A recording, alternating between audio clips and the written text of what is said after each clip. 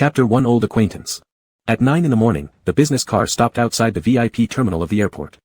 The ground staff was waiting at the door to welcome them.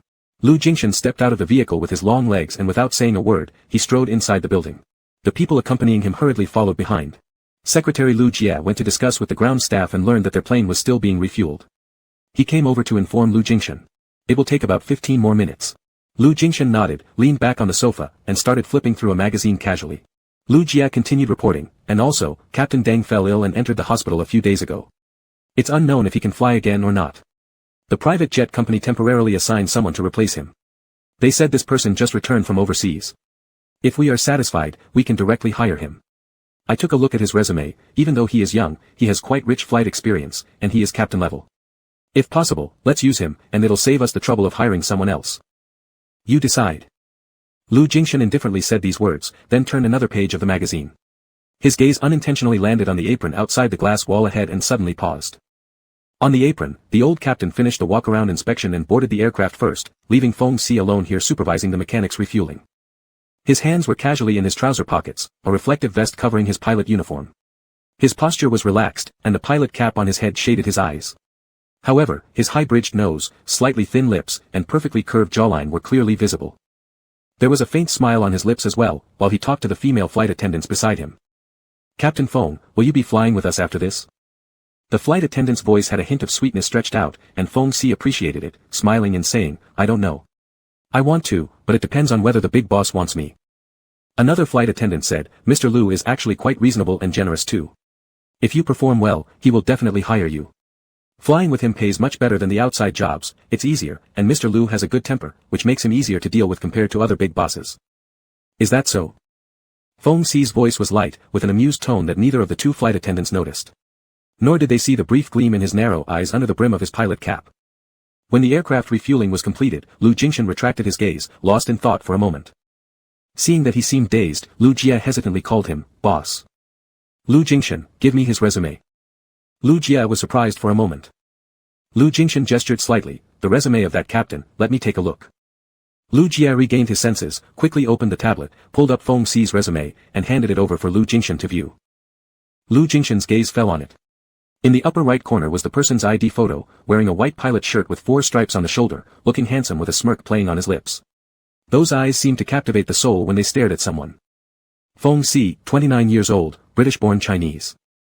Lu Jingshan silently stared at the photo for a while. Lu Jia thought he would say something, but eventually, he merely handed back the tablet, getting up calmly when the ground service personnel notified them it was time to board.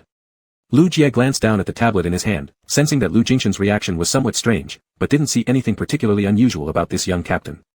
At most, one could say he had an exceptionally handsome appearance, but his boss probably shouldn't be paying attention to that. Lu Jingshan climbed up the boarding stairs as the cabin crew waited by the door to welcome them. The old captain stood at the front with 2 flight attendants, smiling brightly. Feng Si stood separately behind them, still wearing the pilot cap. Being tall made him especially conspicuous. When he raised his gaze, those black and shining eyes locked straight onto Lu Jingshan. Lu Jingshan nodded lightly at the others, swept his eyes past Feng Si, and directly walked into the cabin. Feng Si's gaze trailed his retreating figure, slowly curling his lips upward. During pre-takeoff preparations, Feng Si chuckled. The elderly captain joked nearby, what's so funny? So cheerful looking, couldn't be because Ling Ling invited you to dine with them after the flight, right? He referred to the 2 flight attendants. Feng Si leisurely fiddled with the earphone and asked him, Captain Chen, how many years have you been flying with that Mr. Lu? The old captain answered absent-mindedly, not long. I heard he has some other private planes in his family. This bombardier was newly bought last year by Mr. Lu, usually used exclusively by himself. However, he doesn't fly several times a month either. Me, old Deng, and Lin Ling, they're all semi-contracted to him for fixed flights, yet when he doesn't fly, we still have to handle other flight arrangements from the business jet company. What? Are you interested too? Happens to be, old Deng is preparing to retire early. You, perform well, and later during disembarking, go probe around the secretary of Mr. Lu. By the way, I've heard you previously flew for those Middle Eastern tycoons.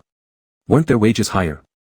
That's true, Feng Si said casually, an annual full contract salary of $70,000. The old captain hissed, you really get that highest salary? Then why do you bother coming back to China? Feng Si chuckled, who knows, maybe I'm just bored.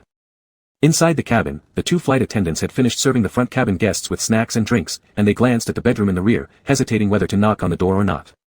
Lu Jie reminded them, Mr. Lu said he wanted to rest, he doesn't want anything, so don't disturb him. They gave up, and went back to the galley where they brewed 2 cups of coffee. Lin Ling then took the coffee into the cockpit. When Feng Si received the coffee, he suddenly asked, what did Mr. Lu eat? Lin Ling smiled and winked, Captain Feng, are you trying to find out Mr. Lu's preference? I probably shouldn't tell you, right? Feng Si tilted his head, slightly leaned closer to her side, lightly sniffing her scent, and smiled, Hermes orange rhubarb, quite sweet, it really suits you. Lin Ling blushed faintly as she didn't expect Feng Si to guess the type of perfume she was wearing. She gave him an annoyed glance and said, Mr. Lu is resting and hasn't eaten anything, then left the cockpit.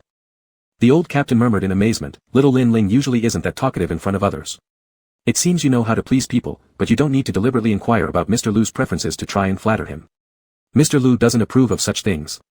You'd better be straightforward, if it works, great, if not, find another job. Feng Si slowly sipped his coffee, chuckling softly, how will you know unless you try? In the bedroom at the rear, Lu Jingshan leaned against the sofa reading a book, but he hadn't turned a page for a long time. His mind kept flashing back to those deep black eyes staring at him by the cabin door earlier.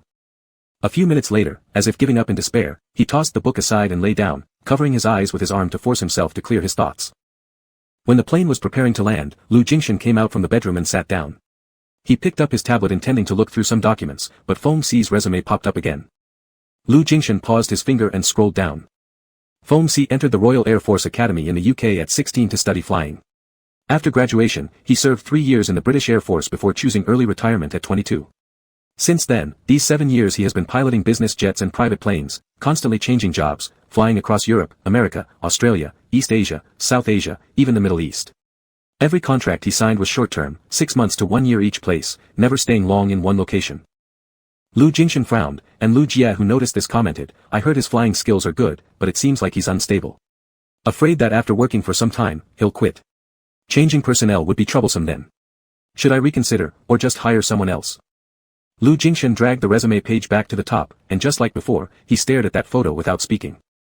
Lu Jie felt an increasing sense of oddity growing inside but wisely didn't ask further. Until the end, Lu Jingshan didn't express any stance on whether to hire this person or not. At 11:30 a.m., the plane landed at the Shanghai airport. As they were walking off the plane, Lu Jingshan suddenly stopped and told Lu Jie, I left something on the plane. Lu Jie quickly asked what it was and offered to go back and fetch it for him. No need. I'll go myself. You and the others go ahead outside, wait for me there. Having dismissed everyone, Lu Jingshan turned back onto the plane. The flight attendants were tidying up the cabin, and when they saw Lu Jingshan return, they were surprised. Mr. Lu, did you leave something? Shall we help you find it? Lu Jingshan asked, have you gone into the bedroom yet? Not yet, Lin Ling replied, we'll go in and clean once everything here is done. Go in later. Lu Jingshan ordered and walked alone into the bedroom. He left a black leather bracelet on the sofa inside the bedroom. This bracelet he had worn for 7 years was under a several $1 million wristwatch, already worn and tattered. It held no special significance, he simply got used to wearing it. When he was distracted, he had taken off the bracelet, and forgot to put it back on. He only remembered when he was about to disembark the plane. Mr. Lu hasn't left yet. Feng Si's unexpected voice rang out behind him, prompting Lu Jingshan to quickly stash the bracelet into his trouser pocket and turn around to look at him. The man leaning against the doorframe wore an almost teasing smile. He wasn't wearing a hat this time, with neatly cropped hair. His unwavering gaze toward Lu Jingshan seemed filled with hidden meaning. Lu Jingshan shifted his gaze, avoiding Feng Si's eyes. Just as he was leaving, Feng Si stopped him with a hand. Lu Jingshan halted his steps. Feng Si tilted his head slightly, casting his gaze onto Lu Jingshan's face, scrutinizing him nearly unabashedly. Handsome yet cold as ice, completely different from the person in Feng Si's memory. Only the slight upward curve at the corners of his eyes softened the sharpness in his features, hinting at a lingering expression that announced he was indeed the person Feng Si remembered. Feng Si slightly leaned forward, moving closer to Lu Jingshan, lowering his voice, Mr. Lu, don't you have something to say to me? Lu Jingshan glanced at the front, where the flight attendants were still tidying up the front cabin, their view blocked by the partition, so they couldn't see the situation here. His eyes remained calm, his tone steady. If you want to apply for a job with me, go talk to my secretary. That was all he said. A scoffing laugh sounded near his ear. So, you do understand Chinese and can speak it too? Chapter 2, You're Afraid. Feng Si's mocking voice laced with laughter entered Lu Jingshan's ears, making his Adam's apple roll up and down. Get out of the way. Just 2 emotionless words. Feng Si stared into his cold, indifferent eyes. After a moment of tension, he withdrew his hand. Lu Jingshan walked off in large strides. Lu Jie was still waiting under the plane. Upon seeing Lu Jingshan disembark, he informed him that the car arranged by the branch company had just arrived. They asked if you want to go back to the hotel first or have dinner. Also, the Chongqing people have set the time and location for the meeting.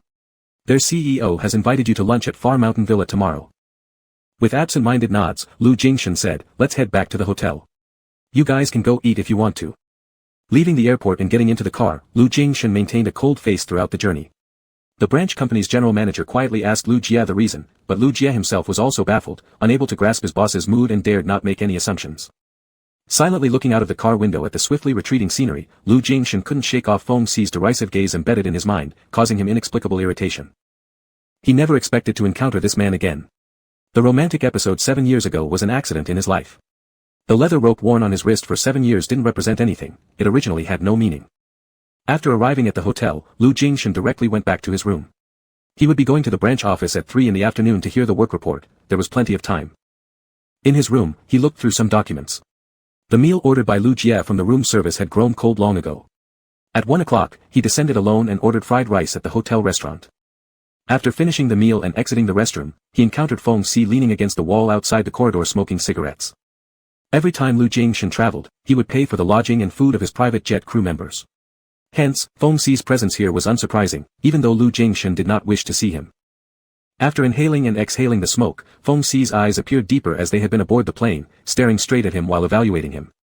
As they passed each other, the latter called out his name. Alex. Lu Jingshan hesitated momentarily upon hearing his English name. Since graduating from university and returning to China to join the company, no one had addressed him like this ever since. Years ago when they had met by chance, Lu Jingshan only told Feng Xi this one name. He even pretended to not understand Chinese, leading Feng Xi to mistakenly believe he wasn't Chinese. During those 3 months, they communicated exclusively in English. Who he was and where he came from were things Feng Xi had no knowledge about. At this fleeting hesitation of Lu Jingshan, Feng Xi grabbed him forcefully, pinning him against the wall. The man opposite him approached closely with a cigarette dangling from his mouth, filling Lu Jingshan's face with acrid smoke. Furrowing his eyebrows, Feng Xi's unrestrained and explicit gaze made him feel uneasy, even triggering goosebumps. However, Lu Jingshan did not show it, instead returning the icy look. Do you really intend to pretend you don't know me? Feng Xi pressed his tone. Watching him silently, Feng Xi sarcastically added, is Mr. Lu scared that others might find out he once had relations with another man? Seeing Lu Jingshan's complexion worsen, Feng Xi knew he had hit the mark. His hand snaked around Lu Jingshan's lower back, grabbing the area near his waist and hips, not exactly an innocent action. Yet, the only expression in his focused gaze was ridicule. Clutching his teeth tightly, Lu Jingshan felt sensitive to this person who knew exactly which parts of his body reacted most. Just as 7 years prior, it was easy for him now to stir the suppressed stirring within Lu Jingshan. This sensation infuriated Lu Jingshan. The more intense his physical response, the colder his gaze became. Let go. These 2 words tumbled out of Lu Jingshan's throat with gritted teeth. Taking another deep drag of his cigarette, Feng Xi exhaled the smoke onto Lu Jingshan's face again. You're afraid.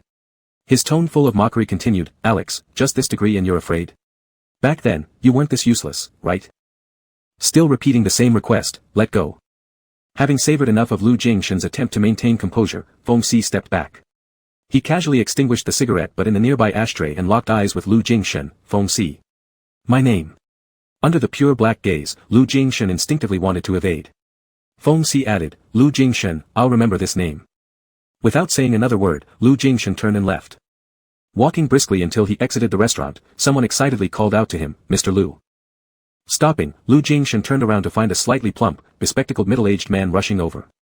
Pulling out a business card, the man introduced himself as the CEO of Xinfeng Technology, Zhao Yuanping. He had specially come here today to talk with him. I won't take up too much of your time, Mr. Lu, please give me this favor. Zhao Yuanping nervously rubbed his hands together, awkward yet insistent in requesting Lu Jingshan's attention. Lu Jingshan recovered his usual nonchalance in public. Between 2 fingers, he lightly held the business card, briefly glancing at it before refusing, sorry, I have something else.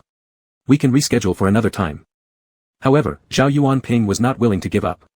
He stopped Lu Jingshan anxiously and said, I know Mr. Lu has specially come here this time to negotiate the acquisition of Xinfeng with Chongqing Capital. Xinfeng is something I've founded myself.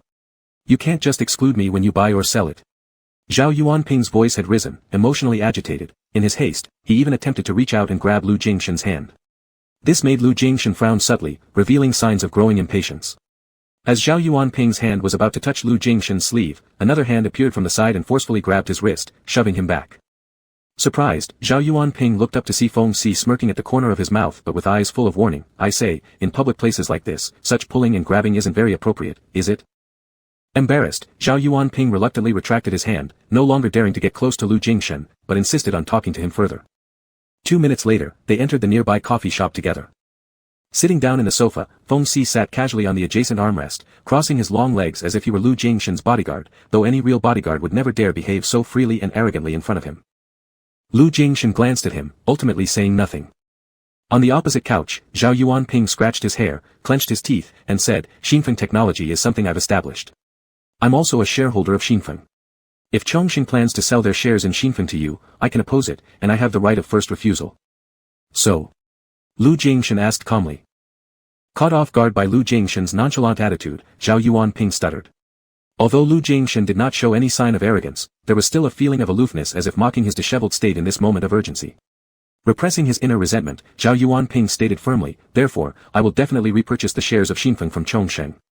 I won't let my life's work fall into others' hands. You'd better stop coveting Xinfeng and abandon the idea. Watching the man desperately struggling before him, Lu Jingshen, with his usual professionalism, did not show any disdain or scorn. He simply stated the facts calmly, Shang Xian can offer a price that you cannot match. Of course, you can also attempt to raise funds again, but if you could actually do it, you wouldn't be coming to me today. Upon being exposed by Lu Jingshen, Zhao Yuanping's face instantly became extremely awkward. Compared to giants like Shang Xian Technology, affiliated with the Lu family, his company was barely even considered an ant. Previously, due to good fortune, he had managed to secure investment from Chongqing Capital, one of the top financial whales in the country. Because of this investment, his company rapidly grew, and one of its communication software programs even held market share comparable to similar products from Shang Xian. But just when Zhao Yuanping ambitiously planned to expand, Chongqing Capital decided it was time to harvest returns on its investments without hesitation, putting its stakes in Xinfeng up for sale, and none other than Shang Xian Technology wanted to take them over. If Chongqing sells its shares to Shang Xian, Zhao Yuanping fully understood that, given Shang Xian's consistent style, he would lose total control over his company. Any chance for him to continue would only mean working under others' orders. He had indeed thought about seeking more funding to bring in new shareholders, but upon hearing that Shang Xian Technology was interested in acquiring, no one dared to jump into this mess and compete with Shang Xian. Thus, Zhao Yuanping, with no way out, came to confront Lu Jingshen, naively hoping the CEO of Shang Xian Technology might change his mind. Lu Jingshen did not give him a chance to argue, continuing, if you don't plan to sell your own shares, then keep them within Xinfeng. You're tech-oriented, and you'll still be relied on in the technical field. Otherwise, join Chongqing in selling all your shares to us. For the company you initially built for less than $1 million, to turn around after a few years and sell for several $100 million, this deal is clearly profitable. Either stay and be controlled by others, or walk away with money. There was no room for negotiation.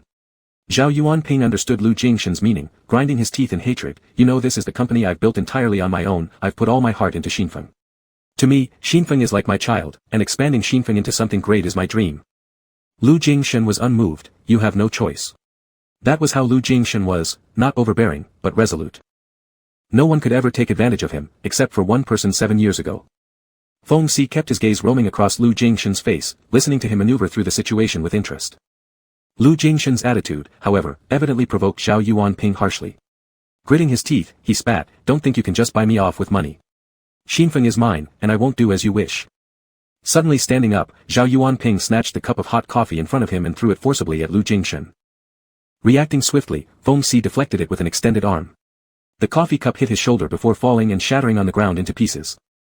All Lu Jingshen saw was spattered coffee, and Feng Si instantly blocking his body. His eyelashes fluttered slowly, and as his vision refocused, he saw that the infuriated Zhao Yuanping had already been pinned into the sofa by Feng Si.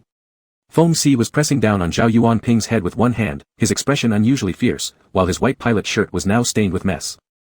Lu Jingshen stood up with a dark face, and just as the hotel security rushed over, he coldly gave an order, call the police. Chapter 3, Where to Look. When taking the elevator upstairs, Feng Si unbuttoned his pilot shirt and loosened it, revealing his muscular upper body.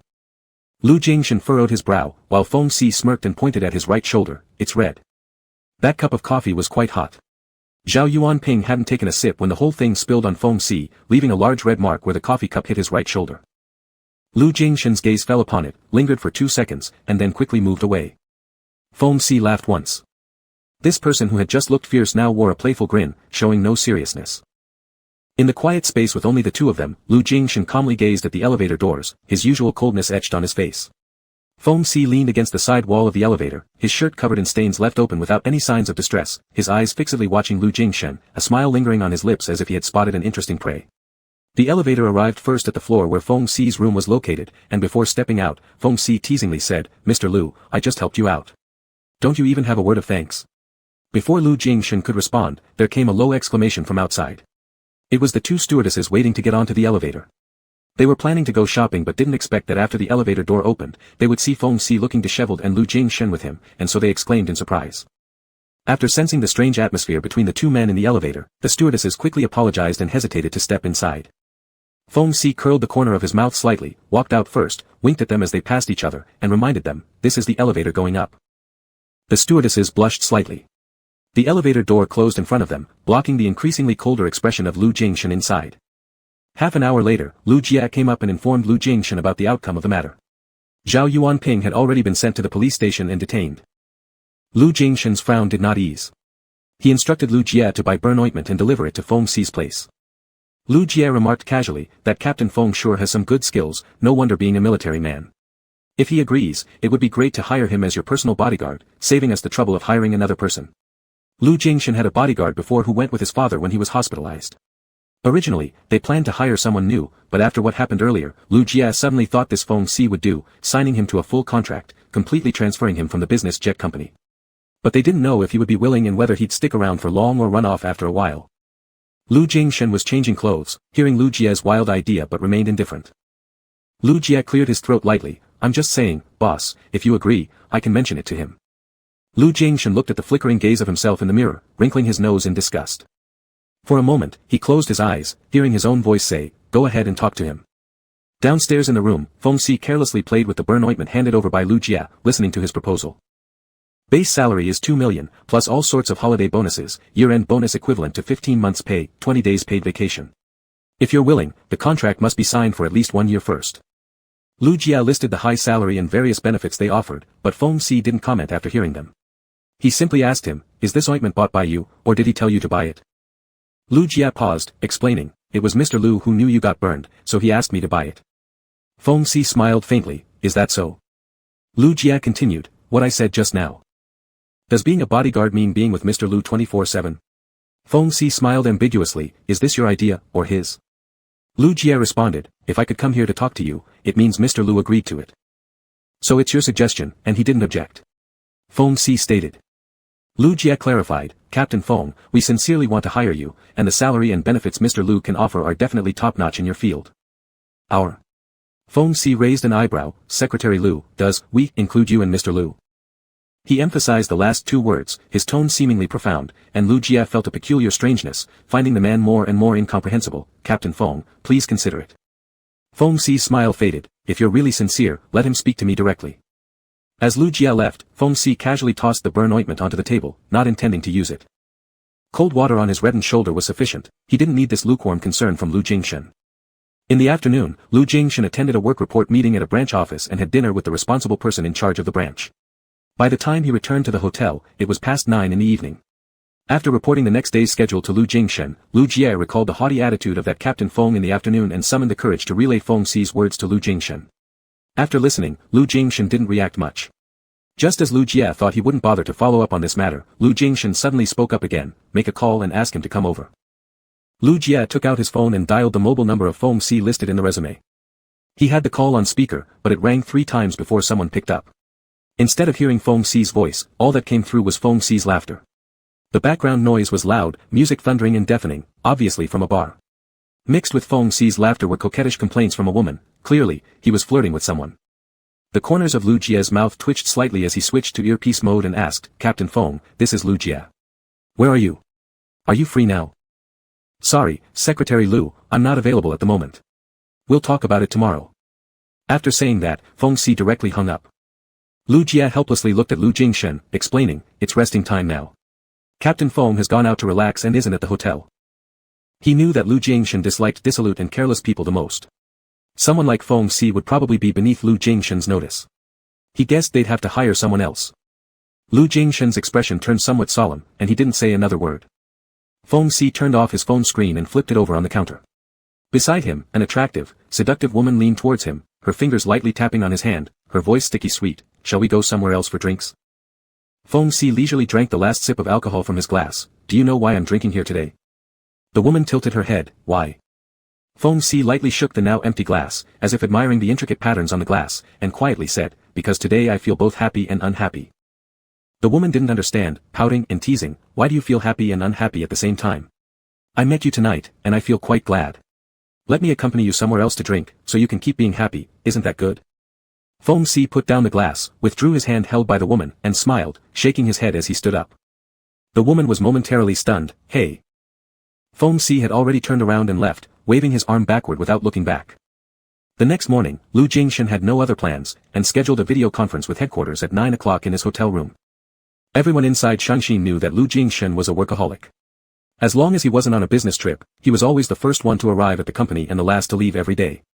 Even when traveling, calling meetings like this via video to receive reports was something very common. The meeting ended at 10:30 a.m. They were supposed to meet the general manager of Chongqing at noon, but they didn't need to rush. Lu Jia decided to use the time to talk to Feng Si again. Finding a suitable bodyguard was manageable, but finding a private plane pilot was not easy. Both these tasks fell under his responsibility, so getting both done at once would be ideal. Of course, the prerequisite was that Lu Jingshan approved. Before heading there, he mentioned it to Lu Jingshan again. If Lu Jingshan had developed any discontent because of Feng Si's behavior yesterday, then he wouldn't need to go. Lu Jingshan was reviewing some documents and coolly replied, he may not even be in the hotel. Recalling the situation from the phone call last night, Lu Jia realized that Captain Feng might be having fun somewhere, and who knows if he came back or not. There was a good chance he'd find himself making a wasted trip downstairs. I'll make another call to him. The phone call went out and still rang several times before being answered. Hello. A lazy voice from Feng Si came through, rough from sleep. Lu Jia, Captain Feng, are you awake yet? Are you in the hotel? The other side casually responded with a and when Lu Jia said he would come to his room to see him, Feng Si refused. Secretary Lu, did you forget what I said yesterday? Please tell your Mr. Lu to come personally. I'm not trying to play games with you, I just want to catch up with him. Upon hearing the first part, Lu Jia almost wanted to get angry, but when those last three words came out of Feng Si's mouth, Lu Jia suddenly realized that this person and his boss seemed to have known each other previously, and there might even be unresolved grudges between them. That could explain why Lu Jingshan's reaction from yesterday to today was so unusual. Lu Jia instantly felt regretful. Perhaps his suggestion to retain this person was a bad idea. He could only relay Feng Si's words to Lu Jingshan. After finishing, seeing Lu Jingshan's cold face, he quickly said, maybe it's better to let it go. Later, I'll inform the business jet company not to arrange this person for us next time and find someone suitable as soon as possible. Lu Jingshan remained silent for a while, then stood up. Lu Jia was momentarily surprised and instinctively followed, but as they stepped out of the door, Lu Jingshan stopped him, you don't need to come. Outside Feng Si's room, Lu Jingshan only pressed the doorbell once before stopping. They waited for half a minute, then the door opened, revealing Feng Si's sleepy face. His hair was a mess, with stubble on his chin. He wore a short-sleeved t-shirt, but his lower body was clad only in shorts, as though he'd just climbed out of bed. Seeing Lu Jingshan, Feng Si acted as if it was completely expected and gestured for Lu Jingshan, who stood outside the door with a cold face, to come in. As Lu Jingshan entered the room, the door slammed shut behind him. He stood by the door without moving, his expression still cold. Feng Si gestured towards the inside of the room with a nod, do you plan to stand here and talk? Come in. After a few seconds of silence, Lu Jingshan stepped further in, and Feng Si followed at a leisurely pace. When Lu Jingshan turned around to speak, his gaze suddenly paused. Feng Si's shorts clung tightly to his body, leaving no room for imagination in the front. Although Lu Jingshan quickly averted his eyes, Feng Si's gaze had caught the fleeting moment. Mr. Lu, where were you looking just now? Chapter 4, Personal Assistant. Lu Jingshan's eyebrows twitched, and without responding to Feng Si's words, he said on his own, the matter Secretary Lu mentioned yesterday, if you agree, I will have him prepare the contract for you to sign. Feng Si smiled sardonically, Mr. Lu wants me to work for you, and is willing to come and tell me personally. What's the reason? Lu Jingshan, the business jet company recommended you, and I don't want to waste time finding someone else. Alright, let's just say that because you didn't want to bother spending more effort finding a suitable pilot, you deigned to talk to me personally. Feng Si emphasized the phrase, deigning to speak, mocking him, but what about the personal bodyguard? You can afford the price, plenty of people are queuing up to serve you. Why must it be me? Lu Jingshan did not respond, his face taut as he coldly looked at him. Feng Si moved closer, his towering figure overshadowing Lu Jingshan, eye to eye. Alex, what game are you playing now? Though Feng Si was smiling, there was anger lurking in his eyes, and his tone carried a hint of mockery. Lu Jingshan is tall enough as it is, yet Feng Si, nearing 1.9 meters, still gave him an intense sense of pressure. In the dim light of the room where neither the curtains were pulled open nor the lights turned on, a dangerous yet subtly nuanced atmosphere flowed between their interwoven breaths. Lu Jingshan finally spoke, "Can you disappear from my sight?" Feng Xi's voice was low and dark. "If I disappear, does that mean all the past events would be erased completely?" Lu Jingshan's throat constricted. "Since you won't, then stay." He detested losing control, but ironically, Feng Xi was precisely the person he couldn't control. If this man could not vanish entirely, he decided to try to restrict him within manageable limits. After a silent and intense gaze exchange, Feng Xi scoffed lightly, refraining from exposing Lu Jingshan's vulnerability. He straightened up, snapping on the light with a loud snap, returning to his usual nonchalant demeanor. "If Mr. Lu has personally come to extend the invitation, it wouldn't be very polite of me to refuse. But I also have one condition." Lu Jingshan waited quietly for him to continue. Feng Xi continued, "I don't have a house in the capital city, and I don't plan on renting one either. Since I'm going to be the bodyguard, let me do my job by providing 24-hour close proximity protection to you, Mr. Lu." In the final sentence, he intentionally prolonged the sound, carrying a touch of innuendo. Lu Jingshan's eyes flickered almost imperceptibly, then returned to calmness. "Agreed." After discussing the matter, he immediately left, closing the door behind him as he exited the room. The last image caught in his vision was Feng Xi, having removed his t-shirt and shorts in preparation to take a shower in the bathroom, standing with his back turned, completely exposed. That man had a healthy wheat-colored skin, broad shoulders, narrow hips, muscular thighs filled with strength, and even stronger waist power. At the instant Feng Xi turned his head to look, Lu Jingshan had already shifted his gaze away. As that gaze fell away with the closing of the room door, Feng Xi smirked faintly, as if thinking of something amusing. At 11:30, Lu Jingshan set off for the suburban resort villa to honor an appointment. Feng Xi, this yet to formally sign a contract trainee bodyguard, newly took office and accompanied him. In the car, Lu Jingshan closed his eyes for some rest while Feng Xi sat beside him, hands tucked into his trouser pockets, looking rather laid back, with no proper posture while seated. He casually asked Lu Jie in the front passenger seat, "Secretary Lu, who exactly are we meeting?" Lu Jie glanced back at Lu Jingshan, who remained silent with closed eyes and offered no opposition, so he directly replied, "We've arranged a meeting with the president of Chongqing Capital to discuss the acquisition of Xinfeng Technology." Feng Xi raised an eyebrow. "Xinfeng Technology? Isn't that the one that caused trouble for Mr. Lu yesterday?" "The one named Zhao Yuanping is the founder and CEO, as well as the second largest shareholder of Xinfeng Technology," Lu Jie explained, shaking his head. "He simply doesn't know his place. He earlier boasted that Xinfeng Technology would surpass our Shangxin within a few years, but he needs to realize how far he truly stands. Our boss didn't even consider him seriously and with one move struck right at his Achilles heel." Feng Xi chuckled. "Capitalists really don't regard others as human beings." Lu Jie's smile froze momentarily at the corner of his mouth. Although what Feng Xi said wasn't inaccurate, to state it so bluntly in front of Lu Jingshan probably made him the first to do so. Even though Feng Xi dared to say it, Lu Jie was reluctant to reply, "Well, you shouldn't generalize. The price we offered for acquiring Xinfeng's shares wasn't low. If he were open-minded, accepting the money and walking away cleanly wouldn't be bad. Zhao Yuanping's personality isn't suited for anything outside technical work. If he's willing to stay, the boss wouldn't treat him poorly, they'd assign him to the most appropriate position. It's just that he's not content and insists on opposing the boss." Feng Xi's focus deviated immediately. "Boss, you call Mr. Lu boss?" Lu Jie explained, "There's more than one Lu general manager in the company, Mr. Lu's father and sister. Mr. Lu's father is the chairman and Miss Lu is the president. To differentiate, everyone inside the company calls Mr. Lu boss. You can call him that way too." Feng Xi smiled and said, "Is that so? But I don't particularly like that title." Lu Jie decided to stop talking, lest he be led astray by this reckless man if he continued. As for Lu Jingshan, with his eyes closed, he ignored them from beginning to end and it was unclear whether he was asleep or not. 40 minutes later, the car drove into the resort hidden in the mountainside. Lu Jingshan got out of the car, and a middle-aged man in casual wear who had been waiting at the entrance warmly shook hands with him as he approached. Lu Jingshan's lips carried an appropriate, formulaic smile as he made polite conversation with the man. Feng Xi's gaze swept across his face, and his eyes narrowed slightly. This was the first time Feng Xi had seen Lu Jingshan so adept and shrewd as a businessman. Compared to the pretentious smile, the earlier facade of calmness in front of him was somewhat tolerable, though it still gave him the urge to rip off Lu Jingshan's mask.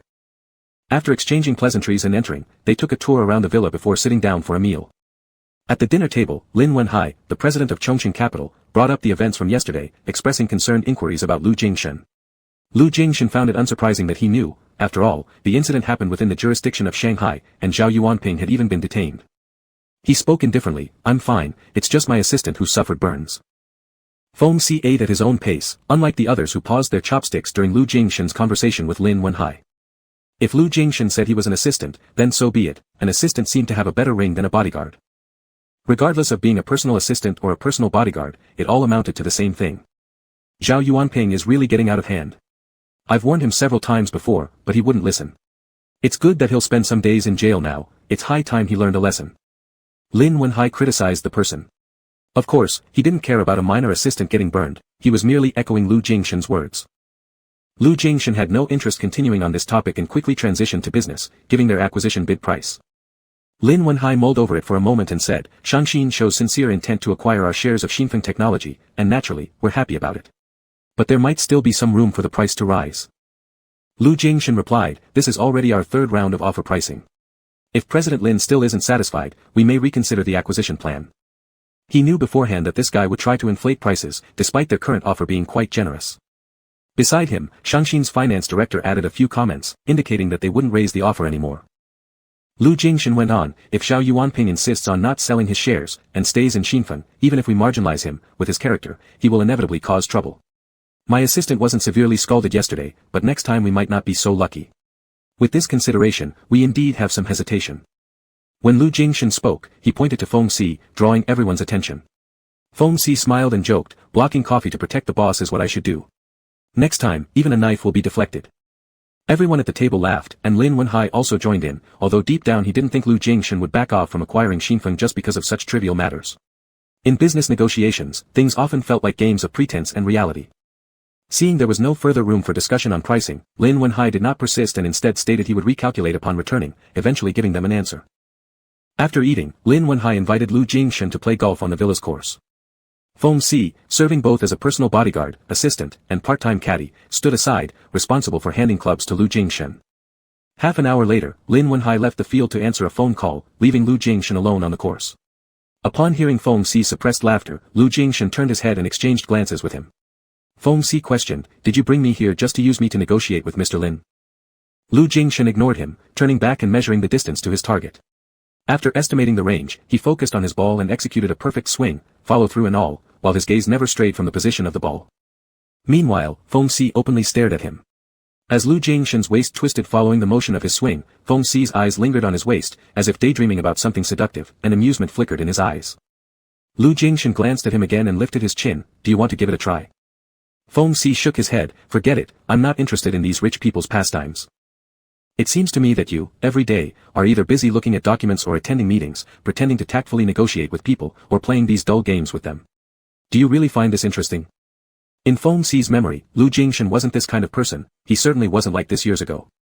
How could the person who once dared to wander alone in Africa with just a backpack, and who played extreme sports like skydiving, bungee jumping, and deep-sea diving with him, possibly be the Lu Jingshan standing right before his eyes, constantly dressed in formal suits and seldom cracking a smile? Lu Jingshan paused for a moment, and under Feng Si's scrutinizing gaze filled with mirth, he shifted his focus back to the front. Without saying a word, he swung his club again with great force, launching the ball far away. Chapter 5, Mind Your Identity.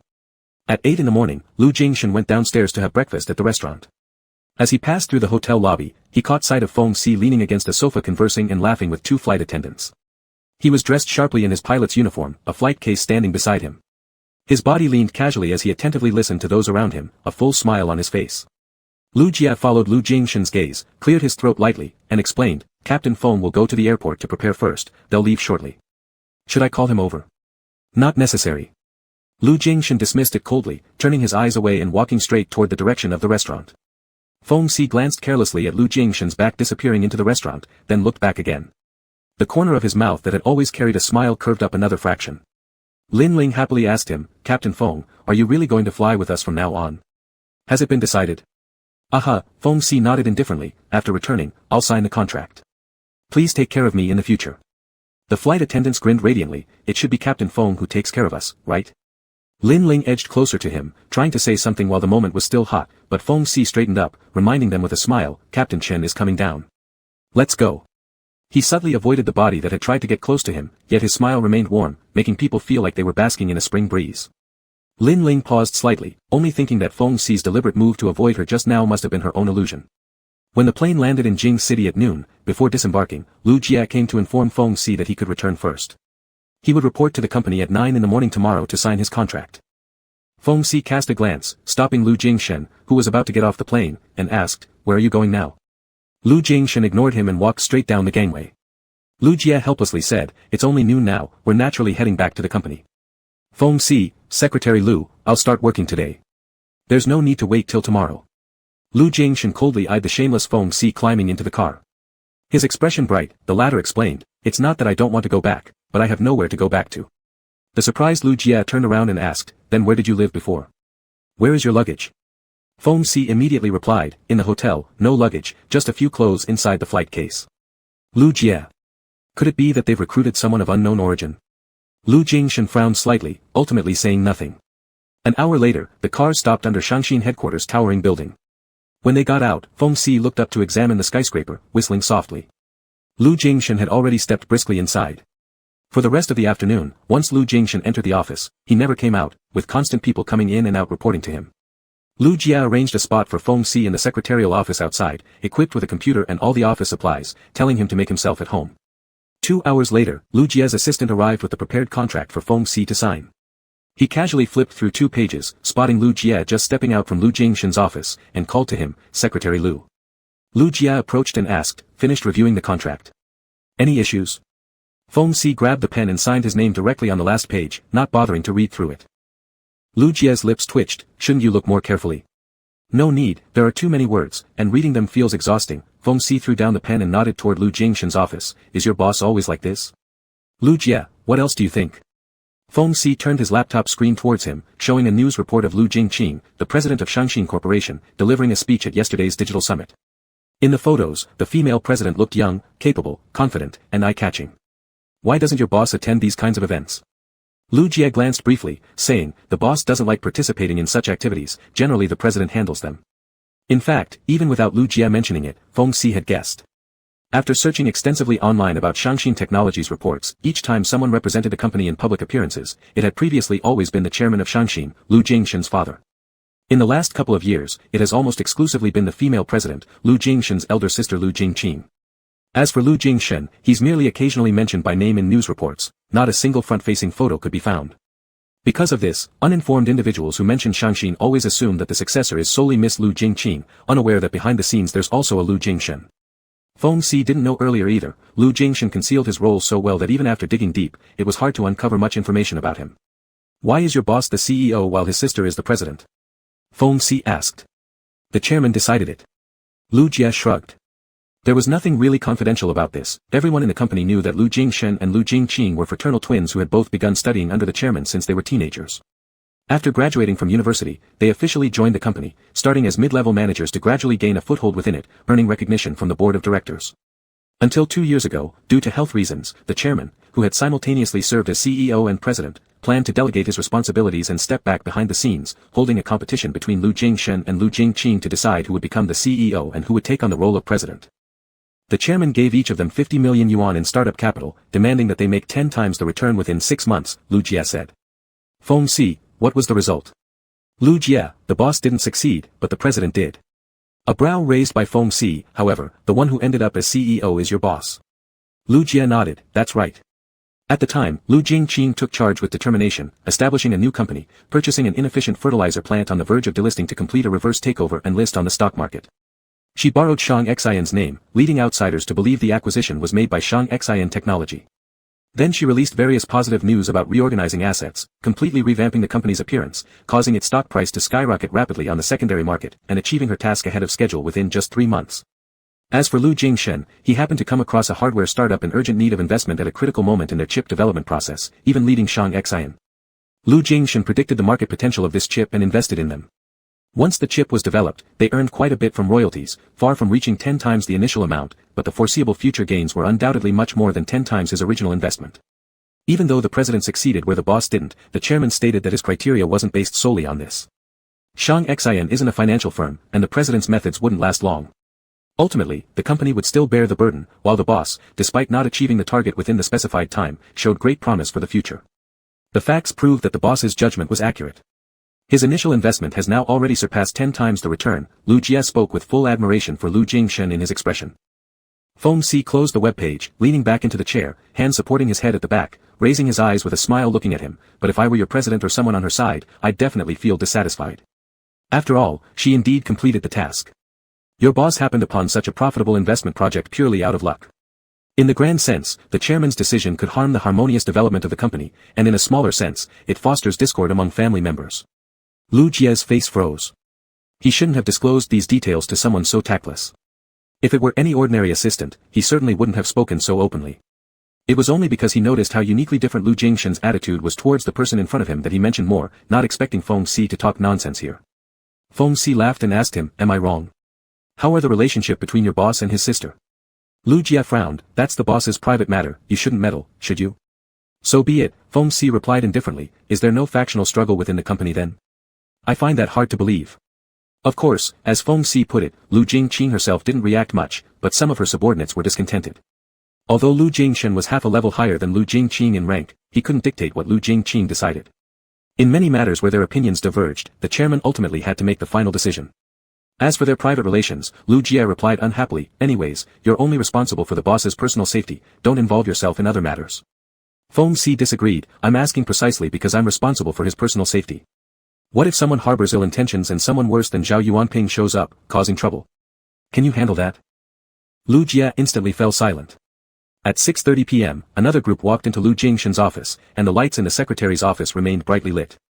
Everyone was still at their workstations with no signs of leaving after work. Feng Si glanced at his wristwatch, stood up, and wandered toward the door of Lu Jingshan's office, symbolically knocking twice before pushing the door open. Besides Lu Jingshan, there were 3 or 4 others present, either standing or sitting, reporting work to Lu Jingshan. When Feng Si entered, they paused, all turning their gazes to him in unison. Lu Jingshan behind the desk slightly frowned, yet Feng Si felt no awkwardness whatsoever and blurted out, "Mr. Lu, just because you're a workaholic doesn't mean you have to drag the whole company into working overtime with you, does it?" After Feng Si's words, those people looked as if they had seen a ghost. A brief pause later, Lu Jingshan coldly gestured, "That's all for today. You can go home." After everyone left, Feng Si moved closer, and Lu Jingshan reminded him, "Mind your identity." Feng Si went straight to the back of the desk, leaned against it, and looked down at him from a higher position. Seeing Lu Jingshan frown, Feng Si reached out and audaciously placed his hand on Lu Jingshan's Adam's apple, his voice nearly a murmur, "What identity?" Lu Jingshan leaned back as if burned, his eyes flashing as he glared at Feng Si. Feng Si's fingertips rested on Lu Jingshan's Adam's apple, gently rubbing it, a sensitive spot of Lu Jingshan's that had always been like this. "Let go." Lu Jingshan gritted out the words. Feng Si didn't listen, savoring the sensation of Lu Jingshan's Adam's apple rolling under his fingertips as he spoke, his gaze roaming inch by inch across Lu Jingshan's face. There was a small black mole on the edge of Lu Jingshan's left earlobe, only visible upon close inspection. Kissing that spot when he was at his most vulnerable made Lu Jingshan involuntarily tremble, releasing even more enticing sounds. During climax, he would unconsciously look at him with desire-filled eyes clouded with lust, just like now. Even glaring felt like a seduction. After enjoying Lu Jingshan's clearly flustered but feigned calm reaction to the fullest, Feng Si slowly retracted his hand. Lu Jingshan clenched his fists tightly, swallowing the suppressed gasp back into his throat. Feng Si gave a meaningful smile. Stepping back, he casually picked up Lu Jingshan's suit jacket from a nearby rack and handed it over. "Let's go, it's time for dinner." Chapter 6, Yearning. Lu Jingshan remained silent as he took the clothes and walked out. Seeing him come out, Lu Jie quickly followed and quietly asked, "Leader Lu, are you going back home now?" Lu Jingshan ignored him, while Feng Si pointed at the clock on the wall and smiled to remind Lu Jie, "Secretary Lu, it's almost 7 o'clock. You're just a worker, there's no need for you to work so hard. Let everyone else leave." Lu Jingshan had already walked into the elevator. Feng Si followed with his long legs, pressing the close button directly, blocking Lu Jie who was glaring at them outside, and waving cheerfully to him. "You shouldn't go too far," Lu Jingshan said coldly, his eyes fixed on the elevator door which had completely closed in front of them. Feng Si casually turned his head slightly, "I'm doing this for your own good. Overworking yourself like Zhou Bapi won't end well. You need to learn how to balance work and rest, even if you don't rest." Lu Jingshan, voluntary overtime pays overtime wages. Feng Si applauded, "That makes you a slightly kinder Zhou Bapi." Lu Jingshan stopped responding. The topic ended there. The elevator stopped at the first floor, where Lu Jingshan's driver had already pulled the car out and was waiting outside the building. Before getting in the car, Feng Si tapped on the glass of the driver's seat. The driver rolled down the window, and Feng Si nodded toward him, "It's your time to finish work. Get out, give me the car." The driver refused. It wasn't time for him to go off duty until he sent Lu Jingshan home. Feng Si turned around and laughed at the aloof Lu Jingshan behind him. "What do you think?" Their eyes met. Feng Si raised his eyebrows slightly. Lu Jingshan looked away and instructed the driver calmly, "You can finish your shift now." The driver then got out of the car. Feng Si sat at the steering wheel, reached out to pat the passenger seat, indicating to Lu Jingshan, "Sit here." After a brief hesitation, Lu Jingshan walked around and sat in the passenger seat. Once he fastened his seatbelt, Feng Si stepped on the gas pedal and the Maybach shot out like a sports car. This man drove the car like an airplane without looking in the rearview mirror once, speeding recklessly past the traffic on either side. Lu Jingshan's frown deepened until he could finally bear it no longer, yelling, "Enough." Feng Si glanced at him and slowed down the car. "Where do you want to eat?" Feng Si asked. Lu Jingshan, "Go back." Having been on a 3-day business trip and worked all day, exhaustion was evident in his expression. Feng Si, so exhausted but still trying to hold on. "If I hadn't dragged you out, were you planning to continue working overtime till what time?" Lu Jingshan didn't want to answer and leaned against the seat, closing his eyes. At the red light at the crossroads, Feng Si's phone lying on the armrest lit up momentarily when a new WeChat message arrived. He picked it up, opened it and noticed it was a voice message. Without much thought, he played it. "Hello, are you free tonight? Would you like to go for a drink? Waiting for you." A young man's voice, affected and overly mannered, enough to make one's skin crawl. Feng Si thought about it and decided that it must be someone he added casually during a boring night at the bar a few days ago. Too lazy to reply, he simply deleted the number. A slightly colder voice beside him spoke, "I don't care about your private life, but since you're my assistant, you should behave properly. Don't deal with such things during work hours." Feng Si cast a glance over. Lu Jingshan still had his eyes closed, his brows slightly furrowed after saying this sentence with no follow-up. Staring at him for a few seconds, Feng Si scoffed, "Alex, isn't it already off hours right now? Are you questioning other people inviting me out for drinks?" The light turned green. Feng Si pressed the gas again. After a moment of silence, the person beside him whispered lowly, "Your working hours are 24 hours. Feng Si's expression paused for a second, shifting his gaze back to him. Lu Jingshan's eyes were still closed, making the previous sentence seem like his illusion. Squinting his eyes for a bit, Feng Si parked by the side, told Lu Jingshan, "Going to buy something," and then pushed open the door. A few minutes later, Feng Si returned from a convenience store by the roadside, throwing the purchased items into the armrest compartment carelessly. Lu Jingshan kept the same posture he did when they got out of the car earlier, as if already asleep. Feng Si turned his head to look at him for a while before reaching out, gently wiping his thumb across Lu Jingshan's lips, pulling back afterward to rub his fingers, a slight smile appearing as he lowered his eyes. Then, he started the car again. Half an hour later, the car entered the underground parking lot of Bright Moon Bay. Earlier that afternoon, Feng Si had already asked Lu Jia clearly. Lu Jingshan lived alone on this side. When Lu Jingshan woke up, the person beside him had opened the window and was smoking, not waking him. Lu Jingshan slowly opened his eyes, and the first thing he saw was Feng Si's somewhat blurry profile after being engulfed in cigarette smoke, his dim eyes concealing all emotions. For a fleeting moment, Lu Jingshan was transfixed, as if many years ago there had been such a scene. He woke up in a daze, seeing the side face of the person next to him smoking and waiting for him. Back then, they were strangers, accidentally meeting each other, sharing a wild spree, and then retreating back into reality. "Are you awake?" Feng Si turned to him and took another puff of his cigarette. Lu Jingshan closed his eyes for a moment, his voice slightly hoarse. "What time is it?" Feng Si, "Almost 9. Upon hearing this, Lu Jingshan frowned involuntarily. He had actually slept in the car for so long. Hearing laughter from beside him, Lu Jingshan asked, "What are you laughing about?" Feng Si shook his head, "Nothing." He just felt that Lu Jingshan's manner upon waking up, immediately putting on a mask, full defenses activated, was somewhat uninspiring. It wasn't as good as when he was sleeping, looking more real and likable back then. Feng Si said nothing, but Lu Jingshan could hear the sarcasm in his tone and decided not to embarrass himself further. Feng Si tossed a cigarette toward him. "Do you want one?" Lu Jingshan reached out to catch it. Feng Si lit the match and helped him light it, then he slowly took a drag and leaned back into the seat. Lu Jingshan had always been an extremely disciplined person. Except for occasional social occasions, he rarely smoked. But during those 3 months of indulgence back then, he also shared cigarettes with someone next to him, their smoke mingling and entwining with each other's breath. They kissed, made love, disregarding everything, unrestrained in their desire. "What are you thinking about?" Feng Si's voice came close to his ear, pulling Lu Jingshan's thoughts back. He instinctively turned his head. Feng Si grinned as he stared at him, his eyes playful, as if he had already seen through him. Lu Jingshan glanced away, suppressing the slight ripple in his heart, finishing 2 last puffs, then stubbing out the cigarette. As he retracted his hand, his gaze paused momentarily. He saw something that Feng Si had bought earlier, left lying in the armrest box. They were condoms and lubricants. Feng Si casually put the items in his pocket. Lu Jingshan's expression turned slightly stern. "Why did you buy these?" "Since Mr. Lu doesn't care about my private life, I don't need to report to you, right? And it's not like I'm doing inappropriate things during work hours." Feng Si directly used Lu Jingshan's words against him. Silent for 2 seconds, Lu Jingshan opened the car door and got out first. Feng Si followed down, calling him, "Hey." Lu Jingshan turned around, and Feng Si smiled. "Mr. Lu, I'm a person who values ceremony. Even if I handle it myself, I can still use this, clean and convenient. Of course, if Mr. Lu doesn't mind, I can help you too." Lu Jingshan turned and walked away. As they rode the elevator upstairs, Lu Jingshan remained silent with a cold face all the way, while Feng Si focused on staring at him, lost in thought. Once inside, Lu Jingshan pressed the fingerprint lock and let Feng Si record his fingerprints.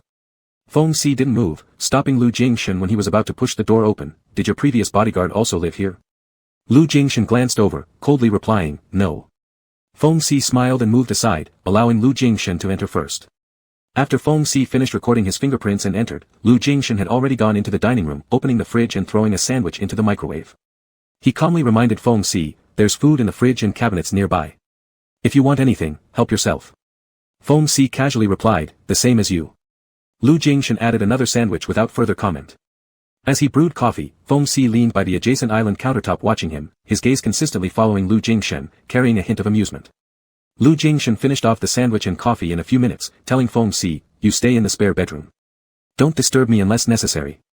Get up at 7 a.m. every morning and prepare breakfast. If you can't make it, you can buy some outside. After briefing him on the tasks, Lu Jingshan was about to return to his room, but Feng Si suddenly reached out, grabbing his arm and pulling him back to the island counter. Before Lu Jingshan could frown, Feng Si asked, with 24-hour working hours, what do you want me to do now? Feng Si seemed not to be exerting much force, yet Lu Jingshan was completely restrained under his control. His hand lightly teased around Lu Jingshan's waist, barely brushing through the fabric of his shirt, almost feeling the true texture beneath. A trembling sensation arose from where he had been touched, which Lu Jingshan deliberately ignored, forcefully suppressing it. Feng Si's voice grew huskier, asking again, what else do you want me to do? Lu Jingshan calmed his emotions and asked calmly in return, didn't you read the contract before signing it? Feng Si, does the contract specify how I should serve you at night? It's unnecessary, Lu Jingshan said, just don't leave your post. Feng Si's gaze slowly swept across his face. Lu Jingshan returned his calm look, seemingly unruffled, yet the naturally upward-tilted corner of his eyes seemed to stir up some indescribable emotions, unintentionally teasing the other. After a moment, Feng Si clicked his tongue and released him. This person was just like before, appearing unattainably proud and aloof, keeping people at a distance, but what truly hid in his eyes was nothing but fire. However, Feng Si no longer wanted to take the bait so easily. Lu Jingshan returned to his room and went straight into the bathroom to shower. The feeling of being touched on his waist seemed to linger, and no matter how much hot water poured over him, it wouldn't wash away. With his eyes closed, he couldn't shake off the lewd gaze Feng Si had given him earlier, nor could he forget the naked back he'd glimpsed that day in the hotel. Lu Jingshan's hand moved downward as he leaned against the glass door of the shower stall, breathing heavily and keeping his voice down so it was drowned out by the water. When the vivid images exploded in his mind, they shattered all at once, causing Lu Jingshan to abruptly open his eyes. He stood there for a moment, catching his breath as the desire clouding his eyes slowly subsided. He extended his hand, coldly watching as the traces on his palm were washed away by the stream of water, leaving not a trace behind. Chapter 7, Ashen. Lu Jingshan got up at 7 in the morning, exercised for half an hour, and then had breakfast. Feng Si toasted bread, fried eggs and sausages, heated milk, all on the dining island, but he was not there. Lu Jingshan glanced at those items and sat down at the island. When he was almost finished with breakfast, a sound of the door opening came from the entrance. It was Feng Si returning after jogging downstairs. Upon entering, Feng Si greeted him with a smile and went to the bathroom to shower. By the time he came out, Lu Jingshan was already dressed and ready to leave. Feng Si called out to him, it's not even 8 o'clock yet, are you going to work? Lu Jingshan threw 3 words back at him, afraid of traffic. Feng Si moved closer, reaching out to adjust his slightly crooked tie knot, while Lu Jingshan remained motionless, just looking at him. Feng Si smiled faintly, thought for a moment, then undid the tie knot and tied it differently. Is this fun? Lu Jingshan opened coldly. Feng Si skillfully fiddled with his tie, his fingertips occasionally touching his skin, as if intentionally, dragging out the sounds. You don't have to be so rule-bound, occasionally you can also change things up. Finally helping Lu Jingshan tie his tie, Feng Si looked up, their gazes meeting. He saw his own reflection in Lu Jingshan's dark deep eyes, and the smile on his face deepened. Mr. Lu, staring at me like this, I would think you're trying to seduce me. Lu Jingshan turned away, let's go. He left first, and Feng Si returned to his room to change clothes, carrying a jacket and following closely behind. The driver was already waiting for them downstairs. After 40 minutes, the car arrived at the company. It was exactly 8:30, half an hour before the official start of work. As they entered the elevator, Feng Si looked at his wristwatch and stretched casually. Lu Jingshan gave him a glance. This person dressed casually, not at all like someone who came to work. The dress code requirement in the secretary office was stricter than other departments. Someone should have informed him yesterday, but obviously, he ignored it. Lu Jia noticed Feng Si in the office and also criticized him a little. Feng Si responded evasively, sorry, I'm not used to wearing formal wear. Besides, I'm only Mr. Lu's personal assistant and bodyguard, not an official employee of your company, no need for so many requirements, right? Mr. Lu didn't say anything. Lu Jia was very surprised. Lu Jingshan was famously strict with his employees, and Feng Xi's lazy attitude on his first official day of work, the boss actually let him off. Feng Xi stopped paying attention to Secretary Lu and took advantage of when no one else was noticing to knock on Lu Jingshan's office door. Lu Jingshan was reviewing accumulated documents from these days, and soon there was going to be a meeting. Even as Feng Xi came in, he merely gave him a sidelong glance and continued working. Feng Xi didn't bother him either, casually picking up a book from the side bookshelf, sitting in the sofa, flipping through pages to kill time. At 10 o'clock, Lu Jia came in to remind Lu Jingshan about the meeting, and upon seeing Feng Xi lying carefree on the sofa, wasn't sure what expression to put on. Lu Jingshan nodded to indicate that he knew, asked him to leave first, and as he stood up, incidentally asked the person on the sofa, "Do you think this kind of work is interesting?" Feng Xi took the book from his face, raised his gaze to look at him, instead asking, "And you? Do you find doing this kind of work yourself interesting?" Lu Jingshan calmly said, "Sitting in the office from morning till night like this every day, you'll get bored within 3 days." Lu Jingshan understood Feng Xi's personality very well. This person has a wandering nature, unbound by rules. Not even willing to wear a suit, how could he stand being in the office with him from morning till night, facing those people and matters that held no interest whatsoever? Feng Xi smirked, "Since you know I'll get bored, why did you let me sign the contract? Are you letting me try and retreat after knowing better?" Lu Jingshan didn't deny, "You don't need to waste time here." Feng Xi stared silently at him, after a long pause, finally said, "It's indeed meaningless, but what can I do? I am interested in you, and I don't want to leave yet." After a standoff, Lu Jingshan turned away first, softly saying, "As you wish." He went to the conference room, Feng Xi followed. Today it was an internal work meeting among high-level management in the company. Entering, Feng Xi glanced around casually and saw Lu Qingjing, Lu Jingshan's identical twin sister, talking to someone who looked like her secretary. Feng Xi's gaze fell on her, appraising her for a second. She bore some resemblance to Lu Jingshan, but their demeanor was entirely different. This female president clearly seemed like a resourceful and capable person, and Lu Jingshan might have trouble managing her. Lu Qingjing seemed to sense something, lifted her eyes and looked over. Her gaze swept across Lu Jingshan, quickly noticing Feng Xi who followed behind. Feng Xi paid no mind at all, sitting on the back row as an auditor, playing with his phone. The next hour was filled with monotonous agendas, until near the end when Lu Jingshan brought up the Xinfeng technology acquisition he had personally negotiated.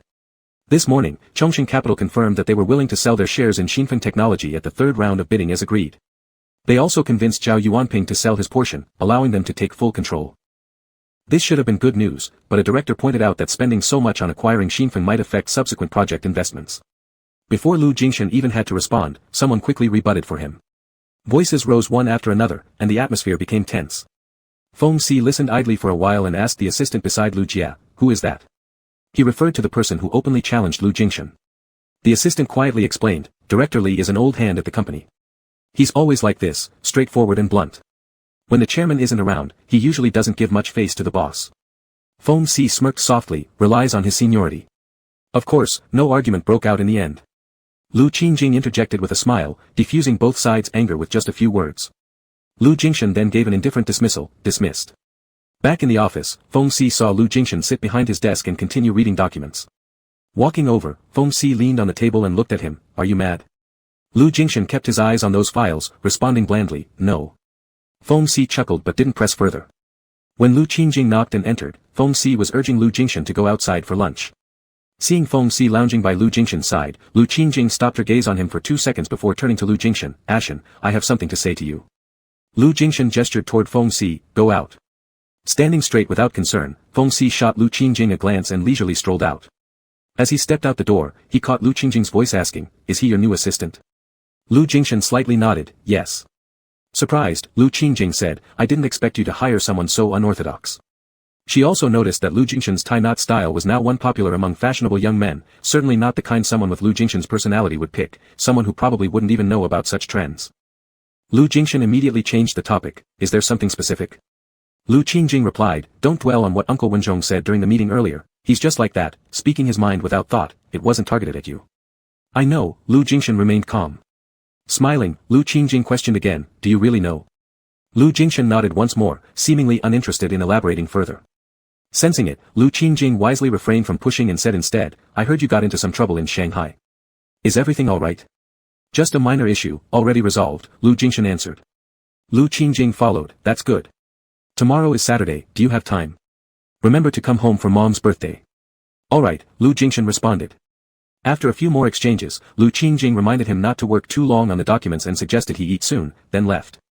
Walking out of Lu Jingshan's office, she encountered Feng Si right outside the door, his legs crossed against the wall, casually playing with his phone. Hearing her footsteps, Feng Si glanced up at Lu Qingjing. Frowning slightly, Lu Qingjing felt this man's scrutiny wasn't fitting for an assistant and his demeanor clearly didn't belong to one either. Stopping, Lu Qingjing closed the door behind her and coldly demanded, "Were you eavesdropping just now?" Feng Si responded frankly, "I heard openly." Her expression darkened, "What's your relationship with Ashen?" Feng Si replied smoothly, "Didn't the president just ask Mr. Lu?" A newly hired personal assistant and bodyguard, also the private pilot for his exclusive aircraft. Lu Qingjing was somewhat startled, "You're a pilot?" Casually nodding, Feng Si confirmed, "Yeah." Lu Qingjing vaguely sensed something strange and scrutinized him a bit more. Feng Si greeted her with a smile. Yet this smile made Lu Qingjing very uncomfortable. She withdrew her gaze and left a curt warning, "Behave properly in front of Ashen in the future, don't cause trouble for him," before striding away. Amused, Feng Si pushed the door open and re-entered. Lu Jingshan had already stood up, apparently changing his mind and decided to go for a meal.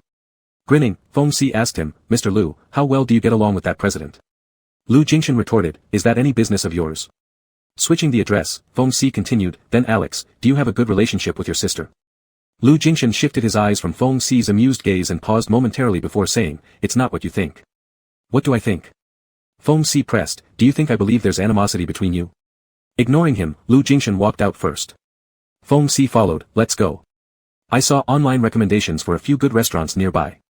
Lu Jie noticed Lu Jingshan emerging, ready to approach him and inquire if he planned to leave when he heard Feng Si's suggestion and silently retracted his step. The two had already stepped into the executive-only elevator one after the other.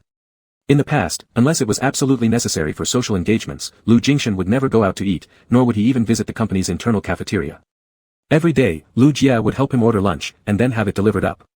Lu Jie suddenly thought that maybe he could finally take his girlfriend out for a long-missed meal at noon. As the elevator descended, Feng Si suddenly let out a chuckle. Lu Jingshan glanced over as if he didn't understand why Feng Si had chuckled all of a sudden. "Feng Si, Secretary Lu is quite interesting. Didn't you see the look in his eyes just now?" Lu Jingshan looked away, showing no interest in Feng Si's jokes. Feng Si gazed at him, amusement shining more brightly in his eyes. "Deep." Lu Jingshan slightly froze. Feng Si continued, "Didn't your sister call you this?" Lu Jingshan frowned and reminded him, "Don't call me that." Again, minding my place. Feng Si, unusually compliant, replied, "All right, I won't call you that." But subtly, that name circled once more in his mind. Deep. Chapter 8, Nowhere to Hide. The car drove out of the company's underground parking lot. Feng Si looked at the phone navigation and asked Lu Jingshan on the passenger seat, "What do you feel like eating?" Lu Jingshan replied indifferently, "Anything is fine." Feng Si glanced at him, opened a dining review app randomly, and handed the phone to Lu Jingshan to let him choose.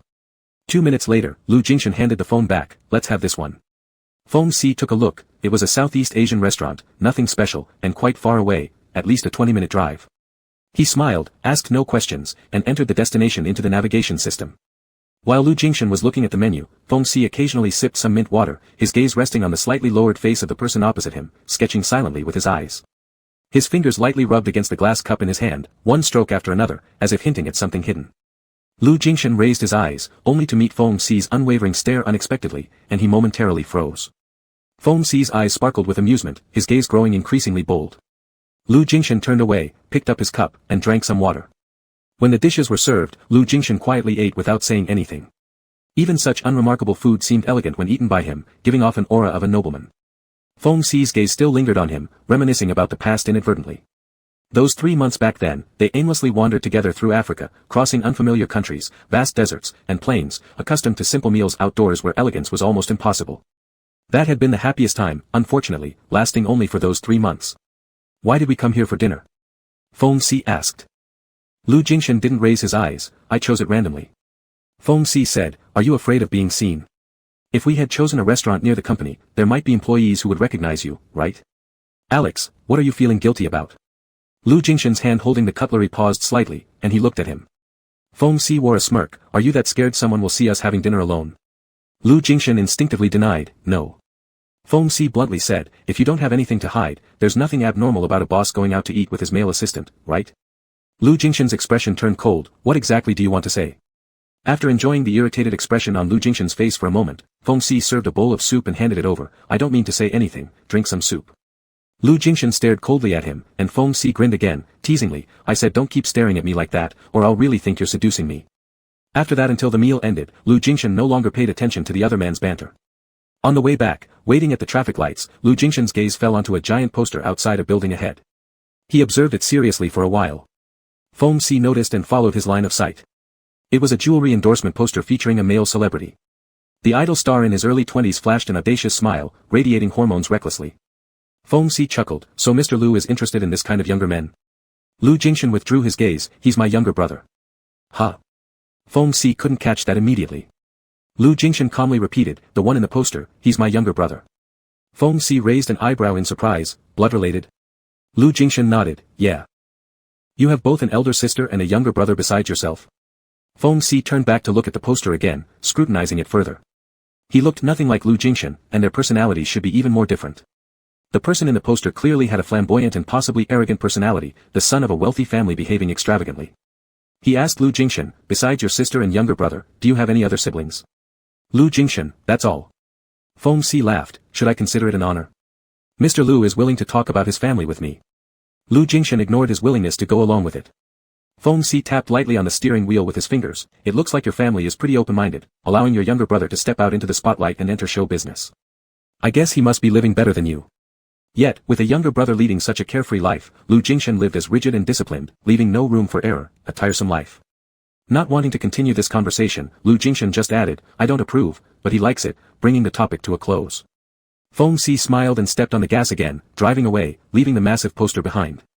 In the afternoon, Lu Jia allocated some work to Feng Si, asking him to organize the schedule for Lu Jingshan's next 2 weeks, adjusting the timing so he wouldn't be idle and harass Lu Jingshan again. Feng Si whistled at the densely packed agenda handed to him, do you intend to kill your boss? Can't these unnecessary social engagements be cancelled? And these repetitive meetings could happen less frequently too, wasting so much time. Lu Jia, somewhat irritated, said, who told you these aren't important? These are all essential schedules approved by the boss. Feng Si didn't want to argue further and went to sit in front of the computer to handle things himself. He had already helped Lu Jingshan reject any work that could be postponed. With so many people in the company, there was no need for him to shoulder all the responsibilities alone. In short, he had to ensure Lu Jingshan worked from 9 to 6 every day and attended no more than 2 social engagements a week. The adjacent workstation belonged to a pretty female secretary, and Feng Si would occasionally consult her while working, asking about the specific contents of the work involved in the schedule. Based on her advice and his own judgment, he made adjustments. The female secretary also had a lot of work on hand, but she couldn't bring herself to refuse Feng Si, who always greeted her with a smile. She answered nearly every question he asked. Later, they started chatting casually. The female secretary curiously asked him, I heard you're the boss's private plane captain, how come you're working as his assistant here? Feng Si replied, is it bad to be your boss's personal assistant? The female secretary vaguely felt there was something strange in his tone, but under the gaze of Feng Si's laughing eyes, she turned slightly red in the face and followed his words, saying, I think the boss treats you pretty well. Feng Si glanced toward the direction of Lu Jingshan's office door, and the amusement in his eyes deepened, I hope so. At 5:30, Lu Jingshan walked out of his office. As he passed by the secretary's area, he caught sight of Feng Si reclining in his chair, conversing jovially with the female secretary at the next workstation. Upon hearing Lu Jia's low cough, the female secretary turned around and, catching Lu Jingshan's cold glance, startled, quickly sat upright and returned to her workstation, lowering her head and continuing to work.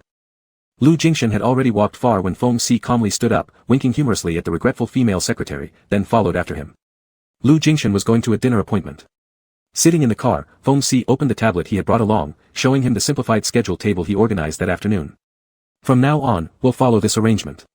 I've rejected those unnecessary tasks for you, you can delegate them to others. Feng Si said this matter-of-factly, not doubting at all that he might have made a mistake, potentially affecting Lu Jingshan's work.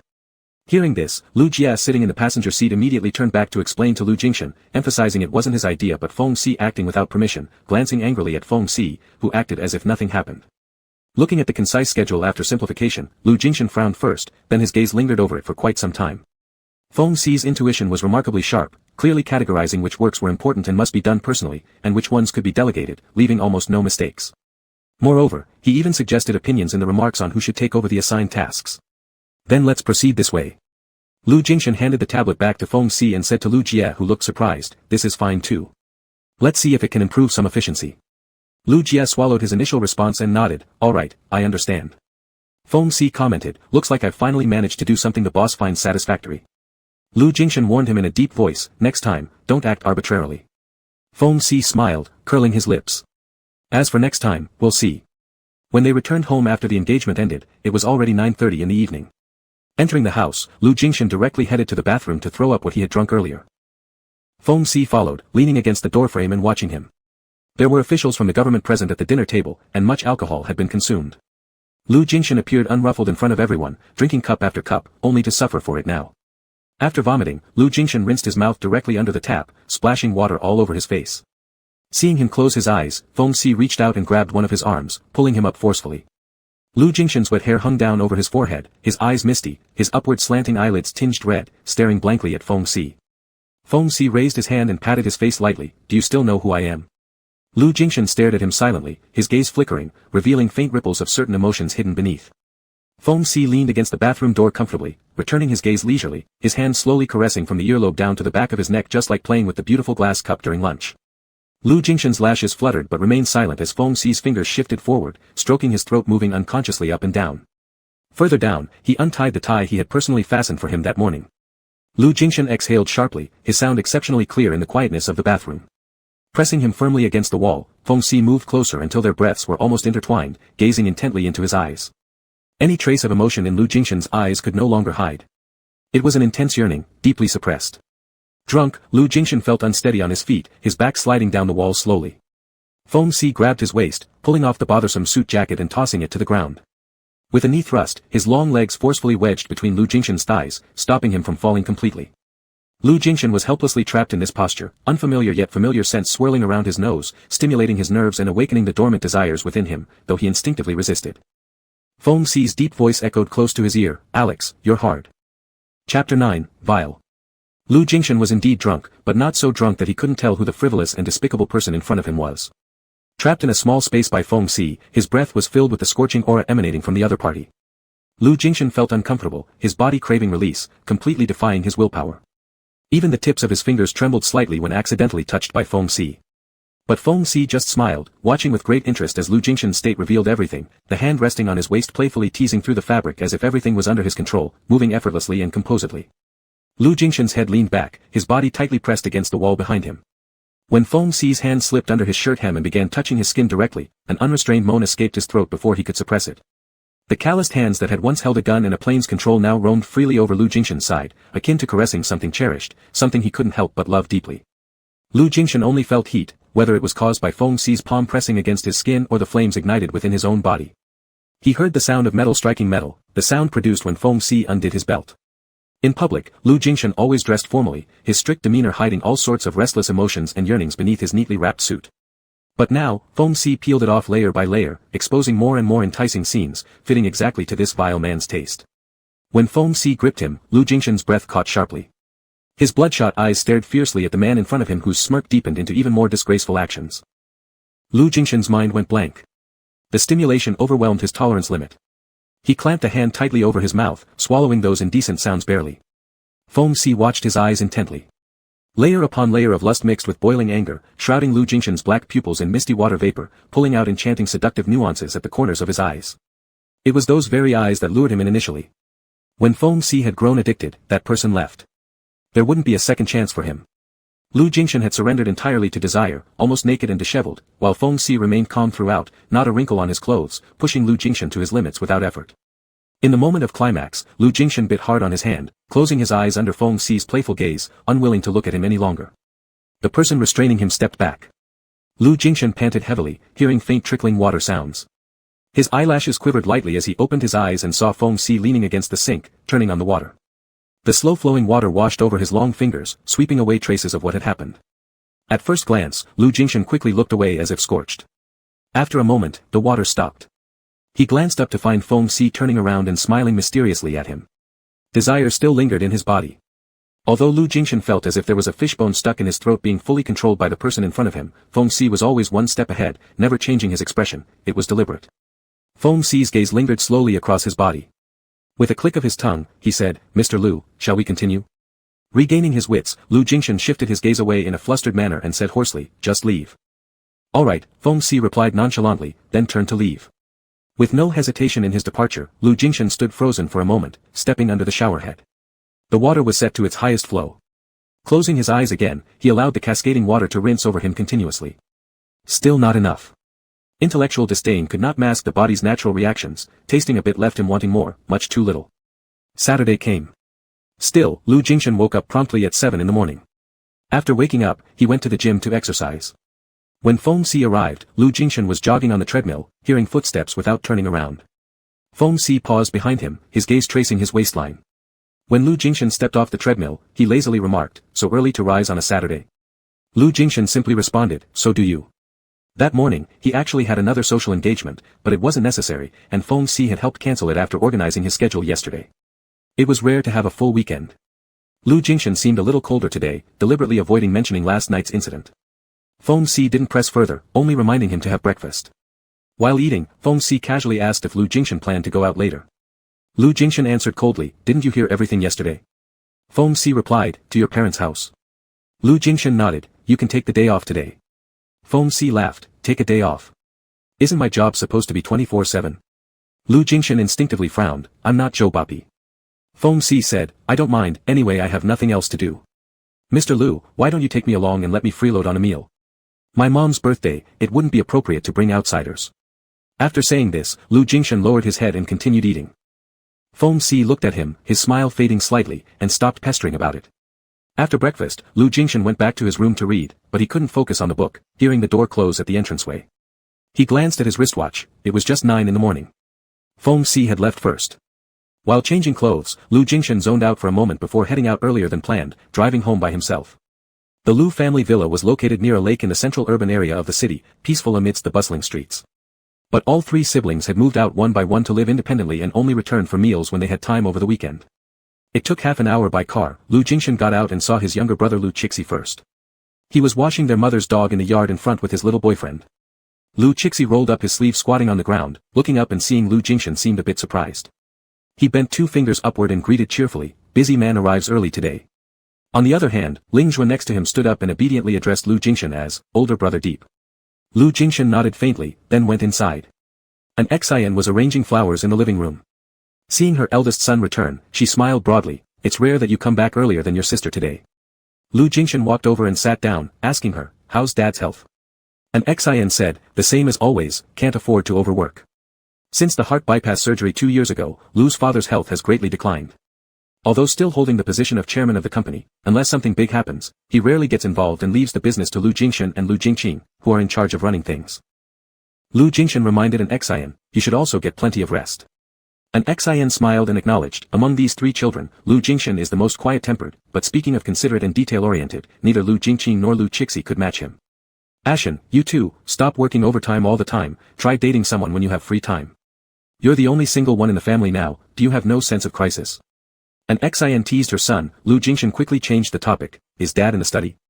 I want to find him and talk to him." After he left, an ex-Ian shook her head helplessly. Expecting Lu Jingshan to gain insight into life matters, it might be hard for the rest of his life. At 11:30, Lu Jingqing arrived with her boyfriend. Lu Jingshan accompanied Lu's father out from the study together. As Lu Jingqing was talking with an ex-Ian, her gaze paused momentarily, looking back and forth between Lu Jingshan and Lu's father, seemingly deep in thought. Lu Chixi came in and asked, "Can we eat since everyone's here?" An ex-Ian smiled, "Yes, sit down at the table." Though it was a birthday celebration, it was only for their immediate family members. Lu Jingqing's boyfriend worked as an investment banking elite, graduated from a prestigious university, with a modest family background, relying solely on his talent to reach his current position. He met Lu Jingqing through business dealings and they eventually started dating. He looks good, has a pleasant character, polite and humble, winning the favor of Lu's father. As for Lu Chixi and his boyfriend Ling Zhuo, they both work in the entertainment industry, where the Lu family holds no prejudice. After all, an ex-Ian herself was once a renowned film actress. However, because the two are public figures and also homosexual, their relationship has not been disclosed. Nevertheless, an ex-Ian likes Ling Zhuo very much, and the entire family accepts their relationship. Though Lu Jingshan didn't approve of it. Subconsciously, Lu Jingshan believed that such relationships were unstable, extremely troublesome, and would adversely affect individuals. So he didn't look favorably upon the development between his younger brother and his boyfriend, although he wouldn't interfere forcibly. As for himself, he couldn't control his debased physical desires, but rationally, he refused to accept himself like this. At the dining table, everyone laughed and talked animatedly, except Lu Jingshan, who barely opened his mouth, until Lu Chixi suddenly asked him, "Brother, can I borrow your bombardier jet for a few days?" He smiled, pointing at himself and Ling Zhuo beside him. "We'll start our vacation in a couple of days, planning to visit an island country in the South Pacific." Lu Jingshan, "All right." Lu Jingqing casually asked, "Can your new assistant also be lent to Chixi? Is he the pilot for your private plane?" "What new assistant?" Lu Jingxin curiously asked, a pilot serving as your assistant, brother, aren't you too frugal? How can one person serve two roles? Lu Jingxin teased him, be careful, or Ashen won't lend the plane to you. They chattered away, one after another, before Lu Jingxin finally said, I'll tell him. There was nothing else to mention, and clearly he did not intend to go into details with his family about Feng Si. Lu Jingxin stayed here for the entire day. After having dinner, he accompanied Lu's father for a cup of tea before driving back to Mingyue Bay. There was no one in the house, and Feng Si had not returned yet. He took a shower after returning to his room and opened his laptop to look through some documents. Feeling thirsty when it was almost 11 and about to sleep, he got up and poured a glass of water at the water bar in the dining area. As he turned around, he heard some noise from the entranceway. It was Feng Si coming in. Neither of them turned on the light. Feng Si fumbled in the dark to open the door, bringing in a scent of cigarettes, alcohol, and perfume as he moved toward the dining area. A fleeting light beam from outside slid across the ceiling and walls, then quickly disappeared. Feng Si had already noticed the figure standing by the water bar, squinting slightly. He walked over, getting close to Lu Jingxin in the darkness with a soft laugh. What are you doing standing here in the middle of the night? Catching me in the act. Lu Jingxin ignored him, coolly throwing out a remark, don't dirty the house, before turning around and heading back to his room. Chapter 10, The Rules of the Game. On a Sunday morning, Lu Jingxin got up to see Feng Si talking on the phone on the balcony outside. The person on the other end of the phone was unknown, but Feng Si's tone was gentle, as if he were coaxing someone. He glanced over and saw Lu Jingxin emerge, smiled, and said, I'll hang up now, we have work to do. Lu Jingxin just gave him a look and went straight into the dining room for breakfast. Feng Si followed him inside. He had already taken a shower after waking up early, his body now smelling fresh with minty shower gel, which replaced the unpleasant odor from last night. Skip the workout today? Feng Si casually asked, sitting down on a high stool while Lu Jingxin concentrated on eating. Lu Jingxin didn't even look up, I'll play ball later. This answer surprised Feng Si, causing him to raise an eyebrow. Halfway through his meal, Lu Jingxin seemed to remember something and asked Feng Si, have you not done your pre-employment physical examination yet? Feng Si replied, my health certificate was renewed when I joined the business aviation company last month. Do I need another one? Lu Jingxin frowned, does it include STD tests? The one you're asking about. Feng Si retorted, you think I'm promiscuous and might infect you with some dirty disease? Lu Jingxin stayed calm, do you? Feng Si almost laughed out loud in irritation, Mr. Lu, you're worrying too much. My health is excellent. Frankly, I never thought going to bars or drinking could lead to such diseases. As he said this, he tilted his head slightly, fixing his eyes on Lu Jingxin, with a more profound meaning in his voice, when you talk like that, I can't help but think, maybe you're jealous.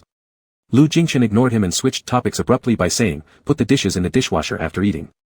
After speaking, he got up to leave but was held back by Feng Si who grabbed his wrist, pulling him back. Why are you running? Feng Si remained seated on the high stool, his long legs crossed casually, and looked up at him smiling, did I hit a nerve? Lu Jingxin calmly countered, why would I be jealous? His expression was unfazed, completely different from the desperate look he had that night. Feng Si sized him up, trying to figure out how much of what he said was true or fake. After a momentary silence, Feng Si let go and smirked, oh, guess I overreacted. Lu Jingxin walked away resolutely. At 8:30, they left together to go to the nearby fitness club. Lu Jingxin often came here whenever he had free time, and today was the first time he brought someone along. Lu Jingxin was playing squash, while Feng Si leaned against the wall behind him, watching aimlessly. What Lu Jingxin had referred to earlier as playing ball turned out to be squash, a sport that served as a solo outlet for releasing energy. This wasn't surprising, for Lu Jingxin, enjoying these moments of playing squash was perhaps when he felt most relaxed.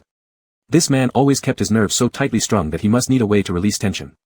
Feng Si absent-mindedly reflected, perhaps Lu Jingxin has always been like this. Those 3 months involving him in the past might have just been a detour in his meticulously planned life.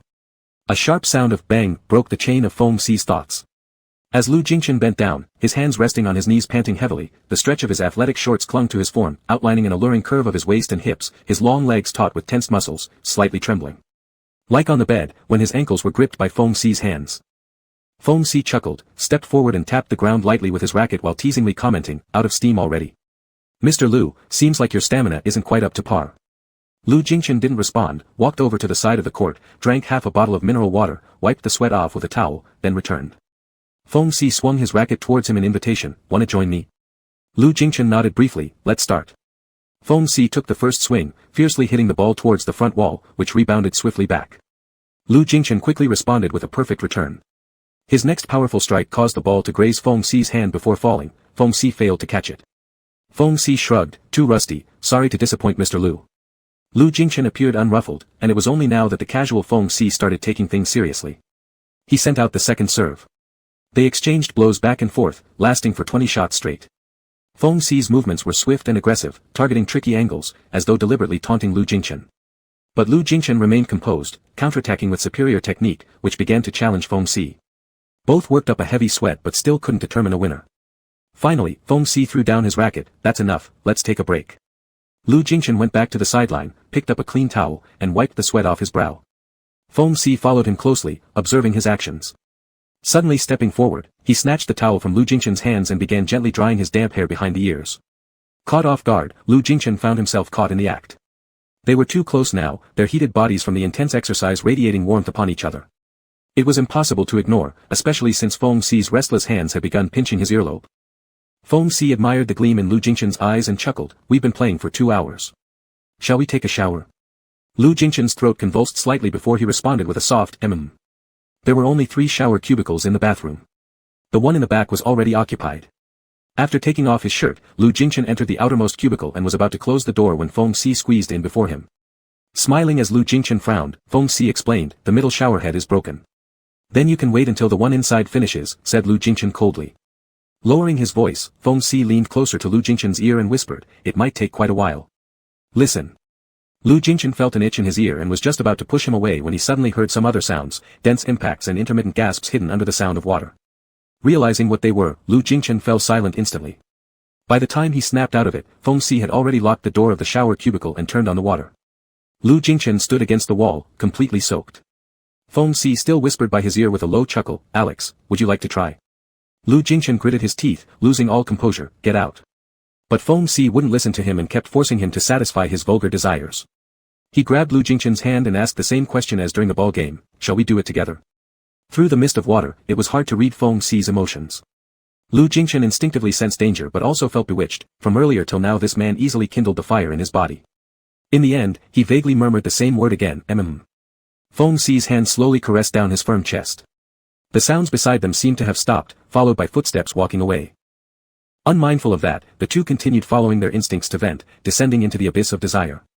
When they came out of the club, it was already noon, and they had lunch at a nearby restaurant.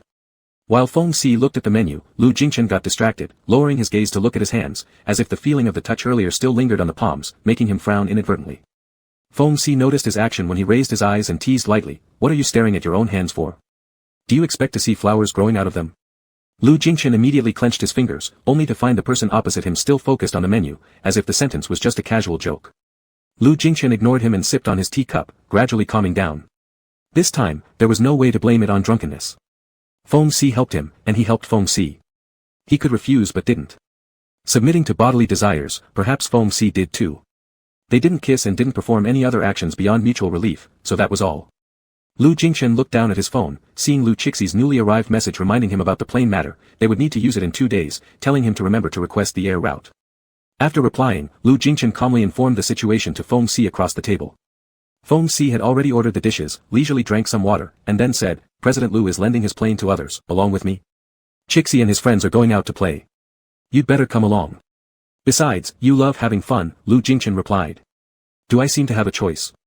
Feng Xi asked with a smirk. No, Lu Jingchen stated flatly. If I must, fine. Serving whichever President Lu is the same anyway since I'm earning such a high salary from you, Feng Xi joked sarcastically. Since Feng Xi agreed, Lu Jingchen stopped talking and saw the dishes being served, then picked up his chopsticks. Looking at him, Feng Xi suddenly asked, you said earlier that those who were going out to play with your brother are his boyfriend, right? So your brother has found himself a man? Their business has nothing to do with you, Lu Jingchen replied coldly, stopping mid-action as he was about to pick up some dish. If it's none of my business, does it concern you? Feng Xi wore a mocking smile, if your brother dares to find a man, why don't you dare? Lu Jingchen glared coldly, my affairs have nothing to do with you. My affairs have nothing to do with you either. What about our affairs? As for what happened years ago, do you plan to pretend not to hear anything forever?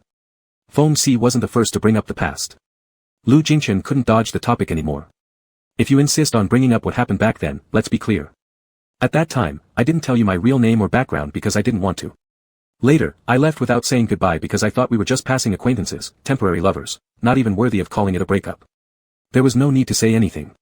I assumed that someone as nonchalant as you wouldn't dwell on the past, and certainly wouldn't be the type to remember the same person for 7 years.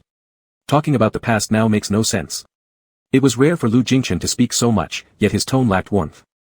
Feng Xi's eyes darkened, and even anger flickered beneath. So how many flings have you had?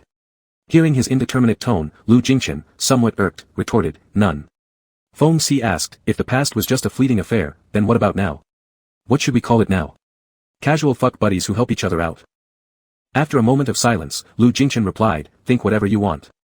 Feng Si continued, the kind that stays hidden from sight, and when you're tired of me, you kick me aside. Is that it? Lu Jingchen asked, what exactly are you trying to say? Feng Si pronounced his full name, I won't play the same game with you twice. This time, the rules of the game will be set by me. Chapter 11 Hanging. The waiter brought the dishes, and with that, the topic came to an end. Lu Jingchen's brows furrowed tightly. Seeing this, Feng Si's mischievous smile reappeared at the corners of his mouth. What are you nervous about? Lu Jingchen didn't respond. From the day he met the person in front of him again, he had an intuition that Feng Si was a troublesome character. He originally thought keeping him close would allow him to control him. However, it turned out that he had overestimated himself and underestimated Feng Si.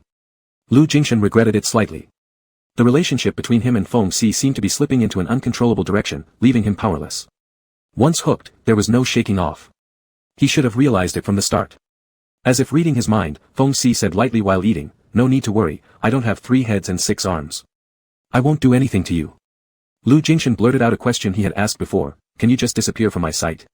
Before he could regret asking, Feng Si looked at him and softly said 2 words, no. Lu Jingchen was completely speechless and silently started eating. When they finished their meal, Feng Si received a call inviting him to go out and play. He agreed casually and then said to Lu Jingchen after hanging up, are you going straight back? Is my work for today done? Anyway, you find looking at me annoying, so I'll leave on my own.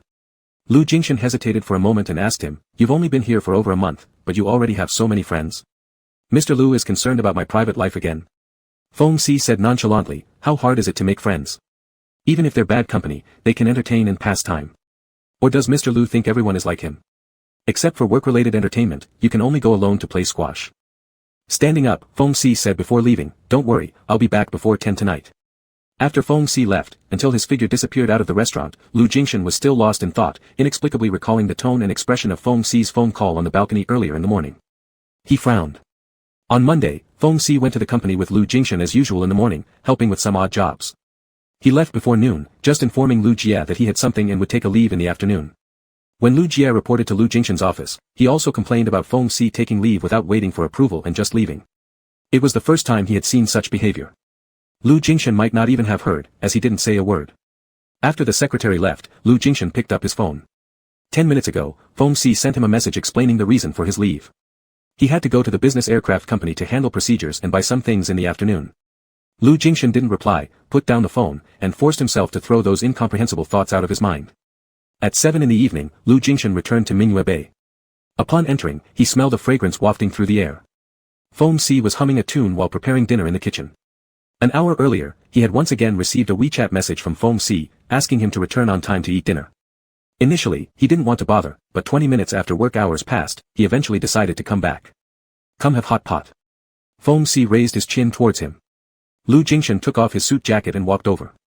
Seeing the steaming spicy hot pot and full array of ingredients on the dining table, he curiously asked, you were born in the UK. Can you cook these? Feng Si placed the last dish on the table and responded offhandedly, I'm a fake foreign devil, thanks to my mom giving me a Chinese stomach. Unlike Mr. Lu, who acts all real foreigner abroad when no one knows him and pretends not to understand Chinese. Lu Jingchen sat by the dining table and remained silent in response to his old grievances. Feng Si asked, can you handle the spicy hot pot? I remember you can eat spicy food. Lu Jingchen nodded. Feng Si casually grabbed a beer can and handed it to him, have this. He then took a bottle of cola for himself, I'm not drinking. I'll have to fly with your brother and his group tomorrow. Lu Jingchen's gaze paused momentarily. Feng Si smiled and pushed the beer can closer. Lu Jingchen took it and drank a mouthful, picking up the chopsticks. Later, Feng Si turned on the projector and randomly picked a movie. They ate while watching, occasionally talking nonsense. The atmosphere was relatively harmonious. By the time they finished, it was almost 9. After tidying up the table together and throwing the dishes into the dishwasher, Lu Jingchen prepared to head back to his room to take a shower. As he turned around, Feng Si grabbed his wrist. Feng Si teased him with a playful look, Alex, your brother and his friends are planning to play outside for a week, right? Without me, how will you handle it alone? What Feng Si meant by handle was something Lu Jingchen naturally understood immediately. Need help tonight? Feng Si smiled and asked. Lu Jingchen's eyes flickered for a moment, but before he could answer, Feng Si said, if you're not happy with it, then forget about it. He let go, teasingly dragging out Lu Jingshan's tension. Anyway, Mr. Lu will always find a way. It's not like you depend solely on me. Lu Jingshan was taken aback, but Feng Si had already acted as if nothing happened and moved on to other tasks. Lu Jingshan's gaze lingered on him for a moment before he turned around and went back to his room. 20 minutes later, Lu Jingshan came out after taking a shower to get a drink.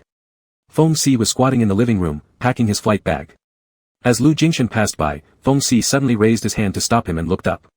From this angle, Lu Jingshan's lowered brows and damp hair after his shower made him look unusually meek, causing Feng Si to chuckle softly. Lu Jingshan frowned. What are you laughing at? Nothing, Feng Si replied with a slight shake of his head. Before Lu Jingshan could say more, Feng Si reached out and grasped the ankle that was right in front of Lu Jingshan. Lu Jingshan's body tensed instantly, his calf muscles tightening uncontrollably, trembling involuntarily as Feng Si's mischievous hand began to caress upward. Let go, Lu Jingshan said in a deep tone. Feng Si's fingers pressed lightly on Lu Jingshan's calf, pinching it with just the right amount of force. Satisfied with hearing Lu Jingshan's labored breathing, he slowly let go. You're still as sensitive as before. Just a simple touch and you can't handle it. Do others know how easy you are to bully? Feng Si finished speaking and quickly raised both hands in surrender before Lu Jingshan could change his expression. I'm just kidding. After laughing, he asked seriously, Alex, I'm leaving tomorrow. Don't you have something to say to me? Lu Jingshan glanced around, shifting his gaze toward the direction of the sofa, interrupting him. You left your gloves. Feng Si glanced over and nonchalantly replied, they're old, I don't need them. Besides, I bought a new pair today. You can keep packing. Lu Jingshan no longer wanted to talk and went to pour himself some water before returning to his room. The next morning, when he got up, Feng Si had already prepared breakfast and placed it on the dining island in the kitchen, though the person himself was nowhere to be seen.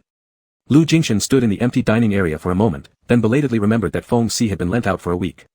After eating breakfast, Lu Jingshan changed his clothes and was about to leave while tying his tie when he suddenly seemed to recall something and returned to the living room. Facing the mirror, he attempted to tie the fancy knot Feng Si had done for him the other day. After several tries, he still couldn't manage it. Lu Jingshan looked at his reflection in the mirror, a slightly unfamiliar self, and stopped his actions. After a while, he closed his eyes briefly and tied the simplest and most formal knot instead. As he turned to leave, he noticed the pair of gloves lying on the sofa. Lu Jingshan picked them up without much thought. The gray-black leather gloves were quite worn at the edges, indeed very old. Just before throwing them into the trash bin, he hesitated momentarily, inexplicably tightening his grip on the item, standing there for 2 seconds before returning to his room and putting the gloves away in the bedside drawer. At 9:30, Feng Si and the others were lined up at the cabin door, ready to welcome guests. Even before the people arrived, Lin Ling and the others had excitedly looked out several times. Feng Si joked, come on, is it really that exaggerated? Haven't you seen Mr. Lu Air before? Lin Ling replied excitedly, no. Mr. Lu's family has other private planes, and this is the first time they've lent this one to his younger brother. Moreover, not only Lu Qixia but also Ling Zhua is coming, it's Ling Zhua. The veteran pilot beside her sighed helplessly, completely unable to participate in their conversations. Feng Si tilted his head. A famous celebrity? Right after Lin Ling finished speaking, the 2 distinguished guests arrived. The 3 immediately straightened up, maintaining good posture and smiling warmly as they welcomed the guests aboard. Only Feng Si at the back remained relaxed, casually examining the 2 who walked towards them. With warm greetings from the flight attendants, Ling Zhuan nodded courteously at all of them, showing gratitude. His gaze shifted to Lu Qixia, who locked onto Feng Si directly. Feng Si returned the stare confidently. Lu Qixia scrutinized him top to bottom twice, as if lost in thought. After entering the cabin, Lu Qixia's hand stayed firmly on Ling Zhua's back, making no attempt to hide their relationship. Feng Si withdrew his attention, finding it increasingly amusing. These 2 brothers, could their personalities really be so polar opposites and yet related? After sitting down, Ling Zhua whispered to Lu Qixia, wasn't the young captain we saw earlier the new assistant Jingqing mentioned? What did she mean by having you watch him?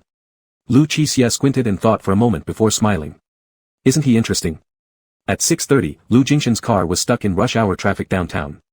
He picked up his phone. 10 minutes ago, Lu Qixia sent a WeChat message saying they had arrived and landed. Brother, that Captain Feng of yours is really something else. When we went to visit the cockpit, he actually switched to manual operation and flew the bombardier like a fighter jet. It was like he didn't care about his life at all, he almost gave the veteran captain beside him a heart attack. But thanks to him, we arrived early and even had time for a late-night snack. Lu Jingshan's gaze lingered on the words, that Captain Feng of yours, pausing briefly before not responding. A message from Feng Si came in, we've arrived, job's done. Let's chat later. Lu Jingshan glanced at the time. As he became aware of his own movement, his fingers hesitated mid-action. With weariness and irritation clouding his features, Lu Jingshan set down his phone and closed his eyes, leaning back into the seat. Chapter 12, Homophobia. When Feng Xi's WeChat message came in, Lu Jingshan had just come out of the bathroom after taking a shower. Seeing the new message pop up, he paused in drying his hair with the towel. He sat down by the bed and slowly opened the chat interface. There were only 2 words, "Are you asleep?" Lowering his gaze, he stared blankly for a moment before seeing a video call request suddenly appear, instinctively rejecting it. The second request came shortly after, causing Lu Jingshan to hesitate briefly before finally accepting it. Feng Xi's carefree, dissolute smile appeared on the screen. He looked as if he'd been drinking excessively, and behind him was a chaotic, dim bar environment. Lu Jingshan frowned and almost hung up immediately. Feng Xi said, "Don't hang up," then turned around and spoke in English to someone off-screen. "See? I told you the truth, this is my boyfriend." Then came a woman's voice, her tone playful but clearly unhappy with something. Feng Xi laughed lightly, and the phone's camera shook momentarily before stabilizing again, now showing his face as he walked out of the bar. Lu Jingshan watched him coldly. Feng Xi loosened the collar of his dress shirt, appearing even more unrestrained. With a slightly slurred voice due to intoxication, he asked, "Are you angry?" "It's your younger brother," he lazily explained while walking toward the hotel direction. "We had a late-night snack together earlier tonight, and then we went to the bar for drinks. Afterward, they left me alone to deal with those troublesome women. So I had no choice but to ask General Manager Lu for help since those girls don't even know who you are." Lu Jingshan stayed silent and unimpressed. "Are you done speaking?" "Don't rush to hang up," Feng Xi said in a leisurely manner, stopping him. "General Manager Lu, your younger brother and his friends were quite interesting tonight. They grilled me like investigators from door-to-door checks, questioning everything about my background and past romantic history. What do they plan to do?" With an icy tone, Lu Jingshan said, "You don't have to tell them anything." "I certainly won't," Feng Xi blinked mischievously, "unless General Manager Lu yourself wants to ask me directly." Lu Jingshan furrowed his brows, still silent. Feng Xi didn't seem bothered, continuing, "So let me ask you instead, General Manager Lu, your younger brother said you're homophobic, is that true?" The man on screen glanced at him teasingly, and Lu Jingshan's expression darkened further. Feng Xi chuckled lowly.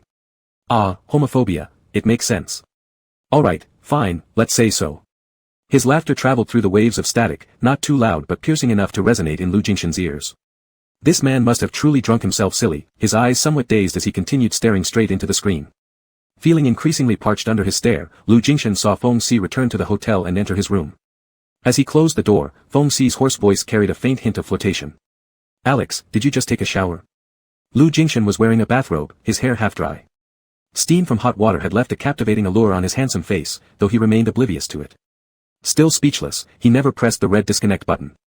Feng Xi began entering the bathroom and started taking off his clothes, one by one unbuttoning his dress shirt. Through the lens, Lu Jingshan could see the large swaths of bare chest revealed. Watching silently, his Adam's apple moved unconsciously as the sound of his name reached his ears. "Alex, it's 1 a.m. here." At 1 a.m., they had once watched the stars together in the desolate African wilderness. Using the car hood as a makeshift seat, their passion had intertwined passionately under the starlit sky.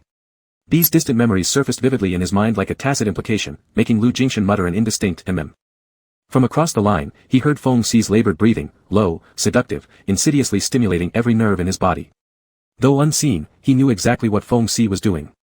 The person made no attempt to hide, gazing at him through blurred eyes with shoulders and arm muscles rippling under the strain of his movements.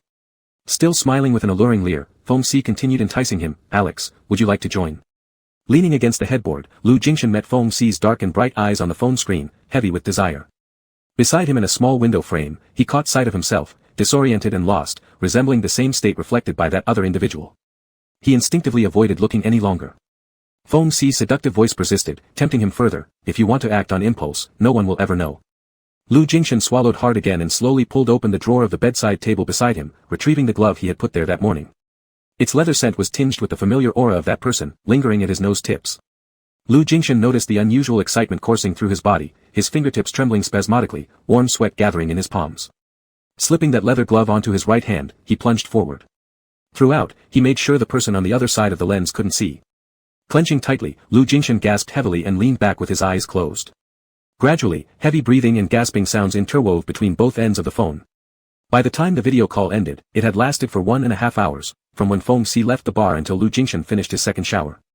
In the final scene, Feng Xi's face displayed an even more mischievous and delighted expression, accompanied by that rare tender, "Good night." The other side ended the call first. Lu Jingshan stood there in a daze for a moment before putting down his phone, which had grown warm. For the following week, Feng Xi occasionally sent 1 or 2 messages to Lu Jingshan, talking about random things. Lu Jingshan didn't reply and never initiated another call. Lu Qi also frequently sent WeChat messages to Lu Jingshan, all of them mentioning Feng Xi.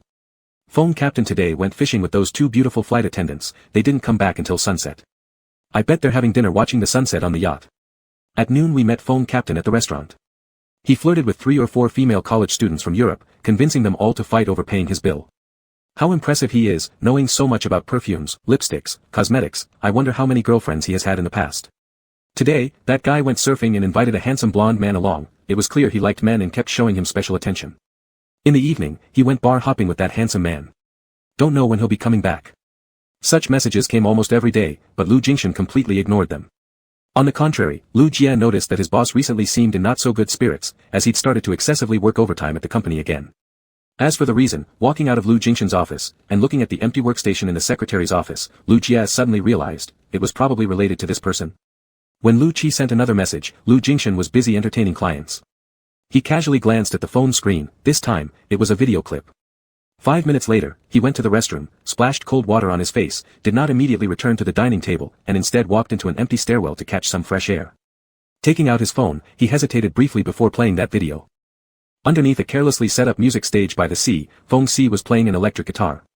The man on the screen sat casually on a high stool, indifferently plucking the guitar strings. With a laid-back tone, he sang a song he had sung for Lu Jingshan years ago. Just let me fall in your arms like I am a leaf. This was also in the boundless African wilderness, during a starlit and moonlit midnight, Feng Si strumming a borrowed old guitar, repeatedly singing to him after their passionate encounter. His voice then was slightly hoarse. That night, those tipsy eyes, entangled moans, were like opium, deadly enticing him to sink further without a way out. Lost in memories, Lu Jingshan spaced out for a while. The short 30-second video quickly ended. Lu Qi sent a new voice note. Brother, Ling Zhua says if this Captain Feng decided to change careers and enter the entertainment industry, the two of us might lose our jobs. Attached afterward was a photo, a candid shot of Feng Si giving a sideways glance, revealing his dark eyes that made people feel as if they were being stared at through the lens. Staring blankly at it, Lu Jingshan replayed the previous video once more. After sending the voice note, Lu Qi casually put down his phone. Beside him, Ling Zhua lightly pushed him. Why do you keep teasing Uncle Deep about Captain Feng? Do you see him ever replying to you? Uncle Deep must think you have some problem. You don't understand. Lu Qi smiled and said, my brother is all rules and restrictions, perfectionistic and obsessive-compulsive. If I asked to stay overnight at my brother's place, he'd probably book a hotel for me and tell me to scram. But look at Captain Feng, he boldly stays at my brother's single residence under the guise of being a personal assistant. Why? It's said that in front of my brother, he acts extremely uninhibited.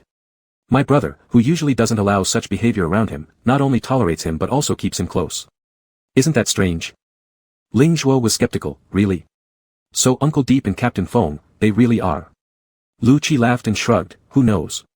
What? Feng Si's voice came from behind them. Lu Qi and Ling Zhuo both turned around. This flamboyant captain had his hands stuffed into his trouser pockets. The upper collar of his unbuttoned shirt still bore a lipstick mark left by some woman after he got off stage earlier. Nonchalantly, he asked them again, what do you say I and Mr. Lu are? Ling Zhuo felt somewhat embarrassed, while Lu Qi crossed his arms, smiling as he retorted, shouldn't that be our question to you? So, Captain Feng, honestly, what's your relationship with my brother? Feng Si pretended to think, looked up at the night sky studded with countless stars, and inexplicably said, the stars here shine pretty bright. His eyes reflected the colors of the starry sky, yet beneath that shimmer, there seemed to be fleeting traces of loneliness. Ling Zhuo noticed this and was slightly surprised. Captain Feng, you. Feng Si's gaze shifted back to them, still displaying that carefree and irreverent demeanor. Regarding this question, my say doesn't count. You need to go ask Mr. Lu. After replaying the video for the third time, Lu Jingshan stood in the stairwell with faint moonlight, looking at the elongated shadow of himself on the ground, suddenly craving a cigarette. He patted his pockets, only to remember that the cigarette he had picked up during dinner was left behind on the table, forgotten. He stood there for a moment, then the sound of Lu Jie calling for him outside the corridor snapped him back to reality. Lu Jingshan composed himself, forcing his scattered thoughts under control, and stepped out of the stairwell. Chapter 13, A Friend. Office. The coffee by Lu Jingshan's hand was already half cold, and he was absent-mindedly flipping through his phone. An hour ago, Feng Si had sent a message saying, landed, and then there was no more news. In front of him, the old director with an ugly expression glared at the documents pushed in front of him, not saying a word for a long time. Lu Jingshan put down his phone, and the indifference on his face announced that his patience was exhausted. Uncle Wenzhong, sign the contract. At your age, you should retire early and enjoy your twilight years. It's not bad. Li Wenzhong coldly said, to make me go home, at least the chairman himself must come to say it. Lu Jingshan said faintly, he hasn't been feeling well these past few days and needs to rest quietly. He's not available to meet others. Am I necessarily forced to sign this today? What if I just don't agree?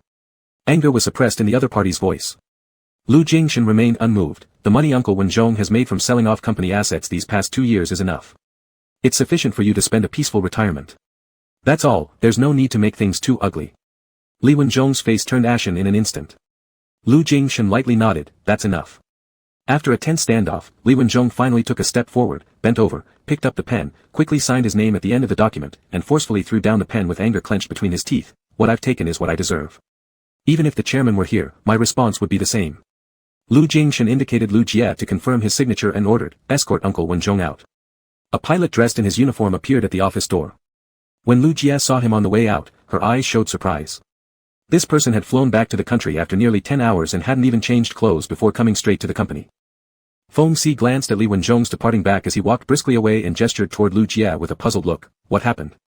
The boss let Director Li retire earlier. Lu Jie didn't explain much, too lazy to care about him, and went about her business. Feng Si thought for a moment. In that instant, the clear, teeth-grinding hatred on the face of the outgoing person was unmistakable and couldn't have been a mistake. Turning around, he pushed the door open and entered. Lu Jingshan was reading a document, looking up when he heard the sound.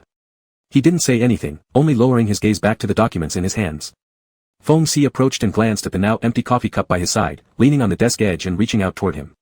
Lu Jingshan paused, and when Feng Si's hand moved away, there was an additional cufflink on his right sleeve, a sparkling blue sapphire. For you, Feng Si said. Lu Jingshan's gaze rested on the cufflink for 2 seconds and asked him, didn't you go back to rest?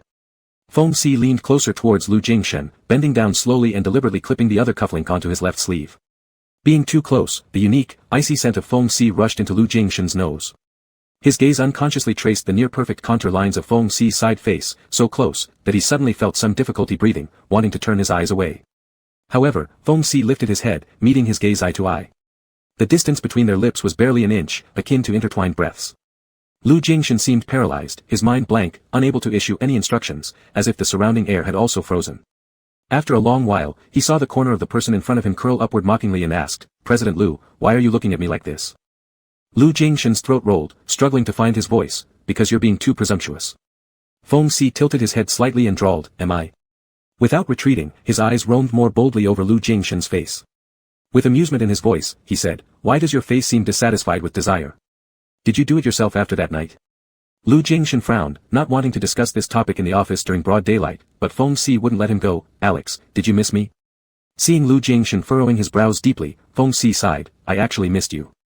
Lu Jingshan's tone hardened, aren't you busy dining with women and going out to sea, or surfing and clubbing with men? Feng Si looked slightly surprised, then laughed out loud, how did you know? Oh, was it that second young Master Lu who told you? President Lu originally sent someone to monitor me. Lu Jingshan indifferently turned away his eyes, regaining his icy demeanor. Feng Si stared at him for a moment, smiled without care, and stood upright. Half an hour later, Lu Jie knocked on the door and came in, reminding Lu Jingshan that there was a business dinner that evening, and they needed to set off early in case of traffic jams. Feng Si flipped through a magazine on the sofa and casually asked Lu Jingshan after Lu Jie left, do you have engagements tonight? Lu Jingshan replied coldly, you can go home first. Feng Si, that won't do. In such a mixed place, I must accompany you. He threw the magazine aside and got up lazily. As Lu Jingshan went inside the dressing room to change, he followed. Lu Jingshan changed into a set of high-end tailored suit, and Feng Si's gaze lingered around his waist before he stepped forward. Extending his hands from behind, Feng Si circled them around Lu Jingshan's waist, watching the slightly displeased face of Lu Jingshan in the mirror with a faint smirk as he deftly fastened the buttons on Lu Jingshan's front. Wearing such a neat outfit, but in the end, it'll still have to come off, Feng Si murmured softly in Lu Jingshan's ear. Lu Jingshan's eyelashes flickered once, but he didn't respond. At 5:30, the car left the company. Feng Si casually asked Lu Jie, when will the wine tasting event end? Lu Jie replied, that's hard to say, at least after 8 o'clock. Feng Si lightly pouted, appearing somewhat uninterested. The venue for the wine tasting was in a certain 5-star hotel 40 minutes away by car. Due to traffic jams on the road, they arrived just before 6:30. Luxury cars were constantly coming in and out in front of the hotel. As soon as they got out of the car, there were waiters who welcomed them inside. In the brightly lit banquet hall, the scent of perfume and hair products mingled with the glimmer of wine glasses. Men and women held their glasses, greeting and offering toasts to those they knew or wanted to know. After brief conversations, they would toast together, opening up possibilities for future business relationships. Lu Jingshan was one of them. Most of the time, others came to find him. He maintained a formulaic smile on his face, neither overly enthusiastic nor cold, managing such occasions effortlessly. Feng Si stayed close by Lu Jingshan's side, wearing only a flight jacket over his pilot's uniform, clearly mismatched for the setting, yet he himself paid no attention, and no one cared about him. Until someone called Lu Jingshan's name, Jingshan. Lu Jingshan looked toward the person approaching him. There was an almost imperceptible trace of displeasure in his expression. Feng Si noticed this and began examining the newcomer with an unfriendly look. A rather handsome face, dressed in the same kind of formal suit as Lu Jingshan, smiling, the man standing before them. He addressed Lu Jingshan as Jingshan. This person stopped right in front of Lu Jingshan, his eyes locked onto him. Jingshan, I heard Shanshin recently successfully acquired Xinfeng technology, right? Congratulations. Lu Jingshan gave a slight nod without much interest in further conversation. Raising his glass of red wine, he took a sip, shifting his gaze elsewhere. If the other party understood the hint, he would have known to leave. Jiang Heng's gaze settled on the sleeve of Lu Jingshan's shirt, which revealed a dazzling sapphire cufflink due to the motion of drinking. It wasn't Lu Jingshan's style. Lu Jingshan was always reserved and wouldn't wear such ostentatious accessories. As Jiang Heng momentarily lost himself in thought, an unwelcoming voice snapped him back to reality. Excuse me, mister, could you step aside? Only now did he spare a glance for the person next to Lu Jingshan. The familiar, embarrassed Lu Jie stood quietly beside him. However, the man who had just spoken, perhaps another assistant or bodyguard, left Jiang Heng uncertain. The person's air and attitude did not resemble those of an ordinary assistant or bodyguard at all. Feng Si stood behind Lu Jingshan, smirking faintly while looking at the man. Do I need to repeat myself? Jiang Heng frowned, slightly annoyed. He asked Lu Jingshan, Jingshan, may I have a word with you alone? Lu Jingshan ignored him and turned to give instructions to Lu Jie. After an awkward silence, the other person mumbled an apology and finally walked away. Soon, another group approached to toast with Lu Jingshan. Feng Si pulled Lu Jie back a step and immediately asked, who was that guy just now? Lu Jie coughed lightly, president of Chuanrong Electronics, named Jiang Heng. Feng Si, what's his relationship with your boss? Lu Jie shook his head slightly, clearly not planning to elaborate. Feng Si said, did he publicly confess to your boss, making things difficult for him, leading to a severance of ties? Lu Jie was shocked, how do you know? Feng Si scoffed, indeed, it was that person. Of course, Lu Qi had told him. That day, Lu Jingshan's younger brother mentioned that his brother was homophobic, and casually brought up a story about how there used to be a male friend who'd grown up playing with his brother. This friend had suddenly confessed during one of their gatherings, causing everyone around them to egg him on. His brother's face had turned cold immediately, and he left on the spot, cutting off all ties with the man and refusing to attend any more of those gatherings afterward. Lu Jie knew these details because later, when Jiang Heng came several times to apologize, Lu Jingshan had insisted on drawing a clear line between them, inadvertently allowing Lu Jie, his secretary, to overhear part of their conversation. So, my brother really dislikes this sort of thing. Even when I was with Ling Zhuo, he opposed it. Lu Qi had said this then. Anyway, don't harbor any inappropriate thoughts about our boss, or you'll be shown the door. Lu Jie added this comment, nearly biting her tongue. Feng Si, so, does your boss actually engage in social activities outside official duties? Lu Jie sighed impatiently, boss doesn't live in a vacuum. Feng Si no longer paid him any attention, his gaze falling forward and fixating on Lu Jingshan's lips as they slowly opened and closed while he conversed with someone. He occasionally sipped his wine while speaking, the deep red liquid staining his lips before slipping into his mouth and slowly sliding down his throat along with its movements. Not just his lips, but the corners of his eyes and brows seemed to shimmer with a tipsy allure as if dyed by the wine. Feng Si stared intently without blinking, also lifting his wine glass to pour the same wine into his mouth as was in Lu Jingshan's cup. He swallowed it leisurely, together with the sweetness and intoxication that accompanied it. Chapter 14, Dissatisfaction. At 8:30, the party was drawing to a close. Lu Jingshan glanced at his wristwatch and decided to leave. Before he departed, he went to the restroom. Feng Si waited for him in the corridor outside, earnestly fulfilling his duties as a personal bodyguard. That is, if we overlook the fact that he lit a cigarette without hesitation and leaned casually against the wall. When the president of Chuanrong Electronics appeared in Feng Si's line of sight, the cigarette had just been placed between his lips. The other man's gaze fell on him, but Feng Si glanced away indifferently, not wanting to acknowledge him. Jiang Heng, however, approached and asked him, is President Lu in the restroom? Feng Si took 2 puffs of the cigarette, shaking off a little ash with a flash of fire. He then casually extinguished it in a nearby ashtray and replied nonchalantly, I guess so. Jiang Heng was somewhat dissatisfied with his attitude. Are you President Lu's assistant or his bodyguard? Feng Si cast a sidelong glance at him and curled his lips into an ambiguous smile. If you must ask, I am both, providing 24-hour close proximity protection. Jiang Heng's expression stiffened slightly. Don't you know that President Lu dislikes the smell of cigarettes? He especially dislikes it when people around him smoke during such occasions. Feng Si slowly responded, no idea. Lu Jingshan had already come out of the restroom, ignoring Jiang Heng as if he wasn't there, signaling to Feng Si, let's go. Jingshan, Jiang Heng called out to him, repeating what he had said earlier in the hall, can we have a word alone? Lu Jingshan stopped in his tracks, coldly replying, "Say what you want to say here."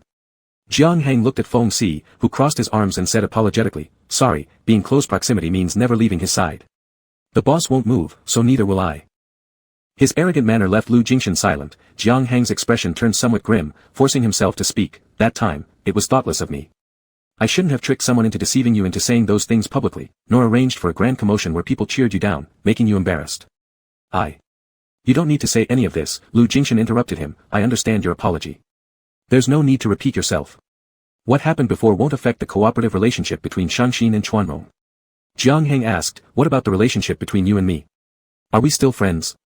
Lu Jingshan calmly replied, "Regarding business matters, I'll continue to rely on you, Mr. Jiang."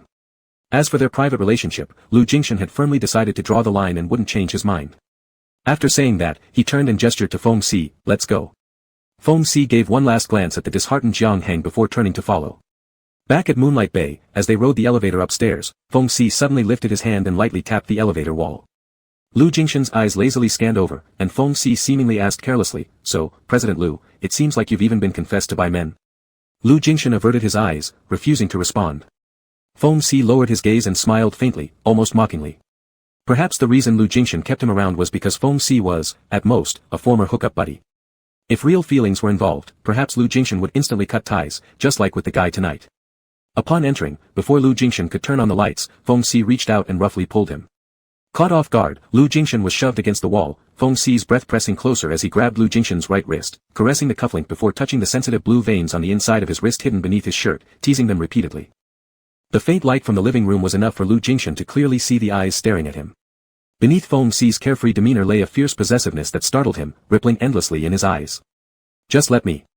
He managed only to utter one word before a sharp gasp escaped involuntarily as Feng Si, through his suit pants, pressed his hand directly onto him.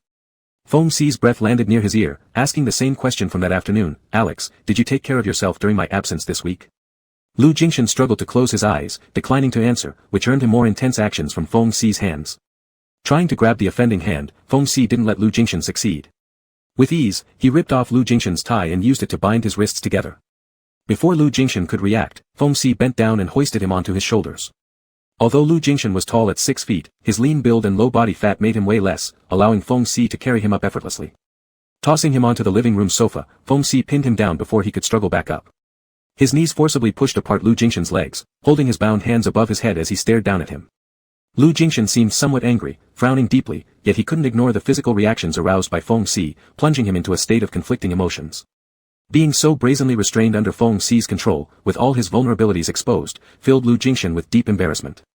This embarrassment far outweighed the humiliation of being publicly confessed to and cheered on.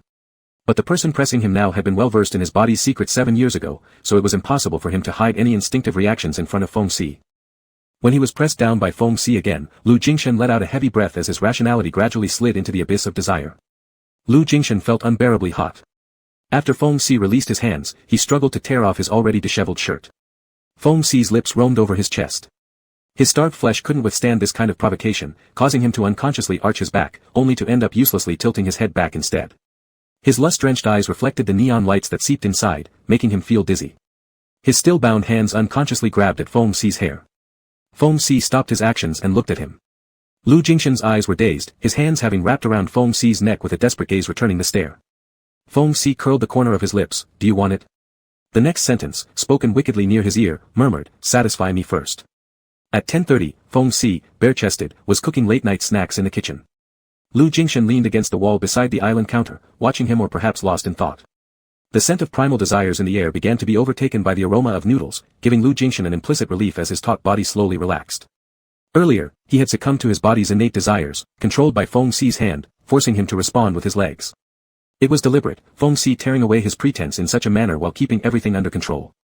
The last thing Lu Jingshan saw before closing his eyes was his loosened tie sliding from his wrist to dangle around Feng Si's waist, swaying slightly. He dared not look anymore after that. Even now, his legs were still trembling slightly, and he could only lean against the wall to stand firm. Lu Jingshan closed his eyes again, the fiery sensation lingering in his mind as the heat in his body showed no signs of abating, intensifying more and more. The other person clearly knew but had no intention of giving him what he wanted unless Lu Jingshan asked directly. Feng Si carried 2 bowls of cooked noodles over and addressed him, "Mr. Lu, what are you daydreaming about here?" Lu Jingshan opened his eyes to meet Feng Si's amused gaze. Only he bore the awkwardness and inner conflict. Wasn't I satisfying enough earlier? Feng Si hinted deliberately, and Lu Jingshan chose not to answer, walking toward the island counter. Feng Si didn't care, his provocations were intentional, refusing Lu Jingshan the more he wanted unless Lu Jingshan begged for it willingly. Lu Jingshan sat down silently, eating without speaking. Feng Si leisurely twirled his noodles, his gaze never leaving Lu Jingshan. Suddenly, he said, "You don't like smoking around you, do you?" Lu Jingshan's grip on the chopsticks tensed momentarily before resuming its usual pace as he replied, "Not really." Throughout their conversation, Lu Jingshan kept his eyes on his meal without looking up at Feng Si. Feng Si narrowed his eyes slightly, reflecting on how things used to be. Every time Feng Si smoked, Lu Jingshan never complained, but rather stared unblinkingly with a gaze that verged on seduction. Many times, it ended with Feng Si stubbing out his cigarette to kiss Lu Jingshan deeply. 3 months of chaotic indulgence, how much did either of them remember? Having finished the last bite, Lu Jingshan raised his eyes to meet Feng Si's intense, probing gaze and subconsciously turned away. "You can eat slowly." As Lu Jingshan got up, Feng Si pointed to his seat with his chin. "It's still early. Stay and finish this meal with me, after all, it's something I made." For a brief moment, Lu Jingshan hesitated before sitting back down. Feng Si continued eating, finding something to say. "Is my cooking good?" Lu Jingshan ambiguously hummed.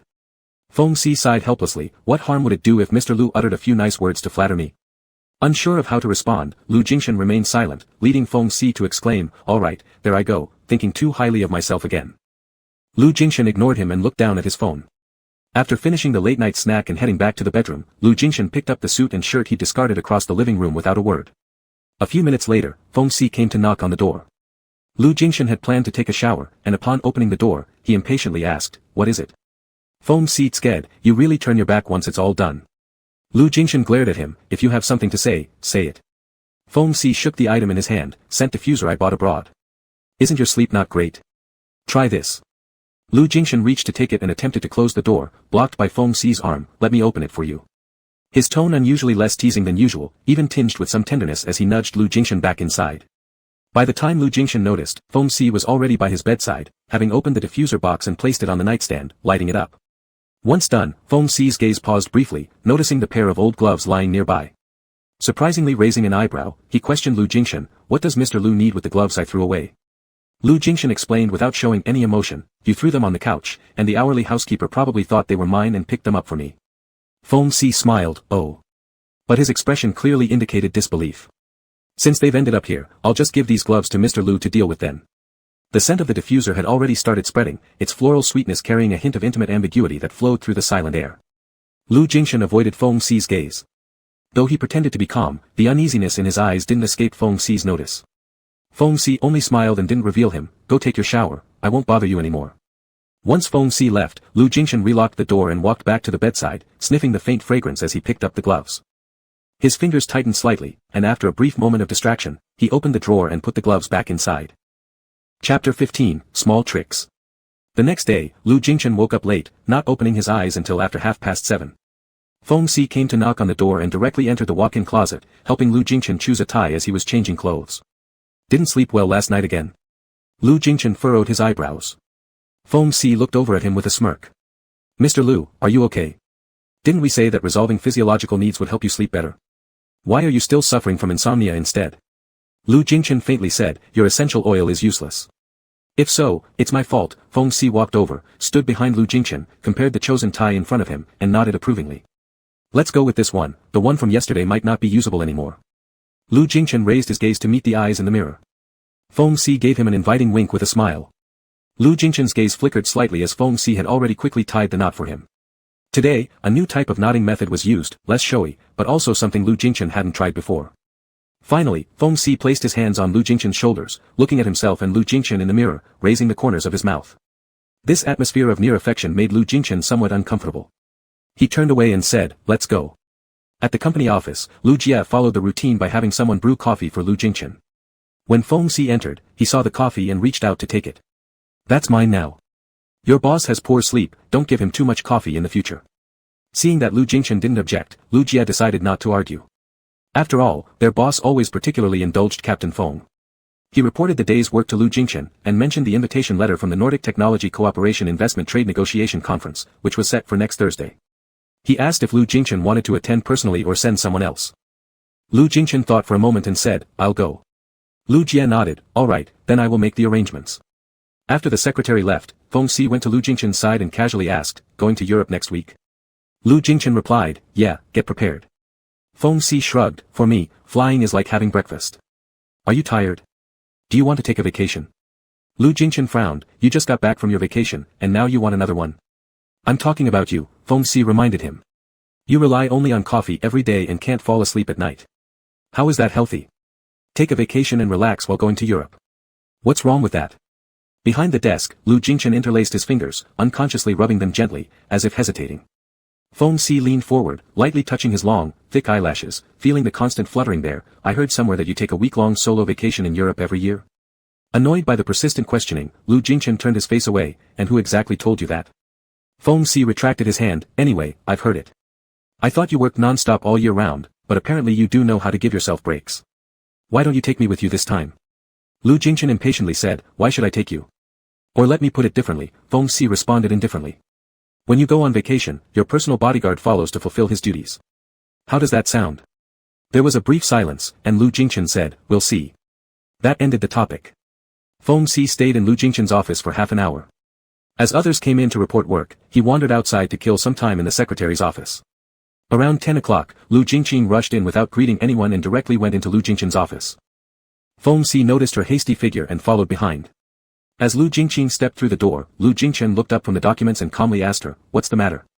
Lu Jingchen approached rapidly and stopped at his desk, asking angrily, did you force Uncle Wenzhong to retire early? Specifically choosing these 2 days when I'm out on business. Dad knows too, Lu Jingchen explained. I talked to him about it, and he agreed. Was that the day Mom celebrated her birthday? She immediately caught on. You hurried home early just to tell Dad about this. Almost instantly, Lu Jingchen understood. She grew even angrier, so everyone knew except me. Lu Jingchen handed her a stack of documents, showing the proof of improper gains Li Wenzhong had accumulated over the years in the company, evidence they'd been gathering for half a year. I originally intended to call the police, Lu Jingchen added, but Dad said we should consider his past contributions rather than make a big fuss which would affect poorly.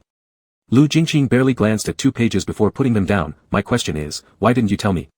Is it because you think I am untrustworthy and would side with him, interfering with your plans? Lu Jingchen explained carefully, I worried he would use you and I didn't want you to get involved in this mess. Lu Jingchen was both angry and helpless, it's just that you don't trust me. Yes, I'm closer to him, but aren't we a family? That's not what I mean. Lu Jingchen shook his head slightly. Feng Si glanced at his watch, it was precisely 10 o'clock. When Lu Jingchen came out, Feng Si was standing outside the office as he had done before.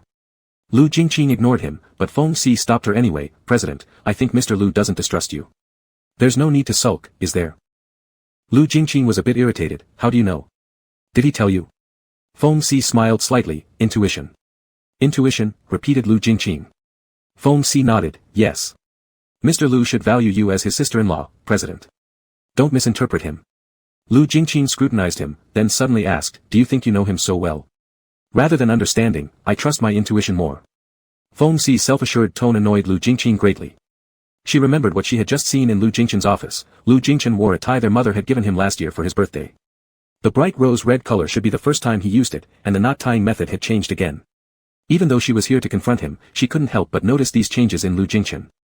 These changes were only possible because of the cohabitation with Feng Si. Lu Jingchen's expression darkened as she issued a warning, keep your place. Don't have ulterior motives towards Ashen. Feng Si felt even more amused. This pair of siblings, being twins, said the same things. After Lu Jingchen left, Feng Si turned around and went to the secretary's office to find Lu Jia. How many days is Mr. Lu's trip to Europe for the conference going to last? Lu Jia was instructing an assistant to plan the schedule and replied offhandedly, at least 4 or 5 days, plus travel time, so about a week at least. Feng Si said, give me a copy of Mr. Lu's itinerary for the next half-month. Work that requires Mr. Lu's personal appearance should be postponed if possible, and work that can't be postponed, find ways to solve them. Don't arrange any work for Mr. Lu until the end of the month. Ah! Lu Jia exclaimed. Feng Si said calmly, Mr. Lu will also take a vacation there, and won't return until the end of the month. Lu Jia looked incredulous, taking a vacation now. It's true that Lu Jingchen takes a week-long vacation every year, but not at this time, and he always arranges work a month in advance. He has never gone like this so abruptly, pushing all work aside and going away for over half a month. Did the boss say this himself? Feng Si lied without flinching, if it wasn't the boss saying it, would I dare make it up? Lu Jia was now worried, but there are so many things to deal with. How am I supposed to? Feng's secretary, Feng Si patted his shoulder, I hear you want to be sent abroad to become the general manager of an external branch to further your career. Now's the time to demonstrate your working ability. Lu Jia immediately straightened up, stopping his complaints. All right, I'll arrange everything properly. Feng Si reminded him with a smile, if you're really unsure about something, you can discuss it with that president. Before Lu Jia could furrow his brows, Feng Si continued, it's all for the company. No need to be so strict. Mr. Lu won't have any objections.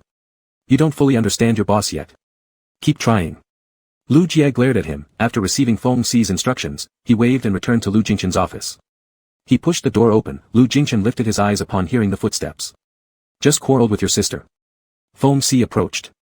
Lu Jingshan didn't respond, glanced at the time, tidied up the documents beside him, stood up, perhaps due to the aftermath from last night, his legs trembled momentarily, and he instinctively leaned on the desk. Feng Si stepped closer, supporting him lightly, causing Lu Jingshan some embarrassment. Feng Si pushed him back into the chair, leaning on the desk and looking at him. Do you know what that president told me when she just left? Lu Jingshan raised his chin, signaling him to speak directly. She said, Feng Si's lips curved into a playful smile, remember your place, don't have ulterior motives towards him. Lu Jingshan's expression froze slightly. Feng Si pretended not to see. Alex, why does your sister and your secretary both think I'm having ulterior motives towards you? Lu Jingshan coldly said, shouldn't you be asking yourself that? Alright, I do, Feng Si admitted frankly, but I'm curious. Your younger brother said he got along well with his young boyfriend, and your sister seemed very supportive, right? Why does she look so alarmed when it comes to you? Lu Jingshan's face tightened, he did not wish to answer this question. Feng Si teased, angry. Seeing Lu Jingshan's eyebrows knit together again, he said, stretch out your hand. Lu Jingshan did not move. Feng Si grabbed his right hand directly, pressed palms together, and quickly rubbed past. Lu Jingshan's eyes showed a fleeting surprise. A rose mysteriously appeared in his hand, produced by Feng Si from somewhere unknown. The secretaries outside received flowers from their boyfriends, I asked her to send one to me. Feng Si explained with a grin. Were you performing magic just now? Lu Jingshan asked uncertainly. It's just a little trick, Feng Si said smugly. Was it interesting? Lu Jingshan was somewhat dazed. He knew this person was capable of such things, just like in the past. This person always surprised him with little tricks to amuse him, only content when he showed an astonished expression. Regaining his composure, Lu Jingshan stood up and placed the rose back into Feng Si's chest pocket. A flicker of emotion, akin to surprise, appeared in Feng Si's otherwise calm eyes. Lu Jingshan said indifferently, that's a gift for you, so keep it. After speaking, he left first to attend a meeting outside. Feng Si looked down at the bright red rose on his chest, smiled, and followed after him. Chapter 16 Stubbornness. On the way to the airport, Lu Jingshan took over a tablet and flipped through the itinerary for his trip to Europe. Seeing the blank schedule for most of the following month, he furrowed his brow slightly but didn't say anything. The decision to go on vacation was made unilaterally by Feng Si. Later that day, when Lu Jia came to seek Lu Jingshan's approval, Lu ultimately had no objections, and thus it was decided. In the week that followed, Lu Jingshan had been coordinating the work after his return with others. Although there was no visible expression of discomfort on his usually stern face, Lu Jia still acutely noticed that his boss had been in a good mood lately. He seemed happier about going on vacation this year than in previous years. Every time before, he always went alone, refusing to let anyone follow him. This time, he even brought an assistant. Lu Jia shook his head. No matter how hard he thought, he couldn't figure it out. As for his boss's personal matters, it would be best not to try too hard to peek into them. 20 minutes later, Lu Jingshan sat in the lounge at the business terminal, where he saw Feng Si, who had come to the airport an hour earlier to prepare. Feng Si was the same as last time, supervising the fueling of the plane alone on the tarmac, his pilot shirt fluttering in the wind without a care, looking casual and suave. With a pen cap in his mouth, he took the fuel slip from the ground crew and signed his name. After returning the fuel slip, Feng Si looked up and thanked the other party, putting the pen back into his pocket. Turning around, his gaze inadvertently swept towards the direction of the terminal. Even though people outside couldn't see through the glass walls inside, Lu Jingshan instinctively avoided Feng Si's eyes. After takeoff, Lu Jingshan ate a little food and rested in the bedroom. Again, he found himself sleepless in the middle of the night, so he asked Lu Jia for a tablet to pass the time by reviewing documents. 10 minutes later, a flight attendant knocked on his door, softly telling him that Captain Feng invited him to the cockpit. Lu Jingshan appeared, and Feng Si turned around, smiling at him, signaling him to sit behind him. Look out the window. Lu Jingshan looked up, catching sight of magnificent and breathtaking auroras, their radiant colors wildly spreading across the endless dark backdrop. The vivid and alternating hues reflected into his slightly astonished pupils. It was the aurora, like a cascading galaxy, extremely beautiful. Their airplane resembled a small boat drifting under the expansive beauty of the aurora, with endless glaciers stretching beneath them. Lu Jingshan stared silently for a while before hearing Feng Si's voice asking, "Is it beautiful?" He withdrew his gaze and saw Feng Si turn around, a cheerful smile gracing his face, mirroring the ethereal beauty of the aurora in his eyes. Lu Jingshan gazed quietly, feeling a fleeting moment of subtle emotion stir within him, remaining silent for a long time. An elderly captain nearby casually sighed, "It's been years since I've seen the aurora." Flying on the Arctic route isn't very common. For a while, I did see it quite often, Feng Si replied. I used to stay here in Northern Europe for half a year. The elder captain, curious, asked, did you fly planes for the Norwegians? Yeah, because someone once said they wanted to come here to see the aurora. Feng Si smiled lazily, not turning around to look at Lu Jingshan again while saying it. Lu Jingshan's eyelashes flickered. He knew the person Feng Si referred to might just be him. Years ago, he indeed had said that if he ever had free time, he wanted to come here to see the aurora. This dream only came true 7 years later, aboard this very aircraft. Lu Jingshan stood up, and Feng Si stopped him, not going to watch anymore. Lu Jingshan shook his head slightly. It's only early morning, 7 o'clock Norway time, it's still early, Feng Si reminded him, go back to sleep, we'll be there soon. Lu Jingshan's gaze lingered on his face for a moment. Feng Si smiled again, and Lu Jingshan turned and left. At 10 o'clock in the morning, the plane landed at the capital airport of Norway. Lu Jingshan ended up sleeping for 2 more hours, yet he was still somewhat weary. When disembarking, Feng Si, standing by the cabin door, lightly held his waist, whispering in his ear as a reminder, Mr. Lu, mind your steps, don't doze off while walking. Lu Jingshan ignored him and quickly got off the plane. After reaching the hotel, Lu Jia asked Lu Jingshan if he wanted to eat something. He declined, instructing no one to disturb him, and returned to his room. He intended to sleep again, but lying down on the bed, he couldn't fall asleep. Half an hour later, there was a knock on the door, and Feng Si, as expected, stood outside. Feng Si arrived at the hotel half an hour later from the airport, finding out Lu Jingshan's room number from Lu Jia, ignoring his advice not to disturb their boss, and heading directly upstairs. I knew you wouldn't be able to sleep, so I'll stay with you.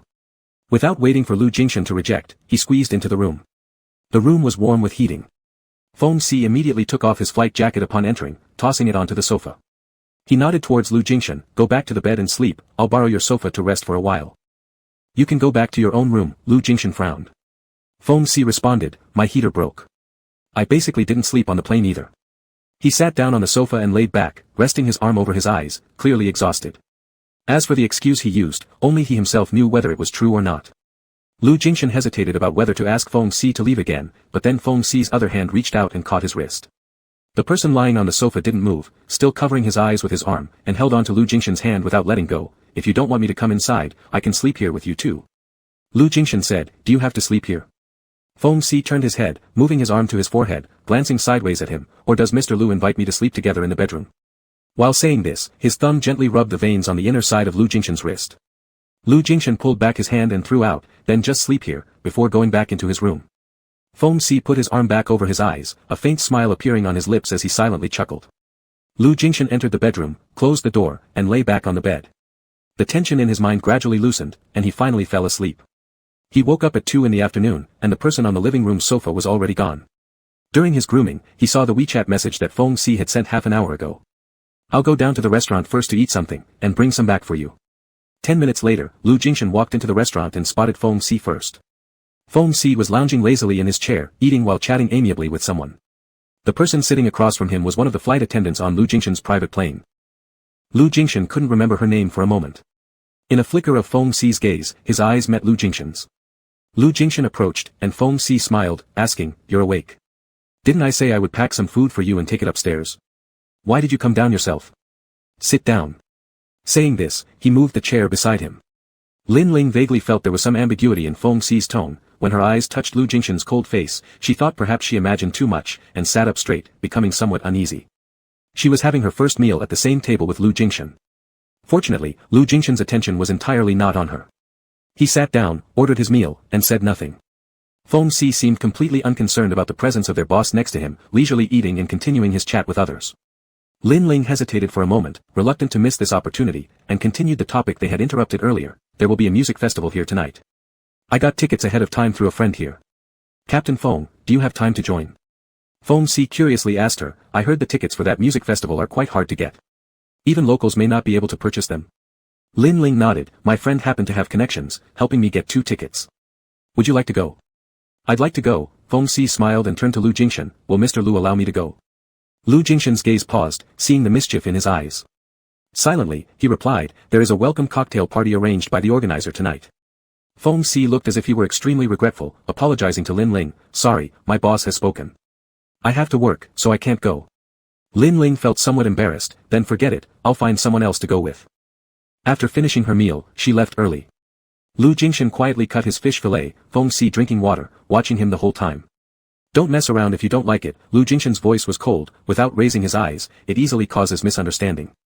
Feng Si replied, who would misunderstand? You.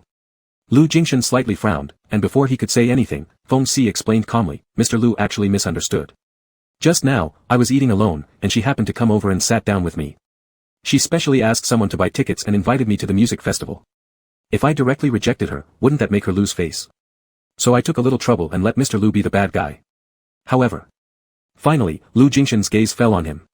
If Mr. Lu doesn't care, then whether others misunderstand or not seems to have nothing to do with you, right? After saying this, Feng Si smiled again. What does Mr. Lu think? Lu Jingshan lightly pressed his lips, without answering. When he didn't want to answer, no matter how much Feng Si said, it didn't matter. Feng Si stopped talking about this subject, called the waiter to order another dessert. The chocolate lava cake was delivered, and Feng Si used a small knife to cut it in half, pushing half to Lu Jingshan. Try this. Lu Jingshan instinctively refused. He never ate desserts. You don't like sweets, and you just depend on bitter coffee to survive. No wonder you look so resentful all the time. Feng Si tasted the dessert while making sarcastic remarks. Only he dared to talk like this to Lu Jingshan so disrespectfully. Lu Jingshan calmly said, your mastery of idioms is pretty good. Feng Si laughed, do you think I, this foreign devil, shouldn't know these? Lu Jingshan, no. Since you agree with what I say, then eat this. Feng Si reminded him. Lu Jingshan frowned at the half piece of cake in front of him, liquid chocolate oozing out from the cut surface, and it didn't appeal to his appetite at all. But under Feng Si's unwavering gaze, he eventually picked up the small spoon and put a bit into his mouth. The sweet, cloying taste exploded on his taste buds, making Lu Jingshan feel a shiver run through his scalp. He managed to swallow the piece of cake. Feng Si's eyes followed his movements, amused by Lu Jingshan's expression. Can't take it that much. Lu Jingshan glanced at him, took a sip of water, and said slowly, chocolate also has bitterness. But this bitterness was mixed with too much sweetness, which made it hard for him to accept. Such a fine thing, yet you keep your distance. Feng Si asked, Mr. Lu, does this mean you're overly stubborn? The flavor of lemon water helped to dilute the sweetness. Lu Jingshan set down the glass and calmly said, we're done eating, let's go. Feng Si looked at him and suddenly leaned in. Before Lu Jingshan could react, Feng Si quickly wiped his lips with a finger. Lu Jingshan was startled. The person in front of him laughed and explained, you had some chocolate on your mouth. Chapter 17, Will you come with me? In the following days, Lu Jingshan attended negotiation meetings during the day, maneuvering in the business circles, and had to participate in various banquets and galas at night without a moment's rest. He originally thought that Feng Si would not be able to withstand the loneliness and would find his own entertainment, but that person did not. Feng Si not only followed him closely every day but also took on a large part of the work that Lu Jie should have done, arranging all sorts of affairs for Lu Jingshan both inside and outside meticulously. Am I, this personal assistant, making General Manager Lu reconsider? When Feng Si personally helped Lu Jingshan tie his bowtie, he chuckled as he asked him. Lu Jingshan's gaze passed over Feng Si's shoulder, looking at himself in the mirror ahead. He had rested for a while on the sofa earlier, yet there was still weariness in his eyes. The time difference wasn't fully adjusted when they came here, and it had been 4 consecutive days of non-stop work. Sometimes, he was so exhausted that he didn't want to talk, yet he still had to muster up the strength to interact with people. Though Lu Jie and the others were not incompetent, many things couldn't be decided without his input, leaving him to take care of everything eventually. However, Feng Si was different. This person seemed unaware of what overstepping boundaries meant, daringly interfering in businesses worth hundreds of millions without notice and directly making decisions on behalf of Lu Jingshan. What are you thinking about? Feng Si had one hand in his trouser pocket, slowly smoothing out the collar of his shirt. Lu Jingshan closed his eyes for a moment. In front of him was Feng Si's composed face, as if he was always effortlessly able to strike where it hurt most. Meeting Lu Jingshan's gaze that seemed lost in thought or staring directly at him, Feng Si raised an eyebrow. Are you asleep with your eyes open? Lu Jingshan snapped out of it, uninterested in Feng Si's cold joke. Feng Si adjusted his bowtie. Your schedule is packed every day, and after returning to the hotel, you stay up late dealing with domestic issues. Is it really necessary to push yourself so hard? Lu Jingshan, how do you know? How do I know that you stay up worrying about domestic work every night? Feng Si chuckled. Look at your eyes, dark circles have already appeared.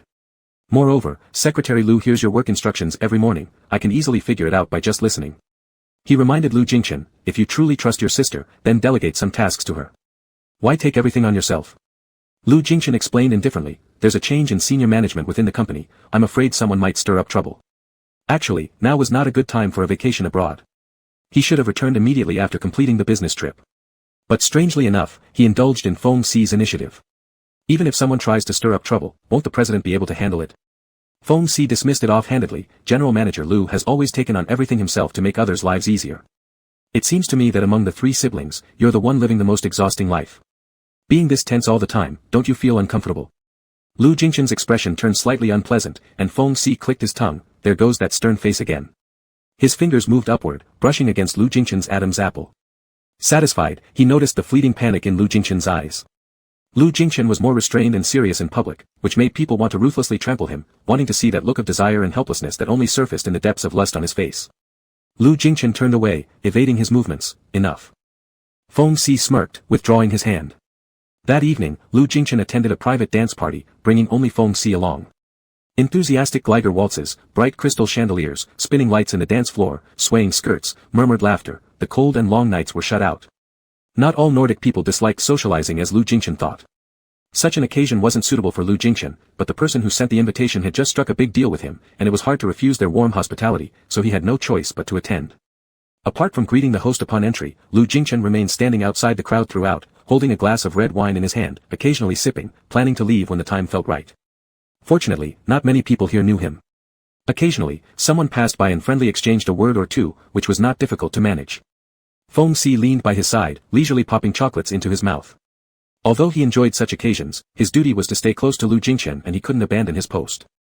A beautifully dressed woman approached and enthusiastically invited Lu Jingshan to dance in English. Lu Jingshan looked apologetic. Sorry, I don't know how to dance. The woman was somewhat disappointed, saying she could teach him, but Lu Jingshan declined once again. Feng Si straightened up, stepping forward subtly shielding Lu Jingshan. He smiled at the woman, bowed slightly, and extended his right hand in a classic British gentlemanlike way, although his attire didn't quite fit the scene. May I have this dance with you? The young woman lifted her head and her gaze landed on Feng Si's handsome face. She didn't like pretentious Brits, but the Oriental man in front of her was incredibly captivating. Reluctantly, she extended her hand to place it in Feng Si's palm. The waltz continued, grand music blending with laughter, as couples twirled gracefully on the dance floor. The air was filled with the scent of perfumes and fresh flowers, making Lu Jingshan feel increasingly uneasy. He stood alone in a corner by the dance floor. Whether from the alcohol or the glaring lights above, he began to feel dizzy. The surroundings blurred into flowing illusions, and amidst this haze, the only clear thing was the laughing eyes looking back at him. As liquor slid down his throat, Lu Jingshan felt even more lightheaded. That laughing pair of eyes merged with a memory. On the third day of his early adventurous journey, his money and belongings were stolen. Desperate, he tried borrowing funds for a car rental to the next big city, but no one took him seriously, except for the rugged Hummer that pulled up beside him. A man leaning against the car door, cigarette dangling from his lips, sized him up with an amused look. Haven't seen the world, huh? Still ran here alone, kid. You coming with me? That was what the man said then, thinking he hadn't understood, but Lu Jingshan had grasped the meaning perfectly and followed that person anyway. Will you come with me? Feng Si leaned closer, startling Lu Jingshan out of his reverie. Blinking hazily, he looked toward the person who had returned silently to his side. Feng Si chuckled, asking, what were you thinking about, reacting so strongly? Lu Jingshan hesitated. What did you just say? I said, will you come with me? Look at your watch, it's late. Time to leave. After saying this, Feng Si seemed to recall something and smirked. Is there something wrong with my words? Lu Jingshan quickly composed himself, calmly replying, no, let's go. Upon leaving the ball, it was 11 o'clock at night, quiet and serene save for a few faint lights scattered around. Their car waited outside. Unlike before, Feng Si did not open the door for Lu Jingshan.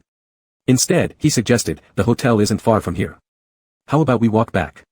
Reluctant though he was, Feng Si grabbed his wrist, gesturing to the driver in Norwegian and speaking 2 sentences. Nodding, the driver took the car away alone. Lu Jingshan knew Feng Si spoke Norwegian fluently. During their stay, Feng Si had already helped them translate simple phrases multiple times. He suddenly remembered, wasn't this due to Feng Si mentioning that he'd spent half a year here? Feng Si released his grip, triumphantly adding, now, you have no choice but to walk back with me. With both hands in his coat pockets, Lu Jingshan felt slightly cold but could still bear it. Alright, let's go. Feng Si casually removed his scarf and tossed it to him. Here, take it. Before refusing, Lu Jingshan instinctively caught it. As Feng Si walked ahead, his glance fell upon the broad shoulders beneath the leather jacket. Hesitating for a moment, he wrapped the scarf around his neck, carrying with it Feng Si's lingering warmth. You should wear more next time, it's freezing over here in winter, Feng Si reminded him, noticing Lu Jingshan following closely behind. Curious, Lu Jingshan asked, did you learn Norwegian when you worked here for 6 months? Feng Si nodded nonchalantly, yeah. And before, you've had quite a variety of jobs, Lu Jingshan commented. Feng Si turned his head, do you want to know why? In the dim light of night, his eyes shimmered brilliantly, brimming with unfathomable meaning. Avoiding his gaze, Lu Jingshan muttered, never mind. Feng Si lightly scoffed, leaving Lu Jingshan to lower his head and walk silently ahead. All along, he watched the elongated shadow under the lamplight until Feng Si yanked his arm from behind. Look up. Lu Jingchen startled, following Feng Si's gaze to see faint green auroras shimmering distantly in the horizon, akin to floating jade belts or gently flowing rivers. They soon transformed into various vibrant colors, wildly splashing across the dark night sky. It was the northern lights, although not as bright and vivid as those seen on a plane. Yet, they appeared surreal, as if part of a magical performance under the starlit night.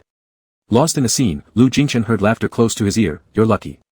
This spot doesn't always display the northern lights. During my 6 months here, I'm actually seeing them now for the first time. Lu Jingchen turned to look at him.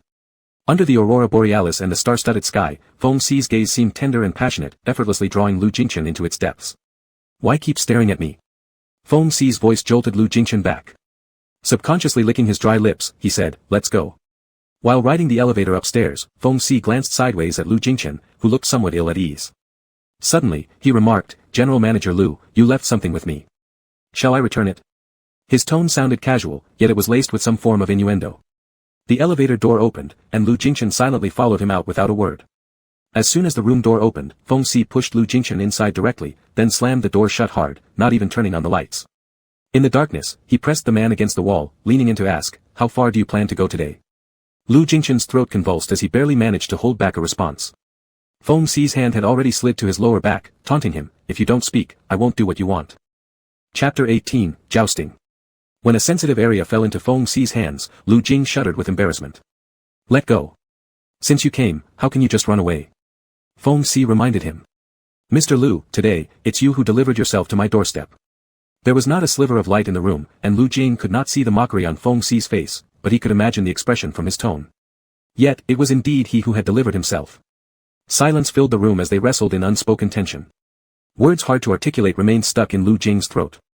Back in the day, a single glance from him would have sufficed for Feng Si to understand what he meant. But now, this man wouldn't budge unless Lu Jing voiced his thoughts. Feng Si noticed Lu Jing's deepening breath. The hand resting at his lower back loosened the neatly buttoned suit and shirt, and started rubbing his bare skin. Lu Jing tilted his head back, trying to avoid the touch, but behind him was a wall. Feng Si leaned forward slightly, biting onto his Adam's apple. A muffled sound escaped from Lu Jing's throat as Feng Si's tongue roamed over his most sensitive parts, provoking an immediate reaction. Unable to endure much longer, Lu Jing pushed at Feng Si's shoulders. Stop licking. Not only did Feng Si not stop, his moist lips traveled up along Lu Jing's neck toward his ear. His warm breath lingered near Lu Jing's ear. You really won't say it? Breathing heavily, Lu Jing growled softly. It seems you only know how to do this. The baiting doesn't work, Feng Si smirked. I'm immune to that. Let go, said Lu Jing. Feng Si chuckled softly and moved his hand down, lightly slapping the buttocks tightly wrapped by the suit pants. Again. But why did you follow me back just now? Knowing full well how embarrassing it was for Lu Jing, Feng Si still refused to let him off, probing deeper with each sentence. After a moment of deadlock, Lu Jing suddenly reached out, forcefully grabbing Feng Si's collar and, mimicking Feng Si's earlier action, fiercely bit down on his Adam's apple. The sudden pull made Feng Si stumble forward another step. Their lower bodies were nearly pressed together. As Feng Si allowed Lu Jing to vent his frustration, though he too had responded physically, he calmly maintained the rhythm. Once Lu Jing released him, Feng Si reiterated, Mr. Lu, if you don't say it clearly, I won't know what you mean. Lu Jing remained steadfastly unable to ask Feng Si directly to take him. Even his upbringing prevented him from cursing out loud. Feng Si's hand continued its mischievous movements while shifting to another direction. If you don't want to say it, then we'll revert to what happened before. And again, things ended up involving hands. When they collapsed onto the bed, Lu Jing's body was already completely beyond his control. In the darkness, his vision couldn't focus on anything, all he could rely on was instinct, touching the other person with warmth and urgency, burning through whatever little sense of restraint he had left. When the lights came on, Lu Jing blinked laboriously, and the blurry figure of Feng Si's eyes slowly came into focus. Unlike their encounter hours earlier during the ball, Feng Si's dark pupils were brimming with turbulent undercurrents, almost ready to engulf him whole. It was merely for a fleeting instant. Lu Jing's consciousness snapped back, and Feng Si swiped something sticky onto his lips, reminding him, I'm going to take a shower. Mr. Lu, feel free to do as you wish. Subconsciously, Lu Jing grabbed Feng Si's arm. Feng Si calmly returned his gaze. Something else? Still struggling to catch his breath, Lu Jing's fingers tightened slightly on his arm, but with Feng Si's composed look, the words froze on the tip of his tongue. Without haste, Feng Si gently disengaged his hand and firmly stood up, walking into the bathroom.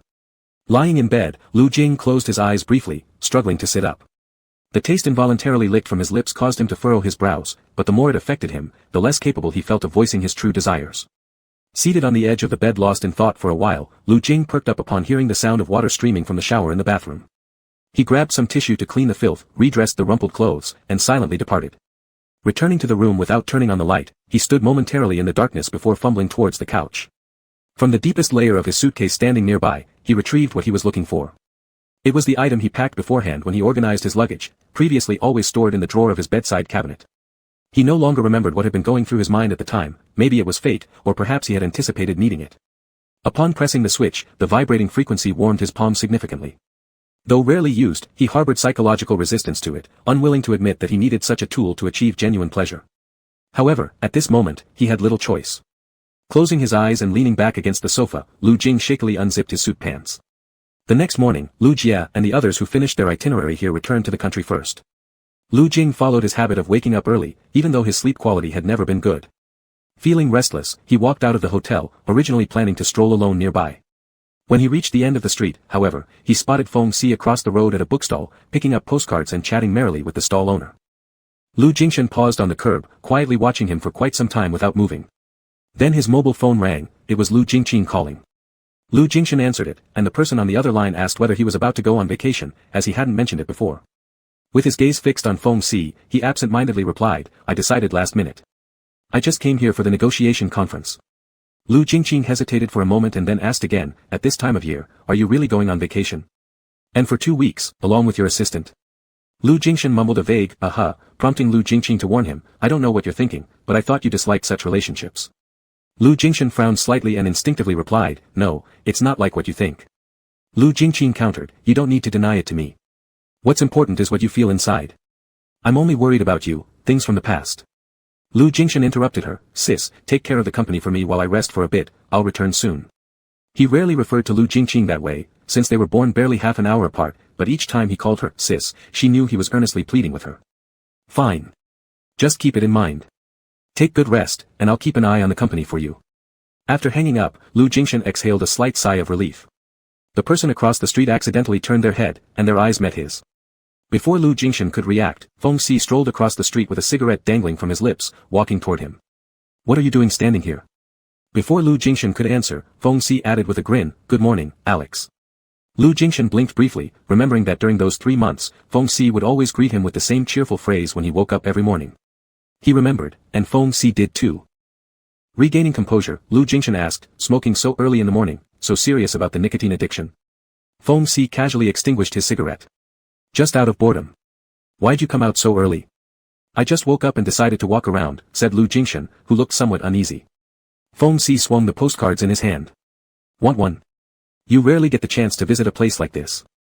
Lu Jingshan wasn't interested. His family had traveled all over the world, so there was no need to send them postcards. Besides, he didn't have friends close enough to exchange postcards with either. Feng Si saw right through him. "Never mind, forget I asked." Together, they returned to the hotel. During breakfast in the restaurant, Feng Si pulled out a pen to write his postcards.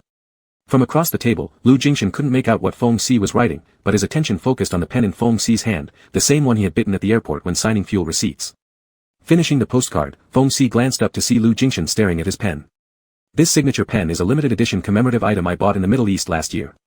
Want it?" Lu Jingshan asked, "Why'd you go to the Middle East for work?" "The reason?" Feng Si shrugged casually. "There are a lot of wealthy people over there.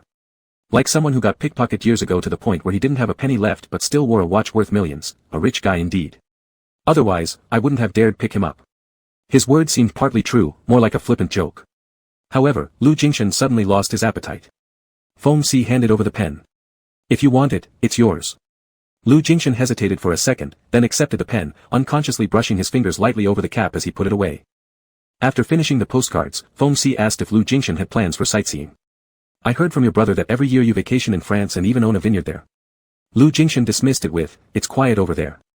"Ah, so your idea of a vacation is finding a remote place to seclude yourself," Feng Si laughed, "Can you show me around?" Lu Jingshan initially planned to decline but froze under Feng Si's bright smile. Instead, he changed his answer, "If you want to go, we can." After breakfast, Feng Si went to mail the postcards. There was a mailbox across the street from the hotel, and Lu Jingshan stood nearby waiting. Glancing over, he noticed Feng Si sending 2 postcards, though he didn't know to whom. As Feng Si turned back toward him, Lu Jingshan dropped his gaze, looking instead at a pebble on the ground. "Were you spying on me just now?" Feng Si asked suddenly.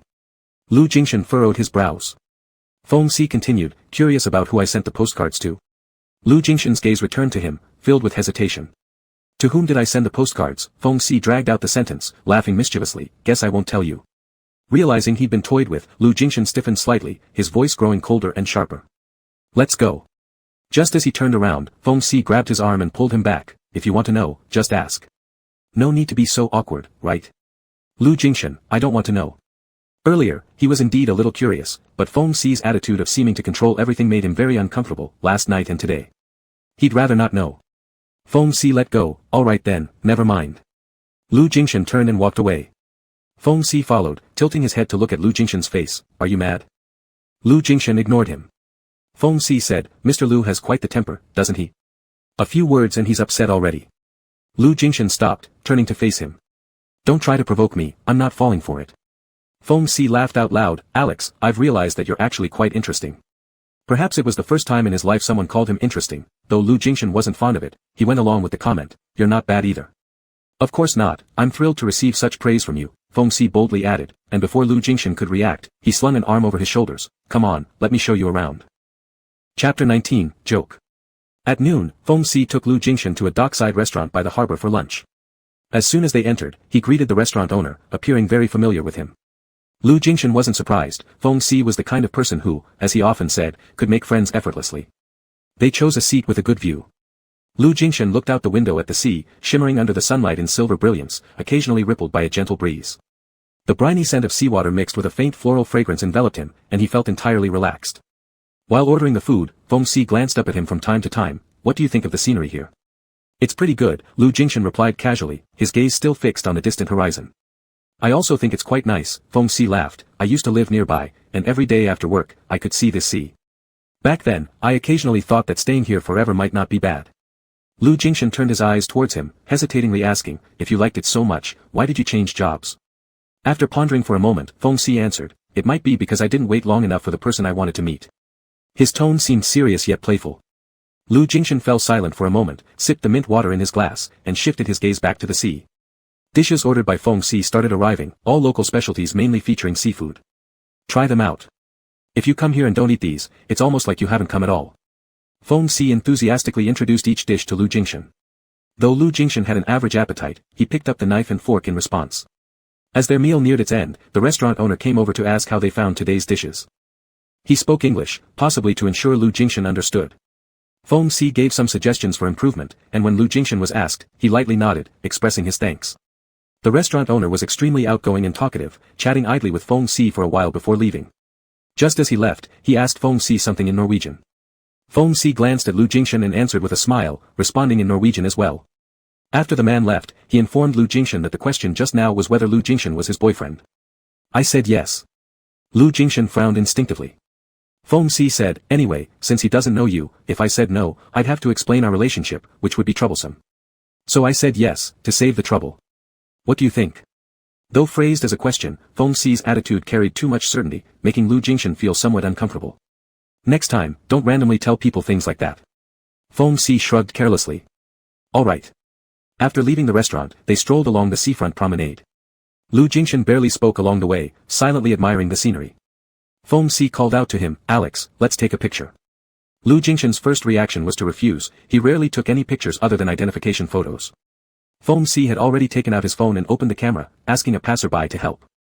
He put an arm around Lu Jingshan's waist and reminded him, just one picture, look forward. Lu Jingshan's body slightly stiffened as the man helping them raised the phone, using the sea and sky behind them as the backdrop, capturing a single photo of the two. Once the phone was returned to Feng Si, he thanked the person and looked at the photo they'd just taken.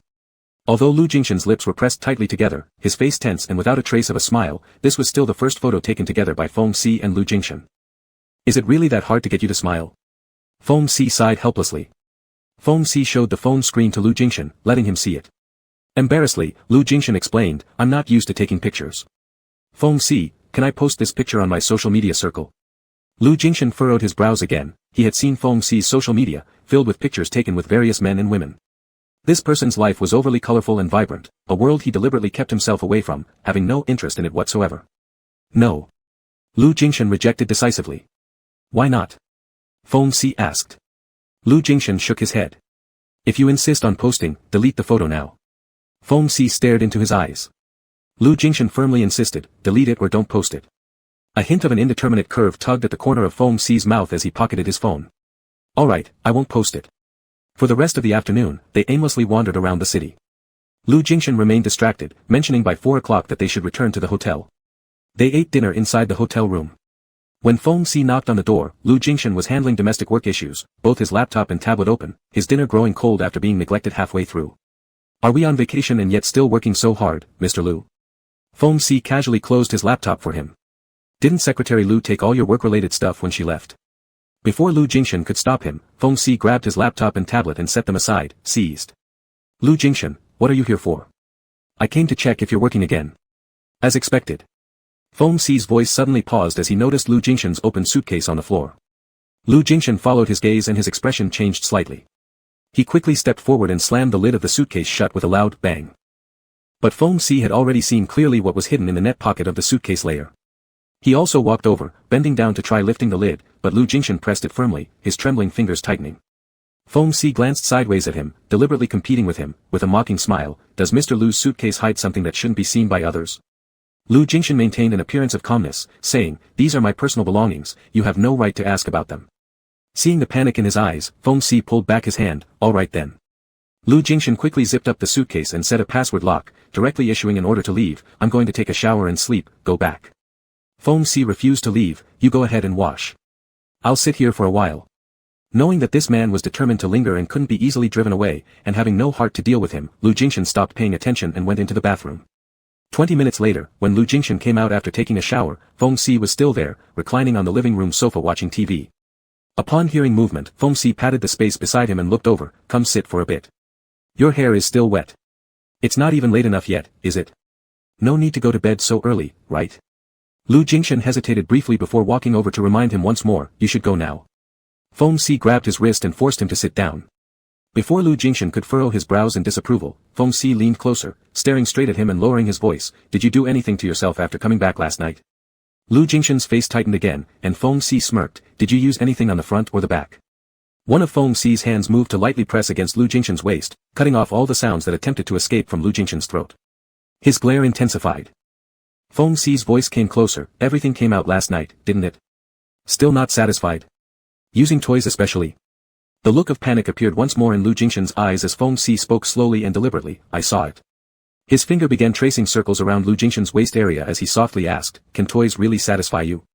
Like being stripped bare, his most embarrassing side forcibly exposed, Lu Jingshan felt completely humiliated and closed his eyes, refusing to respond. Foam C's lips brushed against his earlobe, lightly kissing the small mole there. Feeling the person in his arms start to tremble, Foam C slowly undid the bathrobe sash.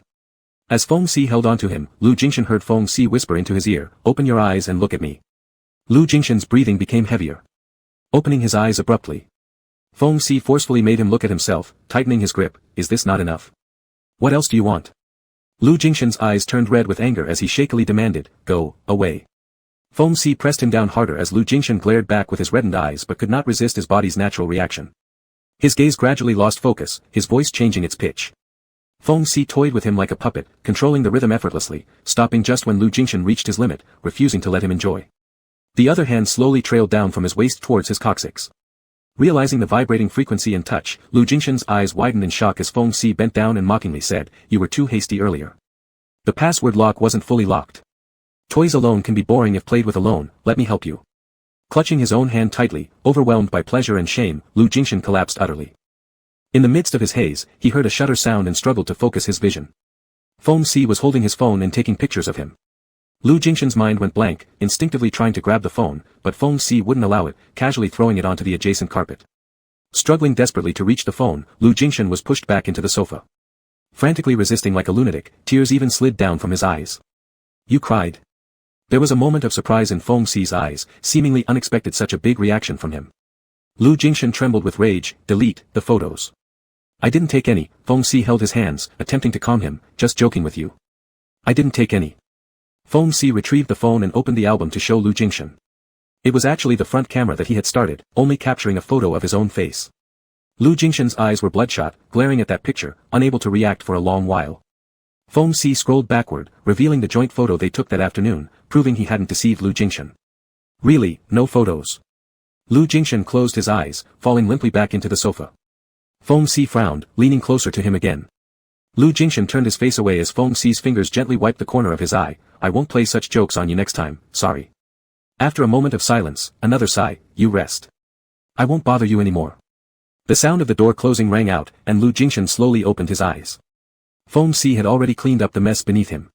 He sat up, picked up the wet and embarrassing item, and forcefully threw it into the trash can. Chapter 20, Bullying. At 8 in the morning, Feng Si came upstairs to knock on Lu Jingshan's door but got no response. He dialed a number, and it rang several times before being answered. Lu Jingshan's voice was hoarse with a heavy nasal tone as he asked what Feng Si wanted. Haven't you woken up yet? Feng Si glanced at his wristwatch to make sure he hadn't made a mistake about the time. Why is your nose so congested? Are you sick? Come open the door. After waiting for 5 or 6 minutes, the door opened slightly from inside, revealing Lu Jingshan's tired face behind it.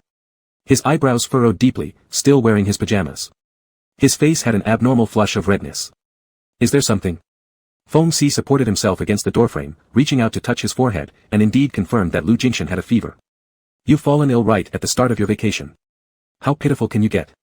While saying these sarcastic words, Feng Si did not give Lu Jingshan a chance to close the door, forcefully pushing him back inside toward the bedroom.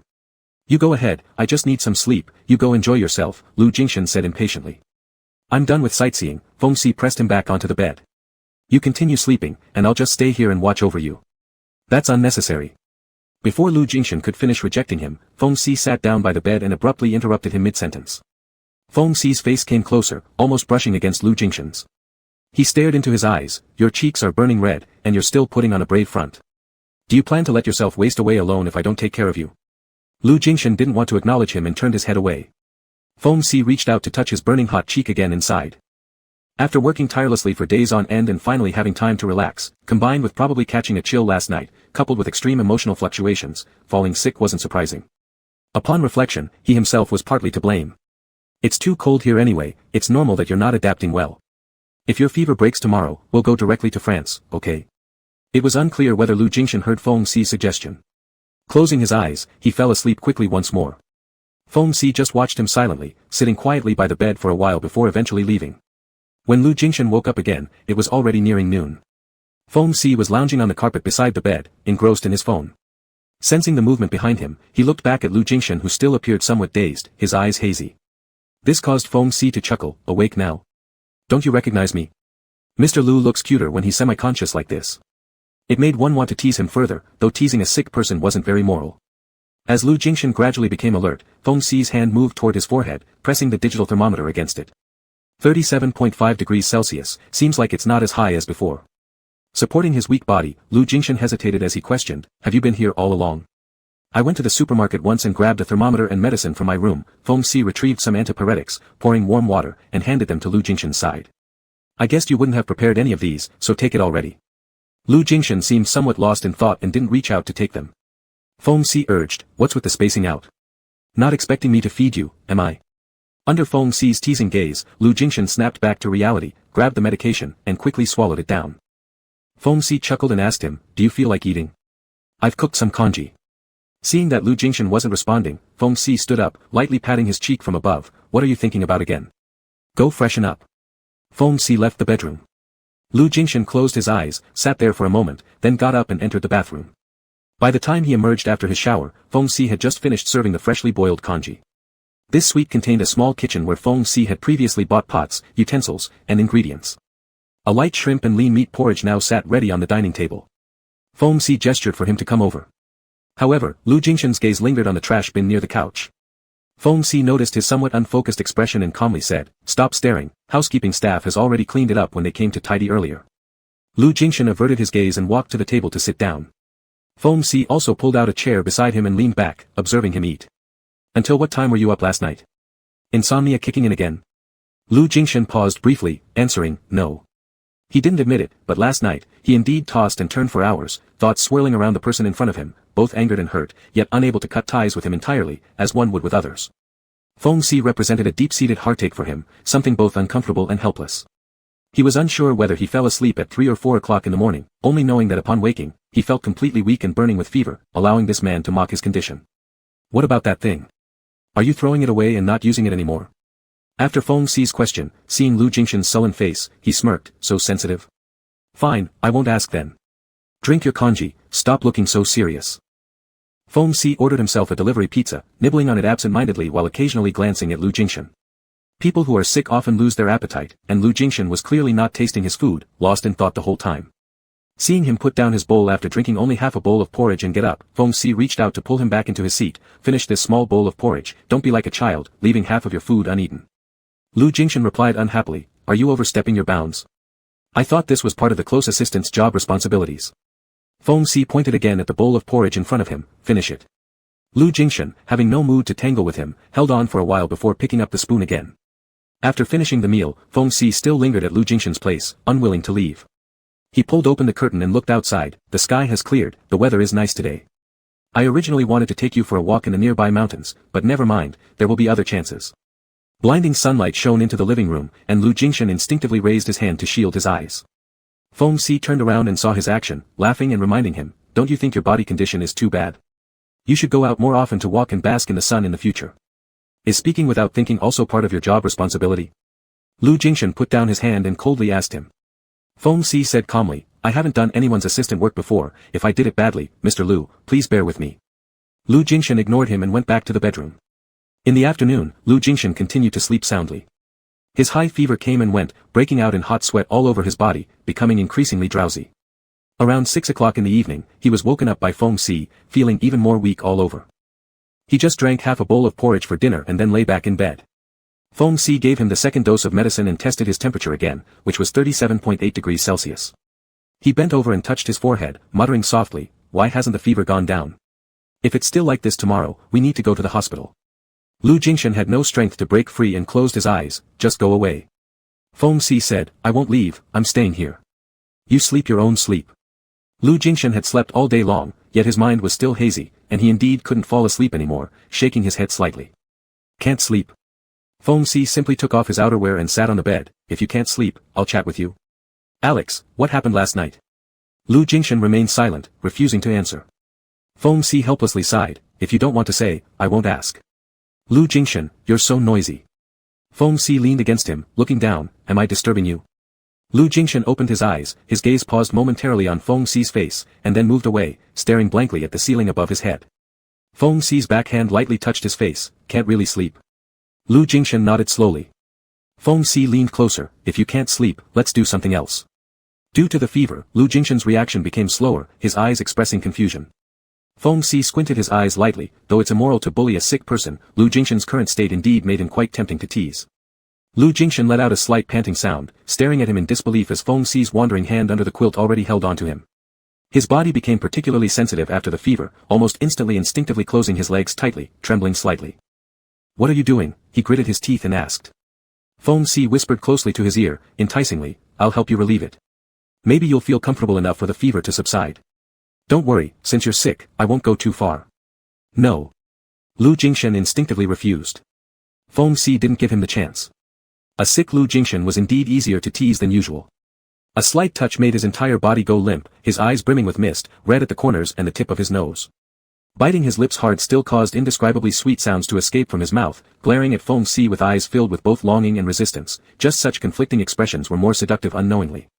Feng Xi somewhat regretfully thought that last night's item was really quite good. If it was used on Lu Jingshan now, his reaction would definitely be more alluring.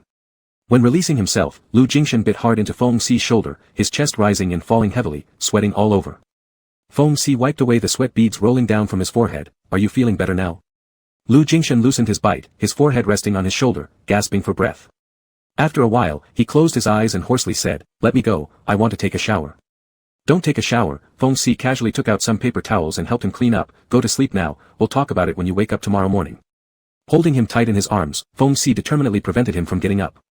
Although Lu Jingshan felt extremely uncomfortable all over, being enveloped by Feng Xi's scent somewhat made him unconsciously crave this warmth in his hazy state. Finally, he closed his eyes and fell into deep sleep. Feeling the steady breathing of the person in his arms, Feng Xi picked up his phone and glanced at the time, it was just 8 o'clock. He slowly sat up, carefully avoiding waking Lu Jingshan, got off the bed and entered the bathroom. Self-inflicted suffering cannot be lived through. In the end, he still had to take a cold bath. Closing his eyes, the enticing demeanor of Lu Jingshan in his arms earlier came to Feng Xi's mind. He slowly reached down. Leaning against the wall, his movements were not hasty, he was even calm enough to be distracted by his thoughts. The competition between him and Lu Jingshan was almost at the point of deciding a winner. One of them would have to back down first. Half an hour later, Feng Si returned to the bedroom, only turning on the bedside lamp. He silently stood by the bed, looking at the person who had already fallen asleep, curled up slightly. His fingers lightly grazed Lu Jingshan's face, and in Feng Si's eyes lingered a steady glimmer of dark light. He would no longer let this person slip away, absolutely not. Chapter 21, The Kiss. Lu Jingshan finally had a good night's sleep, and when he woke up in the morning, his fever had completely subsided. Feng Si put down the thermometer with relief for the last time, 36.5 degrees, it seems my method really worked. Lu Jingshan didn't want to talk to him. Anyway, their vacation plan wasn't ruined by this little setback. The next day, they flew to France. On the plane, Lin Ling brought the meal into the cockpit. The old captain was asking Feng Si about his arrangements after arriving at their destination and whether he was interested in going on a road trip. Feng Si casually removed his headset and said, "I'm interested, but I already have plans." When Lin Ling placed down the coffee, she also asked him, "Captain Feng, do you have friends in France?" Feng Si smiled and winked, "Yes." Lin Ling slightly pursed her lips, wished him a pleasant meal, and then turned around to leave the cockpit. The old captain curiously asked, "Did you make plans with your girlfriend?" Feng Si, "My boyfriend." Seeing the old captain's look of surprise, Feng Si openly added, "Next time if there's an opportunity, I'll introduce him to you, Captain Chen." When the plane landed in Paris at noon, while on the way to the hotel, Feng Si asked Lu Jingshan why he came to Paris. "I thought you'd say you'd fly directly to the south of France." Lu Jingshan lightly replied, "An elder from our family has settled here. Before coming, my mom asked me to bring some gifts." Feng Si, "Do you want me to go with you?" Lu Jingshan, "No need." Feng Si wasn't surprised by the outcome. Lu Jingshan was always like that, intentionally keeping him out of his private affairs. Even though Feng Si had moved into Lu Jingshan's home without any pretense, Lu Jingshan would never allow him to touch his personal matters. If Feng Si became too forceful and insisted on going along, Lu Jingshan might turn against him outright. "Well then, take care, come back early." After reaching the hotel, Lu Jingshan left alone in a car and only returned in the evening. As he went upstairs back to his room and past Feng Si's door, which was on the same floor as his own, he stopped.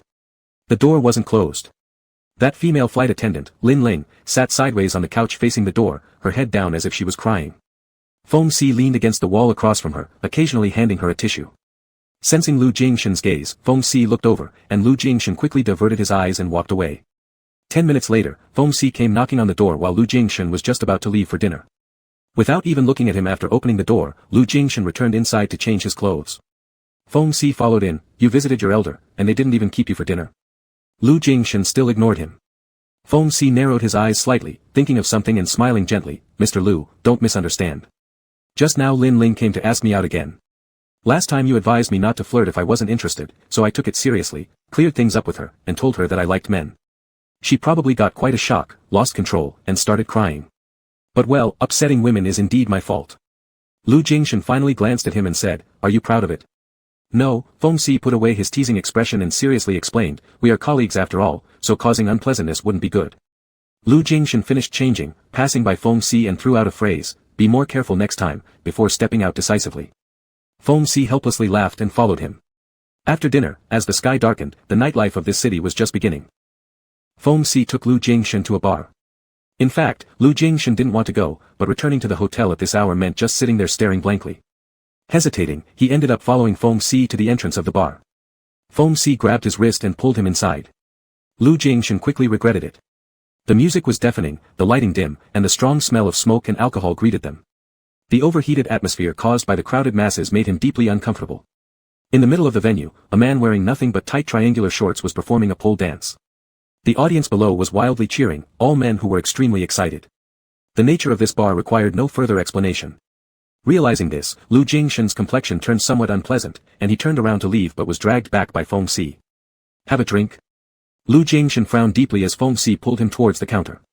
Feng Si sat on a stool. The bartender turned around upon seeing him, initially startled, then grinned in delight and warmly greeted him. Their conversation was in French, but Lu Jingshan understood, even though he had no interest in listening. "Feng, it's been so long, did you come back to work in Paris?" "Just on vacation, leaving tomorrow." "Such a pity. With you gone, business hasn't been as good as before." "Don't say that, we barely squeezed through the door earlier." "How not? After all, everyone placed bets on who could win you over first. Unfortunately, you're leaving before anyone succeeds, such a heartbreak." "But obviously, you've earned a lot from the bet funds," Feng Si teased. So, is the person next to you the little sweetheart you've been looking for? Does he look like a little sweetheart to you? Feng Si teased casually, took the cocktail handed by someone else, and passed one of them to Lu Jingshen. Lu Jingshen didn't take it. Instead, he glanced coldly at the chaotic and sordid scenes around him. Everyone appeared to be drowning in debauchery, kissing strangers or whispering sweet nothings into their ears, all with utter disregard for others. Perhaps Feng Si had once been among them, embracing one anonymous person after another here. Lu Jingshen felt nauseous. Feng Si tilted his head and offered the wine glass closer to him. Want a drink? Lu Jingshen turned back and looked at him. The thoroughly cold expression in his eyes made Feng Si slightly stunned. He turned around and quickly walked away. Feng Si put down the wine glass, ignoring the bartender's call from behind, stood up, and followed him. There were too many people crammed inside the bar, and Lu Jingshen was walking against the flow, occasionally getting pinched by others as he squeezed through. The disgusting smells of alcohol, smoke, and perfume invaded his senses, making him increasingly uncomfortable and uneasy. Finally leaving the bar, he breathed in some fresh air but still felt his stomach acid surging. Leaning on the roadside railing, he dry-heaved. Feng Si approached and pulled him forcefully. Alex. Lu Jingshen raised his eyes, the redness in the corners showing the thick darkness of the night, giving him an unexpectedly pitiful look. Feng Si looked at him complexly. Is it really so unbearable? Lu Jingshen said, let me go. Feng Si's gaze darkened, raising his hand to press the pad of his finger gently near Lu Jingshen's eye corner. He then leaned down and captured his lips. Lu Jingshen reacted 2 seconds later, struggling furiously to push him away, but Feng Si wouldn't let him. Wrapping his arms around Lu Jingshen, Feng Si forcibly parted his lips, thrusting his tongue inside and fiercely stirring in his mouth. The overwhelming smell of Feng Si made Lu Jingshen feel almost overwhelmed. The harder he resisted, the more aggressively Feng Si kissed him, not giving him any chance to escape. Behind them, a bus slowly drove past, its lights sweeping over them. In that bright flash, Lu Jingshen opened his dazed eyes and saw Feng Si staring at him from start to finish, with a calm yet frenzied look. The kiss became a tug-of-war, one unable to push away, the other unwilling to let go. A long kiss continued until the laughing crowd outside the bar changed. Finally, Feng Si released him, pulling away from Lu Jingshen's mouth, his breathing equally unsteady. Do you think this disgusts you? Lu Jingshen's voice trembled. I'm not. Not what? Feng Si asked. I'm not, as if to prove something, Lu Jingshen emphasized through gritted teeth, one of your kind. Feng Si responded, if you mean sexual orientation, we've already done those things years ago, it wasn't me forcing you, you did it willingly. So, you're just like me. If you're talking about the lifestyle of those people inside, I'm not one of them either. Alex, I'm picky. Not just anyone will do. Lu Jingshen's mind was completely scrambled, unable to hear what Feng Si was saying, or perhaps he simply didn't believe him. Feng Si realized there was no point in pushing further. With one hand resting on Lu Jingshen's shoulder, he tried to calm him down. Look at me. Lu Jingshen's eyes were redder than before. Feng Si sighed. Let's go somewhere else to drink. You don't seem to like it here. 20 minutes later, Feng Si bought a dozen beers and sat with Lu Jingshen on the steps outside a nearby church. Opening a can, foam splashed all over his hands, which he flicked off unconcernedly, handing it to Lu Jingshen. Can you handle this? Lu Jingshen's mood had settled somewhat but now filled with complicated feelings. Looking at the beer offered to him, he hesitated before finally reaching out to take it. Holding the beer can, Lu Jingshen didn't drink. Watching Feng Si open another can and bring it to his lips, he noticed the beer sliding smoothly down his throat and the foam casually licked away from his lips. Lu Jingshen paused his thoughts briefly, remembering the earlier kiss. His lips still retained the sensation from moments ago, and he couldn't describe how he felt. The scenes inside the bar remained stuck in his throat like a fish bone, yet he couldn't say he disliked Feng Si's kisses and touches. That kiss after 7 years wasn't met with complete indifference either. Seeing Lu Jingshen appear distracted as if lost in thought, Feng Si reached out with an icy beer can and touched his face. Lu Jingshen dodged, his eyebrows furrowing slightly. Don't always look like life has treated you unfairly. Feng Si drank the beer and reminded him casually, you carry too much baggage, making it hard for you to relax. Lu Jingshen stiffly replied, no need for you to tell me. Will you change if you don't say it? Feng Si's gaze fell upon him, are you that afraid of people knowing you're gay? Is being gay something so disgraceful? Your brother, your friends, they all admit it openly. What are you so worried about? After a moment of silence, Lu Jingshen stood up. Feng Si pulled him back down, don't go. If you don't want to hear it, I won't say anything more. Let's drink instead. Lu Jingshen asked, do you have to drink here? Then where else? Feng Si leaned closer and grinned at him, resuming his frivolous demeanor, go back to your hotel room and drink there, Mr. Lu. His eyes dropped to Lu Jingshen's lips, and Feng Si also remembered their kiss earlier. He regretted letting go too soon. Being so close, Lu Jingshen could almost feel Feng Si's breath, and even the unmasked thoughts in his eyes were clear as day. Turning his head away, Feng Si's lips brushed by his earlobe. What were you thinking about when you were staring at me just now? Chapter 22, Back to the Past. After returning to the hotel, Lu Jingshan silently swiped his card to open the door. Feng Si stood with his hands in his pockets watching his movements, and at the moment the door opened, he gave him a pull. Lu Jingshan turned around. Is there anything else? Feng Si tilted his head slightly. Are you really upset tonight? Lu Jingshan didn't want to mention these things and shook his head slightly. Feng Si said, if you're upset, just say it. I won't take you to places like that again, and let me apologize to you. Lu Jingshan was stunned, as if he hadn't expected him to say that. You look so surprised. Is my apology so unexpected? Feng Si said, I didn't expect your reaction would be so big. It's because of my lack of consideration that I shouldn't have taken you there, making you uncomfortable. It won't happen again. Seeing that Lu Jingshan remained silent, he added another sentence, you're not thinking about firmly cutting ties with me, are you? Lu Jingshan. Go back and rest. Feng Si, so you're not mad then? Lu Jingshan countered, does it make any sense for me to be mad at you? Just go back. The more he acted calm, the more itchy Feng Si felt inside. What's the rush, it's still early. And, do you think getting mad at me is useless? Mr. Lu is so unpredictable and hard to please, how much effort do I need to expend to satisfy you? Lu Jingshan frowned involuntarily. Feng Si called his name, Alex, you haven't answered me. What were you thinking when you kept staring at me earlier? Lu Jingshan responded somewhat irritably, don't you feel shameless? Feng Si thought for a moment, thick-skinned said, if you're referring to me kissing you, it's okay. After all, I've kissed you before, and you never refused me. Lu Jingshan lost interest in continuing, and when he was closing the door, Feng Si blocked it with his hand and pulled him. Gazing into Lu Jingshan's eyes, Feng Si's tone suddenly became serious, starting today is your vacation, just 2 weeks. Can you temporarily forget your identity and be the person you used to be? Lu Jingshan instantly couldn't speak. If you don't say anything, I'll take it as you agreeing. Feng Si stepped forward, pushing him against the wall by the door, doing what he'd been wanting to do since earlier, tilting his head to kiss him.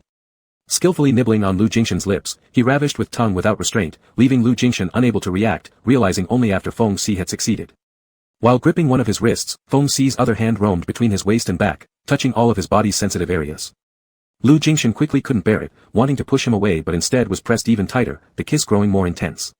Every part of their lips and tongues were swept over, Feng Si forcefully stirring inside his mouth, not giving him a chance to catch his breath or struggle. This kiss didn't last too long, ending when Feng Si slightly pulled away, staring into Lu Jingshan's bewildered eyes, lightly brushing his fingers over his lips. You're looking at me like this, is it because you're not fully satisfied? The man who was serious for only a short while started talking nonsense again, patting his but that was on his waist, crudely asking, do you want this? Lu Jingshan took a breath, gradually regaining his wits, speaking hoarsely, enough. Feng Si released him easily, alright, then I'll go back. Rest well, good night. He turned and left decisively, leaving Lu Jingshan stunned for a moment standing alone, entering the room and slamming the door shut. That night, Lu Jingshan still didn't sleep well, dreaming all night of the same scene. In the dream, he embraced, kissed, and made love with that man, over and over. It was always him and Feng Si, even those scenes during the night which made him especially uncomfortable, where the uninhibited protagonists engaging in unrestrained acts, turned out to be them. Drowning in the ocean of desire, indulging endlessly.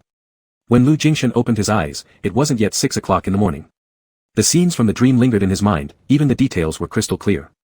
Blocking his eyes with his arm, he resigned himself to think that indeed, he wasn't fully satisfied, and always had been. Not even the specially brought item, discarded by his own hands, could quell the increasing cravings within his body. Ever since meeting that man again, it seemed destined for this day. On the airport tarmac, Feng Si was doing a walk-around inspection below the plane. Lin Ling went up and came down, walking over to his side. Feng Si looked back, greeting her naturally. Lin Ling appeared somewhat embarrassed, her eyes from crying yesterday still slightly swollen, covered by dark eyeshadow. She asked Feng Si, Captain Feng, you weren't trying to reject me by deceiving me into believing you're gay, right? Feng Si helplessly replied, how could that be? Do you think I would need to lie about such a thing to deceive you? Lin Ling studied him carefully, as if understanding something, are you planning to pursue Mr. Lu? Feng Si raised an eyebrow, is it that obvious? Lin Ling. The girl's expression was a mixture of complicated emotions, and after a while, she said, so it's like this. I might really be blind. I thought I was challenging something difficult, but it turns out Captain Feng, you are. Alright, I wish you success. Feng Si smiled and said, thank you for your blessing. When Lu Jingshan came over, he just caught them chatting happily. Feng Si saw him first and warned Lin Ling, the boss is here. Lin Ling didn't expect Lu Jingshan to come early, turned back and saw him, quickly gathered herself to welcome him under the boarding stairs. Lu Jingshan gestured at her, you go up first. Lin Ling glanced at Feng Si and noticed that this Captain Feng only had eyes for their boss now, finding his attachment hard to endure, went up on the plane quickly. Feng Si waved his checklist around, Mr. Lu, I haven't finished my work yet. Lu Jingshan quietly replied, then do your work.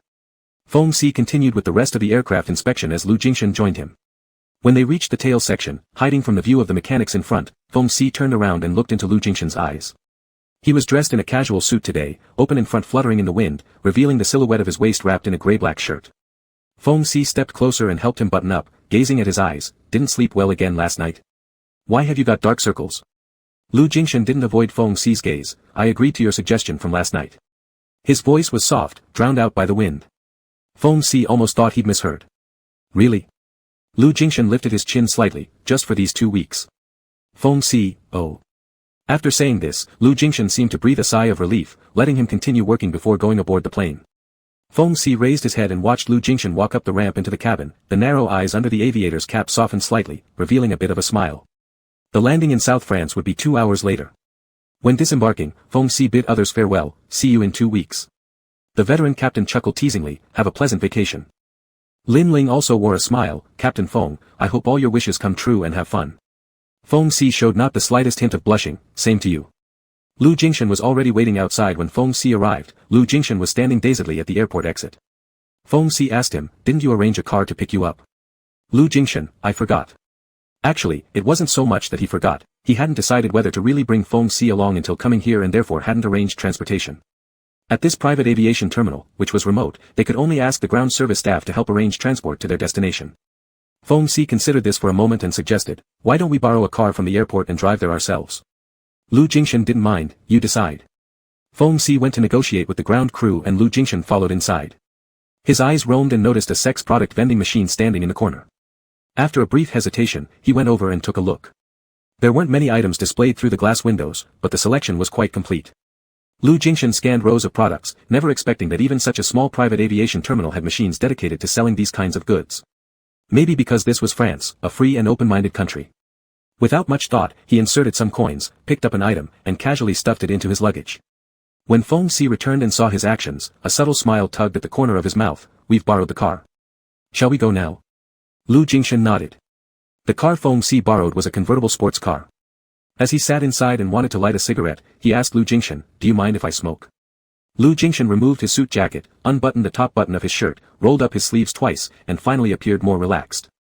By late October, the weather in southern France was still warm enough, with intense midday sunlight falling on Lu Jingshan's face, brightening his upward slanting eyes at the edges. He turned his head and looked at Feng Si, hesitating slightly. Smoke then. Feng Si grinned and casually lit his cigarette, starting the car. The sports car moved along the seaside highway, the azure coastline slowly unfolding before their eyes. French folk songs flowed out from the speaker, and the breeze brushing past carried the heated-up emotions, adding a particularly enchanting atmosphere. Leaning against the seat, Lu Jingshan shifted his gaze from the scenery outside the window to the man next to him. With a cigarette dangling from his mouth while driving, Feng Si exhibited an overly laid-back posture typical of his nature. Are you staring at me for no reason? Feng Si smiled sideways at him. Am I pleasing to look at?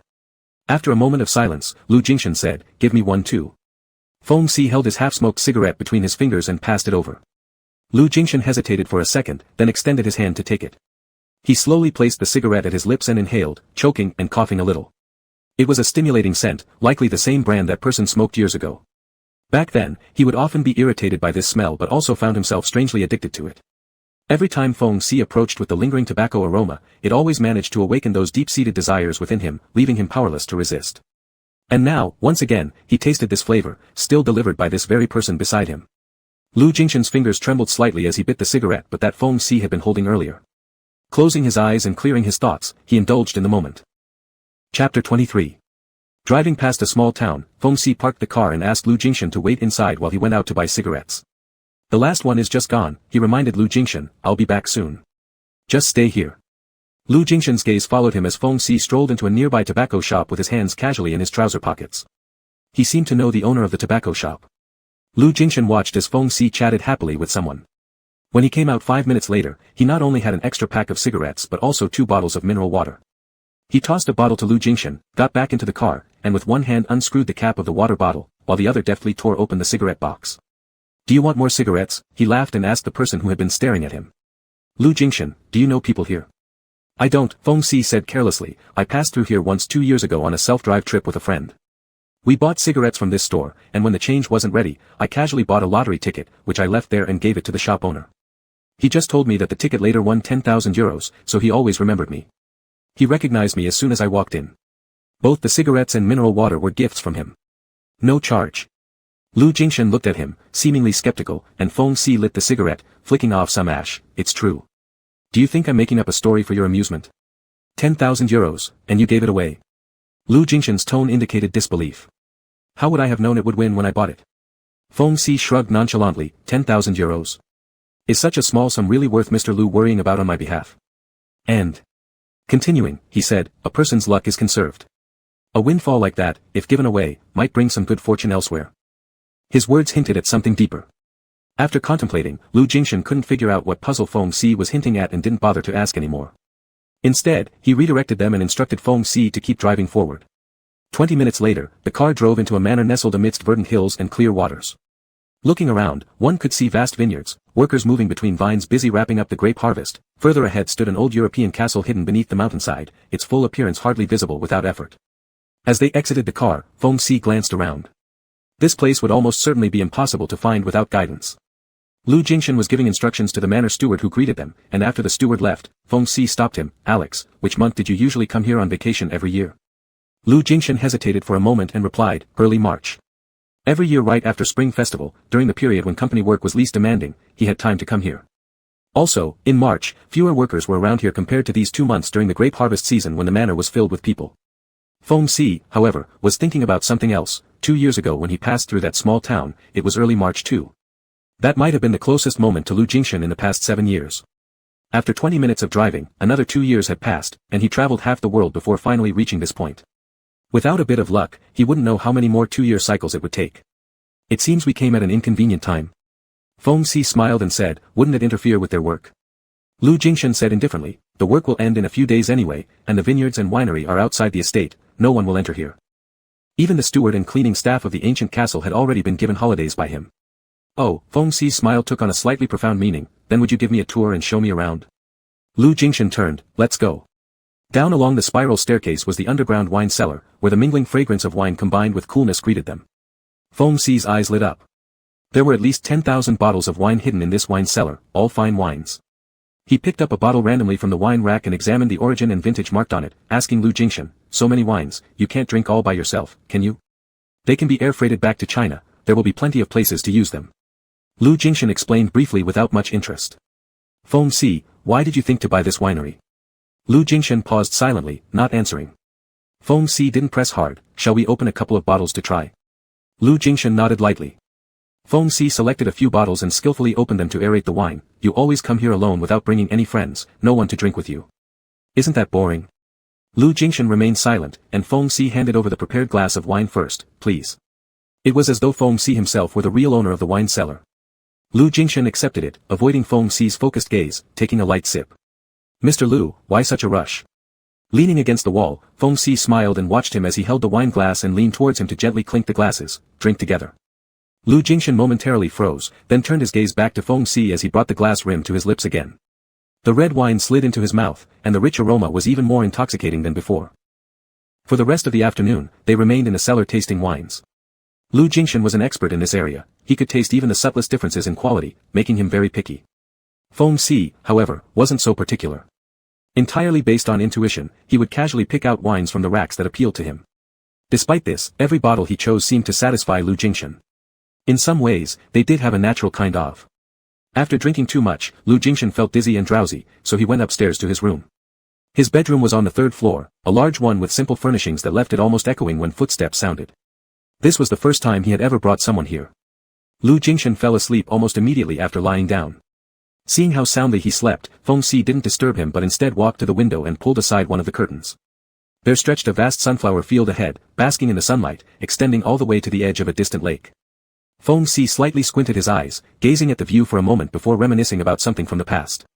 When they first set out on their journey together, they had once driven past a sunflower field just like the one before them now. They got out of the car and strolled among the flowers, enjoying the fading twilight, and naturally embraced, kissed, and made love right there in the field. It was their first time, only a week after meeting as strangers.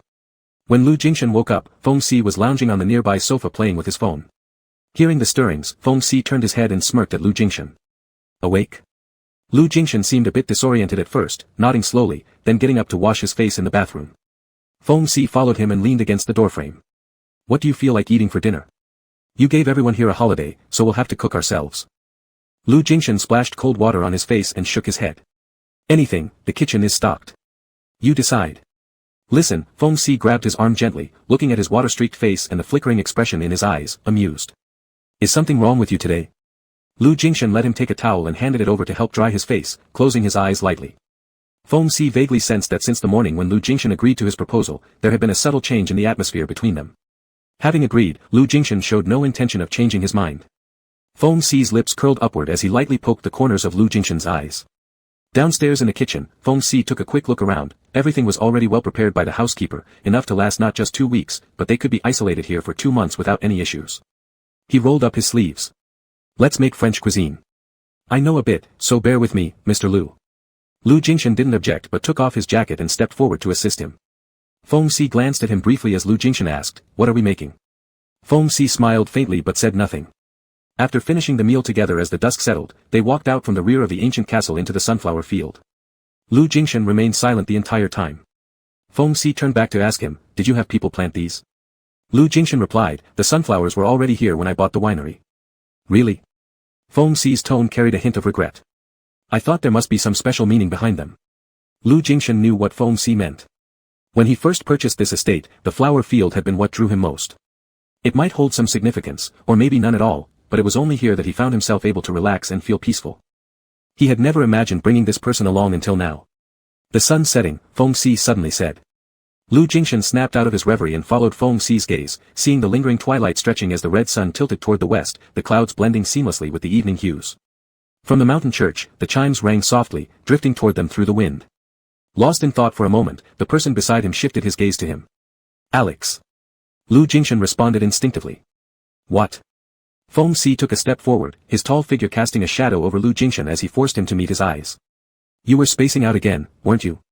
Lu Jingshan hesitated. No. Feng Si leaned in so close their breaths nearly intertwined.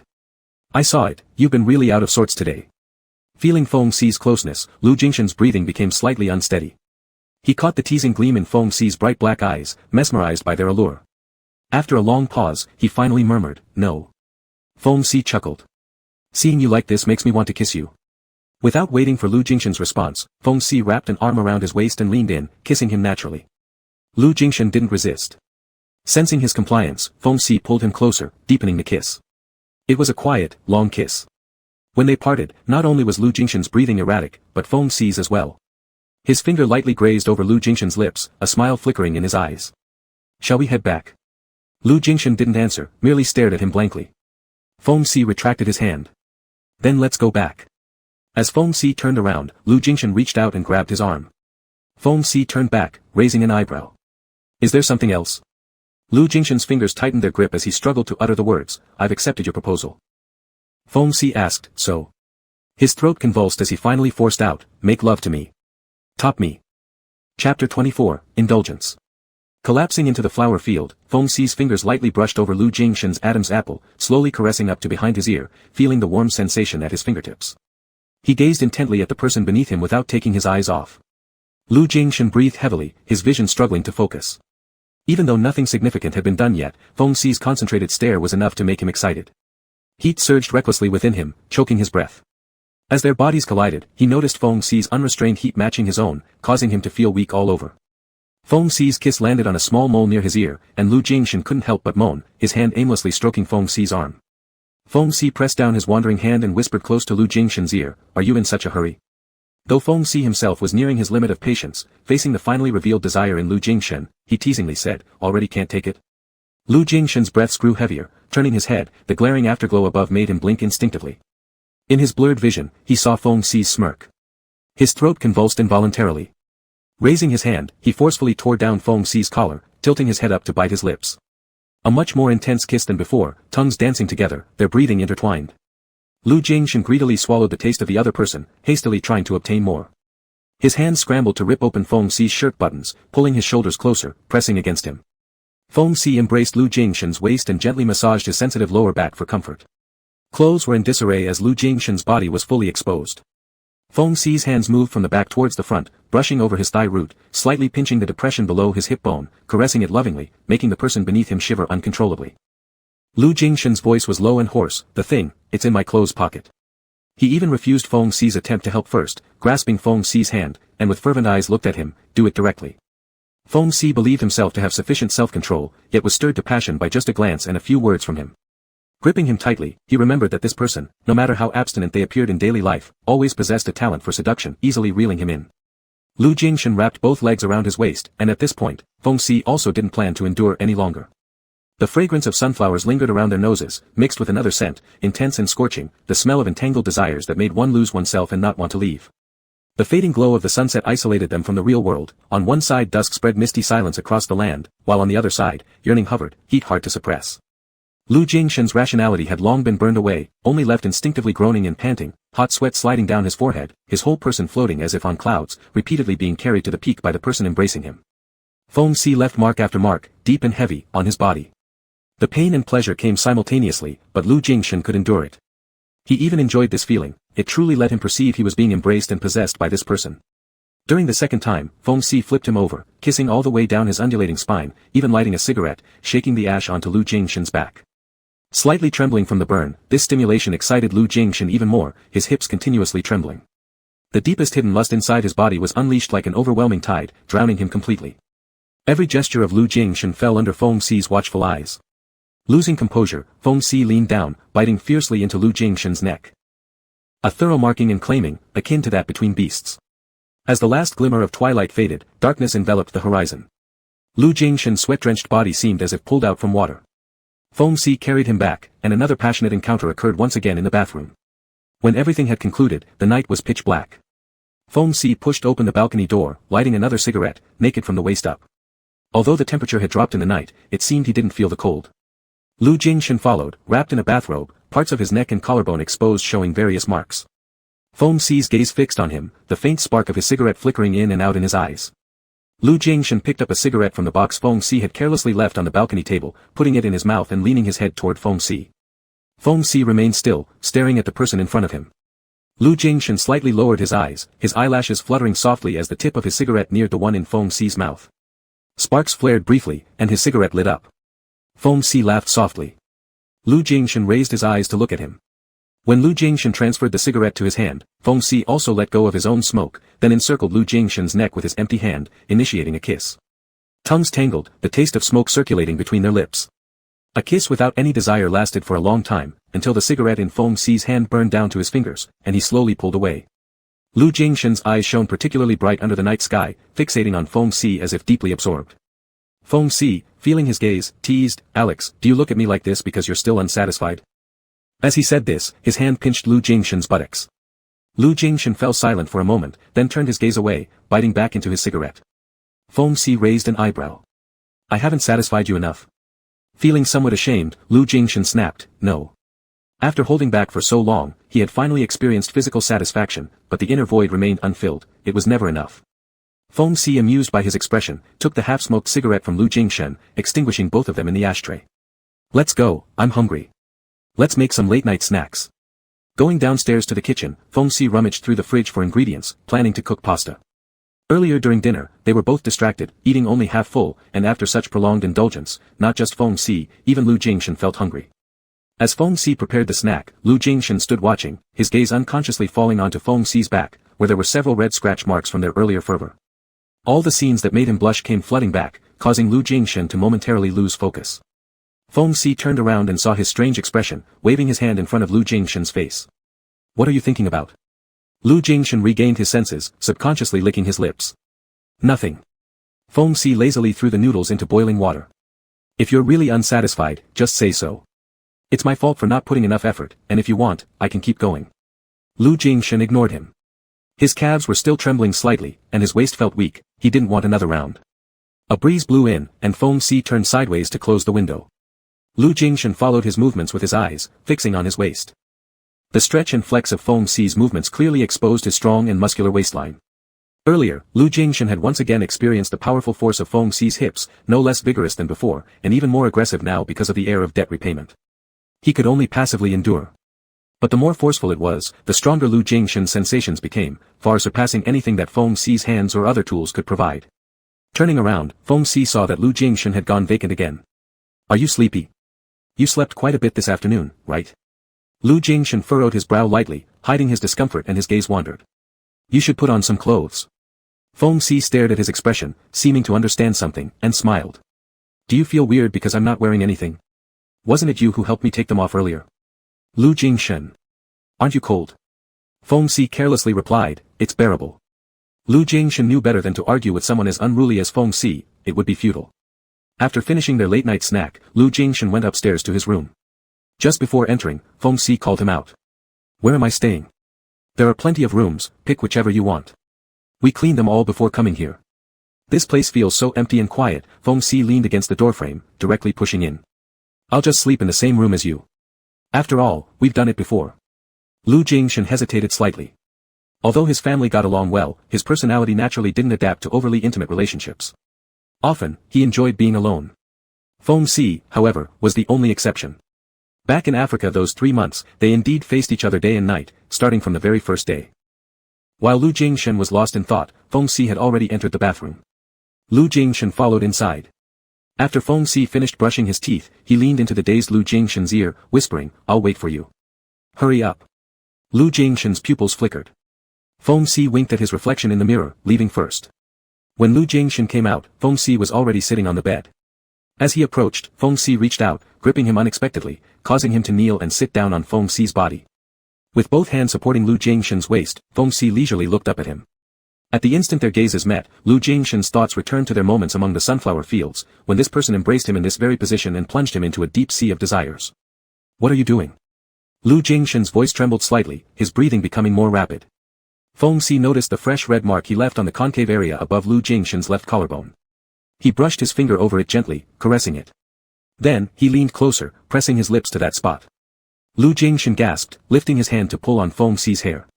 Feng Si's warm and wet tongue licked back and forth across his collarbone, tearing apart the bathrobe on Lu Jingshan's body. Unable to bear it, Lu Jingshan lightly pushed him. We're done. Feng Si pressed close to him with a low chuckle, then lifted his head and rubbed his hand over Lu Jingshan's waist. Are you really satisfied? Lu Jingshan nodded. Feng Si let go of him, reclining into the bed with one hand behind his head, pulling Lu Jingshan down as well. Then let's sleep. Lu Jingshan wanted to change into pajamas, but Feng Si held onto him tightly. Let's just sleep like this, it'll be more comfortable. Lu Jingshan wasn't accustomed to sleeping naked, but being beside Feng Si wasn't the first time he had done so. He lay quietly, unable to ignore the warmth and breath of the person next to him. It wasn't that day when he was ill and dazed enough not to refuse, he could truly feel who the person lying in bed with him was right now. Without any aversion, at least for now, at this very moment, he allowed himself to indulge. Feng Si lightly patted his back, sleep, good night. Lu Jingshan closed his eyes, finally relaxing his mind, drifting peacefully into dreams. Chapter 25 Teasing You. Feng Si opened his eyes when Lu Jingshan was still sound asleep, his back turned to him. The blanket had slid down a bit, exposing large areas of ambiguous marks on his bare shoulders and back, which were clearer than last night without the cover of darkness. Feng Si reached out with his hand, lightly caressing the area around Lu Jingshan's shoulder blades. Unable to let go, as if appreciating and playing with a rare treasure that pleased him. Under this kind of teasing touch, Lu Jingshan's body moved slightly, slowly opening his eyes. The feeling of skin contact was particularly clear, even in a half-awake state, he could feel the heat coming from behind, and he stiffened his back without moving. Feng Si leaned closer, placing kisses on the slightly raised shoulder blade. Lu Jingshan instinctively shrank away and turned his head to look at the person behind him. Good morning, Alex. Feng Si murmured softly. That momentary unhappiness instantly disappeared. Feng Si came closer, rubbing noses affectionately. Lu Jingshan wasn't used to such intimacy, even back then, this person didn't seem so clingy. But when his hand touched Feng Si's shoulder, he ultimately did not push him away. Their lower bodies pressed against each other, some reactions were impossible to hide. Both Feng Si and Lu Jingshan had these reactions. Feng Si casually hooked the box on the bedside table and spilled its contents. There's only one left. The amusement in his voice was obvious, as if intentionally teasing Lu Jingshan. What should we do? You didn't buy enough, there were only 5 in a box, and we used 4 last night. This isn't even enough for us to use for 2 days. Lu Jingshan closed his eyes, refusing to discuss these trivialities with him. There really isn't any left, Feng Si said into his ear while getting closer, but it's fine if there's none. I don't mind being direct. Lu Jingshan frowned, finally speaking up, will you not go buy more? Realizing he was being teased by Feng Si again, Lu Jingshan pushed him away, get up. Feng Si calmly and assertively pressed down his hand, passing the last one to him, put it on me. Lu Jingshan lightly licked his lips, pinched the item in his hand, and slowly tore open the packaging. Feng Si knelt upright, observing his movements. Lu Jingshan's fingers trembled slightly, reaching out. When the person on top pressed down, his hands touched Feng Xi's tightly muscled chest, somewhat disoriented, and instinctively hugged him. At 9 o'clock, the sunlight stretched from the foot of the bed to the headboard. Finally, Lu Jingshan got up from the bed, his legs trembling weakly as his feet stepped onto the carpet. Behind him, Feng Xi supported his waist with a hand. "Can you still walk?" Lu Jingshan turned around, seeing Feng Xi watching him with amusement, his palm lightly grazing over his sore waist. Lu Jingshan brushed his hand away and went into the bathroom. Feng Xi lowered his gaze and smiled, following inside. Before leaving, he reminded Lu Jingshan, "It's colder today than yesterday, wear more clothes." Lu Jingshan picked up a coat, but Feng Xi helplessly said, "You don't have to wear that. Do you not have anything else?" He had asked Lu Jia before. According to the secretary's meaning, Lu Jingshan's daily clothing was always a suit plus a shirt, varying only in thickness. In winter, he might add just an overcoat at most. Even during private vacations, he wore casual styles of suits. His colors never changed from gray, black, or dark blue, monotonous and boring. But Feng Xi remembered what Lu Jingshan looked like in his early 20s, simple t-shirts and long pants, a travel bag slung on his back, naive and unworldly like a student who had just walked out of school, easily deceived into getting on the car. Lu Jingshan hesitated. Feng Xi stepped forward, took the coat from his hands, threw it on the sofa, helped him take off the annoying suit, and placed his own bomber jacket over him. "Wear this, it's the right thickness."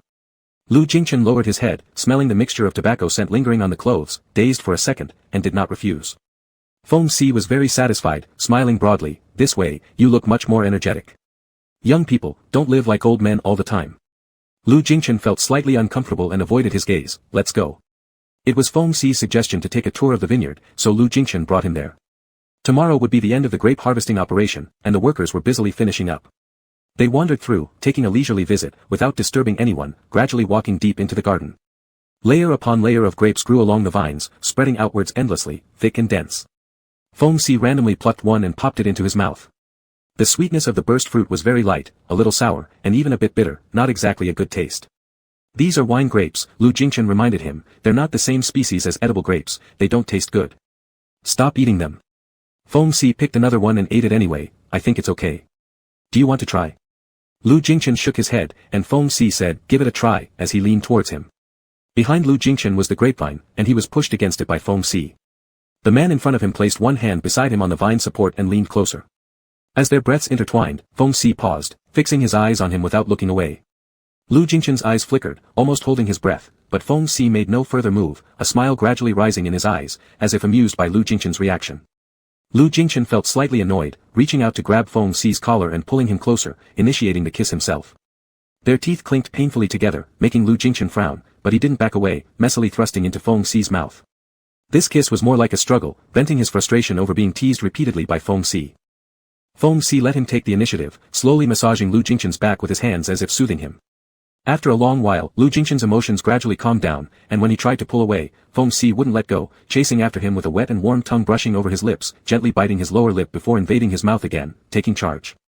Unlike Lu Jingshan's messy and forceful kisses, Feng Xi's this time was extraordinarily gentle and affectionate, his tongue lightly caressing the soft tissue on Lu Jingshan's palate, teasing his sensitive nerves intimately before entwining his tongue in a passionate dance. This tenderness obviously left Lu Jingshan more defenseless, the tickling sensation spreading from where Feng Xi had kissed him, up to his throat, then all the way to his heart. Breathing became increasingly difficult, and Lu Jingshan let out an impatient sigh. Finally, Feng Xi withdrew, smiling lowly as his lips hovered just above Lu Jingshan's. Lu Jingshan's composure returned, but he was embarrassed by Feng Xi's smirk. Just then, he noticed workers approaching ahead, and pushed Feng Xi away. Feng Xi glanced in the same direction, unbothered, slightly smirking before dragging Lu Jingshan to turn to another side, a blind spot from those workers' view. Before Lu Jingshan could react, Feng Xi turned his head and kissed him again. The workers paused near them, chatting and laughing as they worked. Lu Jingshan attempted to push Feng Xi away, but he was forcefully shoved against the grapevines, pain vibrating through his back. The more he resisted, the more aggressively Feng Xi pressed and kissed him, giving him no chance to refuse. Gradually, Lu Jingshan gave up his resistance, completely surrendering to the kiss. When the long kiss ended, Feng Xi pulled away slightly, fingers grazing Lu Jingshan's abused lips. "What are you hiding for?" Lu Jingshan panted softly, unwilling to answer. "Those workers probably don't know you, nor me. Even if they saw us, what does it matter?" Feng Xi whispered close to him, "Alex, relax a little. Don't think too much." Lu Jingshan lowered his gaze, remaining silent for a moment before replying faintly, "You always act innocent after getting your way." "Oh." Feng Xi smiled mischievously, "Then what did I gain exactly?" Lu Jingshan stood up straight, roughly tugging at Feng Xi's open jacket. "Just shut up. He turned and walked away, and Feng Si followed, calling out, "Hey, when will you stop running whenever you lose an argument?" Lu Jingchen ignored him. That morning, they wandered around the nearby area. After touring the vineyard, they also visited the winemaking factory. By noon, they drove to the small town they passed yesterday for lunch and some shopping. Walking into a grocery store along the street, Feng Si grabbed piles of snacks and drinks. In the end, he casually squatted in front of the shelf displaying sexual products, carefully picking and choosing. Lu Jingchen stood beside him, feeling uneasy. This small town only had this somewhat decent-sized supermarket, and today was Saturday. Many people were wandering through, shopping carts occasionally passing by them. It might be Lu Jingchen's imagination, but he felt that everyone would glance at them, eyeing them for a second or two. Feng Si seemed completely unaware, or maybe he didn't care, intently examining various sex toys and their functions. Lu Jingchen hesitated to walk away, but Feng Si suddenly reached out and grabbed him, showing him an item. "How about this spray? Want to try it?" Lu Jingchen glanced at it, aphrodisiac, and instinctively refused, pushing it back onto the shelf. Feng Si showed interest. "Let's get one, I hear it's quite powerful." Lu Jingchen couldn't help blurting out, "Have you used it before?" "Here, I mean," Feng Si reminded him, "someone told me, don't jump to conclusions and get jealous over nothing." Lu Jingchen didn't know whether he was angry or flustered, his expression was very unnatural, and his voice lacked warmth. "Why buy something like that? Are you incapable or something, needing that kind of stuff? Are you asking me?" Feng Si drew out his words, "Do you not know whether I'm capable or not?" Of course Lu Jingchen knew, having experienced firsthand last night and this morning. He turned his face aside, his ear roots turning suspiciously red. "Whatever you want. Teasing you, there's no need to buy these things. Let's save some money." Feng Si's words were met with a glare from Lu Jingchen. That expression was far more interesting than his usual cold demeanor, and Feng Si happily accepted it. "But if you really want to try, buying a bottle isn't impossible." Lu Jingchen muttered, "If you want to try, do it yourself," and stood up, heading to the next shelf to grab some beer. 5 minutes later, Feng Si strolled over, holding only the necessities, except for the box of condoms that came in packs of 5, he took 5 whole boxes. Lu Jingchen's grip on the beer can tighten slightly as he looked away. "Let's go." Chapter 26, Jealousy. After indulging in debauchery for 2 or 3 days, Feng Si finally decided to let up and suggested going on a trip further away. They set off early in the morning. Lu Jingchen was still somewhat drowsy as he sat in the car, wrapped in Feng Si's flight jacket, leaning motionlessly against his seat. A cool bottle of mineral water was pressed against his cheek, and Lu Jingchen turned his head to see Feng Si smiling at him from the driver's seat. "Didn't sleep well again? Do you want some water?" Lu Jingchen was momentarily speechless. He didn't quite remember whether it was 2 or 3 o'clock last night that they went to bed. Rarely getting such a break during the holidays, but he still couldn't sleep well due to the person beside him. And here Feng Si had the nerve to ask. Taking the water and unscrewing the cap to take a sip, Lu Jingchen frowned. "Are you not going to start the car?" Feng Si fixed his gaze on his rolling Adam's apple, then slowly moved his eyes upward to Lu Jingchen's lips that were gradually moistened by the water.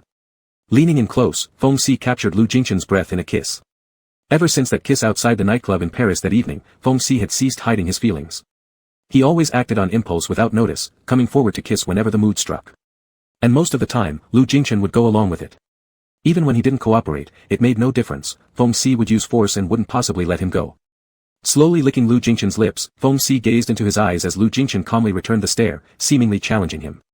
Their lips touching, Feng Si chuckled softly, then the next moment, his tongue forcibly invaded his mouth, turning their gentle embrace into a dominant takeover. At the end of the kiss, Lu Jingchen leaned back against the seat, breathing heavily, his throat struggling to find voice. "Can we drive now?" "All right," Feng Si started the car, still laughing in his eyes. Just like this, never willing to admit defeat, which made him want to bully him even more. Unfortunately, they still needed to go out, otherwise, he would have taken him back already. Driving down the path leading out of the estate, Lu Jingchen activated his phone navigation system. They planned to visit the nearest large city, an hour's drive away. Feng Si glanced at his phone screen. "Do you not know the way? You need a GPS." Lu Jingchen replied, "I've never been there." Feng Si was slightly surprised. "You come here every year, yet you've never explored nearby." "No. Here for vacations, he stayed only within this estate, let alone visiting the nearby large city, he rarely ever went to that small town either." Feng Si sighed inwardly. Lu Jingchen's personality was not exactly surprising. He hid so well, it took more than just a bit of luck for him to eventually be found. When the car entered the seaport city, Lu Jingchen saw first the flocks of seagulls soaring over the coastline ahead. His gaze was captivated by the sight, observing silently for a while. The person beside him called out to him, "What are you looking at?" Lu Jingchen came back to himself. "The sea here looks bluer compared to Norway's, not as desolate." "Is that so?" Feng Si looked at him and asked suddenly, "Then what about the sea in Africa?" Lu Jingchen's expression changed subtly. "They're all different. Back then, they had merely glimpsed a corner of the world. Feng Si smiled faintly, his gaze returning to the front as they continued onward. By mid-morning, they'd covered most of the city, soon nearing noon. Feng Si drove around aimlessly in search of a place to eat. I was going to ask you for recommendations, but since you've never been here, it fell on me in the end. Let's stop here, then. Their car stopped at the bottom of a steep slope where restaurants, bars, and cafes lined both sides along the entire stretch of the slope. Feng Si confidently led Lu Jingchen upward, saying there was a good local restaurant at the top. Have you been here before? Lu Jingchen asked uncertainly. Feng Si casually nodded. I've been here a few times. Curious who I came with? He tilted his head and asked. Lu Jingchen, hearing his tone and expecting a teasing, I won't tell you, calmly replied, not curious. Feng Si said, if you're curious, just say so. If you ask me, I'll tell you. Lu Jingchen slightly shook his head, refusing to give him the satisfaction. The restaurant Feng Si mentioned was located halfway up the slope, and its tables and chairs were directly placed by the roadside. Sitting under a sun umbrella, Feng Si flipped through the menu, while Lu Jingchen's eyes rested on the clear blue sky at the summit of the slope ahead. Below lay the golden spire of a church. An ordinary scene, yet it calmed his mind and put him at ease, making him feel extraordinarily relaxed. Feng Si ordered food for him and excused himself to go to the restroom. Lu Jingchen nodded contentedly, enjoying the rare moment alone. Taking a sip of water, a white pigeon flew to land beside his feet. Lu Jingchen looked down and noticed the bird also raising its gaze to return his look. He picked up the bread on the table, pinched a little and tossed it down. The pigeon bowed its head, pecking at it twice before eating the tiny piece of bread. Thinking for a moment, Lu Jingchen threw down another piece. The greedy creature approached hungrily, trying to snatch directly from his hand, and ended up pecking at his palm instead. A flicker of surprise crossed Lu Jingchen's eyes as a shutter clicked. He looked up and saw Feng Si, who had returned at some unknown point, holding a phone after taking a picture. Feng Si smiled and said, it's fine to take this one, right? Lu Jingchen pulled back his hand, and the white dove that hadn't managed to grab the food flapped its wings and flew away. Feng Si returned to his seat, showing Lu Jingchen the photo he had just taken. The slightly dazed Lu Jingchen in the photo made it seem as if the 7 years of time between them had ceased to exist for a moment. But only for that brief moment.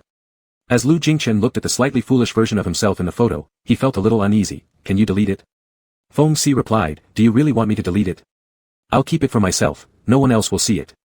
Hearing the reluctant tone in his voice, Lu Jingchen fell silent for a moment before changing his response, do what you want. Feng Si resisted laughing and said, thanks. After finishing their meal, they didn't return to get the car but continued walking up the slope.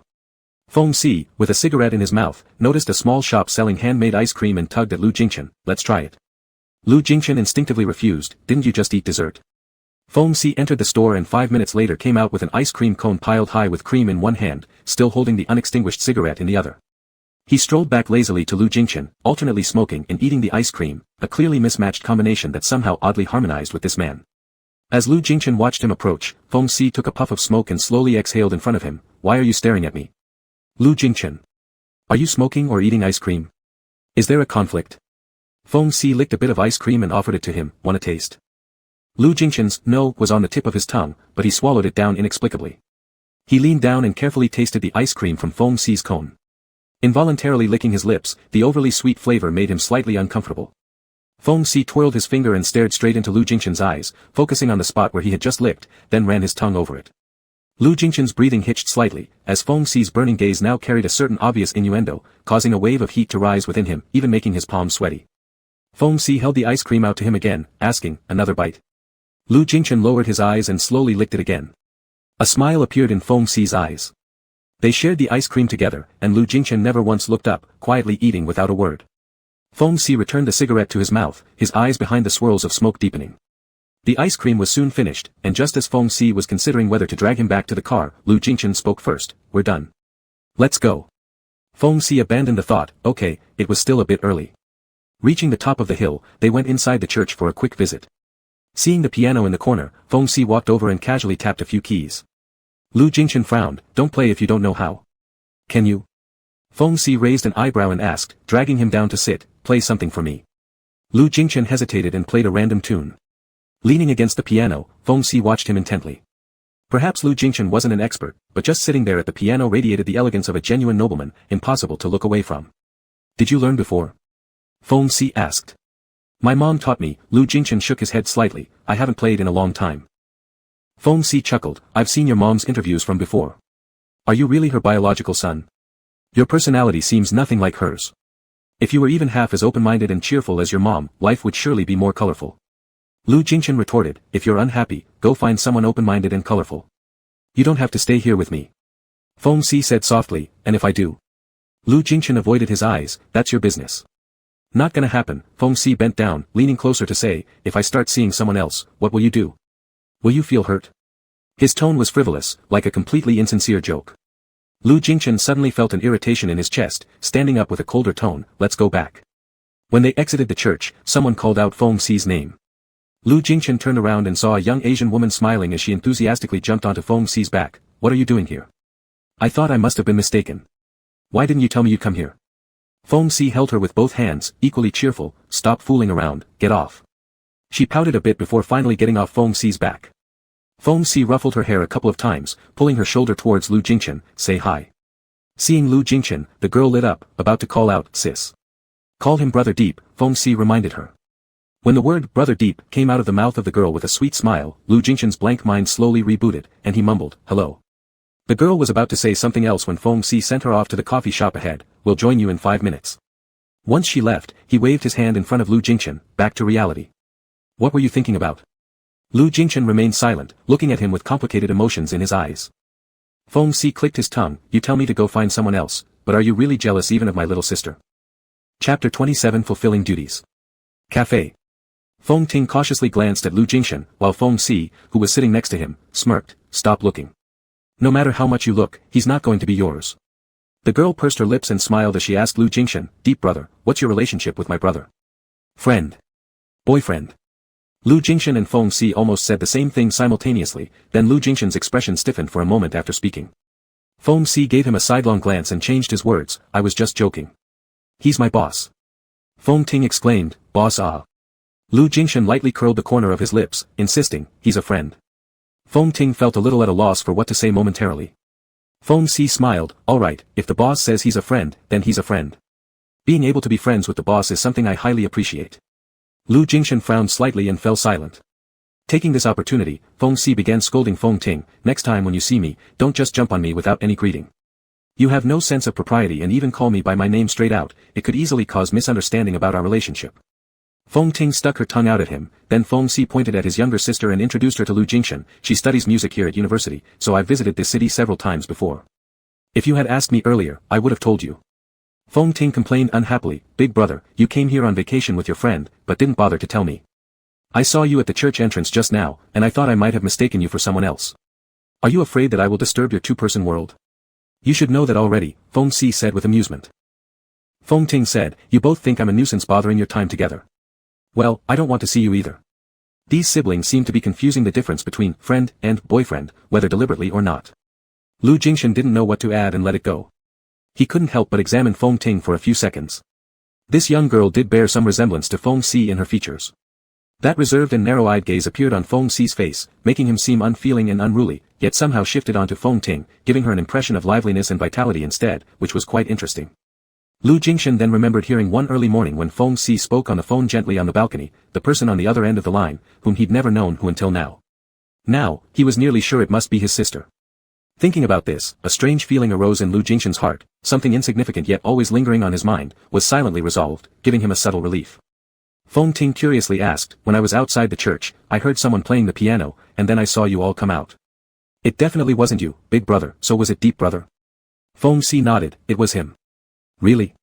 The girl looked at Lu Jingchen with admiration, deep brother, you played really well. Do you also study music? Feng Si reminded her, we already said he's my boss, a CEO of a big company.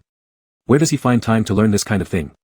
Lu Jingchen explained, it's like showing off my incompetence in front of experts. My skills aren't great, I only studied for a short period before stopping. No, Feng Ting disagreed, deep brother, there's no need to be modest. Skills are secondary, the crucial part is the spirit. That relies on talent, something you can't cultivate through practice alone. I think the pieces you play carry great spirit. If my mentor heard them, he would surely agree, and regret even more that you didn't further pursue it in this direction. The candid compliment left Lu Jingchen unsure of how to respond. Outside the business circle, he was encountering for the first time such a straightforward, enthusiastic young girl who had no ulterior motives toward him, especially since she was Feng Si's younger sister, which made Lu Jingchen feel more at a loss.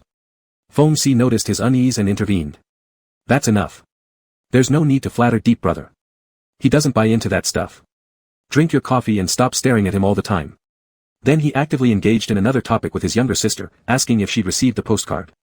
Fong Ting happily nodded, taking out the postcard sent by Fong Si from her backpack. I received it 2 days ago. This set of 4 postcards was missing just this one. I almost thought I wouldn't complete the collection. Luckily, you went back to Northern Europe again this time and bought it for me. Fong Si responded calmly, I happened to see it, so I bought it for you. Just so you don't keep worrying about it. Lu Jingshan caught sight of the postcard. It was one of the 2 postcards Fong Si bought that morning. Fong Ting tucked the item back into her book. Alright, I understand that I'm just on the side. By the way, big brother, when will you go home? Mom keeps mentioning that she hasn't seen you for a long time. She even mentioned you during her call with me yesterday, lamenting that you travel around the world but never come back home. I'll return when I have time, Fong Si replied, then tilted his head towards Lu Jingshan and said mockingly, but it depends on when the boss gives me a vacation, right? Lu Jingshan raised his eyes, hesitated for a moment, and countered, isn't this your vacation now? Fong Si retorted, the boss came out for a holiday, I'm just fulfilling my job responsibilities. How could this count as a vacation? Lu Jingshan slightly furrowed his brows. This person was smiling, but the warmth didn't reach his eyes, and each mention of boss seemed deliberate. After saying this, Fong Si turned back to give Fong Ting some instructions, go see her when you're free first, apologize for me, and I'll go back after a while. Lu Jingshan hesitated wanting to say something, but in the end, he did not speak up. Fong Ting asked them, when will you leave here? Next week, Fong Si said lazily, after all, it's just a vacation, can we stay here forever? Lu Jingshan's eyelashes lightly trembled. It was exactly what he had said, these 2 weeks only. Halfway through the coffee, Fong Ting saw the cake shop across the street and asked Fong Si to buy some. Do you think you can't go yourself if you want to eat? Although he said that, Fong Si still got up. After he left, Fong Ting took out that postcard again and handed it to Lu Jingshan, deep brother, could you write a blessing for me? Write on this. Lu Jingshan, write a blessing. Fong Ting folded her hands and prayed him, I'm about to take my exam, so I accumulate blessings for passing it once. Lu Jingshan could not understand the slightly superstitious psychology of little girls, but he did not refuse her. He looked at the postcard passed over, Fong Si had only drawn a smiley face on it. He remembered that day sitting in the restaurant, the person seemed to have written for a long time on another one. Write in English. Fong Ting reminded him. Lu Jingshan took out a pen and carefully wrote on the postcard. Fong Ting's gaze fell on the signature pen in his hand, and she curiously asked, deep brother, is this my brother's pen? I asked him for it before, he said it was hard to get, and he refused. Did he give it to you? Lu Jingshan lightly gripped the pen cap and passed both the pen and the written postcard to her, calmly saying, do you want it? Then I'll give it to you. Fong Ting, wouldn't that be too embarrassing? You are really giving it to me? Lu Jingshan, it's fine, take it. Fong Ting stopped refusing, smiled, thanked him, and picked up that postcard. Lu Jingshan's English handwriting was very beautiful, smooth yet reserved, unforgettable at first sight. She recognized this writing. 7 years ago, when her brother came back from Africa, someone wrote a page of travel notes in his notebook. Since then, her brother changed jobs all over the world, all to find the owner of this handwriting. Just as she expected, the person her brother was looking for has been found. Deep brother, how did you meet my brother? The girl asked seemingly offhand. Lu Jingshan sipped a bit of coffee and answered calmly, he is the captain of my private plane. Oh. She put away the postcard and didn't ask anymore. Seemingly, her brother still had a long way to go to achieve his wishes. When Fong Si returned with the cake, he interrupted their somewhat awkward conversation. What were you talking about? Glancing at the pen on the table in front of Fong Si casually picked it up. Fong Ting reached to snatch it back, deep brother said he would give it to me. I disagree, Fong Si stuffed the pen into his own pocket, it's confiscated. Fong Ting angrily said, how stingy, it's just a pen. What's wrong with giving it to me? If I must, I'll return it with a better one next time. Fong Si no longer paid attention to her. As for the pen, if he decided not to give it, he wouldn't change his mind. Fong Ting sought help from Lu Jingshan, deep brother, tell him it's your word to give me the pen. Lu Jingshan hesitated to look at Fong Si, but before he could open his mouth, Fong Si spoke first, not given. The smile in his eyes became more perfunctory, and Lu Jingshan remained silent for a moment, lowering his head and shifting his gaze back to the coffee cup beside him. After drinking the coffee, guided by Fong Ting, they continued touring the city. Lu Jingshan seemed absent-minded, while Fong Si was chatty with his sister all the way. Though he didn't give the pen, he bought a pile of food and toys, which pleased the little girl greatly. At night after dinner, they sent Fong Ting back to her residence and drove away. In the car, without the third voice, Fong Si drove quickly without speaking. Lu Jingshan turned his head several times and finally hesitantly opened his mouth. Your sister said she wanted the pen, so I gave it to her. Since you've taken it back, why don't you return it to me? Will not return, Fong Si repeated stubbornly, it's confiscated. Lu Jingshan felt somewhat uncomfortable. Are you angry? Because I gave what you gave me to someone else? Or because when your sister asked us what our relationship was, I didn't tell the truth? Do you think it's necessary to publicize our relationship? What's our relationship? Feng Si responded indifferently. Lu Jingshan was momentarily dumbfounded. 20 minutes later, Feng Si parked the car in the hotel parking lot and gestured to the person beside him, "We won't go back. Just spend the night here." Lu Jingshan didn't bother asking why they should stay outside. Quietly, he followed him to get out of the car, check in for a room, and go upstairs. Upon entering, seeing Lu Jingshan's still knitted eyebrows, Feng Si removed his coat, turned around and called him, "Alex." Lu Jingshan looked up to see Feng Si leaning towards him in a relaxed manner, his usual carefree demeanor returning. "What are you thinking about?" Lu Jingshan was at a loss for words as Feng Si slipped the pen back into the pocket of his dress shirt and patted it lightly. "Here, take good care of it. Don't just give it away because someone asks for it." "That's your sister," Lu Jingshan reminded him. Feng Si chuckled, "So what? Does my sister deserve special treatment from you?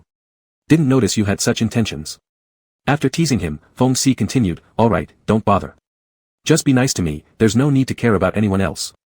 It was a seemingly casual sentence, but Lu Jingshan felt somewhat irritated. Feng Si's gaze fell on the mark he had left last night near Lu Jingshan's neck, right by the hairline, where the bruise was visible with a slight tilt of the head. He narrowed his eyes slightly, looking at it for a moment before reaching out to touch it gently.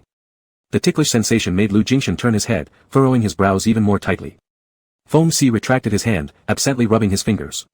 Suddenly, Lu Jingshan leaned in close, his breath pausing an inch away from Feng Si. Their eyes met, and Feng Si calmly asked, "What do you want to do?" "Stop pretending," Lu Jingshan said impatiently, "since you're just fulfilling your job duties, your shift isn't over yet." "Is that so?" Feng Si raised an eyebrow, wrapping an arm around him, lifting him slightly, and sitting him on the table. His fingers skillfully began unfastening Lu Jingshan's belt. As he pressed down, he leaned in and whispered to Lu Jingshan, "Remember to calculate my overtime pay." Chapter 28, Falling. Feng Si's movements were unhurried as he watched Lu Jingshan's reactions. When Lu Jingshan was gripped tightly, he bit his lip and let out a muffled groan, but this degree of restraint clearly did not satisfy him. This awkward suspension made Lu Jingshan increasingly irritable. He tried hard to mask the restlessness in his body, but his voice could not conceal its chill. "Do you expect overtime pay for this?" Feng Si leaned in close to him with a smirk. "Not enough." It was certainly not enough. Lu Jingshan was always like this, none of those superfluous preliminaries were what he wanted. Instead, he longed for direct, unfiltered collisions, intense taking that stripped away everything else. Feng Si knew this well. As Feng Si stared into Lu Jingshan's eyes, his free hand moved backward, pressing gently on the curve of his tailbone, not penetrating, just teasing. Lu Jingshan panted softly, his eyes heavy with nightfall's darkness mixed with fiery lust. Unfulfilled longing tinged his mood with frustration, creating an intricate mix of emotions that reflected vividly through his shifting gaze. Seeing this state, Feng Si's eyes darkened slightly. He grabbed hold of Lu Jingshan's chin roughly and kissed him fiercely. Their tongues twisted together in a kiss so consuming it felt like drowning. Lu Jingshan wrapped his legs around Feng Si's waist. As they struggled against each other, Feng Si carried Lu Jingshan off the desk, throwing him onto the adjacent couch. Landing harshly against the firm leather of the couch caused pain sharp enough to make Lu Jingshan frown, yet oddly, this ache brought him some pleasure too. Feng Si's arms bracketed either side of his torso, hovering over him with an air of dominance. The darkness veiled any discomfort. Lu Jingshan reached up to pull down Feng Si's neck, breathing heavily as he prodded him on, "Hurry it up. Or leave." Though outwardly forceful, Feng Si showed no sign of being swayed. Instead, he bent down, biting onto Lu Jingshan's earlobe, lightly teasing it with his tongue, which elicited an impatient moan from his captive lover who wriggled helplessly in his embrace. Feng Si reminded him mockingly, "I already told you, I don't play these tricks." The calloused palm of his hand began brushing along Lu Jingshan's sensitive sides, deliberately setting the pace and stoking fires in places that robbed Lu Jingshan of any semblance of reason. Eventually, when even the pretense of resistance became impossible, Feng Si would finally relent, granting a measure of satisfaction as if bestowing grace.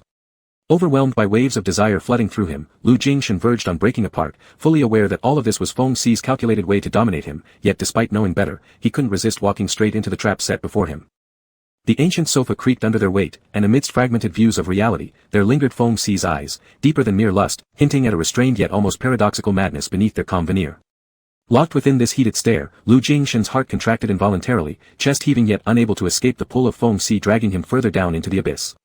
At the most fervent moment, the phone rang suddenly, jolting Lu Jingshan back from his daze. Reflexively resisting, his leg was pulled by Feng Si up onto his shoulder as the hands-free function activated. On the line, it was Feng Ting asking whether her wallet had fallen into their car, requesting them to check for it urgently since important documents were inside as well. "Brother, hurry up and look for it. It would be a big problem if it gets lost." Every suppressed sound caught in Lu Jingshan's throat while Feng Si paused, sensing a tightening sensation from the other end. A flicker passed through his eyes as he responded languidly, "It's probably there, I'll send it over tomorrow." Still anxious, Feng Ting pressed on, "Are you sure? Did you really see my wallet?" Why didn't you tell me about it sooner? Look quickly to see if my ID is still inside. Clamping a hand over his mouth, Lu Jingshan bit fiercely into his own tiger's den point of pressure where thumb meets index finger, convulsions rippling across his fingers. His trembling thigh rested weakly atop Feng Xi's shoulder. Feng Xi's hand caressed upwards along Lu Jingshan's calf muscle, kneading the muscle suggestively, a crude, inappropriate gesture that rendered any attempt to stay quiet futile. Gripping tightly to keep silent, Lu Jingshan ultimately collapsed completely. Even Feng Xi started sweating noticeably from the intensity. Tightly bound in their shared ecstasy, neither found relief easily. Hearing silence on the line after a prolonged stretch, Feng Ting called out again, "Big brother, are you listening or what? Why aren't you speaking? What exactly are you doing? Something's come up. Let's talk tomorrow." Feng Xi cut short, then abruptly ended the call. Leaning downward, Feng Xi released Lu Jingshan's nearly bloodied hand. Like someone gasping for breath after near suffocation, Lu Jingshan gulped huge intakes of air, trying desperately to steady his breathing until involuntary tears streamed from his reddened eyes. Feng Xi dipped his head lower to capture Lu Jingshan's lips. This was their first kiss of the evening, passion lingering between their bodies even as the undertone of this kiss seemed unexpectedly tender amidst the raw desire. As their physical desires slowly subsided, Feng Xi's presence loomed closer, continuing their entwined dance deep into the night. Gently licking and sucking, Lu Jingshan's tear-filled eyelashes trembled as he gradually calmed down and slowly relaxed. Feng Xi could no longer restrain himself, he locked him in an embrace and let loose recklessly. When it ended, Lu Jingshan was drenched in sweat, nearly exhausted, while Feng Xi lifted him up and whispered into his ear, "Shall I carry you to take a shower?" Lu Jingshan closed his eyes several times, barely recovering his strength before pushing Feng Xi away. He stood up unsteadily and walked silently toward the bathroom. Feng Xi followed him and grabbed his hand at the bathroom door. "Are you mad?" Lu Jingshan's voice was hoarse. "Are you a psychological deviant? Doing it with someone while live streaming it for your sister to hear? Did she actually hear anything?" Feng Xi scoffed. "Besides, didn't you enjoy it?" Lu Jingshan didn't want to talk further and slammed the bathroom door behind him as he went inside. However, this seemingly high-end hotel had bathrooms in quite poor condition, the lock on the door wouldn't work. Feng Xi simply pushed the door open.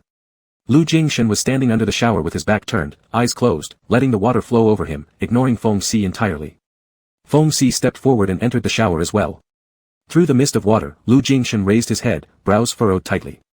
The man before him leaned against the tiles behind him and stared deeply into his eyes. "How much longer do you plan to stay angry?" Lu Jingshan replied, "Didn't I ask you that first?" On their way earlier in the car, Lu Jingshan indeed questioned whether Feng Xi was upset because of his mention of friends, and how he carelessly gave away pens, things he wasn't fully certain about then but now almost confirmed, that this person had made up his mind to seek revenge from the afternoon onward. And it was done in such a low-class way, making him feel embarrassed. Feng Xi reached out and touched the fresh mark he'd bitten into Lu Jingshan's neck moments ago. "So maybe it's my fault." His tone, as if he didn't care at all, left Lu Jingshan feeling like hitting something that just absorbed all his force without effect. "Is it evened out now?" Feng Xi asked him. Was it really that embarrassing? Lu Jingshan looked away. When Feng Xi's restless hand began touching his chest, he finally exhaled all his frustration. The more he dwelled on these unnecessary complications, the more uncountable they became. Perhaps it was better not to count them. There was a second time in the bathroom too. As Feng Xi ripped open the packaging paper of another condom, his gaze lingered directly on Lu Jingshan. Feeling weak in the legs, Lu Jingshan found any word of refusal impossible to say. Pushed to face the wall with his back turned, he closed his eyes and discarded the thoughts swirling in his mind, again choosing indulgence. At 9:30, Feng Xi slipped on slippers and prepared to go downstairs to help Feng Ting find her wallet. Walking to the door, he returned and pulled the person planning to sleep on the bed. "Come with me, we'll be right back."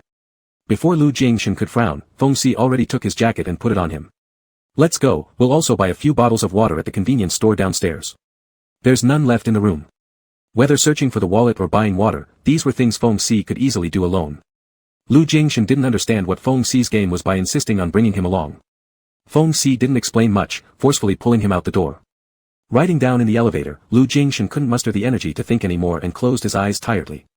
He used to suffer insomnia but recently has begun showing signs of insufficient sleep, clearly because of his excessive indulgences with this person beside him. Seeing him in such a state, Feng Xi smiled but had other things on his mind.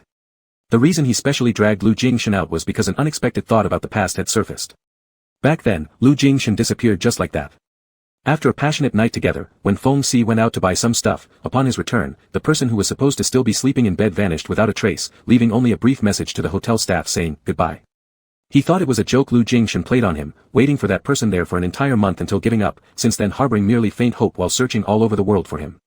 Feng Xi knew better than Lu Jingshan. The original English meaning of goodbye is not a promise of meeting again, but forever parting. That day Lu Jingshan left, he had clearly decided never to see him again. Exiting the elevator, Feng Si draped one arm around Lu Jingshan's waist and reminded him gently close to his ear, "Are you really going to walk with your eyes closed?" Lu Jingshan slightly came back to his senses, "I can walk by myself." Feng Si didn't release his grip, so he continued hugging Lu Jingshan as they walked towards their car. This position made Lu Jingshan slightly uncomfortable. Feng Si reminded him again, "Watch your step, look where you're going. If I let go, you'll fall." Lu Jingshan had no choice but to give in and let it be. Sure enough, Feng Ting's wallet was found under the rear seat. Feng Si picked it up, turned around, and saw Lu Jingshan still half closed-eyed. Chuckling, he lightly tapped his face with the wallet, "You're that sleepy?" Lu Jingshan instinctively dodged.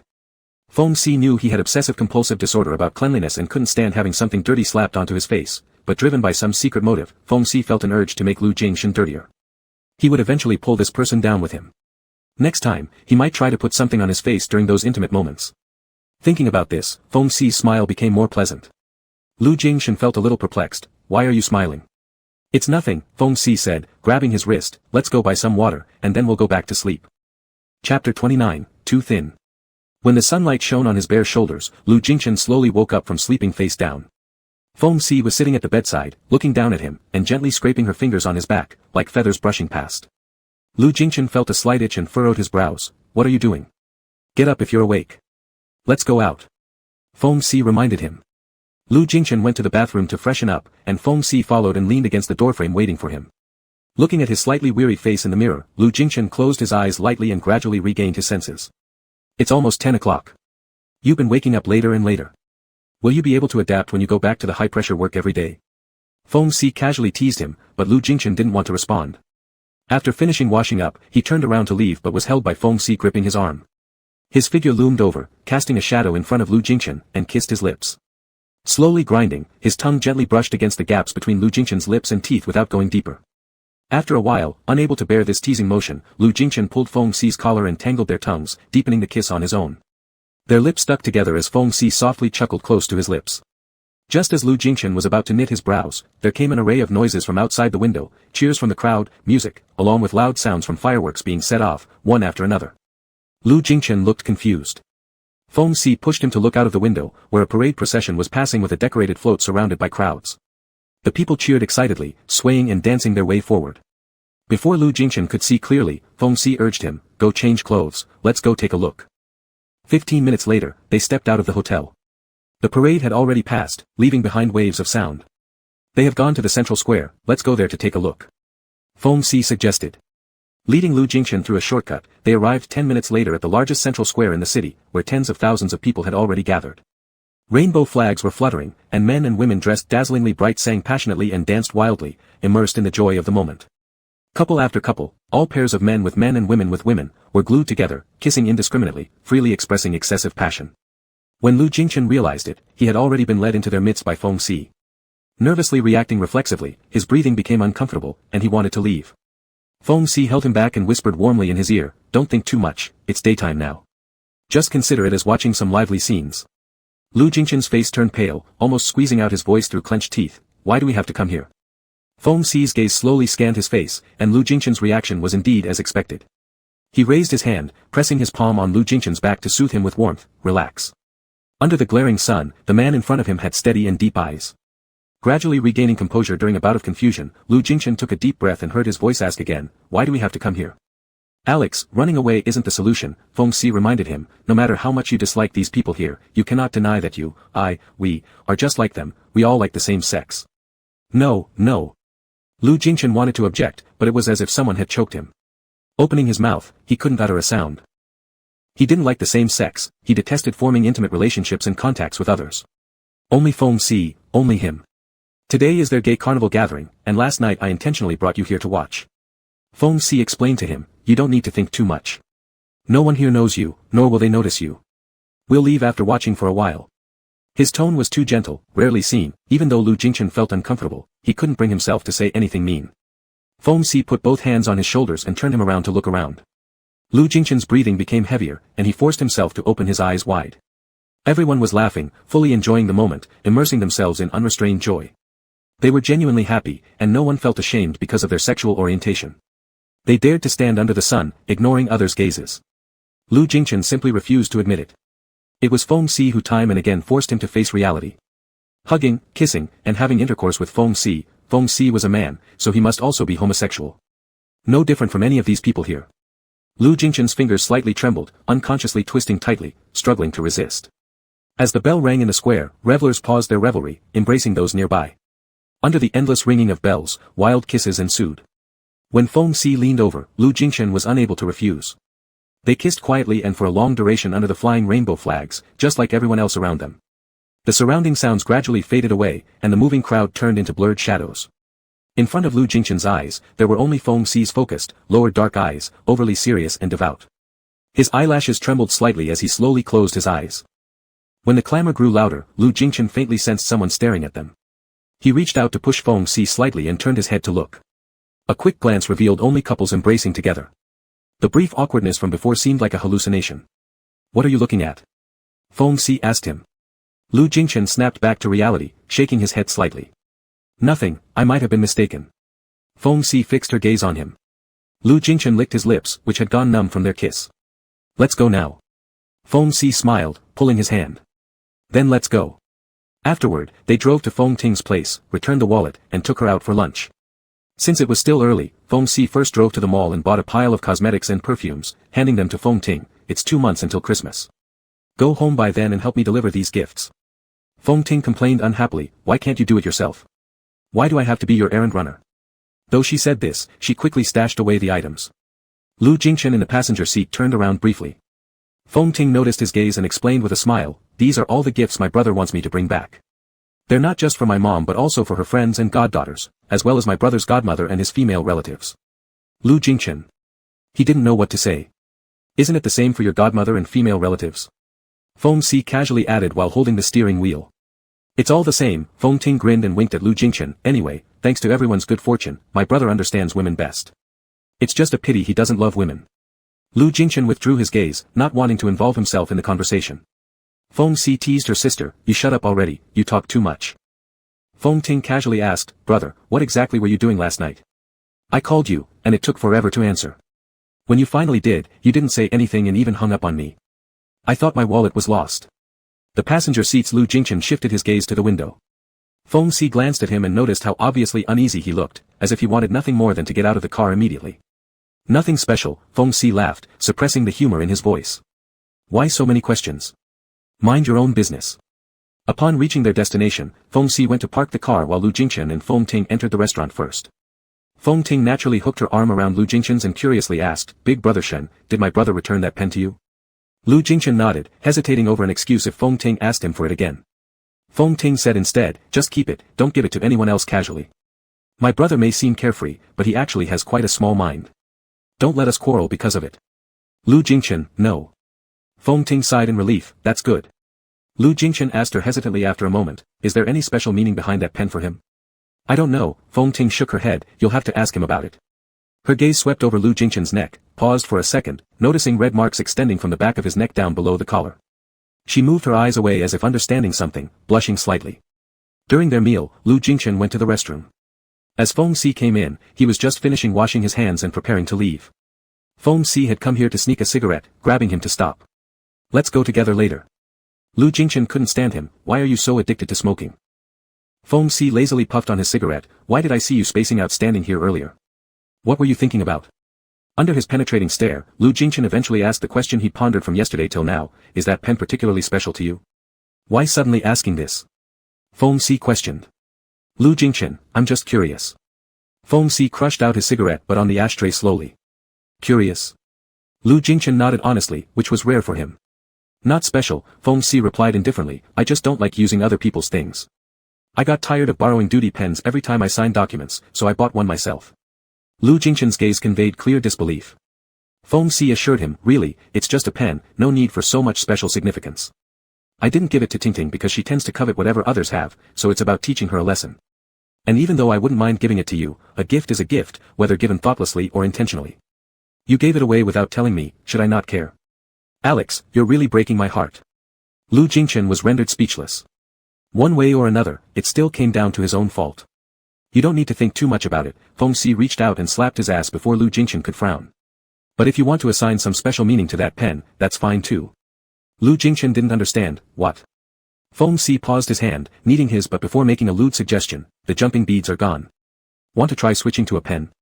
I noticed you always fiddle with the cap of that pen, so how about we try something fresher and more interesting? Lu Jingchen couldn't keep up with his erratic train of thought and didn't expect this person to suddenly break out into such shameless dirty talk. Too small. After a few seconds of silence, Lu Jingchen threw this comment expressionlessly, then turned and walked away. Feng Si laughed aloud and threw away his cigarette as he followed. Chapter 30, Birthday Gift. At 5 in the afternoon, the car drove out of the estate. Lu Jingchen fastened his seatbelt and turned to ask the person beside him, where are we going at this hour? Just for a drive. Feng Si said casually. Since they came back that day, they hadn't left home for these 2 or 3 days. Half of the 2-week vacation had already passed. It wasn't until today that Feng Si suddenly proposed a trip outside. Just as Lu Jingchen was about to say it would soon be dark, several new messages popped up in his WeChat. All of them were wishing him a happy birthday. Lu Jingchen was stunned, belatedly realizing tomorrow was his birthday and it was already midnight back in China. Happy birthday. Beside him, Feng Si also smiled and said to Lu Jingchen, you knew. Feng Si replied, I didn't know before, but I asked your younger brother. Lu Jingchen wasn't sure what to say. Feng Si grinned, the problem is that I was too much of a gentleman back then and never once looked at your ID, so I even had to ask someone else about your birthday. If he had noticed the color of the passport in his hand earlier, he wouldn't have been fooled for so long. You and the word gentleman don't go together, said Lu Jingchen. After saying that, he seemed to realize he'd made a bad joke and awkwardly threw in a thanks, then lowered his head to look at his phone. Feng Si laughed. Well, actually, that was true. Saying he was a gentleman was just his overconfidence, always thinking he had things all figured out with Lu Jingchen, when in fact, he had been led by Lu Jingchen all along. Lu Jingchen shifted his attention back to his phone screen. Those who sent timely birthday greetings were almost all from his family. In the WeChat message, Lu Qi asked if he was enjoying himself there. Not wanting to reply, Lu Jingchen hesitated with his finger poised to exit, and then sent back a message, next time don't randomly tell others about my personal stuff. Lu Qi quickly replied, brother, don't blame me. I haven't told anyone.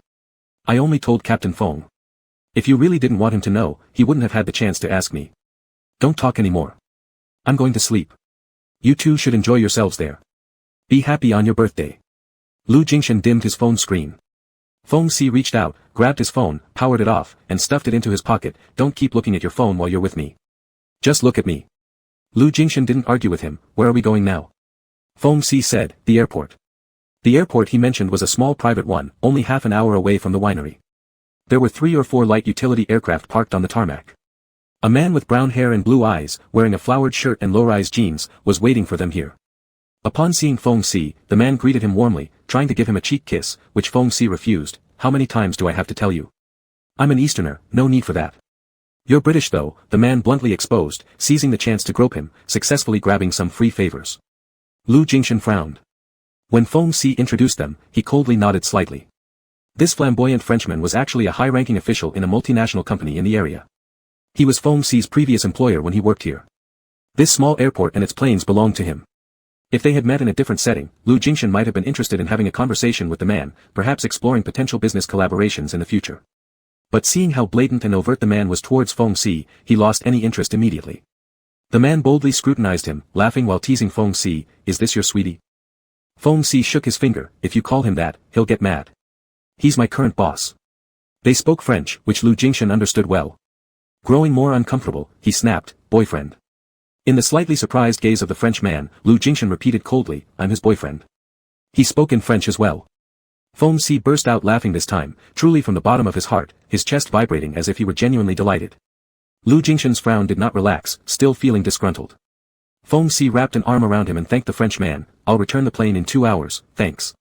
Regretfully waving his hand, the Frenchman wished them a pleasant flight and walked away first. Feng Si's eyes landed on the person beside him again. Lu Jingchen asked unhappily, it's getting dark. Where are you flying to? To watch the sunset, Feng Si chuckled. Lu Jingchen shrugged off his hand and boarded the plane ahead of him. Feng Si followed, shutting the cabin door behind him. He turned to Lu Jingchen, you're my boyfriend. If I didn't say that, would he leave? Asked Lu Jingchen. Feng Si smiled again and tossed him the headset. The plane left the end of the runway and took off into the twilight. The golden waves of wheat rolled back gradually, clouds opened up in front of their eyes successively. Rays of sunlight seeped through the gaps between the clouds, lighting up the way with a path of rosy glow. It wasn't yet evening. Feng Si steered the plane straight towards the sea. Lu Jingchen's gaze fell on the porthole, where the suddenly open view revealed an ocean of floating sky and rolling blue waves. The plane skimmed over the sea surface, the tumultuous waves splashing upward, almost right beneath their feet. The sunset glow was gradually fading, like a watercolor painting preparing to withdraw its final brilliance. And they were an unexpected intruder, adding a stroke of vitality to the rich colors. Driving this kind of small plane allows you to fly low, making it perfect for sightseeing. Feng Si slowly said, I've been wanting to take you out here for a while, but it was hard to borrow a plane. Lu Jingshan asked, why should we come? Feng Si helplessly replied, Mr. Lu, at least have some romantic cells in your body, watching the sunset and the ocean up close from the plane is something others may not even dare to dream about. Consider this as my birthday gift for you. Lu Jingshan's eyes returned to the window, their plane was cruising amidst the flow of clouds and twilight, everything seemed so close that he could touch. Seeing Lu Jingshan deeply absorbed in the scenery, Feng Si slightly curled his lips. Would you like to try something more thrilling? Lu Jingshan instinctively asked, what kind of thrilling thing? Get ready, Feng Si reminded him, whistling as he began to operate the control panel to ascend. Lu Jingshan did not understand yet, the sea level underfoot gradually faded away, leaving only the vast dusk in front of them. As he opened his mouth, he suddenly heard the shrill sound of a stall warning alarm. Feng Si stepped on the rudder with full force, and Lu Jingshan felt dizzy as the plane tilted sharply to the right side. The nose started to dive downwards in a spiral descent.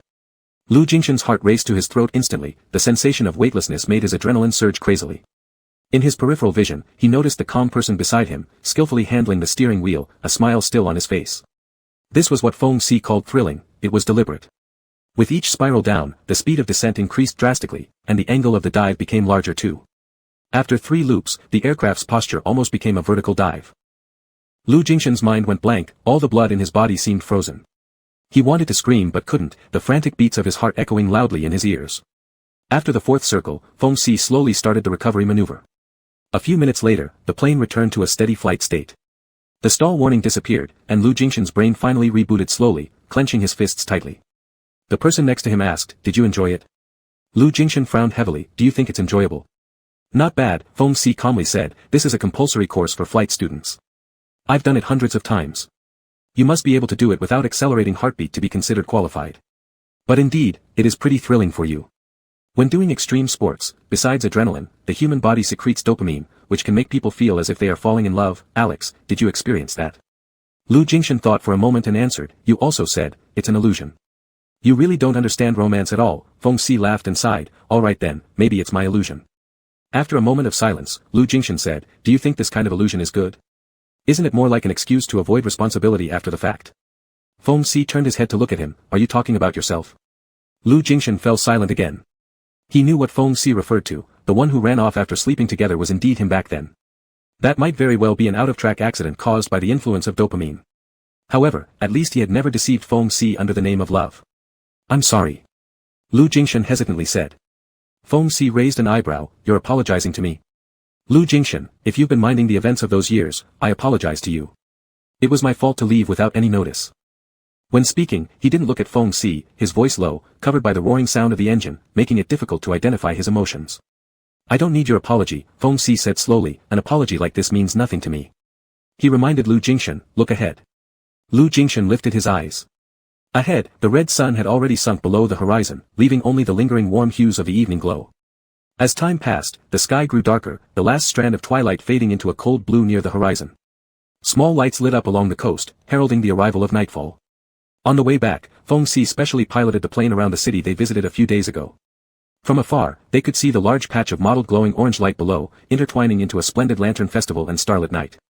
Knowing you dislike joining such festive occasions, let's just admire it from afar. It's quite interesting anyway, Feng Si said. Lu Jingshan, if you want to join the festivities, you can go. There's no need to cater to me.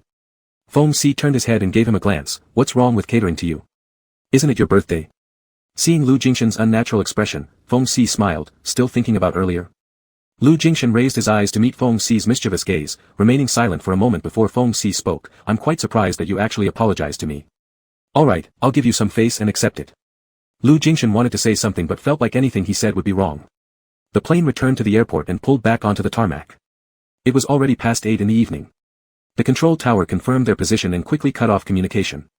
The whole airport was quiet except for the lead-in lights on the runway still glowing while the terminal building was pitch black. The French man from earlier had reminded them that at 8 o'clock, the airport's ground staff and maintenance personnel would finish work on time, asking them to fend for themselves. Feng Si removed his earphones and turned to Lu Jingshan who seemed somewhat distracted beside him. Are you satisfied with this birthday gift? Lu Jingshan lightly nodded, thank you. Feng Si, you've said thank you twice to me today. Do we need to be so formal? He reached out, his fingers slowly playing with the zipper of Lu Jingshan's coat, a flicker of mischief lighting his eyes. Lu Jingshan's pupils contracted as he clearly heard his own heartbeat. Feng Si's hand slid down to his waist, pulling him close. A change in posture brought Lu Jingshan facing Feng Si, kneeling on his lap. Leaning against the seat behind him, Feng Si tilted his head up with a playful glint in his eyes. Do you want another birthday gift? Lu Jingshan could feel the warmth created by the friction between their bodies and swallowed hard. What? Their gazes met, and Feng Si drew out the syllables, me. Lu Jingshan placed both hands on Feng Si's shoulders, his unblinking eyes fixed on him. All thoughts fled his blank mind as dopamine surged wildly. Without another word, he tilted his head and, following his heart's desires, pressed his lips to Feng Si's. Chapter 31, Anything Goes. Lips grinding slowly against lips, Feng Si's thin and dry lips exuded the scent of tobacco, a cold sharpness with a hint of bitterness. Even with his eyes closed, Lu Jing could clearly sense who was kissing him. It was just a simple friction of lips, but the heat in his body continued to rise. His heartbeat crashed against his chest, almost reaching a level that made Lu Jing shiver. He stopped the action, breathing heavily with his forehead pressed against Feng Si's, not daring to look at him. This is too abnormal, Lu Jing thought. In this night, at this moment, in this enclosed, cramped cockpit of the airplane, he was kneeling on Feng Si in the most humiliating position, their bodies intertwined and breaths entwined, indeed giving rise to some kind of illusion that kept making his heart race faster and harder to control. Shall we stop? Feng Si's voice penetrated his ears. He raised his hand to caress his earlobe, gently kneading it like an affectionate gesture. His skillful fingers passed over the hair behind his ear, sliding along the side of his neck, slightly scraping over his Adam's apple, then naturally moving downwards, touching the red mark on his collarbone. If his shirt buttons were unfastened, more such marks would be revealed, extending down his chest, hidden under the clothes-wrapped body, overlapping deeply and shallowly. Feng Si slightly squinted his eyes, unconsciously tightening his grip. Lu Jing's panting grew heavier. Each touch from Feng Si was like setting fire on his body. Instinctively, he moved forward some more, colliding with Feng Si's limbs, clearly feeling the strong muscle power in the legs supporting him. His throat became parched, and he swallowed instinctively without realizing it. Open your eyes and look at me. Feng Si's voice was low and hoarse, yet exceedingly firm as he slightly pulled away, forcing Lu Jing to open his eyes and face him. Lu Jing struggled to breathe, his breaths rapid. His eye corners were burning red, and his gaze towards Feng Si was shimmering, hesitating to speak. Feng Si looked at him intently for a while before his fingers touched his lips, tracing the shape of the lip line back and forth. Unable to withstand it soon after, Lu Jing's tongue unintentionally grazed Feng Si's fingertips during a gasp. Feng Si's pupils darkened, and his fingers slipped into his mouth, gripping his soft tongue and stirring slowly. A more sensual and suggestive move than a kiss. There was no restraint or disguise in Feng Si's deep gaze. Lu Jing's body broke out in a thin sweat. Just being stared at like that made him weak in the knees, let alone the hand continuously stirring in his mouth, teasing his sensitive nerves, causing him to emit overly sweet moans uncontrollably. Withdrawing his hand, Feng Si's lips pressed down, exchanging an extremely passionate kiss with him. Tangling with Lu Jing's tongue, he licked and teased to the fullest extent, bringing it into his own mouth to suckle wantonly, producing lustful slurping sounds, hitting their eardrums one by one. Lu Jing couldn't take the heat much longer. He removed his jacket and tried to unbutton his shirt when Feng Si stopped him, lips close to lips. He reminded Lu Jing, don't take it off, in case someone didn't leave yet, they might see. Lu Jing's body froze, not daring to make any rash moves anymore. That's enough. Not enough, Feng Si insisted stubbornly, showing no signs of letting go. He covered their lower bodies with Lu Jing's coat, skillfully unfastening his belt, slowly pulling down the zipper. Lu Jing attempted to stop him, but the glare he gave lacked strength. Feng Si grabbed his hand, pressing something into it, his raspy voice whispering near his ear, help me untie and put this on. This person carried essentials even when going out, like a meticulously premeditated plan. Lu Jing took deep breaths repeatedly, and Feng Si just stared at him, patiently waiting for his compliance. In the end, his trembling hand reached out. The cramped space of the Cessna two-seater cabin forced Lu Jing to sit awkwardly on Feng Si, his body bent into a twisted curve. His limp waist collapsed, only to be forcibly pulled up by Feng Si again.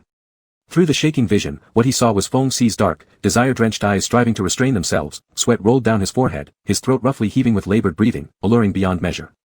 Just watching him, Lu Jing felt as if his whole body was ablaze, his heartbeat losing control once again. Being held even tighter, nearly unable to bear it, Lu Jing closed his eyes, both hands continually touching him through his shirt, seemingly only able to relieve the insatiable craving within by doing so. Feng Si's hands wandered and kneaded across his back. Lu Jing was a little too excited today. He controlled the rhythm and paused when he sensed Lu Jing about to reach his limit, calming him with kisses. Bear with it a bit, the laughing voice approached Lu Jing's ear, someone else is playing, don't soil it. Lu Jing desperately bit his lips, his body quivering. Trembling fingers whitened due to tension or excitement, the entire weight pressing onto Feng Si. Only by being held could he manage to breathe amidst the drowning sensations. As he stepped off the plane with weak legs, Lu Jing still felt like he was floating without touching the ground. Glancing at his wristwatch, it was already past 9 o'clock in the evening. A night breeze passed by, and he instinctively shivered. However, the coat in his hands couldn't be worn anymore, soaked with everything from earlier. They had to avoid dirtying someone else's plane. Feng Si, who disembarked a step later, saw his dazed expression and asked with a suppressed laugh, "What are you thinking about?" Lu Jing regained consciousness and, facing the person who had just been intimate with him, hesitated to look at him directly. "Nothing." Feng Si noticed his awkwardness, curled his lips into a smile, took off his own coat and threw it over. "If you're cold, wear mine." Taking back the coat from Lu Jing's hand, he nonchalantly draped it over his arm. With one hand hooked around Lu Jing's waist, he said, "Let's go." Walking toward the exit of the airport while supporting a slightly uncomfortable Lu Jing, Feng Si leaned in close to his ear and asked, "Did you enjoy tonight?" Lu Jing mumbled a vague, "Uh-huh." Feng Si chuckled softly, "The only downside is that using someone else's plane isn't very convenient. Your plane has too many people on it as well, it's not convenient either." Lu Jing's gaze drifted, as if deep in thought. After exiting the airport, Feng Si didn't drive straight back to the winery. Instead, he turned toward a nearby mountain. Leaning against the car seat, exhausted, Lu Jing barely moved until the car stopped atop the mountain. Only then did he suddenly realize they weren't taking the way back home. Turning around questioningly, Feng Si explained, "The weather is good today, let's enjoy the night scenery for a while before heading back." He casually opened the roof panel of the car. Lu Jing raised his head, gazing at the vast night sky where stars shimmered faintly against the dark backdrop, completely still and serene. His restless emotions gradually calmed down as Feng Si lit a cigarette and smoked slowly in between pauses. His gaze rested steadily on Feng Si, unable to look away. "Are you ignoring the night view and staring at me?" Feng Si turned his head toward him. Without waiting for an answer, he stubbed out his cigarette and leaned over to kiss Lu Jing. Unlike the previous chaotic and unrestrained moment on the plane, this kiss lacked carnal desire and was particularly tender and affectionate. It was a loving, intimate gesture. When the kiss ended, Feng Si gave a final light graze across Lu Jing's lips, looking deeply into his dark eyes. "Alex, what do you plan to do after these 2 weeks are over?" Lu Jing was caught off guard for a moment. He hadn't thought about it. "What am I to you?" Feng Si asked seriously. Lu Jing realized his heartbeat changed rhythm again. His chest tightened painfully, feeling somewhat uncomfortable as he clutched Feng Si's collar with both hands and kissed him again. Their tongues intertwined, and Feng Si looked down at him, his eyes calm as ever. After a while, Lu Jing retreated, slightly defeated, lowering his head and breathing heavily, speaking hoarsely, "Whatever you think I am, I am. When there are no outsiders around, you can do whatever you want." Feng Si reached out, his fingers caressing his chin. "No outsiders around, so anything goes." Lu Jing closed his eyes. This was already the biggest compromise he could make. If Feng Si wasn't satisfied. "All right," Feng Si responded, his tone hard to decipher, "just keep your promise." Lu Jing's tense expression immediately relaxed, and he rested his forehead against Feng Si's shoulder, losing the ability to speak further. Feng Si's hand stroked his back repeatedly, laughing lightly, "Is our CEO Mr. Lu flirting with me?" Lu Jing didn't move, muttering unhappily, "No, stop saying such disgusting things." Feng Si laughed enough to let go and got out of the car. "Stay here." He went to the rear compartment and retrieved something, a cake box. Upon seeing it, Lu Jing's brows furrowed, clearly indicating his rejection. Feng Si sat back in the car, insisted on taking out the cake, and lit the candles. "Make a wish." Lu Jing. Although reluctant, since he had just verbally agreed to anything, it would be inappropriate to go back now. He reluctantly stared at the candle for a few seconds and said, "That's enough." Feng Si questioned, "What did you wish for?" Lu Jing, "Isn't it unlucky to say birthday wishes aloud?" Actually, his wish was simple, he hoped that future worries would decrease. Though unsure whether it would come true, at least in this moment, facing the man who annoyed him yet whom he couldn't push away, his heart felt unusually calm. And that sufficed. Not wanting to disclose it, Lu Jing kept quiet, and Feng Si didn't persist on asking further, "Blow out the candles." Matching Feng Si's gaze filled with amusement, Lu Jing suddenly felt an indescribable emotion. Every year before adulthood, he celebrated his birthdays with Lu Jingqing, their family celebrating together. Later, when he went abroad for school and returned to work at the company, he hadn't taken his birthday seriously for over a decade. However, today, on his 29th birthday, the perpetually unruly and unscrupulous man in front of him presented him with a special birthday gift, prepared a birthday cake and candles with care, and even let him make a wish. He couldn't help but be moved. After blowing out the candles, Feng Si wished him once more, "Happy birthday." Lu Jing lightly nodded, the word "thanks" almost slipped out, but knowing Feng Si didn't like hearing it, he remained silent. Feng Si cut a small piece of cake and handed it to him. Lu Jing quietly ate it, for the first time feeling this overly sweet food was actually not bad. As Feng Si watched him eat slowly, he felt the urge to smile, but just as he opened his mouth, a roaring car engine behind them caught their attention. Blinding headlights shone in their direction. Feng Si squinted back and spotted two unmarked black sedans entering his vision. One stopped behind their car while the other circled around to block their front.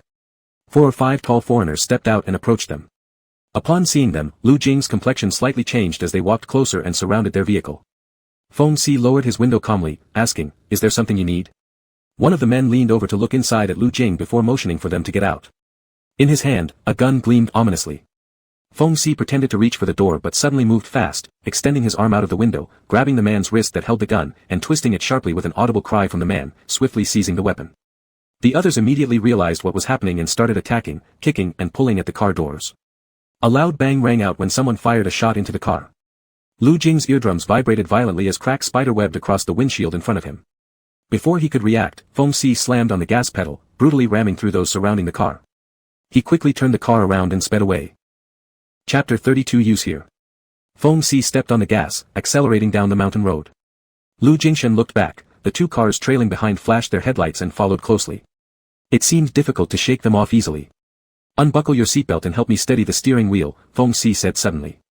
He picked up the gun he had snatched earlier and reminded Lu Jingshan, "Move faster." Without hesitation, Lu Jingshan instinctively trusted him, releasing his seatbelt and leaning over as Feng Si had instructed, using both hands to help stabilize the steering wheel, a position that was quite challenging for Lu Jingshan. Feng Si muttered, "Don't look back, just drive forward," while keeping one foot on the accelerator. He then swiftly pushed open his side of the car door, leaned out, slid his body downwards, and fired 2 quick shots towards the pursuing vehicles. The eardrum shock was even more intense this time, leaving Lu Jingshan's mind almost blank except for his determination to keep the steering wheel steady. There was little room for any other reaction. Afterwards, he heard the screech of tires and the sound of collisions. Feng Si returned to the car, slamming the door shut and reclaiming the steering wheel from Lu Jingshan. All this happened in an instant. When Lu Jingshan let go, his hands were drenched in cold sweat. Moving back to the passenger seat, he finally had the energy to check the rear. Feng Si's 2 bullets had hit the front tire of the leading vehicle. The 2 cars crashed into each other and then the right side mountain wall, ending up overturned and piled in the middle of the mountain road. The occupants would likely not be able to escape quickly. Lu Jingshan sighed with slight relief as Feng Si tossed him a phone, reminding him, "Call the police." 15 minutes later, their car was stopped at the base of the mountain along the roadside waiting for the police. Lu Jingshan was still shaken, brows tightly knitted. Feng Si reached over and touched his ear, asking, "Does it hurt? Can you still hear?" Lu Jingshan uncomfortably tilted his head. Though his eardrums indeed felt somewhat stinging from the gunshot vibrations, it wasn't too bad, probably no serious damage. "How about you?" Feng Si smiled and replied, "No problem, I've been through professional training." "You forgot, I used to be in the Air Force for 3 years and practiced shooting." Lu Jingshan understood.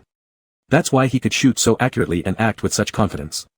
As Lu Jingshan began to calm down, he faintly caught a whiff of blood in the air and paused momentarily. Turning on the interior light revealed that blood was seeping from Feng Si's left arm, ruining his shirt sleeve. Seeing the look of shock in Lu Jingshan's eyes, Feng Si explained casually, "A bullet grazed me when we were on the mountain earlier, but don't worry, it's just a graze." Lu Jingshan asked, "Why didn't you say anything before?" His frown deepened as he pulled Feng Si's hand towards him and carefully rolled up his shirt sleeve. The wound was on the upper side of the forearm, covering a large area of scorched skin that was still bleeding profusely, not at all what one would call, just fine. "We're going to the hospital now," Lu Jingshan said firmly, his face pale. Feng Si replied, "The police haven't arrived yet, we need to figure out who those people were. They seem to be after you." "To the hospital," Lu Jingshan insisted. Feng Si relented reluctantly since his wound did require prompt treatment. He made a phone call. Lu Jingshan, feeling anxious, wasn't interested in whom Feng Si was calling. As Feng Si prepared to start the car again, Lu Jingshan opened the door. "Change places, I'll drive." "Do you have a driver's license for here?" Feng Si asked. Lu Jingshan moved to the driver's seat and opened his side of the door, his voice resolute, "Get out." Feng Si recalled that Lu Jingshan probably did have a license because he came here every year for vacation. Not wanting to argue anymore, they swapped positions. Following the navigation directions, Lu Jingshan sped all the way there, his expression tense and without another word. Several times, Feng Si turned to look at him but decided against speaking. It seemed Lu Jingshan was genuinely worried about him, so there was no point teasing him now. Half an hour later, in the emergency room, the doctor treated Feng Si's wound. Lu Jingshan, seeing the mess of blood on Feng Si's arm, felt uneasy and went outside for some fresh air in the hallway. As soon as he stepped out, someone greeted him. It was the French man who had lent them the plane earlier. Feng Si had mentioned his name was Ron. "Feng called me earlier saying you guys ran into armed bandits and asked me to alert the police." "What's wrong with him?" The man glanced into the emergency room where Feng Si was chatting cheerfully with the medical staff, clearly not half dead or severely injured. He immediately lost interest. Instead, he scrutinized the slightly distracted Lu Jingshan and raised an eyebrow. Aren't you going to see if he's alright? Lu Jingshan managed to speak. There's nothing seriously wrong with him. Ron clicked his tongue disapprovingly. You're being awfully cold toward him. Frankly, I don't think you're actually his boyfriend, are you? Lu Jingshan furrowed his brow but remained silent. I guessed, the other party grinned, I'm quite good at reading people. Your relationship with him definitely hasn't reached that point yet. Lu Jingshan was somewhat annoyed by this person's arrogance, it's my business with him. Ron shrugged indifferently, as a friend of Feng Si, I just ask out of curiosity. His expression looked rather regretful, isn't Feng Si's bed skills great? Lu Jingshan's face turned even darker, and Ron raised his hand to show he meant no harm, just a joke. He worked for me for a year, from the first glance, I thought we were the same kind of person, and he seemed very approachable. I thought he'd be an easy hookup, but he kept rejecting me, only willing to remain as friends.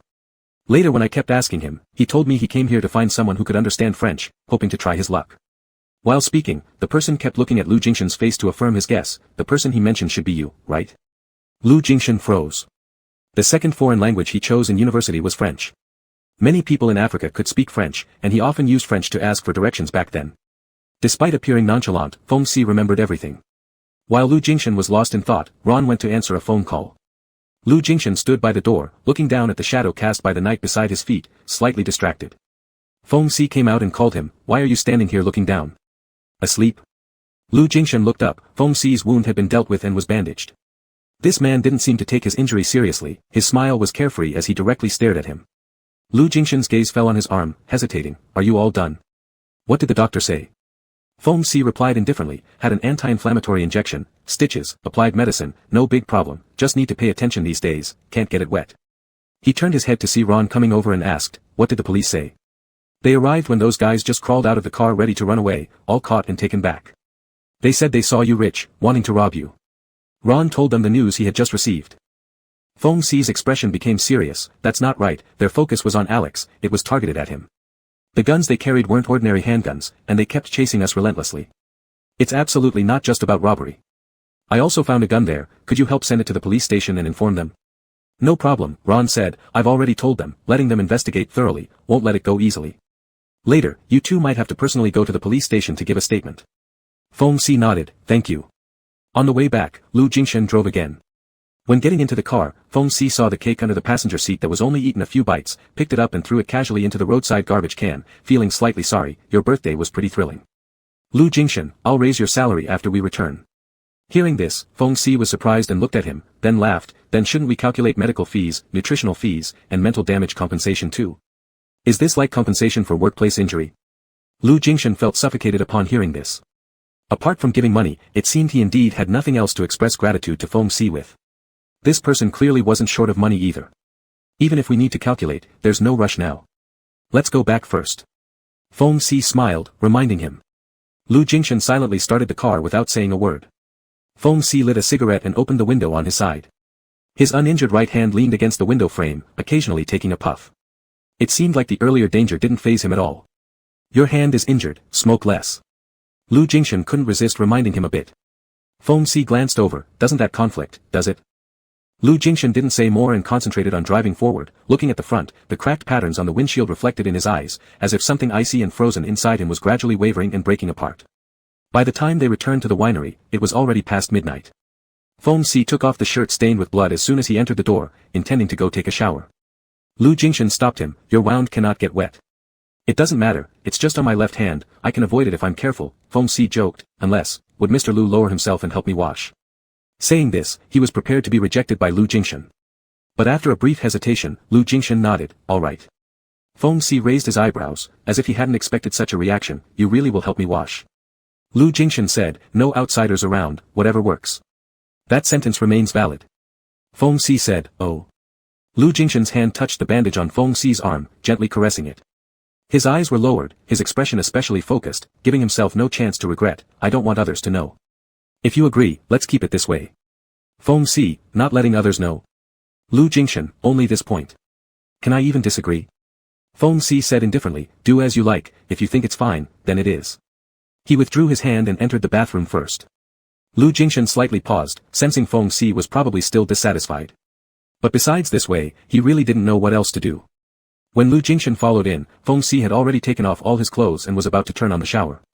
Lu Jingshan quickly stepped forward and held his hand, frowning, "Step back a bit." Feng Si felt amused, finding Lu Jingshan's overly anxious demeanor quite interesting and rare. Feng Si cooperatively took a step back as Lu Jingshan picked up the shower head and pointed it towards the wall before turning on the water. Suddenly, the person behind him moved closer, an arm hooking around his waist, breath warm near his ear. "Really, anything goes?" Lu Jingshan's "yes" was at the tip of his tongue but instinctively sensed danger. "What do you intend to do?" Feng Si's restless hand rubbed against his waist. "Did you get enough earlier on the plane?" Lu Jingshan, "No, you've just had an anti-inflammatory injection, not tonight." "What if I insist?" Feng Si persisted. He hooked Lu Jingshan around, turning him to face himself, lifting his hand, fingers caressing Lu Jingshan's lips, slowly massaging along the contours. Lu Jingshan glared at him, remaining silent. Tonight, he originally planned to make Lu Jingshan happy, but this unconscious teasing behavior made Feng Si unable to resist bullying him again. The fingertip touched his slightly parted lips. Feng Si said, "How about using here?" Chapter 33, Coquetry. Lu Jingshan's body stiffened slightly, and Feng Si's fingertips still rested on his lips. If he extended his tongue just a little, they would touch. This man smiled maliciously and asked again, "Can you do it?" Lu Jingshan involuntarily swallowed hard and shakily said, "I can't." He really couldn't.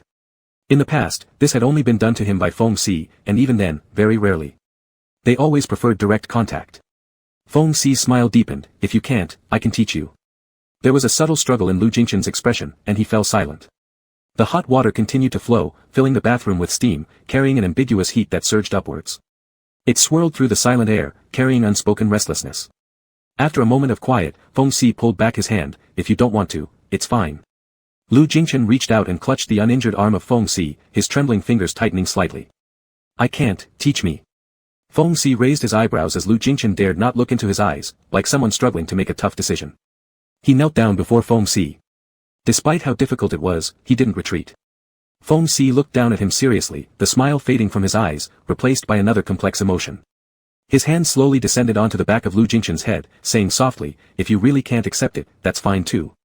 As Lu Jingshan stared at what was right in front of him, he swallowed again, his breathing heavier as he pressed closer. Feng Si leaned against the wall, slowly closing his eyes while gazing at Lu Jingshan's downward cast eyes, clouded with mist from the steam. His eye corners and nose were red, and his movements clumsy but sincere.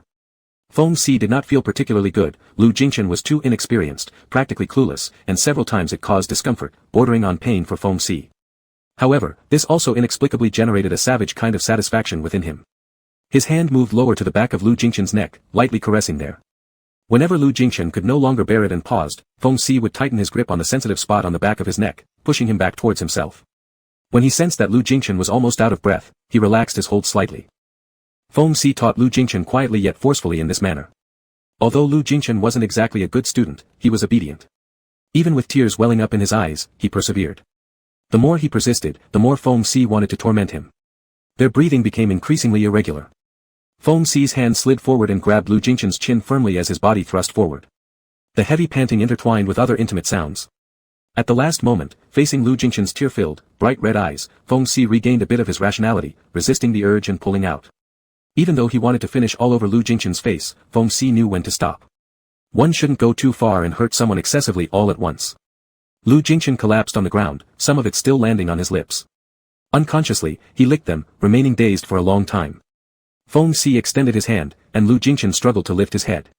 The person before him nodded slightly, asking, "Do you want me, this injured person, to carry you up?" Lu Jingshan shifted his gaze as his rapid heartbeat gradually slowed. He leaned on Feng Si's support, standing up with trembling legs. Annoyed by his clothes, he stripped off entirely, silently picking up the shower head to wash Feng Si, carefully avoiding the wound on his left arm. Feng Si pulled him close. "Why aren't you talking?" "Embarrassed?" Lu Jingshan's mouth corner also turned red, the marks obvious. Feng Si watched, his eyes darkening. Did it hurt earlier? It was impossible for Lu Jingshan to articulate it. It wasn't terrible, nor pleasant. He thought he wouldn't be able to handle it, but surprisingly, he managed. His tongue still lingered with strange sensations and tastes, making Lu Jingshan reluctant to speak. Feng Si approached, kissed him deeply. The shower head fell from Lu Jingshan's hands. In the end, they made love again that night, their second round in the bathroom. Afraid of hurting Feng Si's arms, Lu Jingshan was cautious throughout, driven to his limits by nervousness and helplessly enduring it all. In the haze, Feng Si bent down, biting his Adam's apple and pressing him hard against himself by holding his waist. Almost unable to stand, Lu Jingchen arched his long neck backward, unable to suppress a loud moan. Not knowing what time it was when he fell asleep, Lu Jingchen woke up without dreams at nearly 10 o'clock. As Feng Si had predicted, if he kept living like this recklessly, he might really have trouble adjusting to the work rhythm after returning home. Lu Jingchen sat up, finding the bed beside him already empty. He sat on the bed in a daze for a while before hearing Feng Si's voice outside on the terrace, where he was on a phone call. Lu Jingchen got out of bed, picked up a bathrobe lying carelessly on the sofa, wrapped himself in it, and walked out onto the terrace. Feng Si pressed the speaker button, and the voice on the other end of the phone belonged to Luo, who was smirking as he asked, "Your little sweetheart looks too proper. Can he satisfy you in bed? If he can't, I'm always ready to take his place." Feng Si's expression became slightly cynical. He glanced up and saw Lu Jingchen coming out, so he also chuckled, but before he could speak, Lu Jingchen came forward, grabbed the phone from him, and directly hung up. Seeing that Lu Jingchen's face did not look good, Feng Si laughed and explained, "He was calling to discuss something important with me. Did he ask if I could satisfy you in bed, and said he would take my place if I couldn't? Is that what you call an important matter?" Lu Jingchen's tone was somewhat cold. Feng Si helplessly said, "It was just a joke, he's always like this, full of lewd talk. I was about to scold him when you took my phone away." He knew how strong Lu Jingchen's jealousy was. His obsessive-compulsive disorder probably wouldn't tolerate anyone else touching anything of his, including people. After laughing, Feng Si seriously said, "I have no interest in sharing our bedroom affairs with others. Where did your thoughts go?" Lu Jingchen threw the phone back at him, picked up the cigarette pack lying on the table next to him, and pulled out a cigarette. After lighting the cigarette, Lu Jingchen seemed restless, not just because someone had joked about him and Feng Si's intimate moments. That sentence, "take his place," even though it was a joke and Feng Si would never agree to it, still made him especially uncomfortable. "Whose habit did you copy? Smoking first thing in the morning?" Feng Si snatched the cigarette, put it in his own mouth, and blew smoke onto Lu Jingchen's face. Lu Jingchen wrinkled his brow but didn't bother with him. "What else did he tell you? Those people last night finally confessed after being dealt with roughly. They were paid to kidnap you." At this, Feng Si's eyes grew colder. "There's a gang here specializing in this kind of business. Luo guessed they were part of it, and he happens to know their boss with whom he has some connections. The other party wanted to exchange the information of last night's men for those people's release. They were contacted through a foreign email, and the money went through several hands before reaching them. But by tracking the IP address of the email, it leads back to somewhere in China." Lu Jingchen understood. What was their purpose? Kidnap me for ransom, or make me disappear? They want both, Feng Si said. "Lu Jingchen, do you have the email address? Let me get someone to check it." Feng Si handed over a note he had just written. "Do you have a clue?" "Sort of. Still need confirmation," Lu Jingchen said. Feng Si said, "Luo told them not to do this job anymore. Let us be reassured, but we should still be careful." Lu Jingchen nonchalantly nodded. Feng Si pinched the cigarette pack and slapped it on his face. "Alex, how exactly are you living? Getting coffee spilled on you while doing business, almost kidnapped while on vacation abroad, makes sense." Lu Jingchen impatiently said, "What do you suggest I do then? Did I pay you to do nothing?" Feng Si smirked, "So now you realize I'm useful. Will you keep running around recklessly?" The teasing tone carried a deeper concern. Lu Jingchen paused for a moment before answering, "Where could I run now?" Feng Si's gaze lingered on his lips, perhaps due to Lu Jingchen's sensitive skin. The mark from last night hadn't fully faded yet, though he himself seemed unaware. Feng Si reached out, pulling open the collar of his bathrobe slightly, revealing under the daylight the distinct marks all over his body that sparked imagination. These daily recurring traces would deepen again and again, making it harder for them to fade. Feng Si's fingers grazed over them. "That's right, in your current state, you couldn't escape anyway." Lu Jingchen pulled his hand away and turned back into the room. At 10:30, after finishing breakfast, they left. They changed to a new car, with a driver sitting inside. Feng Si looked at Lu Jingchen and asked, "Didn't you give everyone a holiday?" "Called them back temporarily," Lu Jingchen calmly said. "I don't have a driver's license here." Feng Si. Lu Jingchen opened the door and sat in the back seat.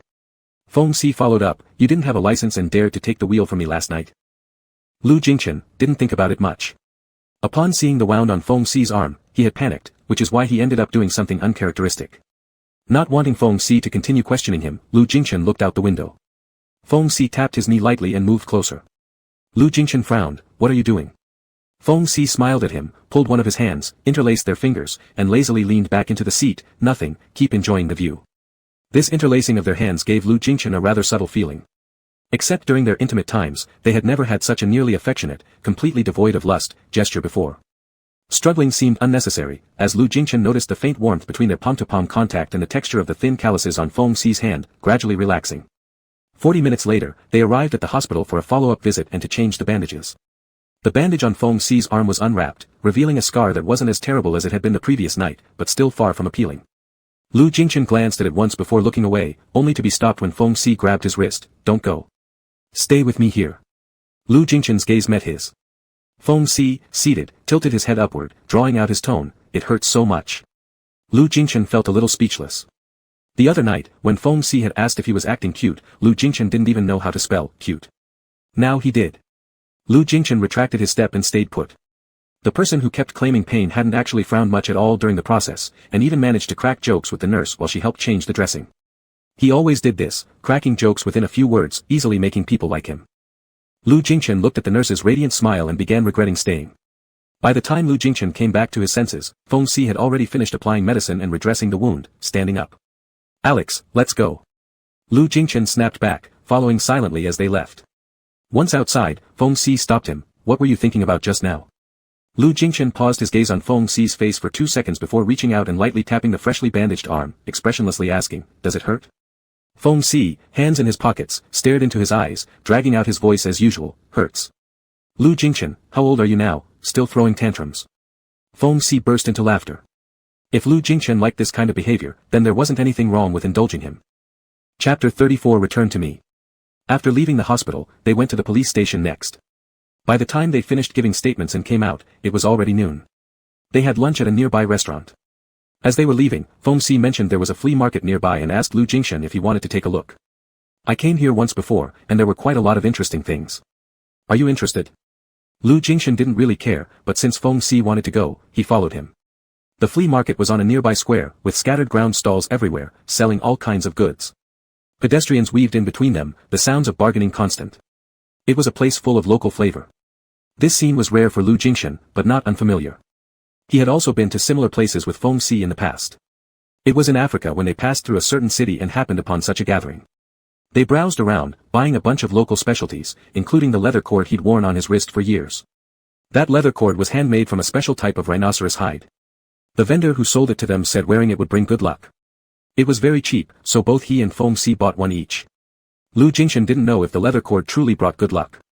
After Feng Si casually slipped it onto his wrist those 7 years ago, he had never taken it off until their sudden reunion. Perhaps because of the guilt over his abrupt disappearance without saying goodbye, he then removed the leather cord and stored it away. As Lu Jingchen was lost in thought, Feng Si leaned towards him, daydreaming again. The breath that came close made Lu Jingchen instinctively want to turn away. Feng Si reached out and propped up one side of his cheek, preventing him from doing so. What are you thinking about? Lu Jingchen turned his gaze towards him. Nothing. What do you want to buy? Let's just take a look. Feng Si tossed that out, hooked his waist, and continued walking with him. In public, this intimate action made Lu Jingchen somewhat uncomfortable. Feng Si's voice fell near him. Let's stick together, it's too crowded here, I don't want us to get separated or run into troublemakers again. Lu Jingchen was convinced and no longer resisted. Feng Si was brimming with excitement, stopping occasionally in front of some of the stalls to pick and choose, haggling with people. Lu Jingchen wasn't particularly interested in the items for sale, his eyes occasionally wandered to Feng Si, observing the curve of his upward-turned lips and the colors illuminated by the afternoon sun in his eyes.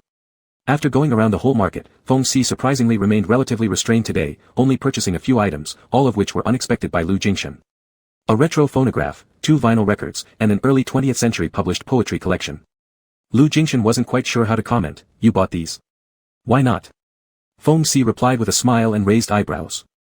Lu Jingchen said, it doesn't seem like your style. Feng Si asked him, then what is my style? Irresponsible? Lewd? Sloppy? Lu Jingchen was momentarily speechless, as Feng Si himself had already summed it up for him, so what more was there to say? In fact, I can be pretty serious sometimes.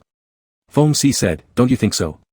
Lu Jingchen was left completely speechless. Now that we've finished shopping, do you still want to keep browsing or shall we go back? Feng Si nodded indifferently, then let's go back. Given what had happened last night, he didn't really want to linger outside any longer. But when they returned, Feng Si realized he had been duped. The old phonograph didn't work at all. Lu Jingchen's expression revealed a mocking gleam, seemingly ridiculing even Feng Si could make mistakes. Feng Si wasn't particularly bothered, but Lu Jingchen's vivid expression made his heart itch. He pulled him into his arms, pinning him down for a kiss. It was a long and sticky kiss, during which Feng Si's tongue repeatedly tangled with Lu Jingchen's inside his mouth, licking every inch of softness. Only when Lu Jingchen struggled to catch his breath did Feng Si let go, slightly retreating, lifting his hand and brushing the tip of his finger along his lips with a hoarse voice. We'll settle accounts later tonight. Lu Jingchen's eyes flickered. Why don't you fix the phonograph first? Otherwise, it'll have been for nothing. It's easy, said Feng Si. Though he claimed it was simple, he spent the rest of the afternoon trying to fix that phonograph. Lu Jingshan didn't intend to help, nor could he. In the evening, he received a message from domestic sources confirming the owner of that email account, an assistant to Li Wenzhong, whom he had forced to retire last month. Over these 2 weeks while abroad, there had indeed been considerable internal fluctuations within the company. Lu Jingqing had kept everything under control and refrained from telling him anything to avoid disturbing his rest. Lu Jingshan directly dialed Lu Jingqing's phone number. Feng Si, who was repairing the item, glanced at him sideways but didn't say anything. After the call was connected, Lu Jingshan directly told Lu Jingqing about what happened last night. Lu Jingqing, who had been sleepy on the other end of the line, instantly woke up and asked him nervously, "Then how about you? Are you hurt? Have those bandits been caught? Is there any problem? Should I come over?" "I'm fine, they have all been taken away by the police. Feng Si's friend has some connections with them, this business won't be done anymore," Lu Jingshan explained briefly. Lu Jingqing was still worried. "That still can't make us let our guard down, you'd better return to the country earlier. If it is Li Wenzhong who made people do it, I'll report it to the police immediately." "It's useless," Lu Jingshan reminded her, "without solid evidence and since it happened abroad, there's nothing you can do to him. Has he been contacting other shareholders and directors privately recently?" "Lu Jingqing, you know already, he just doesn't give up, he wants to come back to the company. I thought he was just playing around, I didn't expect him to dare to do such a thing." "If I'm not mistaken," said Lu Jingshan, "when the news that I've been kidnapped and missing spreads back home, he will likely soon have someone propose holding a board meeting to elect new directors. Dad's in poor health now, they might want to push you onto the position of chairman, and control the company through you." Lu Jingqing coldly laughed, "They need to have that capability first. Ashen, I've told you we are one family. No matter how close I was with Li Wenzhong before, I wouldn't allow him to treat you like this, do you believe me? Besides you, I haven't told anyone else about this," Lu Jingshan calmly said, "I want to stay here for a while longer before returning to the country, so these things will have to be handled by you." Lu Jingqing understood. "Are you planning to turn their tactics against them, wait until they bring up problems at the board meeting and settle accounts with them together?" Lu Jingshan didn't deny it. Lu Jingqing readily agreed, "All right, I know what to do. Be more careful over there, even with bodyguards around, don't go out casually. The company matters will be handed over to me." Lu Jingshan also reminded her to take care of herself, then hung up the phone. Feng Si leaned over, took away his phone, opened WeChat, and helped him send 2 words, "Thank you," to Lu Jingqing. When asking someone for help, you should be polite, "Thank you," are the basics, he taught Lu Jingshan. Lu Jingshan frowned as Feng Si handed the phone back to him. "Without hesitation you told your sister about the matter, do you really trust her? Do you trust Feng Ting?" Lu Jingshan countered. Feng Si smiled, "I indeed don't trust that little girl, it would be good enough if she didn't cause trouble for me, how could I possibly trust her?" Lu Jingshan ignored his joke, explaining a sentence, "Dad's in poor health, Mom and my younger brother don't involve themselves in the company's affairs, only she and I can mutually trust each other." This was probably the first time Lu Jingshan was willing to talk to him about his family matters, although there were only a few sentences. Feng Si said, "The relationships among your family are pretty good, aren't they? Can I meet them? Does the others include your family?" Lu Jingshan's expression paused, avoiding his gaze. "Let's talk about it later." Feng Si threw a mint into his mouth, chewing slowly, staring at him. Lu Jingshan seemed slightly uneasy, but he stubbornly did not give in. After a brief silence, Feng Si changed the topic, "Isn't your vacation extended?" Lu Jingshan nodded, "Isn't that turning misfortune into blessing? Do you have any plans next? Want to visit somewhere else? How about England?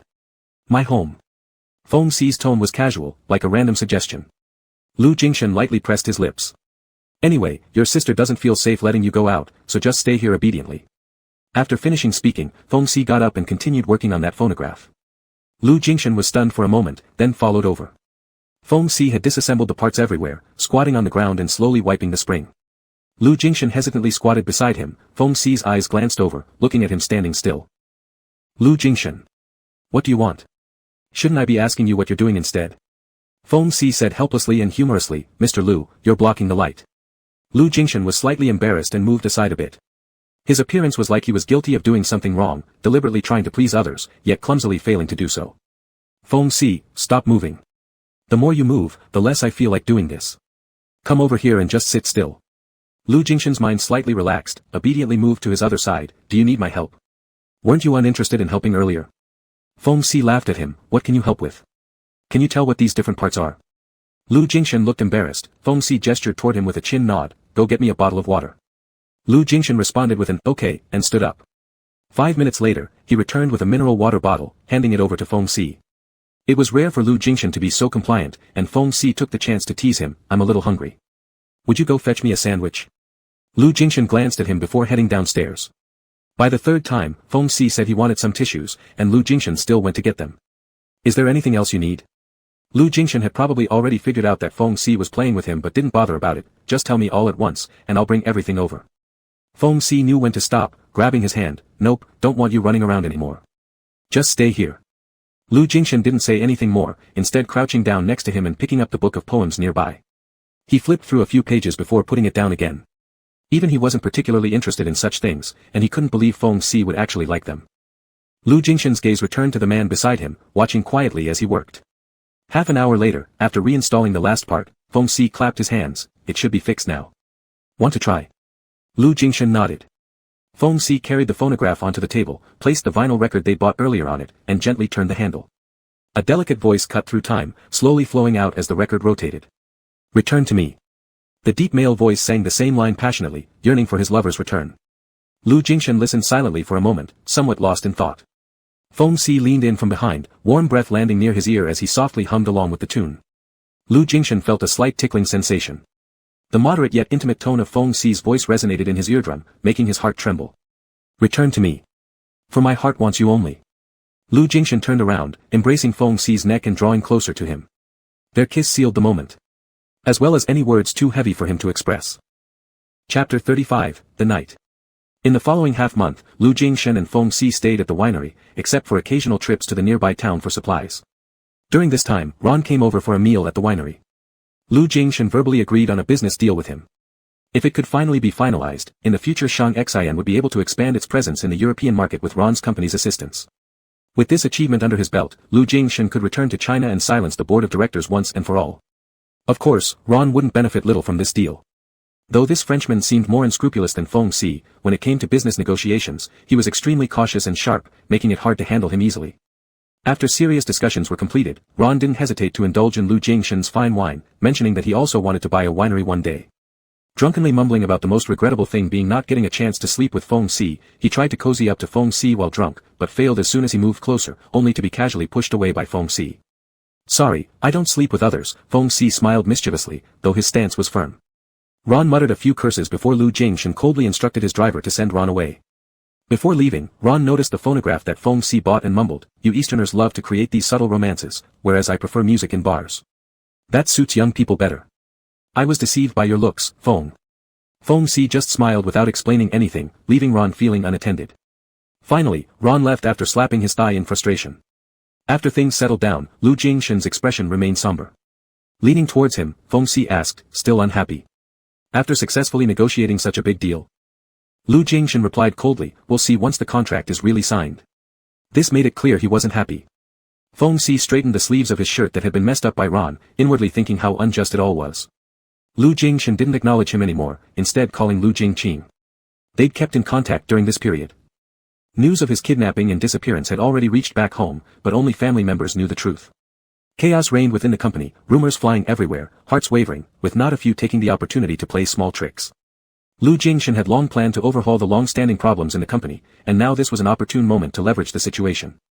Lu Jingqing told him that those involved were prepared and would convene a board meeting next Monday. Come back before then. Lu Jingshan agreed, "Alright, I'll arrange for it." Hanging up the phone, he informed Feng Si, who followed him, "We're returning to the country the day after tomorrow."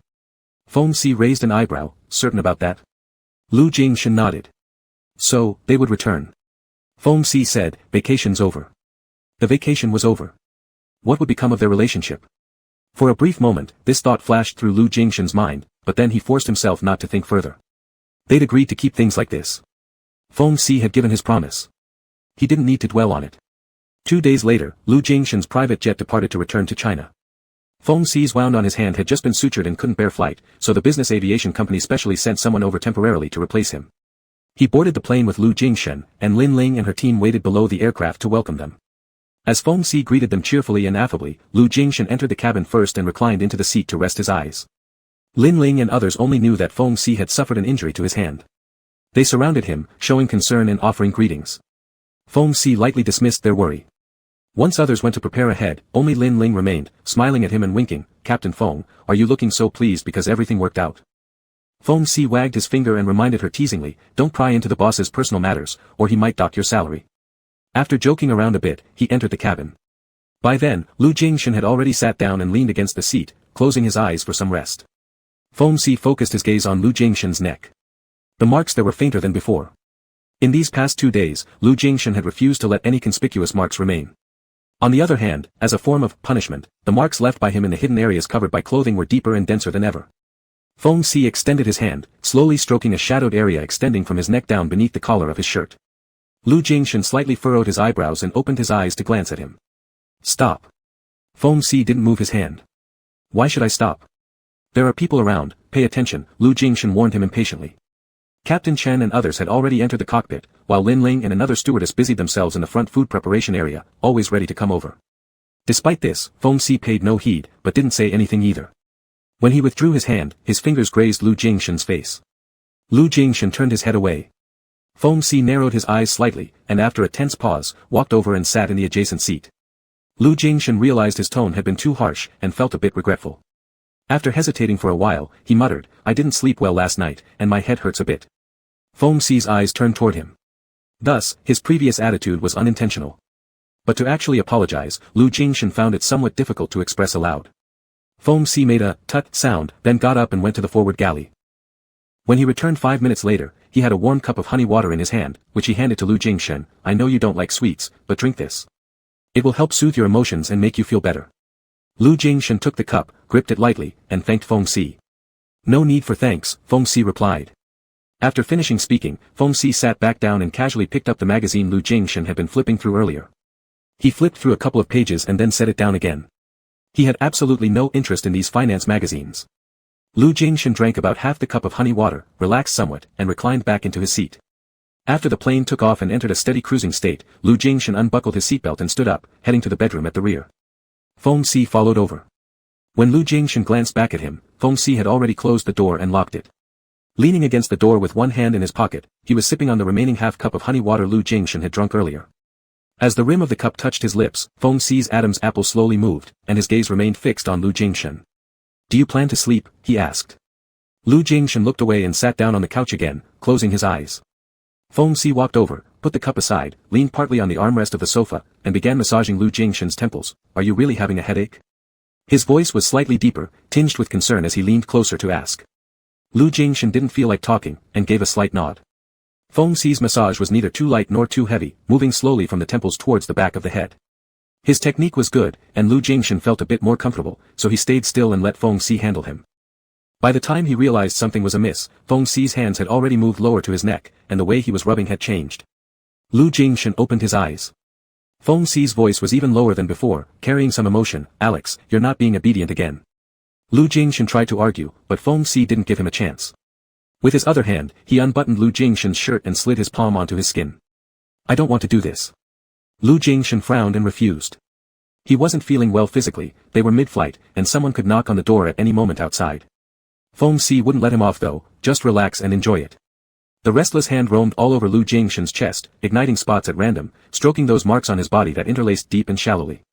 The touch was like a feather skimming by, eliciting wave after wave of ticklish sensations. Skillfully, Feng Si teased the desires lurking within Lu Jingshan's body. Lu Jingshan quickly couldn't bear it anymore and asked him to stop, but Feng Si wasn't as easily dissuaded as he was before in the cabin. Stretching out his long legs, he turned around and also sat down on the sofa, using his body to trap Lu Jingshan within the confines of the small space. With no possibility of struggling free, Lu Jingshan was pinned down by him.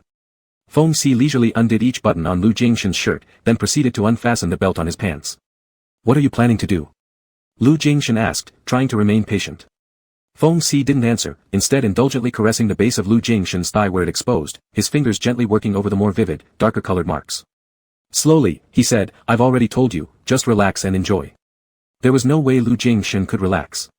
Feng Si's fingertips skimmed over his flesh, even the tiniest touch impossible to ignore. His whole body tensed up, trembling faintly as the wandering hands ignited sparks across him. He didn't know what Feng Si intended to do, but he himself couldn't do anything. It seemed that Feng Si hadn't planned to take things further. He simply insisted on stripping Lu Jingshan bare, then slowly scanned every inch of his body with his gaze as if appreciating an almost perfect piece of art, carefully outlining it with his hands, feeling, touching, constantly deepening his memory of this person. Lu Jingshan's figure was slender, covered with a thin layer of muscles, very aesthetically pleasing. His skin was fair, making him highly sensitive, and it was easy for Feng Si to leave contrasting bright red marks on him. He became almost obsessed with touching this body. This act of caressing continued for a long while. Lu Jingshan's emotions were kept on a tight leash, unable to advance or retreat. Feeling like he was under voyeuristic scrutiny made Lu Jingshan extremely uncomfortable. Unable to break free, he could only close his eyes and try not to look. Feng Si picked up the remaining half cup of honey water, paused above Lu Jingshan's chest, and slowly poured it out. The sticky sugar water spread across his chest, adding an even more erotic atmosphere. Though the heat was long gone, Lu Jingshan instinctively flinched as if scalded. Then he realized that Feng Si had pressed his body downward, licking him. He was only licking off the honey water on his body, yet to Lu Jingshan, it was harder to bear than the passionate, lustful sucking during their previous intimacies. A moan escaped his lips as knocking sounds rang out. It was the stewardess outside asking if they needed meals. Feng Si didn't stop, ignoring the inquiry and continuing to lick and kiss Lu Jingshan's body soaked with sweet honey water. The stewardess asked a second time, "Mr. Lu, Captain Feng, would you like to have dinner?" Lu Jingshan bit his lip hard, forcing himself to steady his breathing, and answered in as calm a voice as he could muster, "No, we'll have it later." The flight attendant's footsteps faded away. In an instant, Lu Jingshan relaxed like a sudden release, gripping Feng Si's hair almost as if seeking retribution. Feng Si didn't seem to mind at all. His tongue trailed along Lu Jingshan's wildly heaving chest, slowly moving downward until it kissed the indentation just above his hips. From beginning to end, Feng Si was simply teasing him in various ways, just that alone easily pushed Lu Jingshan to the brink. Lu Jingshan felt the familiar embarrassment over this situation. He was entirely naked, not a shred on him, while Feng Si was impeccably dressed, not a wrinkle out of place. The stark contrast made it feel like a game of mockery and manipulation. In the past month, no matter how far Feng Si went, he never crossed into such deliberate embarrassment as he had today. Lying back on the sofa, panting softly, Lu Jingshan's eyelashes trembled, unable to recover for a long time until Feng Si's hand touched his face. He forcefully shoved Feng Si away, sitting up. There was still a flush around his eyes, but his gaze was cold. "That's enough." The shove sent Feng Si falling back onto the floor, but his expression remained unchanged. He stubbornly raised his hand again, touching Lu Jingshan's face. After stroking for a while, Feng Si supported himself and half knelt before Lu Jingshan, gazing steadily at him. Frowning, Lu Jingshan asked, "What is wrong with you?" Deep, bright light flickered in Feng Si's dark eyes as he silently stared back at Lu Jingshan. A moment passed, then Feng Si bent down, took Lu Jingshan's hand, pressed his lips to it, and gently kissed each finger with tenderness. Focused, serious, devout, as if the most loyal knight were kissing his king.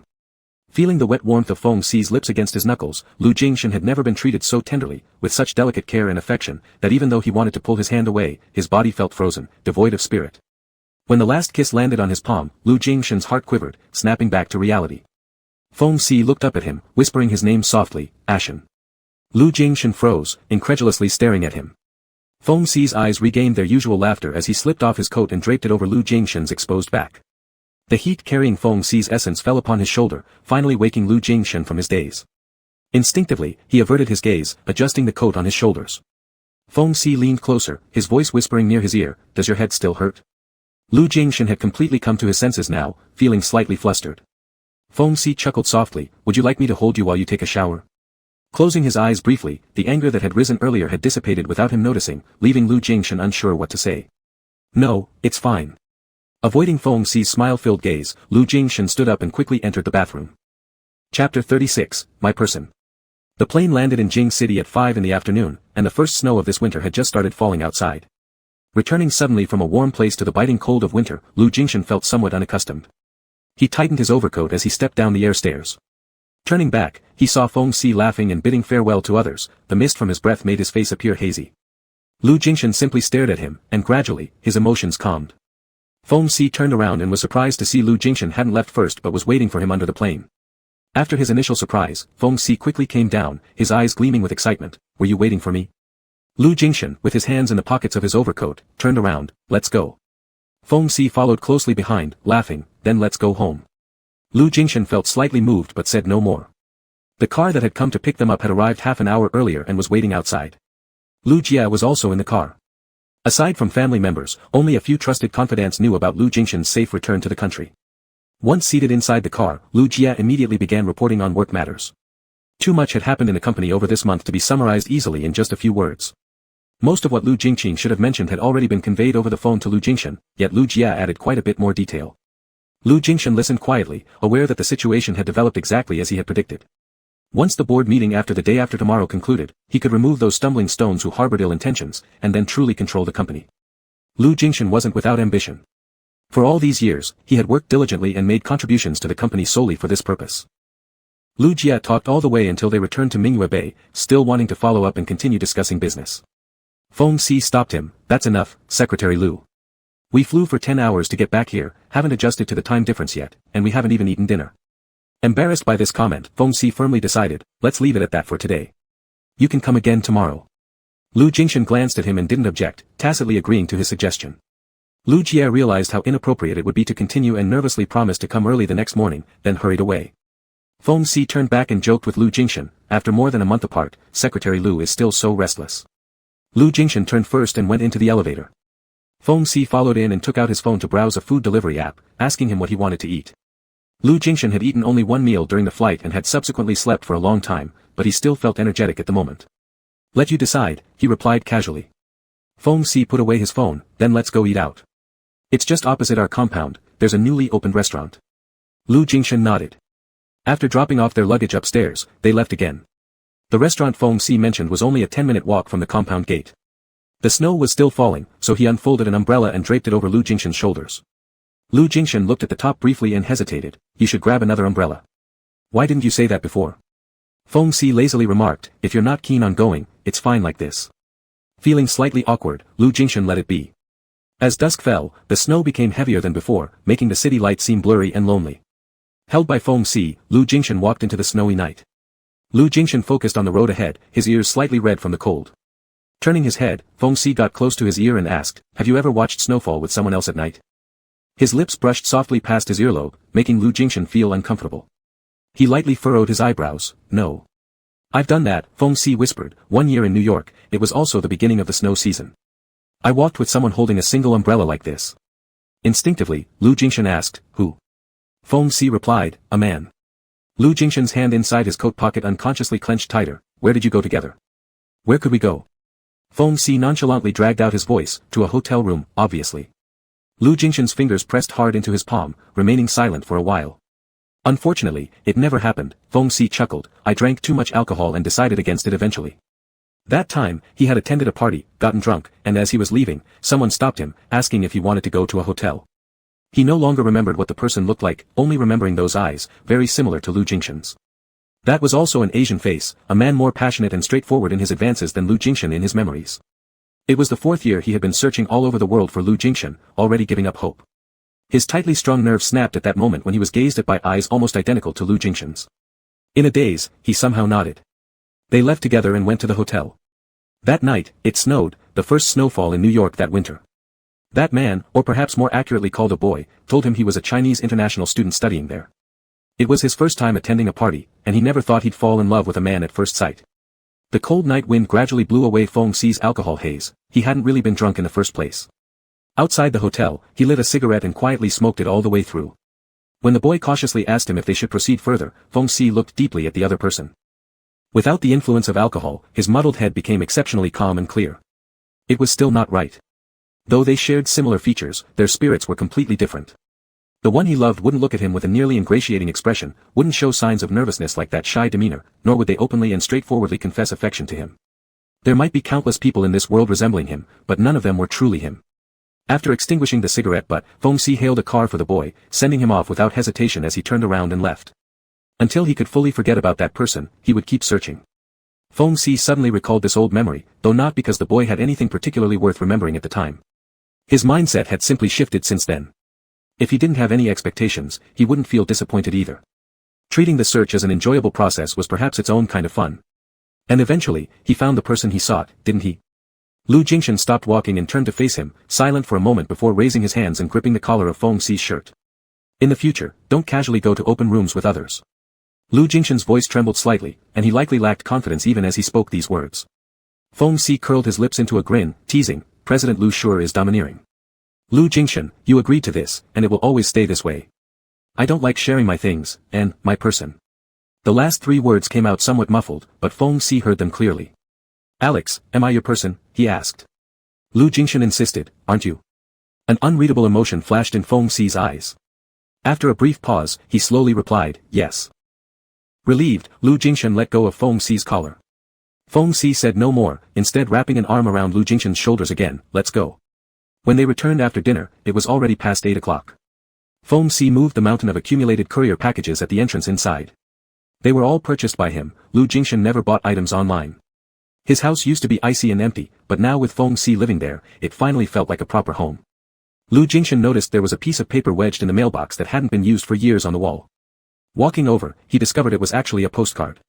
He pulled the postcard out, too distracted at the moment to examine it closely. Feng Si carried the final package back inside and called out from within the house. Lu Jingshan slipped the postcard carelessly into his coat pocket and entered. It was barely 9 o'clock after finishing his shower. Lu Jingshan sat at his desk, opening up his laptop to pass the time by reading documents sent by Lu Jie.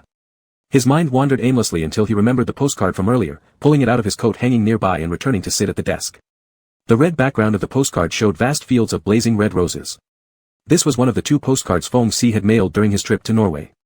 Stunned for a moment, Lu Jingshan flipped the card over. On the blank side, Feng Si's handwriting revealed the following message. Alex. When I wrote this postcard, I was in Oslo, Norway. And you were here too. The morning sunlight was beautiful, and we were sitting together in the restaurant having breakfast. It was such a peculiar feeling, as if I had waited for this day for too long. We had planned to watch the aurora borealis together, and this time it would finally happen. We've heard that if you see the aurora at night in this city, it symbolizes good fortune coming your way. Last night, we saw it together. Does that mean good luck has arrived for us both? I hope so. I know you're curious who this postcard is meant for. If you're willing to ask me directly, I'll tell you, it's addressed to you. For the first time, I'm happy I can successfully send a postcard to its intended destination. I hope you're just as happy when you receive this. Phone. October 19, 2022. Lu Jingshan stared at those lines, his mind turning blank, his world falling into silence. Only the sound of his heartbeat grew stronger and louder, covering everything else, even causing his chest to vibrate. Flipping the postcard back to the front, next to the red roses, there was also a line of text, an English poetic quote. You are the last rose in my barren land. In the desolate land of his heart, you are the last blooming rose. The unrestrained and passionate love conveyed by these words was unmistakable. Feng Si must have seen this line when choosing this postcard. Bending forward, Lu Jingshan rested his forehead on his elbow, gripping the postcard tightly in his hand, unmoving for a long while. In his room, Feng Si was taking a shower when the light above him suddenly went out. He turned off the water and listened silently for a moment before reopening the faucet. The sound of running water masked the approaching footsteps and his irregular heartbeat. A warm body pressed against him from behind, encircling his waist with strong arms. Feng Si turned around and felt the bathrobe on Lu Jingshan's body, which was damp with water. He helped him untie it and threw it away. Did you just finish bathing? Why are you here? The darkness effectively concealed the expression in Lu Jingshan's eyes at this moment. Leaning close to Feng Si, he ardently kissed him, searching for his lips. His tongue eagerly pressed into Feng Si's mouth, tangling wantonly with his. The fervor of their kiss failed entirely to express the tumultuous emotions churning within Lu Jingshan. The more they kissed, the less it seemed to satisfy him. This level of intimacy could not quench his thirst. His desire for this man had never been confined to the physical. Even though he would never admit it. Perhaps sensing Lu Jingshan's agitation, Feng Si gently stroked his back in an attempt to soothe him. When the long kiss finally ended, Lu Jingshan stayed close to his lips, breathing heavily. Feng Si chuckled softly. What's wrong? You're overly passionate tonight. I haven't finished my shower yet. Lu Jingshan's voice was slightly hoarse. Is being passionate a bad thing? It was simply too good. Feng Si thoroughly enjoyed it. Shall we continue? Lu Jingshan thrust the item in his hand toward Feng Si. It was something he had specially brought along. It was rare for Lu Jingshan to be so proactive, so Feng Si gladly accepted, wrapping his strong arms around his waist and switching their positions, pinning him against the wall. His thigh forcefully pressed between Lu Jingshan's legs. Despite his towering height, Lu Jingshan was fully lifted off his tiptoes by Feng Si. This position made him feel uneasy, forcing him to cling tightly to Feng Si's shoulders, surrendering himself completely. In the dark, enclosed space, only the sound of water could be heard, mingling with their entwined breaths beneath it all. Feng Si drew closer, his breath brushing Lu Jingshan's lips like a whisper. Alex, become mine entirely. Lu Jingshan's reply was another fervent kiss that enveloped him. Chapter 37, What It Turns Into. At 9 in the morning, the car stopped outside the Lu family's large villa. Lu Jingshan got out of the car and asked Feng Si and Lu Jie to wait inside. He went into the villa alone. Feng Si's gaze fell to the window of the car as he looked around. This place should be one of the most prime areas for high-end residential districts in the city, Lu Jingshan's original home. He turned back and asked Lu Jie in the back seat, what kind of personality does your chairman have? Lu Jie. Do you think it's appropriate to ask a question like that? Just asking casually, Feng Si said indifferently, never mind if you don't want to answer. He pushed the car door open. Lu Jie called him with an alert tone, what are you going to do? The boss said we need to wait here. Nothing much, Feng Si laughed, can I get down to smoke a cigarette? When Lu Jingshan came out with his parents, Feng Si leaned against the side of the car, flicking his lighter absent-mindedly while smoking. Seeing Lu Jingshan frown, he threw away the cigarette butt and crushed it underfoot. Lu Jingshan glanced away, accompanying the two elders to the other car and seeing them off. Feng Si focused on Mr. Lu, the chairman, and his wife. Mr. Lu looked indeed somewhat listless, but his posture was upright, and his actions were filled with authority, showing no signs of old age.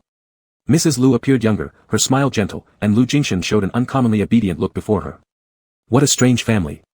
An Xin had actually glanced at Feng Si a few more times, and when she sat in the car, she asked her son, "Is that the assistant you just hired?" Lu Jingshan nodded slightly without wanting to say more, helping them close the car door. An Xin watched as he walked back, and when the assistant opened the rear door of the car for him, he seemed to laughingly whisper something into his ear before climbing inside.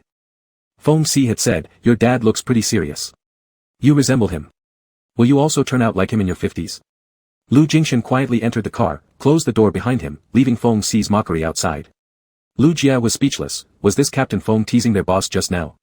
40 minutes later, their car arrived outside Shangxin Tower, where people rushed out upon receiving the news to welcome them. The upper management was holding a board meeting when the long-absent chairman suddenly showed up, together with Lu Jingshan rumored to have gone missing abroad. Everyone was surprised. They quickly entered the building, directly taking the high-level exclusive elevator upstairs. The conference room door was wide open. Lu Jingshan walked in along with his father, turning all eyes on them, a mixture of astonishment, excitement, shock, and uneasiness. Lu Jingqing stood first and gave up his position. Lu father took his seat and glanced around the room, asking, "I hear everyone feels I'm useless and wants me to step down." Feng Si didn't go inside. Outside in the corridor, he bought a bottle of cola from the self-service vending machine, idly drinking from the can. 40 minutes later, plainclothes police officers arrived and entered the meeting room. When they came out, Li Wenzhong was flanked on both sides with his hands cuffed. Though ordered by Lu Jingshan to retire, this person was still a shareholder in the company and attended today under the guise of an observer. They had no evidence of his hiring someone to kidnap Lu Jingshan, but the embezzlement of company assets could definitely settle accounts with him. As Li Wenzhong passed by, Feng Si called out, "Hey." Li Wenzhong's cold eyes turned toward him, and Feng Si tilted his head and said, "I heard you have a wastrel son." Recognizing him as Lu Jingshan's newly hired assistant, Li Wenzhong gritted his teeth. "What do you intend to do?" "It's not us, it's me," Feng Si disdainfully stated, "and it has nothing to do with Lu boss. Don't worry, hiring someone for kidnapping creates too much noise and is illegal, so I won't do it. However, misleading someone, I'm quite good at that. The little wealth you left, I wonder if it will be enough for your son's future extravagance." Li Wenzhong, you. The plainclothes police frowned upon hearing this and quickly took him away. Lu Jingqing came out next, catching up to say a few words to Li Wenzhong as well. Her expression wasn't pleasant when she returned, and she became even colder toward Feng Si. Feng Si actively started the conversation. What did the president just tell him? Let me guess, probably asking him why he wanted to kidnap boss Lu. Lu Jingqing, do you really enjoy being presumptuous? Looks like I guessed correctly then, Feng Si replied, but judging from President Lu's expression, his answer probably didn't satisfy you. Lu Jingqing's face turned gloomy, and indeed, Feng Si hit the nail on the head. She wanted an answer. In her and Lu Jingshan's childhood, Uncle Wenzhong had always been good to them, she could feel it, his kindness was genuine. Even though she knew people change, she couldn't let go of her reluctance. Feng Si reminded her, "President, compared to boss Lu, you're still swayed by emotions, no wonder the chairman gave the CEO position to him rather than you. Are you implying that Ashen is heartless?" At the mention of Lu Jingshan, this female CEO became fully on guard, reprimanding him, "As his assistant, you shouldn't be so disrespectful in evaluating your own boss." Feng Si shrugged indifferently, "All right, it's my loose tongue. But I'm just curious, the people boss Lu is dealing with today, many of them are your confidants, right? Why are you cooperating with him so willingly?" "Useless subordinates deserve no mercy," Lu Jingqing replied disdainfully. Those who truly heeded her words had already settled down upon her reminder. The rest merely used her name to target Lu Jingshan for ulterior motives. "This also goes for you." After saying this, Lu Jingqing went straight back into the meeting room. Feng Si smiled and remained by the door without leaving. Through the slits of the Venetian blinds, he could vaguely see inside where the person sitting at the head position had changed to Lu Jingshan, with his father behind him and Lu Jingqing to his left. Lu Jingshan was speaking about something, looking solemn with a tense expression. Feng Si thought that this appearance of his really wasn't likable.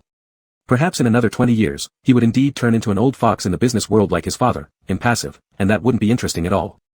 As the meeting was nearing its end, an Xin came over from the lounge.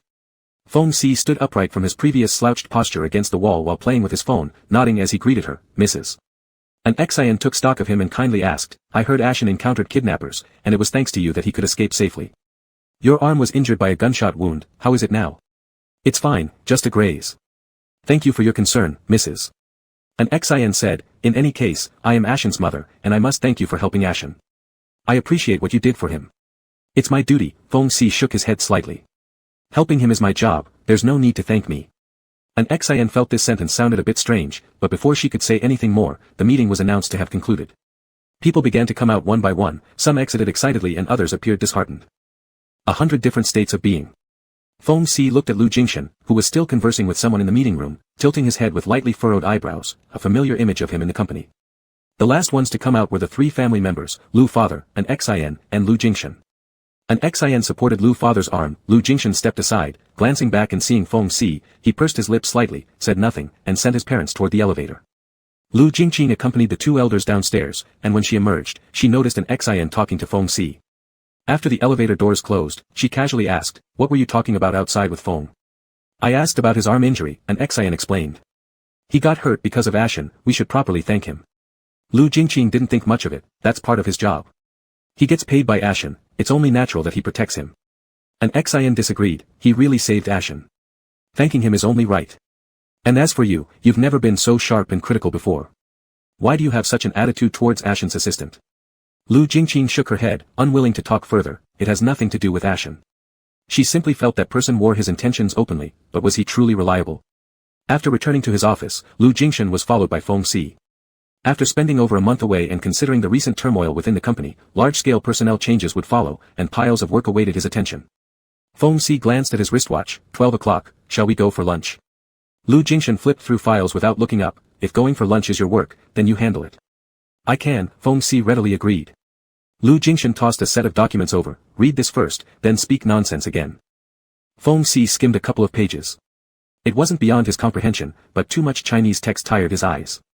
Seems like I'm useless as an assistant unless I warm the bed for the boss, Feng Si smirked. Finally, Lu Jingshan gave him a direct look.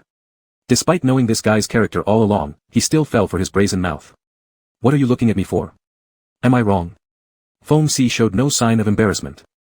After thinking for a moment, Lu Jingshan said, you do have other uses. Feng Si questioned, like. Lu Jingshan thought of how Feng Si's presence, though challenging and hard to control, actually filled a void deep within him, giving him something to look forward to outside of work. This realization was something he had previously refused to face, but now he had to admit. But he didn't voice it out loud, mental barriers weren't so easy to overcome. Feng Si didn't push, leaning on the table and casually said, I've already met your family, and it's clear everyone has a different personality. You resemble your father the most, don't you? Lu Jingshan remained silent, so Feng Si continued on his own, if your dad hadn't come today, things probably wouldn't have gone so smoothly. As soon as he sat down at the table, I could see those people were already losing their composure. Your dad is truly impressive, even if his health has deteriorated, his presence still intimidates others and makes them reluctant to oppose him. So will you become like him in the future? Feng Si leaned forward, nearing Lu Jingshan's face to ask, when you reach 50 years old, will you really become like your father? Feng Si's eyes gleamed with mockery, almost like a joke. However, what Lu Jingshan thought about was, when he reached 50 years of age, that would be 20 years from now. What would he be like in 20 years? Would this person standing before him still be around, or still interested in seeing him? He wasn't certain, lacked confidence, and couldn't provide an answer. But when the words reached the tip of his tongue, not wanting to see any trace of disappointment in Feng Si's eyes, Lu Jingshan changed his response, we'll see when I'm 50. Feng Si chuckled lightly, hopefully not. I don't much care for the likes of your father. Lu Jingshan countered, my mother does. Sometimes, Lu Jingshan's unexpected remarks actually had a humorous effect, prompting Feng Si to deepen his smile, alright, each to their own, if I don't like it, I can't force others to dislike it too. Lu Jingshan. Don't be so reckless when you're 50, it won't look good then. Feng Si nodded humbly, I'll try my best to amend. Lu Jingshan didn't believe he would change, but with Feng Si's interruption, all focus on work vanished completely from his mind. As hunger began to protest, he decisively closed the files beside him, stood up, and said, let's go, have lunch. Chapter 38, Panic. In the following month, Lu Jingshan started working overtime every day again to deal with the turmoil in the company and the complicated and busy work at the end of the year. The good news is that the project which was verbally agreed upon with Ron earlier has now been officially confirmed. Because of this, those who had strongly criticized him for making drastic changes in the company have all kept quiet. This challenge has finally passed. Indeed, it was very exhausting. After an utterly chaotic one-month vacation, his body had readjusted and was tightly wound up again, a feeling far from pleasant. Fortunately, Feng Si was always around under his watchful eyes, though this person was overbearing, authoritative, and unreasonable, which made Lu Jingshan irritated, but this irritation might just be an outlet for his emotional release. It was much better for both of them to return home late at night after finishing work together than being alone. Office. Lu Jingshan finished listening to his subordinate's work report and sent everyone away. He glanced at the time and continued to go through the documents. Feng Si entered without even saying hi, and he didn't bother Lu Jingshan either, just sitting on the sofa and flipping through a magazine by himself. Lu Jingshan gave him a quick look, withdrew his gaze, and went back to work. 20 minutes later, Feng Si's mobile phone rang. He casually placed it on the coffee table and pressed the speaker button. It was Ron's voice, asking if he had any plans for New Year's Eve tomorrow, offering to fly overnight to China if he felt lonely or empty. Feng Si carelessly flipped a page of the magazine. Forget it, I have other plans. If you feel lonely, go find someone else to keep you company. The person on the other side of the call grumbled complaints, and Feng Si ignored him completely, treating his voice as background noise. Half a minute later, another distinct hand reached out, picked up his phone, and directly hung up. Feng Si looked up, seeing Lu Jingshan furrowing his brows, looking slightly displeased. With a chuckle, he said, "Mr. Lu, isn't this the second time you've hung up my call? Does the boss really have to manage whom his employees talk to?" Lu Jingshan looked at him and asked, "What do you have planned?"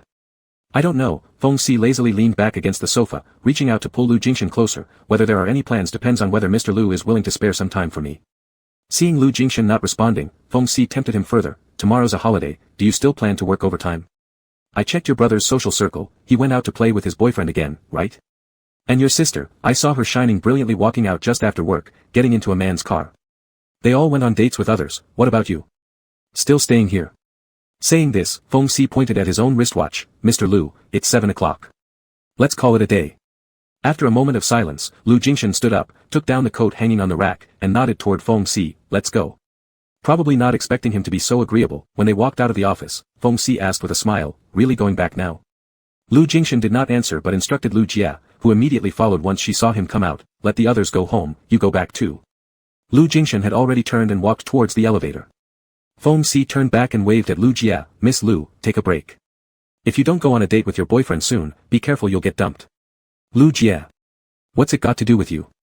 Upon going downstairs, they dismissed the driver and Feng Si drove them away from the Shanshin building. Lu Jingshan's instructions pointed a direction opposite to their home. Feng Si raised his eyebrows. "Where are we going?" "Lu Jingshan, keep driving forward, and you'll see when we get there." On the road, Ron's call came again. Feng Si tossed his phone to Lu Jingshan. "You help me pick it up." Reluctantly, but persistently on the other side, Lu Jingshan pressed the answer key. Ron complained about Feng Si suddenly hanging up on him, and Lu Jingshan coldly said, "He has other plans, don't call again." The person on the other side laughed aloud. "Ah, so it was you who hung up on me, you're pretty petty." "Okay, fine, considering we just made a deal, let's leave it at that." Lu Jingshan didn't want to waste more time talking, pressed the disconnect button again, and threw the phone back to Feng Si. "You should resolve these flirtatious matters next time yourself." Lu Jingshan's tone was rather unpleasant. Feng Si smiled, "Thanks." The place Lu Jingshan took him to was a private resort owned by their family in the suburbs, located in a quiet forest area close to mountains and water, covering quite a large area. When entering, Feng Si whistled. "So, there's such a place outside the city. Truly the paradise of rich people, couldn't have guessed you enjoy life like this." "Lu Jingshan, I rarely come here, when I do, it's usually for business entertainment." Feng Si's review was only 4 words, "Such a waste." Lu Jingshan countered, "You really misinterpret idioms. This phrase shouldn't be used this way. Compliments from Mr. Lu are rare indeed." Feng Si completely ignored the latter comment and happily accepted Lu Jingshan's mockery as praise. Lu Jingshan knew he wouldn't win against him in verbal sparring, so he simply fell silent. The car drove straight into the resort. Lu Jingshan had a private villa in this resort, and every time he came here, he stayed in it. This was the first time he privately brought a friend to spend the night. Although this definition of friend between him and Feng Si couldn't even convince themselves. Feng Si poured some wine and appreciated the night view on the balcony outside the room. This place was indeed great, without the severe light pollution of big cities, allowing one to see the sparse moonlight and a few faint stars, their shimmering reflections rippling on the surface of the lake ahead. Just looking at it made one feel relaxed. After Lu Jingshan came out from the shower, he took Feng Si's wine glass and poured the remaining half cup of red wine into his mouth. Feng Si leaned against the railing and watched him, hooking his finger on the front of his bathrobe. "Is there anyone else here besides us? Probably all the workers are on holiday for New Year's Day. Does it matter?" Lu Jingshan countered him. "No, I'm already very happy to come with the boss." Feng Si didn't expose him. If there were other people around, Lu Jingshan probably wouldn't have brought him here. Feng Si's fingers lingered in the hollow of Lu Jingshan's collarbone, teasing lightly as he squinted his eyes, seemingly lost in thought. Lu Jingshan set down his wine glass, stepped forward, and hugged him. When lips met lips, Feng Si asked, "Are you already unable to wait?" Lu Jingshan's lips closed over his. They shared a silent but deeply passionate kiss. After the kiss ended, Lu Jingshan's throat tightened, and he softly asked, "Aren't you going to take a shower?" Feng Si replied, "I don't want to wash, we can talk about it later." Anyway, they'd have to wash again later. Even though Lu Jingshan had a cleanliness obsession, he indulged him, then let's do it directly. Pushed into the bed, Lu Jingshan cooperated and didn't struggle, breathing slightly faster as he lay on the bed, tightening his fingers and gripping the sheet beneath him. That person's body covered him, peeling off his bathrobe, kissing along the lines of his spine downwards. The wet tongue played on his back, making the unseen sensations extra sensitive. Lu Jingshan's back stiffened, yet his waist trembled continuously. Feng Si slapped his butt, getting close and said, "You're too tense, relax a bit, we've done this so many times, why are you still like this?" Lu Jingshan frowned impatiently, "Do it quickly, stop talking nonsense." Feng Si laughed in his ear, catching his hand and interlocking their fingers, "Take it slow, what's the rush?" It had been almost a month since they last enjoyed themselves thoroughly, and Feng Si hadn't intended to let Lu Jingshan go easily. Lu Jingshan was also quite excited tonight. After coming back from abroad, numerous things had strained his nerves, leaving him no extra energy, and everything he did was just mediocre, barely finishing. So when Feng Si proposed, he hardly hesitated and brought him here. Underneath Feng Si's powerful thrusts that pinned his waist, even his neck was bitten.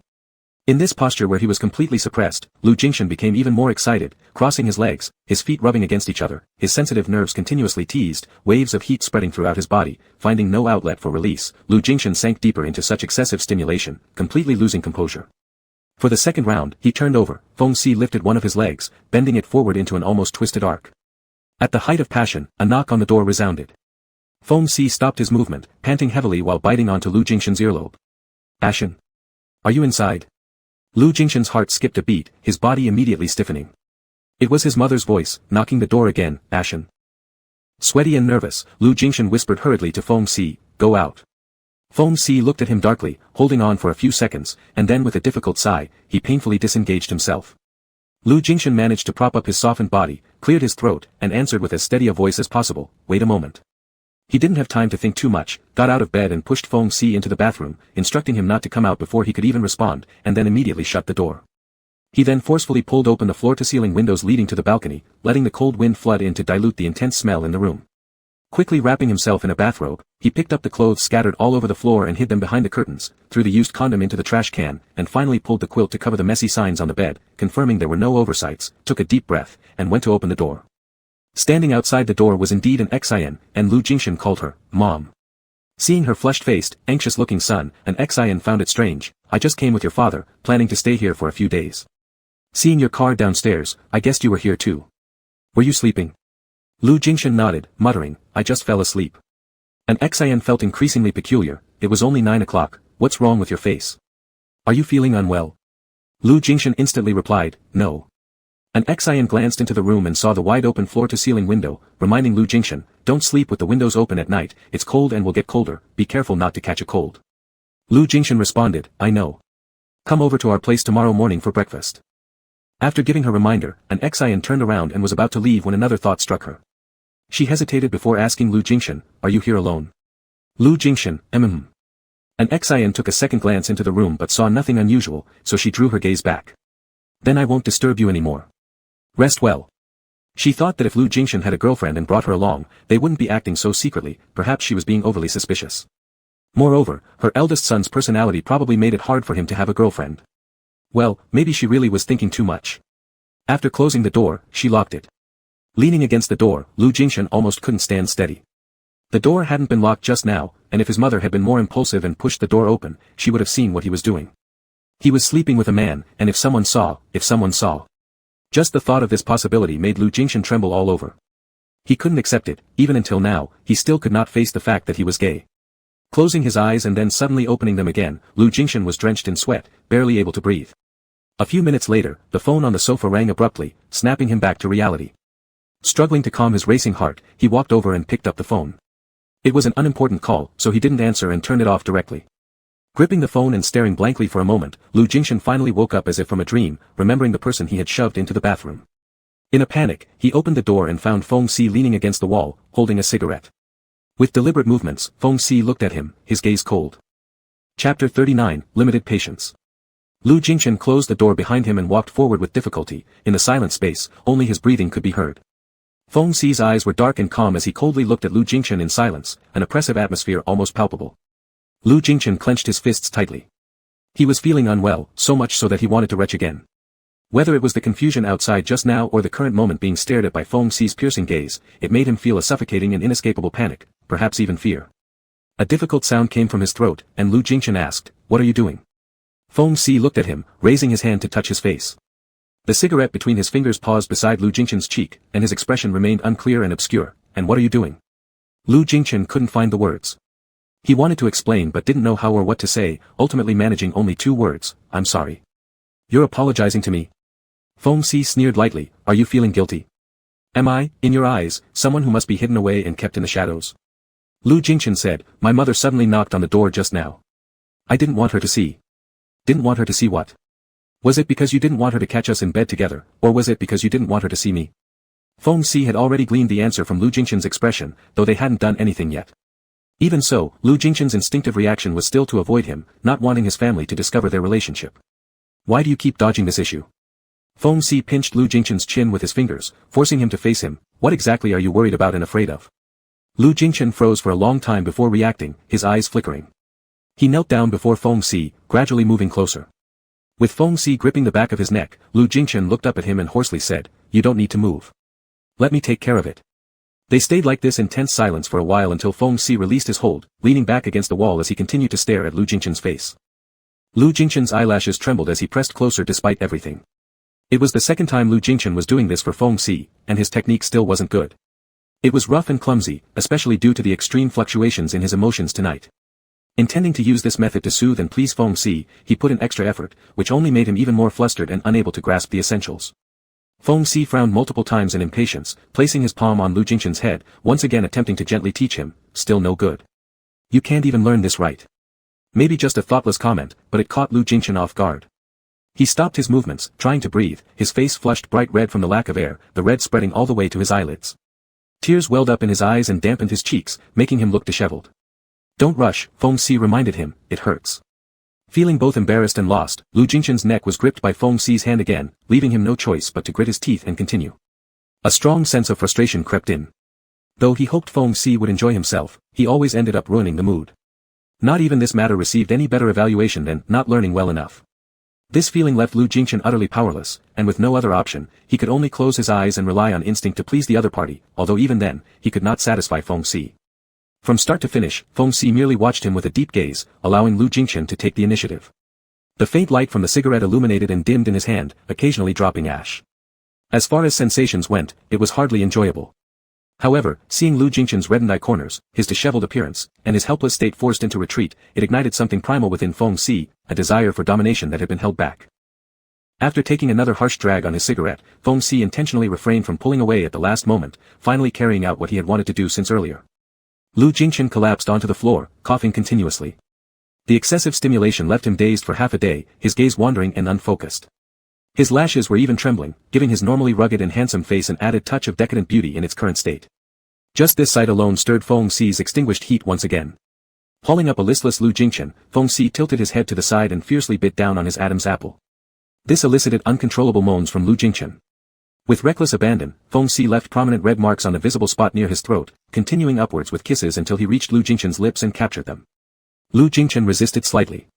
The lingering taste in his mouth was extremely unpleasant, but Feng Si pushed his tongue in anyway, aggressively stirring within him, forcing him to swallow Feng Si's essence unwillingly. But meeting Feng Si's deeply penetrating eyes so close up filled Lu Jingchen with an overwhelming sense of being swallowed whole. His struggling motion ceased. Stiffening for several seconds, he closed his eyes, accepting his fate to comply. It was 11 p.m. when they decided to leave the resort, Feng Si's suggestion. After stepping out of the bathroom, he grabbed some clothes and put them on before turning around and mentioning the departure to Lu Jingchen. Or do you intend for me to stay here furtively, waiting for your parents' unexpected visits? Lu Jingchen's expression was awkward. Without much concern, Feng Si replied, forget it. It'd be more comfortable going back to your place. After getting into the car, Lu Jingchen sent a WeChat message to an XIN, explaining that he had to go back due to an emergency. After turning off the phone screen, he looked at Feng Si and said again, I'm sorry. That's enough. I don't like hearing apologies, save it, Feng Si interrupted. Lu Jingchen's lips moved slightly, unsure what else to say, so he remained silent. The entire ride was silent. When they returned to the city, while waiting at a traffic light, Lu Jingchen attempted to break the silence. Are you hungry? Let's have some late-night snacks. Feng Si turned his head and looked at him. Have snacks. Are you sure? Lu Jingchen nodded. What do you feel like eating? Feng Si didn't care much either way. If Lu Jingchen said to eat, then they'd eat. He drove to a nearby street stall recommended by a friend, where voices were raucous and clamorous. After parking, he pointed at the big red and green sign of the stall, which lacked any style. "If you want to eat, we'll eat this. Want to go in?" Lu Jingchen did not object and followed him out of the car. 5 minutes later, they sat inside the greasy night market restaurant. The table was covered with a slick disposable plastic cloth, and utensils were wrapped in plastic. Around them, late-night diners laughed and boasted loudly as they ate and drank. This atmosphere made Lu Jingchen very uncomfortable, but seeing how Feng Si opened the utensils and ordered food without hesitation, Lu Jingchen gripped the paper cup in his hand tightly, sipped some hot water, and forced himself to fit in. Feng Si appeared rather relaxed. After ordering food, he asked for hot water to rinse the utensils and casually lit another cigarette. Anyway, in such a place, others were smoking too, and clouds of smoke filled the air. Lu Jingchen stared at his somewhat blurry eyes through the mist of cigarette smoke, recalling the cold look Feng Si had given him earlier, and felt a wave of discomfort and stuffiness in his chest. Feng Si handed over the rinsed bowls and plates, noticing his unsettled state and remarked casually, "Didn't you suggest coming here for snacks? Why are you acting so restless now?" "No," Lu Jingchen put down his cup and asked, "Do you want something to drink? Will you be driving later?" Feng Si questioned. "I'll drink with you," Lu Jingchen said, "and hire a designated driver." "All right," Feng Si snapped his fingers, called over a waiter, and got them half a dozen beers. Their ordered dishes gradually arrived. Feng Si picked up the chopsticks and gestured toward Lu Jingchen, "Give it a try. This place has pretty good flavors. I've been here once before." Lu Jingchen hesitated, asking, "You grew up abroad?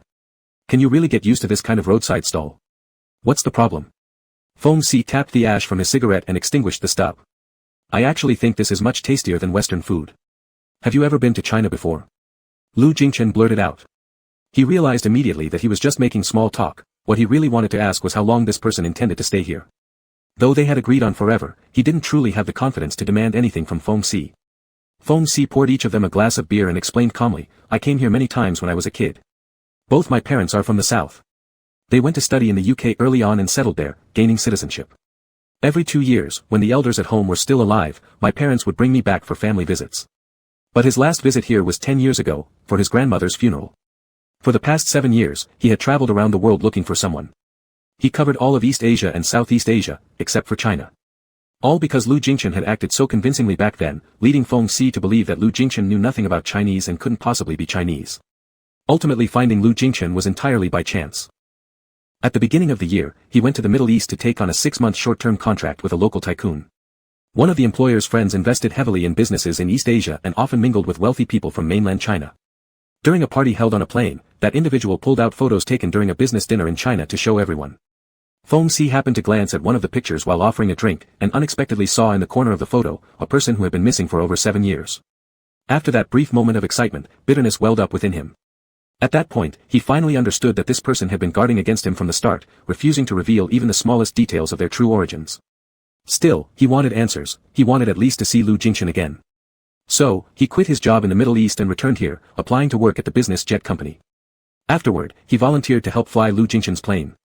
That bright, clear morning marked their reunion. Lu Jingchen was the one who suggested having snacks, but his appetite wasn't great. He hardly touched his food, drinking quite a bit of alcohol instead. Feng Si didn't stop him. Several times, in passing glances, he noticed Lu Jingchen taking swigs of alcohol.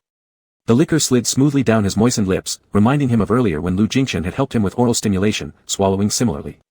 "Something bothering you?" Feng Si poured him more wine and nonchalantly added a bite of food to his bowl. "Are you not bothered?" Lu Jingchen retorted, his voice lacking conviction. "It was going to be a great trip," Feng Si laughed. "Your family resort is in a really nice spot. I didn't even have time to explore much. I thought we could have fun these next few days, but that's ruined now. Lu Jingchen, if you want, we can go again when there's another chance. Pick a time when your parents aren't around." Feng Si added sarcastically after speaking. "Nah, forget it.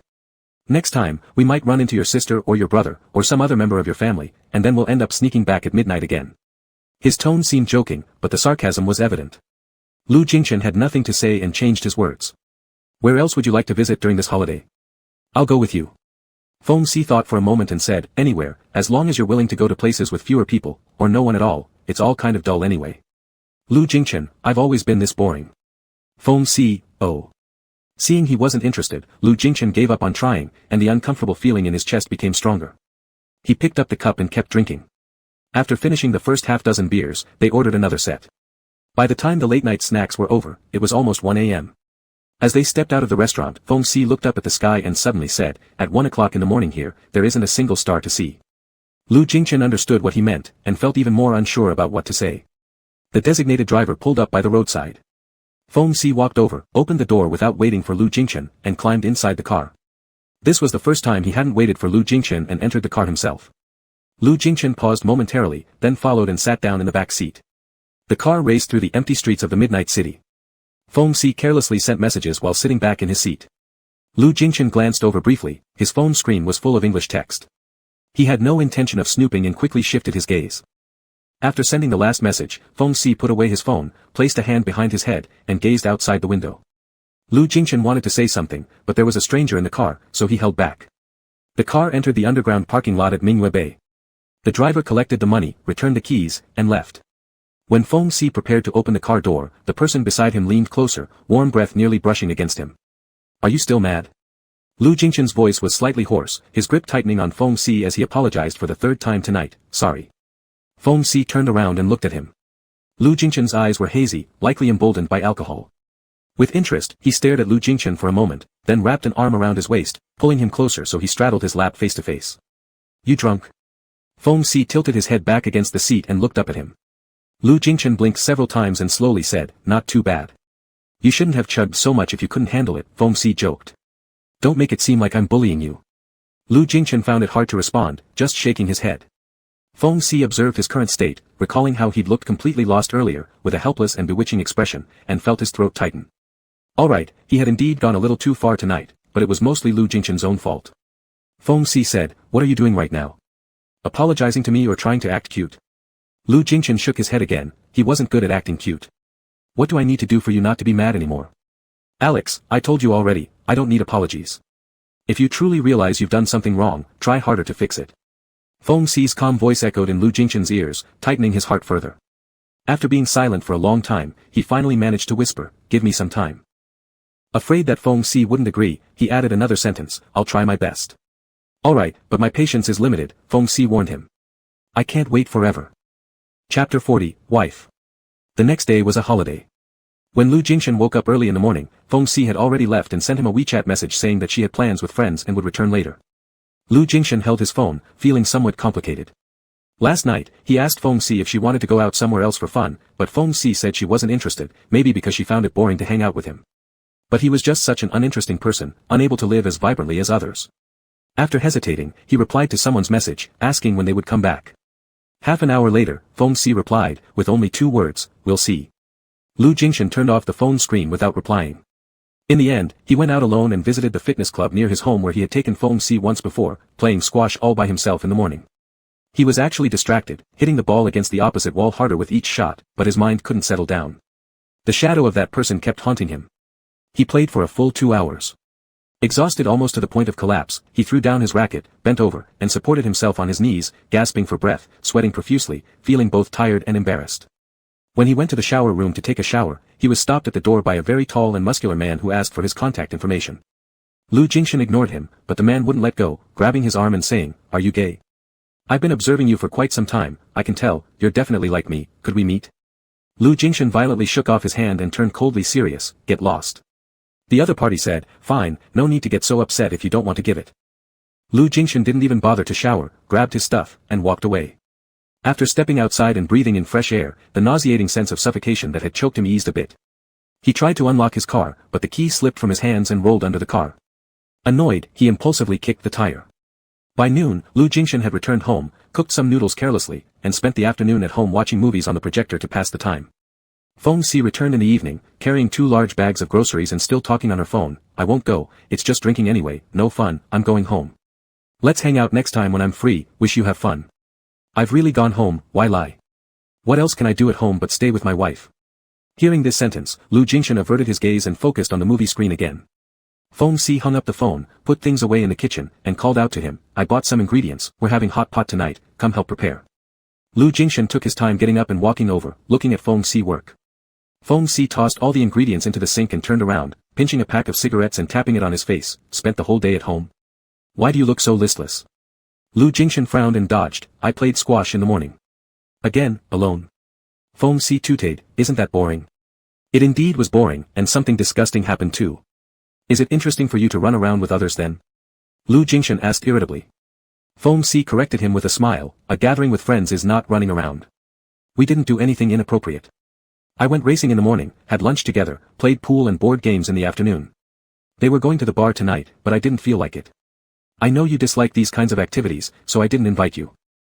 Seeing Lu Jingshan remain silent, Foam C fixed her gaze on his face. Do you seriously not have any close friends besides working and doing business?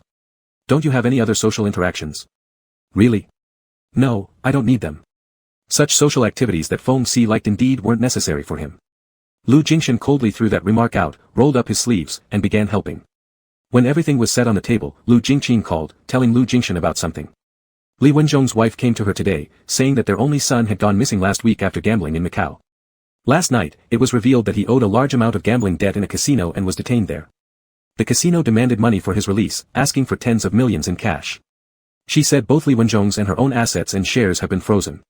If I hadn't stopped her, she might have disturbed mom and dad directly, Lu Jingqin said. Lu Jingshan asked, what are you thinking? Definitely shouldn't bother mom and dad with this. I will try to calm her down, Lu Jingqin said crossly, but Li Wenzhong hired someone to kidnap you with the intent to kill. Why should we loan them money to save their son? Li Wenzhong is now in custody, and his wife has no initiative. With me keeping an eye on her, she won't cause any trouble for now. As Lu Jingshan was still pondering this, Foam C wandered over and interjected, the casino people just want money, they'll probably beat him a few times, but he won't die. That young master, loaded with fat, suffering for a few days might help him lose some weight. Why bother caring about him? Lu Jingshan gave him a somewhat skeptical look, pondered for a moment, and reminded Lu Jingqin, tell Li Wenzhong's lawyer about the matter, have him inform Li Wenzhong.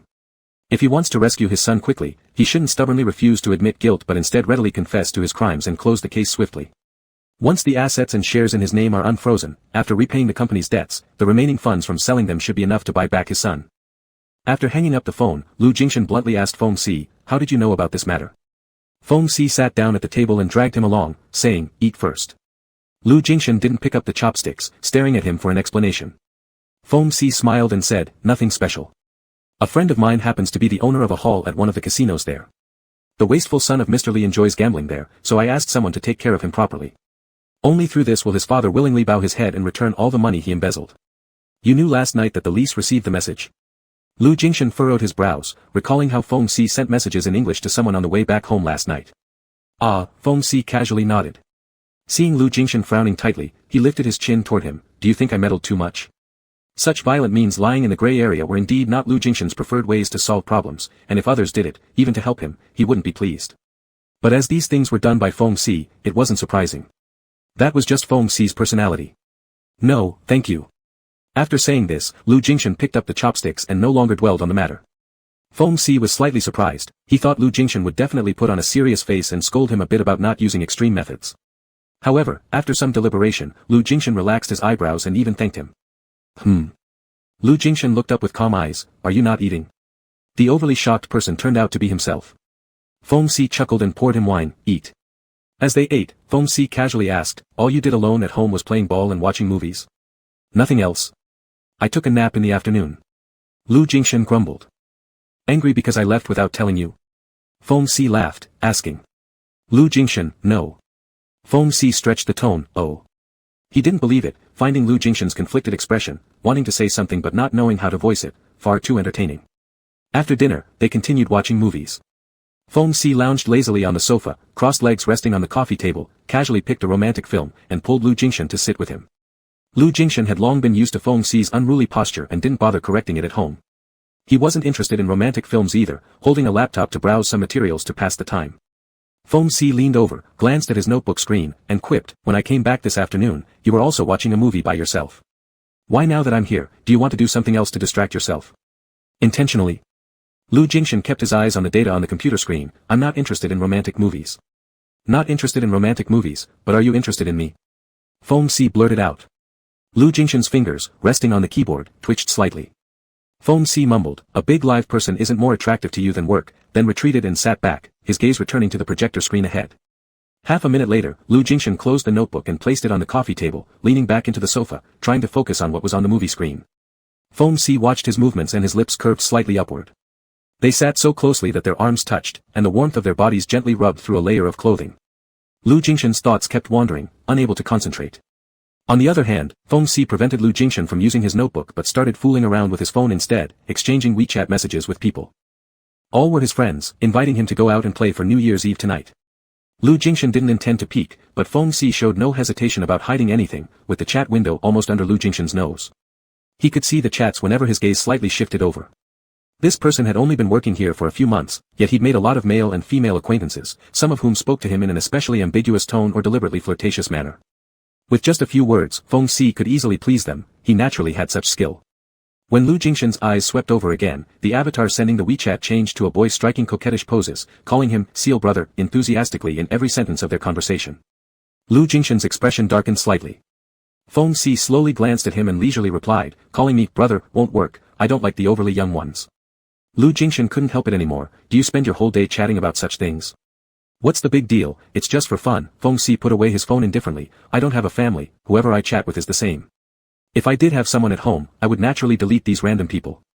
A retort of "Am I not?" almost escaped Lu Jingshan's lips but was choked back. He indeed didn't, it was he who refused to acknowledge their relationship. He had no right to demand anything from Feng Si. After a moment of silence, he said, "If you won't let me use my notebook, stop playing with your phone too, or we shouldn't watch the movie." Feng Si smiled nonchalantly. "All right, whatever you say." He draped an arm around Lu Jingshan's waist and refocused his eyes ahead. Lu Jingshan, however, could no longer calm down. Recalling Feng Si's chats with others earlier, a rising discomfort caught in his chest, making him particularly uneasy. Feng Si's hand idly massaged his waist, as if unintentionally or deliberately teasing. Agitated by this touch, Lu Jingshan finally snapped, supporting himself and forcefully grabbing Feng Si's collar, burning with anger. Feng Si watched him calmly without changing expression. "Mr. Lu, what is this about?" Lu Jingshan's chest rose and fell. Feng Si's composed demeanor made him angrier. "Delete all those random people now." "Why should I delete them?" Feng Si questioned. Lu Jingshan responded, "I've told you, I detest assistants with loose morals." Denying, deleting. Feng Si spoke clearly, reminding him, "On what grounds does Mr. Lu meddle in my private affairs? There seems to be no such clause in our contract." Lu Jingshan argued, "You promised me, to always. To share your bed and satisfy your physical desires." "Yes, I did promise that. But other than that, I seem not to have made any other commitments, right?" Feng Si displayed a cheeky demeanor, yet his words left Lu Jingshan unable to refute anything. Gradually breaking into sweat within his palms, Lu Jingshan loosened his grip on Feng Si. As Lu Jingshan distanced himself, Feng Si grabbed his wrist again. "Giving up already?" Lu Jingshan closed his eyes briefly, unwilling to continue speaking with him. Feng Si leaned closer, his breath brushing against Lu Jingshan's neck, suppressing laughter in his voice. "Deleting can also happen, unless Mrs. Lu wants to take over, then I'll delete them." Lu Jingshan chose not to respond. Feng Si added, "Or simply, call me brother, and I'll reluctantly get rid of them." Lu Jingshan gritted out, "It's your choice whether to delete or not, it's up to you." Despite feeling intensely disgruntled, he insisted on staying strong. The more he acted like this, the less satisfied Feng Si became. "Fine then, since Mr. Lu doesn't care, I will keep them. They're quite amusing after all." Lu Jingshan hung his head, silently enduring before regaining control of his exposed emotions and getting up, planning to retreat to his room, only to be held back by Feng Si again. "How early is it? Do you want to sleep already? On New Year's Eve, at least wait until past midnight, all right?" Feng Si chuckled, reminding him. Lu Jingshan looked down at him. Feng Si softened his tone. "Sit down." After some resistance, Lu Jingshan eventually sat down again. Not a single word from the movie reached his ears. A more profound sense of frustration overwhelmed him compared to last night, rendering him utterly powerless. Not only could he not control Feng Si, but he was being repeatedly trapped and constrained by this man. As his body lost control, his heart began to succumb step by step.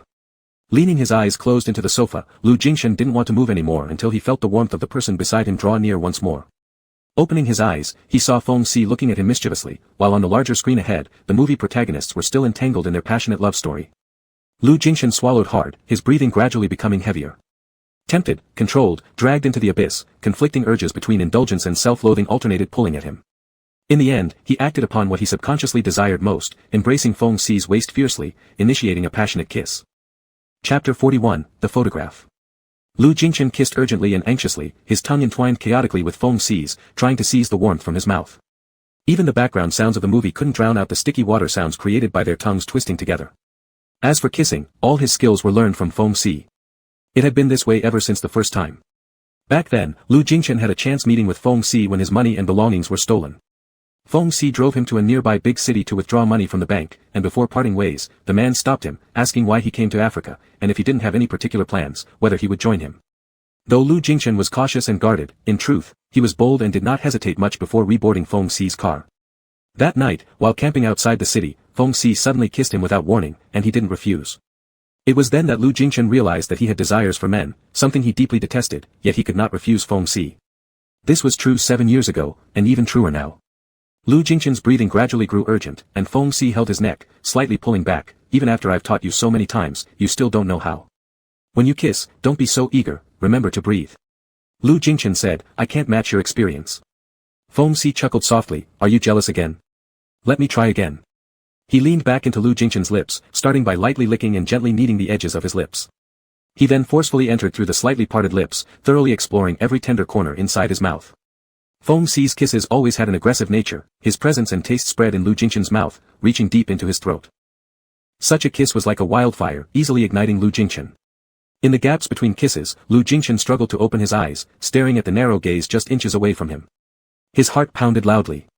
For no reason, he remembered their first kiss, it was similar. Feng Si crushed out a cigarette and directly pounced on him. By the time he regained his senses, the tobacco-scented breath had already rushed into his nose and mouth. It was forceful and domineering, leaving no room for rejection.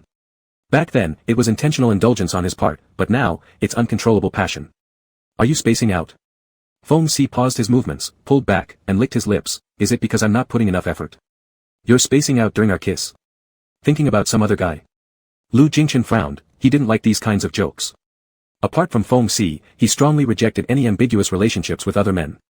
Therefore, even with friends he had known since childhood, he could coldly cut ties. For strangers, like those who hit on him in clubs today, he could lose his composure and tell them to leave without hesitation. Even as a jest, he disliked Feng Si saying such things. Reaching out, Lu Jingchen pulled Feng Si closer and aggressively kissed him again as a form of release. This time, there was more progress than before, the collision of their lips mixed with desire, the heat rising in their bodies.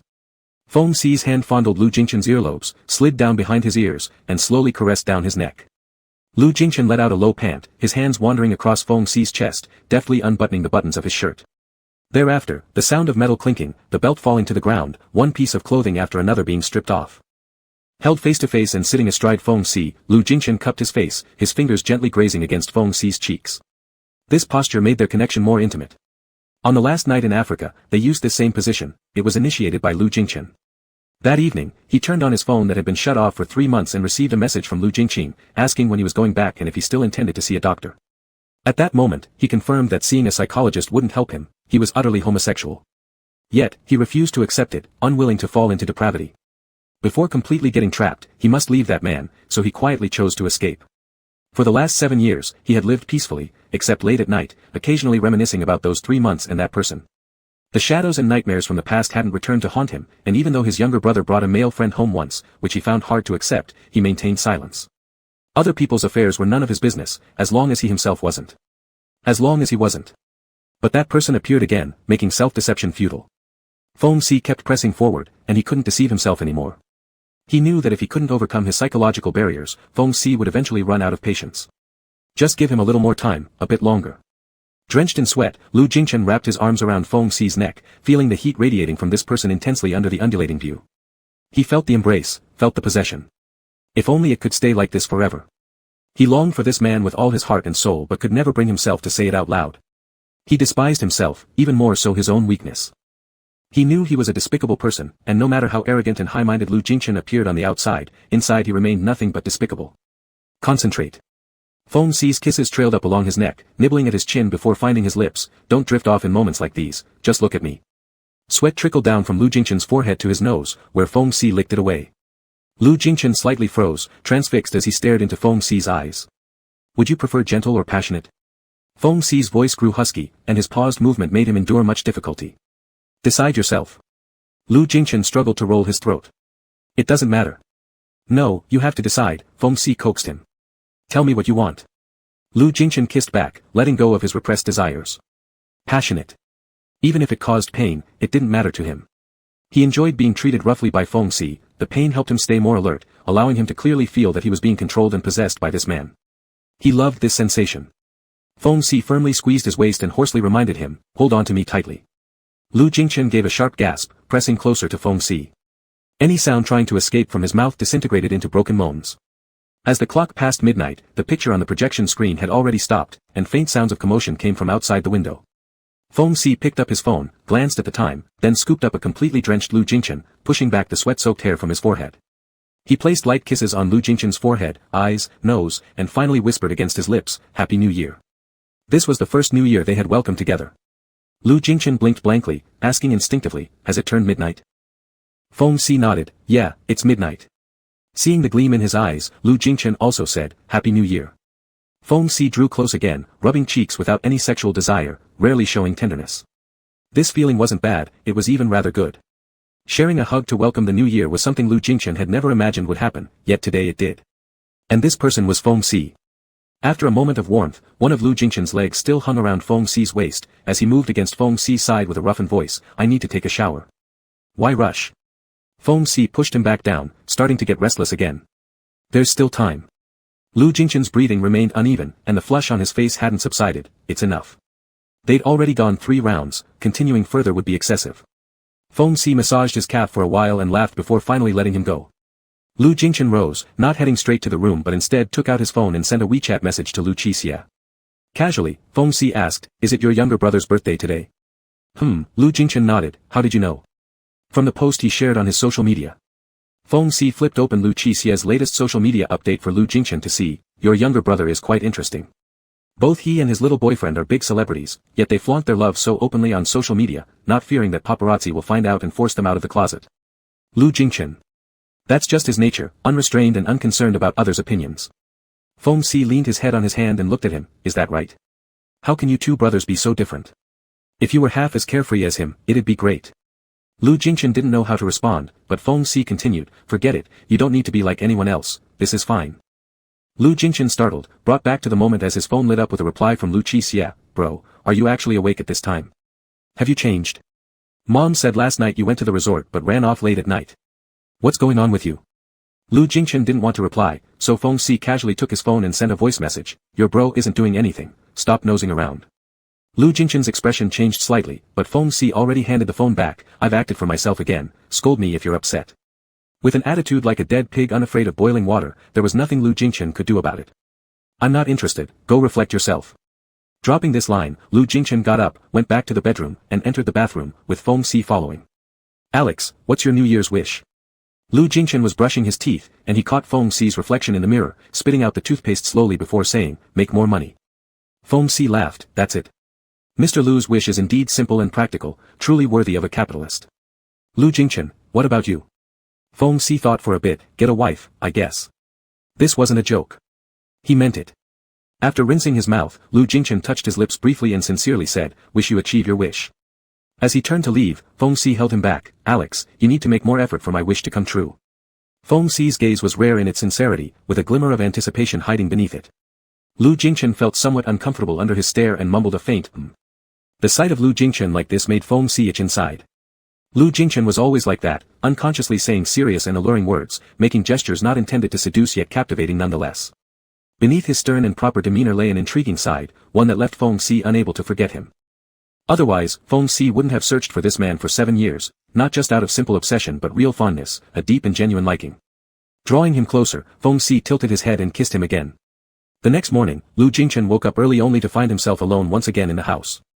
The mess from last night in the living room had already been tidied up, except for his laptop still sitting on the coffee table. Lu Jingchen looked around and belatedly realized Feng Si had left without a word again.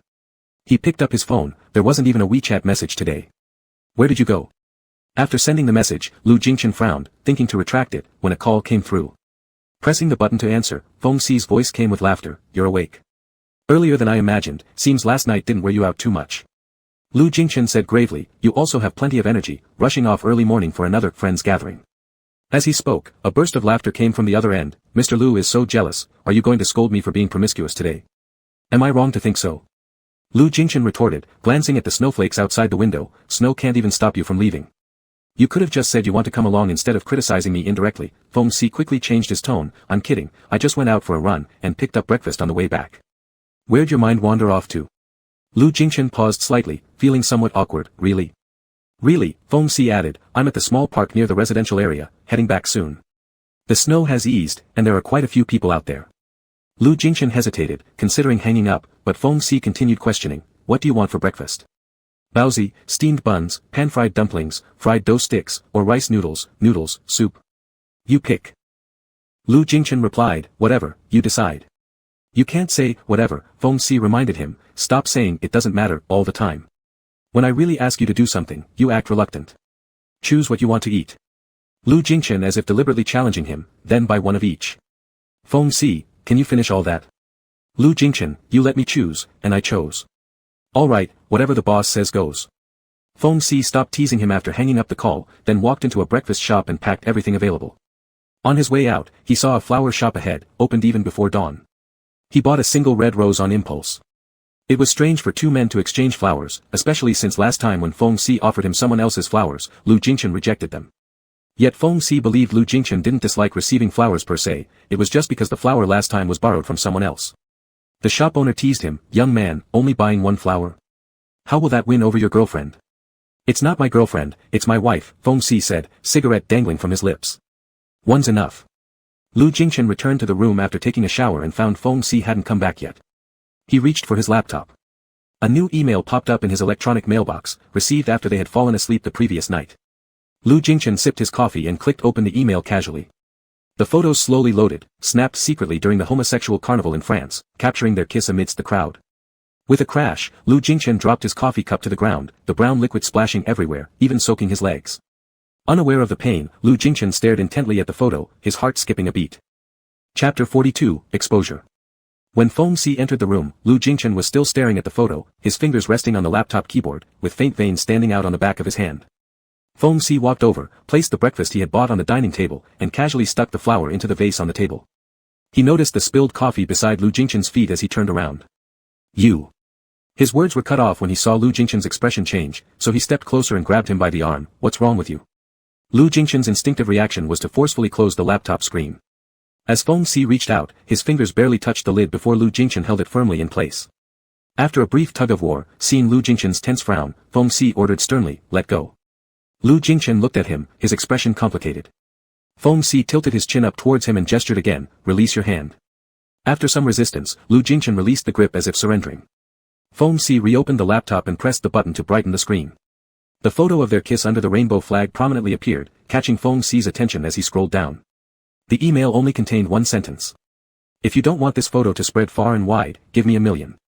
There was an overseas bank account attached afterward. Feng Si sneered disdainfully, a mere photo like this, and they want to extort $1 million? How ambitious. Why doesn't he just rob a bank instead? Who sent this photo? I don't know. Lu Jingchen's voice was cold and hard. Feng Si glanced at the email address, indeed it was also from an overseas account. It would be difficult to trace. He didn't seem to care, forget it, let him do what he wills. This kind of photo isn't something we need to hide anyway. Lu Jingchen remained silent, thinking calmly for a moment before saying, contact Ron and ask him to help collect as many photos taken at that rally as possible, as quickly as possible. Feng Si, what do you plan to do with those photos? Lu Jingchen, to see if we can find who took the picture and blackmailed me. It's probably someone I know. Feng Si gave him a deep look, then pulled out his phone and sent Ron a message. Ron was a night owl, it was 2 or 3 in the morning there, yet he replied almost instantly. Feng Si didn't explain further, making small talk with patience, and Ron readily agreed to help. When Feng Si put away his phone, he noticed Lu Jingchen's mood hadn't improved. With a playful grin, he said, your foot is red from the burn, did you feel that? Lu Jingchen looked down, frowned slightly as if he was just noticing. Feng Si said no more, but forced him to sit down, heading back to get a tube of untried burn ointment from earlier. As Feng Si applied the medicine, he glanced at the large red patch on Lu Jingchen's lower leg, letting out a sigh, just a single photo, yet it has you so shaken up. Not even responding to being burned. Lu Jingchen kept his head low, lost in thought. At that moment, his mind had been blank, seeing that photo felt like being stripped bare and ridiculed publicly, an unbearable wave of humiliation crashing over him, weighing heavily on his chest, nearly suffocating him. Seeing Lu Jingchen silent once more, Feng Si pinched the uninjured part of his leg, does that hurt?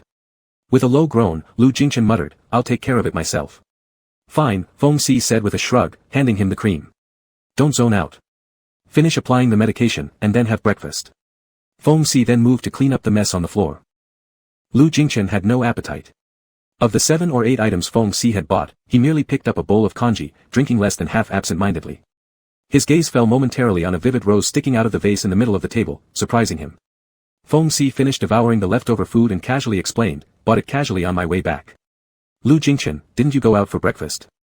Well, I originally planned to buy you a flower to cheer you up, Feng Si shrugged dismissively. But now it seems unnecessary, given how gloomy you are now. Even if I bought flowers, it wouldn't do much. Lu Jingchen hesitated, murmuring a thank you. Feng Si put down his chopsticks. I'm full, I'll shower first. You deal with the rest, eat something. Don't let me waste so much money buying all this only for you to drink porridge. Rising, he paused, leaned forward, and plucked the rose out of the vase, cutting its stem and attaching it to one of Lu Jingchen's shirt buttons. This single red rose enhanced Lu Jingchen's complexion significantly. Feng Si was satisfied and grinned at him. Relax, the sky hasn't fallen yet. Lu Jingchen swallowed, nodding slowly.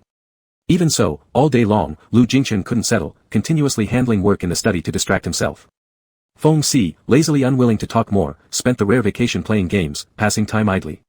In the evening, Ron sent back a reply. He had already handled everything. The photos from that rally were actually easy to find, all over the foreign internet. He had someone gather and package them together. There were more than 1,000 in total sent to Feng Si's email. Feng Si casually asked, are there any with me and Alex? Unlikely, Ron replied, I specifically had someone look out for it, and it seems like we didn't see any. Feng Si downloaded the photos and started flipping through them one by one, with Lu Jingchen joining him. Feng Si tilted his head and asked, do you think we'll be able to find the person extorting you this way?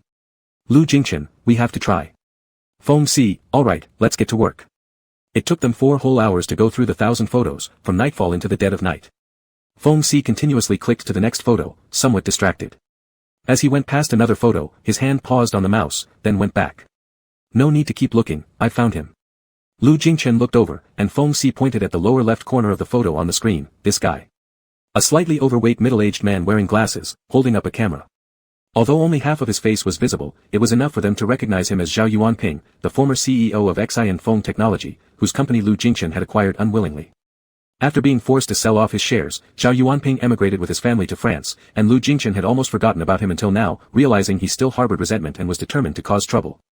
Lu Jingchen's expression turned cold, and Feng Si reminded him, if it's really him, just ignore him. The money he made selling off his Xian Feng shares amounted to a few billion. He doesn't need the money. He's doing this intentionally just to upset you. If you indulge him, you'll fall right into his trap.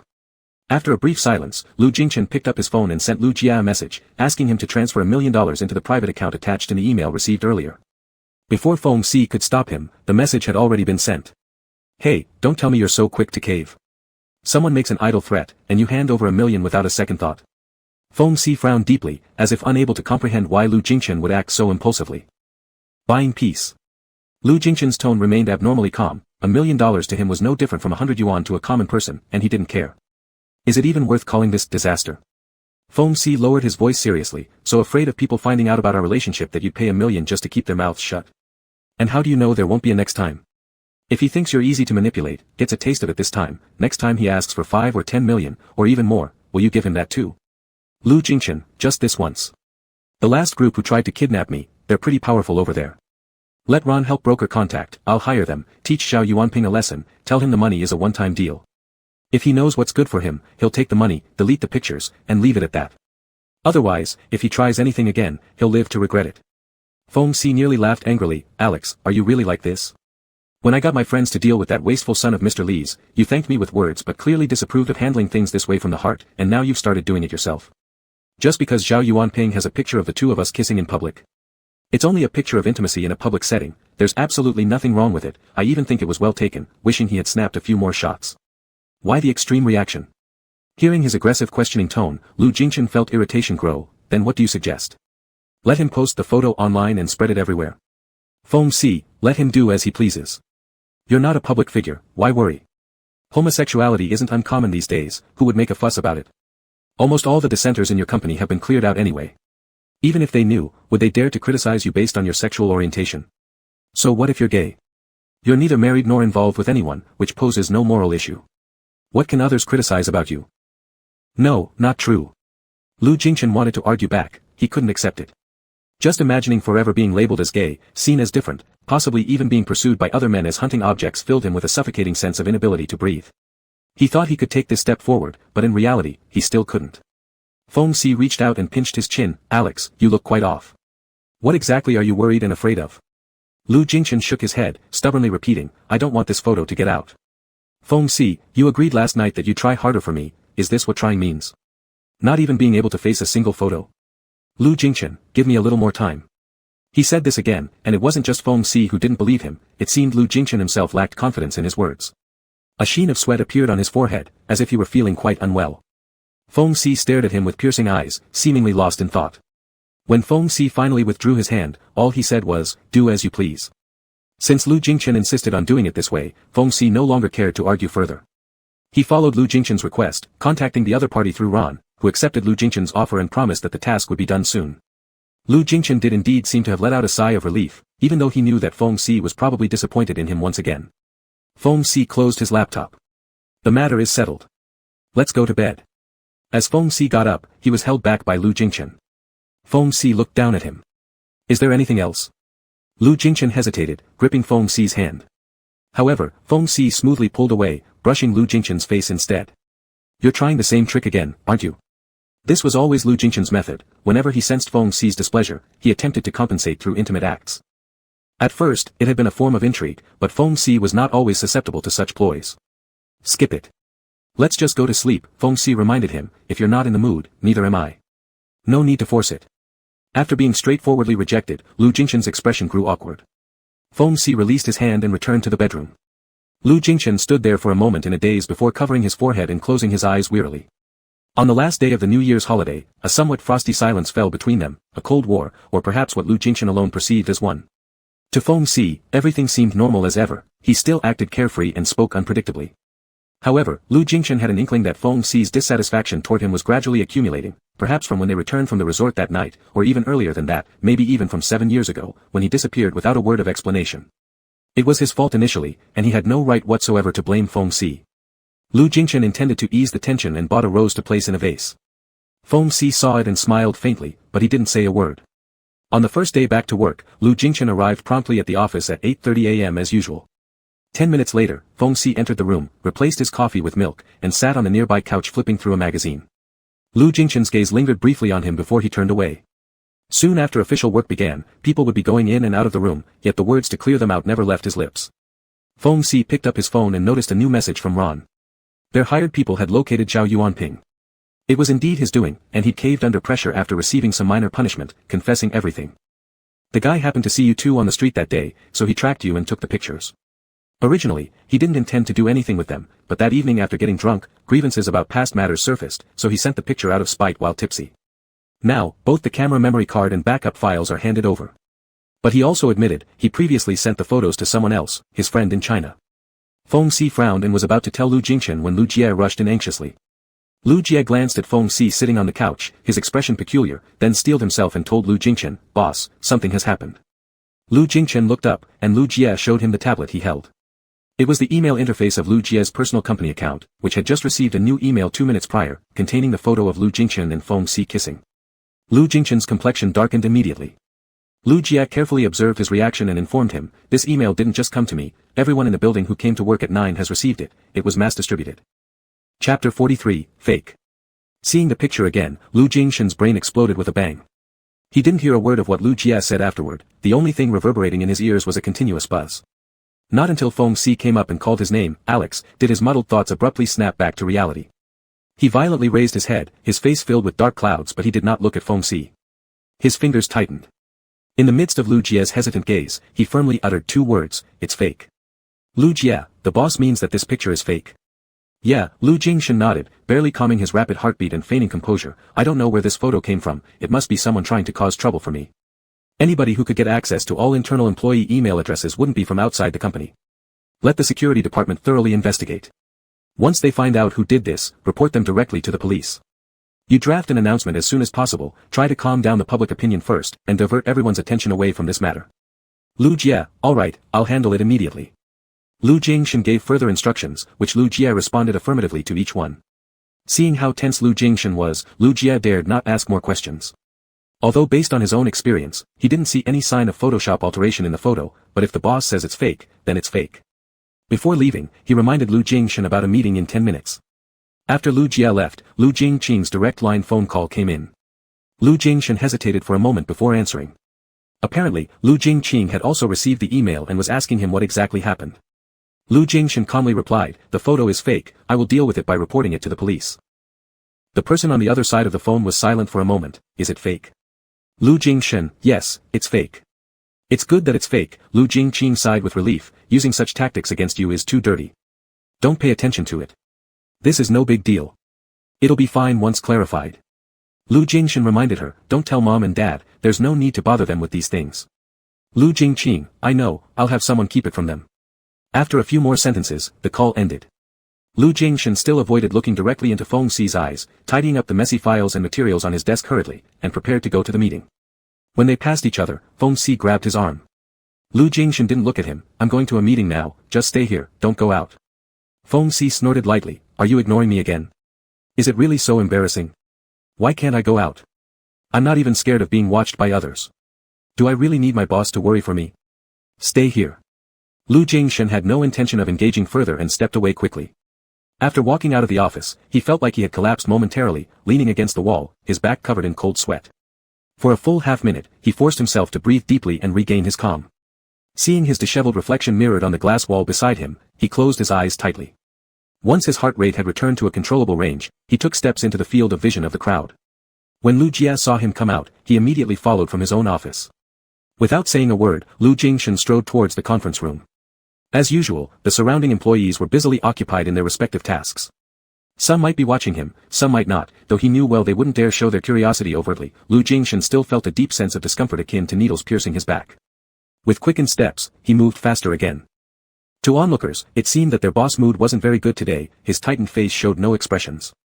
This could be a prelude to someone being about to suffer consequences. Inside the conference room, most mid to high-level department leaders attending the meeting had arrived. The meeting hadn't officially started yet, and groups of 3 or 2 were scattered around, chatting about that earlier email that went around. Though it was not appropriate to openly gossip about whether Lu Jingshan was really homosexual, people speculated about who could be so bored as to deliberately spread such messages within the company targeting Lu Jingshan. In fact, it wasn't hard to guess.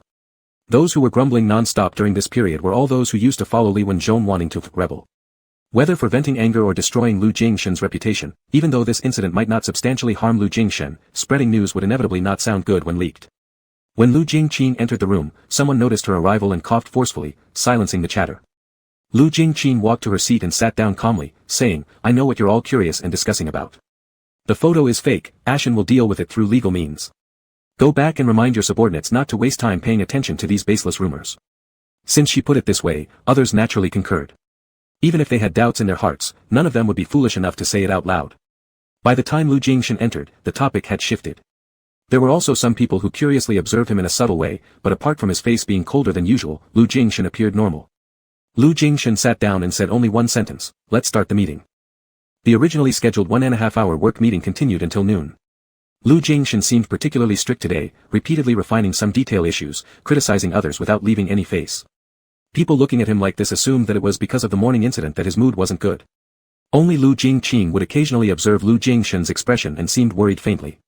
When she checked her wristwatch and saw that it was nearly 12 o'clock, she interrupted those continuing to report their work and said to Lu Jingshan, Ashen, let everyone have lunch first, continue this afternoon.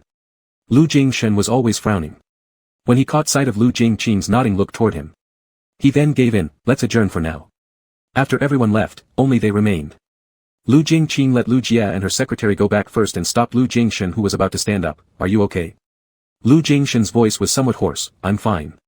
If you can't hold on anymore, just go home first, Lu Jingqing reminded him, your complexion is bad. Lu Jingshan insisted, saying, I'm fine. By fully concentrating all his attention on work, he could barely ignore the inner anxiety and restlessness inside. Once he stopped, he would be reverted back to his original state. Saying nothing with words alone is all self-deception. Lu Jingqing, Ashen, about that photo. I told you it's fake. Without realizing it, Lu Jingshan's voice rose, his brows tightly furrowed, his complexion had changed. Lu Jingqing looked at him, hesitated for a moment, then gently said, if you can get past your own mental barrier, there's nothing wrong with being like Qi Xia. I think mom and dad won't oppose either. No need, Lu Jingshan replied coldly. You don't need to, Lu Jingqing continued, your resistance only comes from within your own heart, if that's who you are, try facing it, it's a step you'll eventually need to take. Lu Jingshan stood up and cut her off, if there's nothing else, I will return to my office first.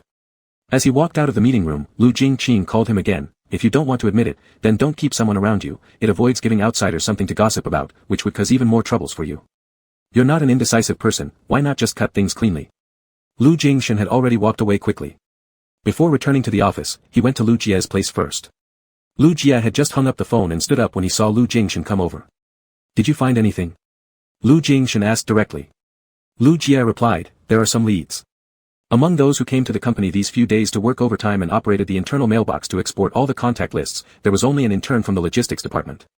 The security department people have gone to question him. Their enterprise's internal mailbox was developed by the company itself. Administrators with the highest authority could view the operation records of all users.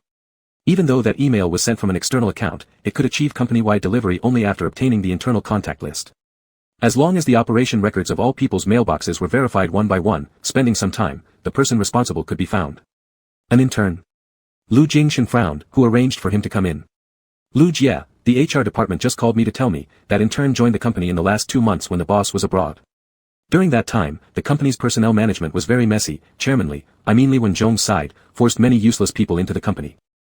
And these kind of low-ranking employees, not even someone of Lu Jingqin's level or even Lu Jia would pay attention to, so it buried potential problems. Lu Jingshan understood clearly. Although Li Wenzhong was in the detention center, it didn't mean he couldn't do anything. If Li Wenzhong believed his son was detained due to Lu Jingshan's actions, perhaps it's possible for Li Wenzhong to use this method to retaliate against him, trying to make his life difficult. That feeling of fatigue and powerlessness welled up again.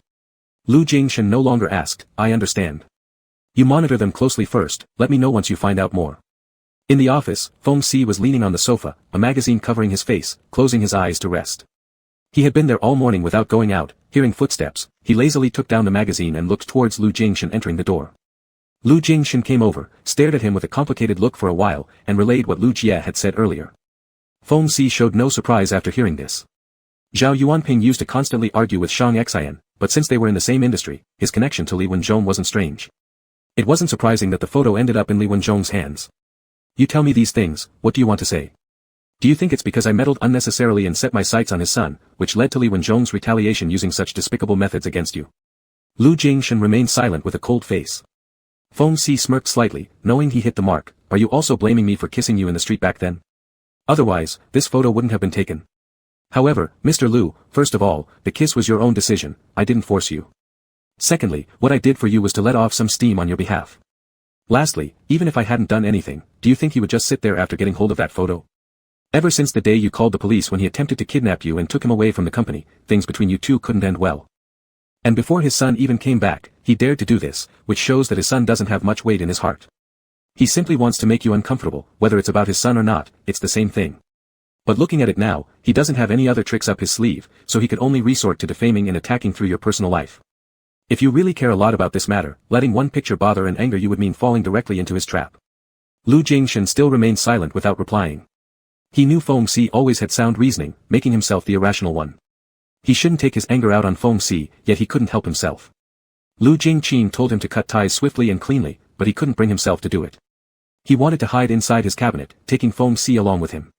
He didn't want Feng Si to leave, but neither did he want to take him out. This was his safe range, the only thing he could fully control. You should go back and rest for a while, don't come to the company temporarily. Finally, Lu Jingshan spoke, making his decision. How long is temporary? Feng Si asked. Let's wait until the commotion over today's incident settles down. Lu Jingshan replied. So you also don't know how long it will be, Feng Si interpreted his words, is Mr. Lu firing me? Does the previously signed contract still count? His tone made Lu Jingshan extremely uneasy, I'm just asking you to temporarily not come to the company. To let me eat and drink for free at your house without working?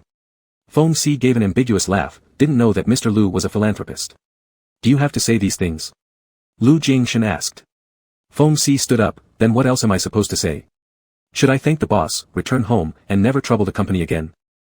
He leaned closer, staring into Lu Jingshan's eyes, paused for 2 seconds, then whispered softly. Alex, why don't you just blame it all the way back to the start? That we would have been better off not meeting each other. Lu Jingshan froze. Feng Si stepped back, shoving one hand into his pocket, resuming his flirtatious demeanor. All right then, the boss has spoken.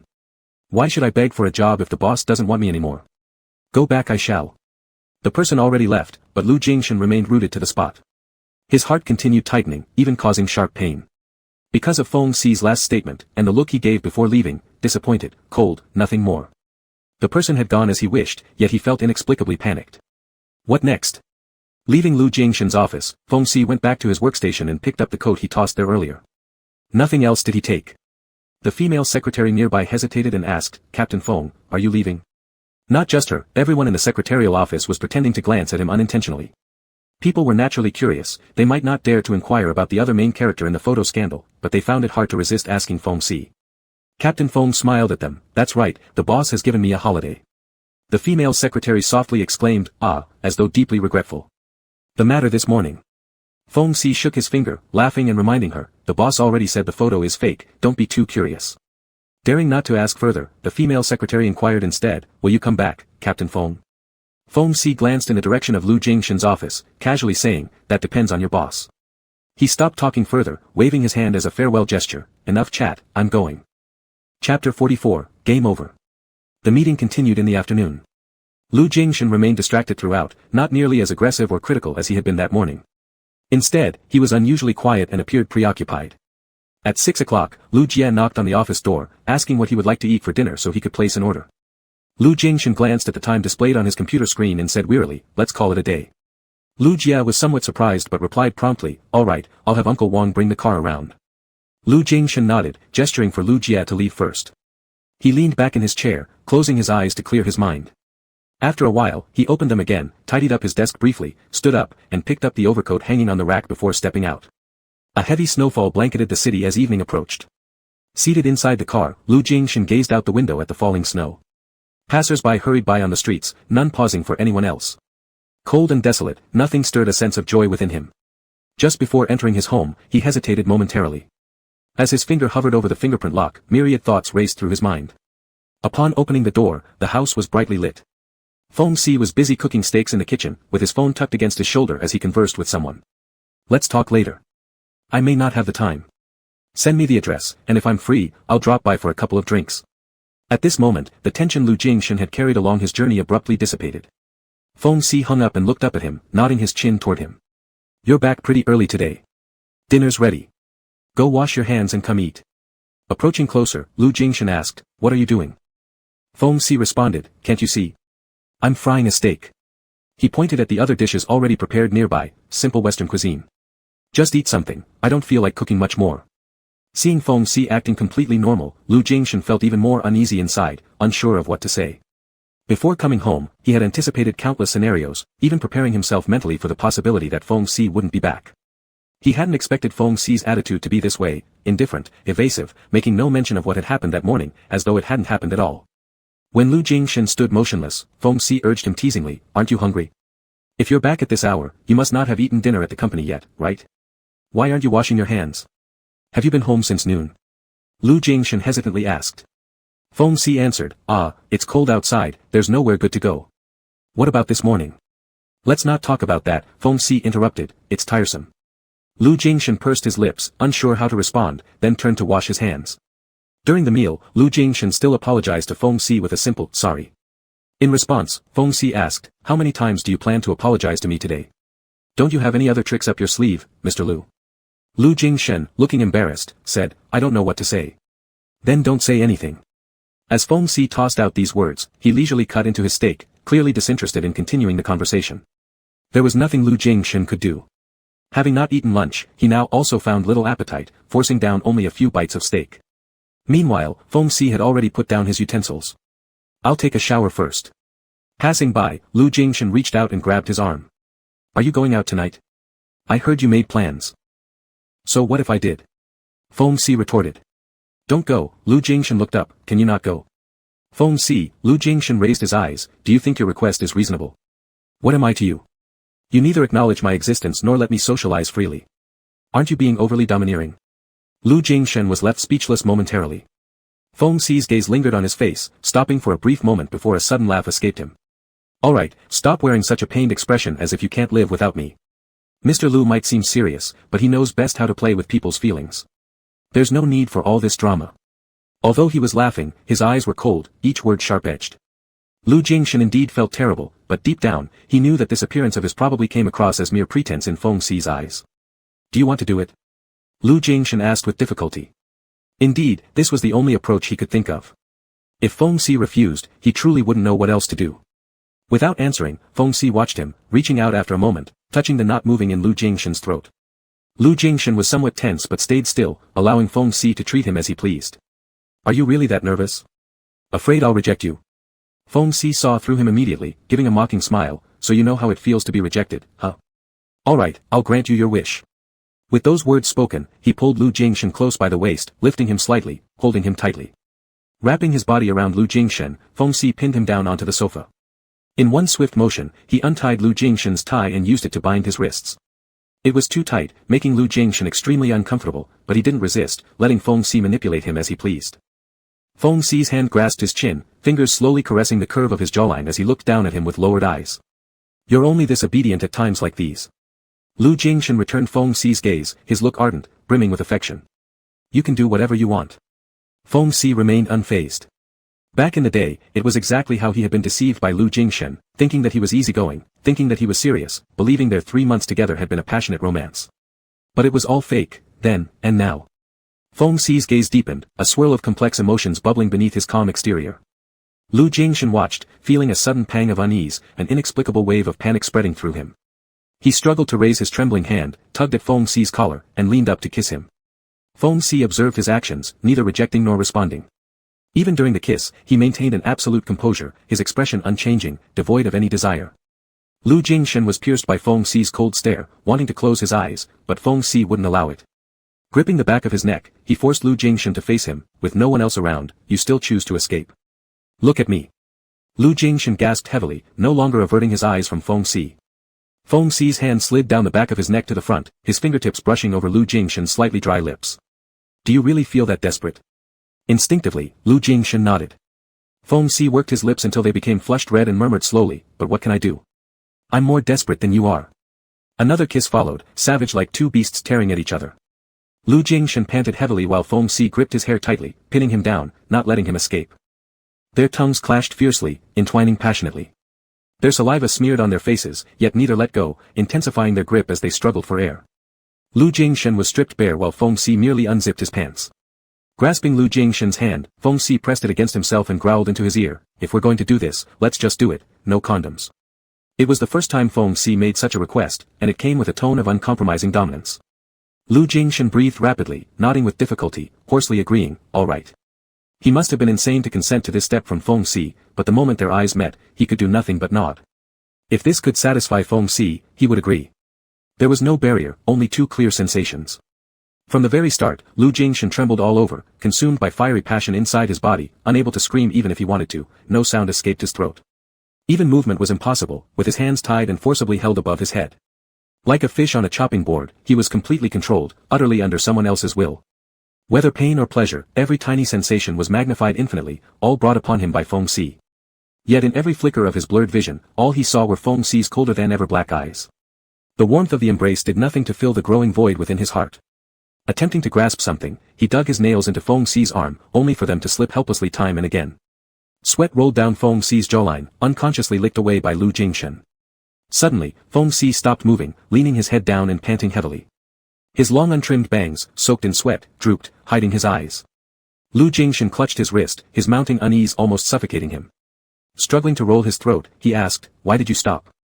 A long silence followed, where only the beating hearts and heavy breathing of the two could be heard. Finally, Feng Si spoke, "On the day you left, I went to the train station, the airport, everywhere looking for you. When the last flight of the day took off, I still hadn't seen you. All I could do was return to the hotel and repeatedly ask the waiter who delivered your message whether you had said or done anything else. He said no. You only left a simple, goodbye, taking your luggage and leaving." Lu Jingshen's fingers suddenly tightened, quivering slightly. What Feng Si was recounting was from 7 years ago, the past that Lu Jingshen had always tried to avoid. Feng Si twisted his wrist, persistently pulling it out of Lu Jingshen's grip. "At that time, I thought perhaps you were playing a joke on me, maybe you'd come back in a few days. I didn't dare to leave, waiting for you in that city, in that hotel, for an entire month. Still, you never came back. During that period, I tried recalling every detail about us. What went wrong? Was it my mistake or yours? That was when I realized I didn't even know where you were from or your real name. I had never seen your ID. Whenever we checked into a hotel, your passport was always used instead of mine. During customs checks, you always avoided letting me see your information intentionally. Perhaps initially, I didn't care either, so I overlooked it. But by the time I did care, there was no longer a chance. You left, and I could never find you again." Feng Si's voice was eerily calm, every word slow, nearly without fluctuation, as though he were talking about someone else's story. Lu Jingshen couldn't see the eyes behind Feng Si's wet hair, but those lightly spoken words alone already felt like someone had clenched his heart, suppressing it so much that he almost couldn't breathe. "I waited for you for a month, and when I didn't find you, I had no choice but to give up. After going back, I quit my original job and came alone to Asia, working as a private plane pilot while searching for you, Japan, South Korea, Singapore, Thailand, Malaysia. For 2 whole years, I scoured every neighboring country except here, because on our first meeting, you pretended not to understand the Chinese I spoke. I said that you're the best at playing with people's hearts, do you deny it? Who else could hear their native language in an unfamiliar place and instinctively pretend they don't understand? It was also my own overconfidence that made me believe you had no need to deceive me this way, but people are different. You were always trying to close yourself off, your wariness too strong. No matter how hard I tried, I couldn't break through your shell. Lu Jingshan wanted to argue, but from the moment Feng Si started speaking, he'd already lost the ability to respond. His lips moved, but no sound came out. Feng Si seemed to see through his thoughts, wiping his face with a hand. You don't have to say anything, just listen to me. Later, I went to America, Europe, Australia, searching for you all over the world. Any slight possibility, I'd try it out.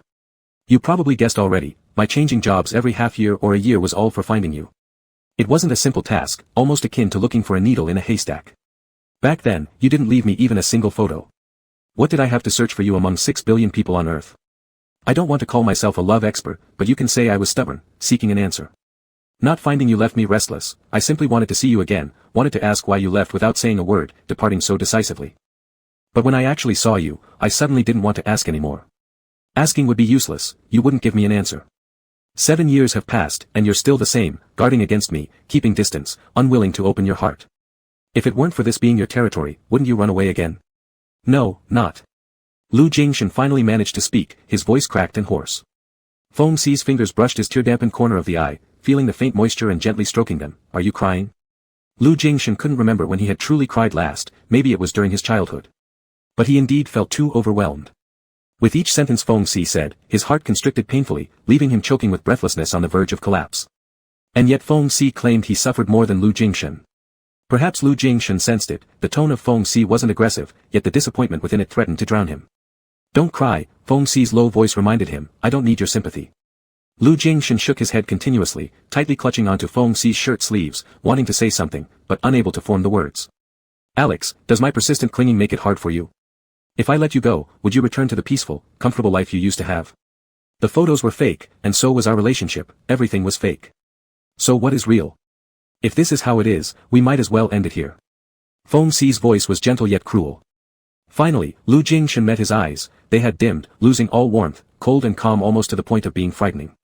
Feng Si slowly pried apart the fingers clutching onto him, untying the tie binding Lu Jingshan's wrists, pulling back.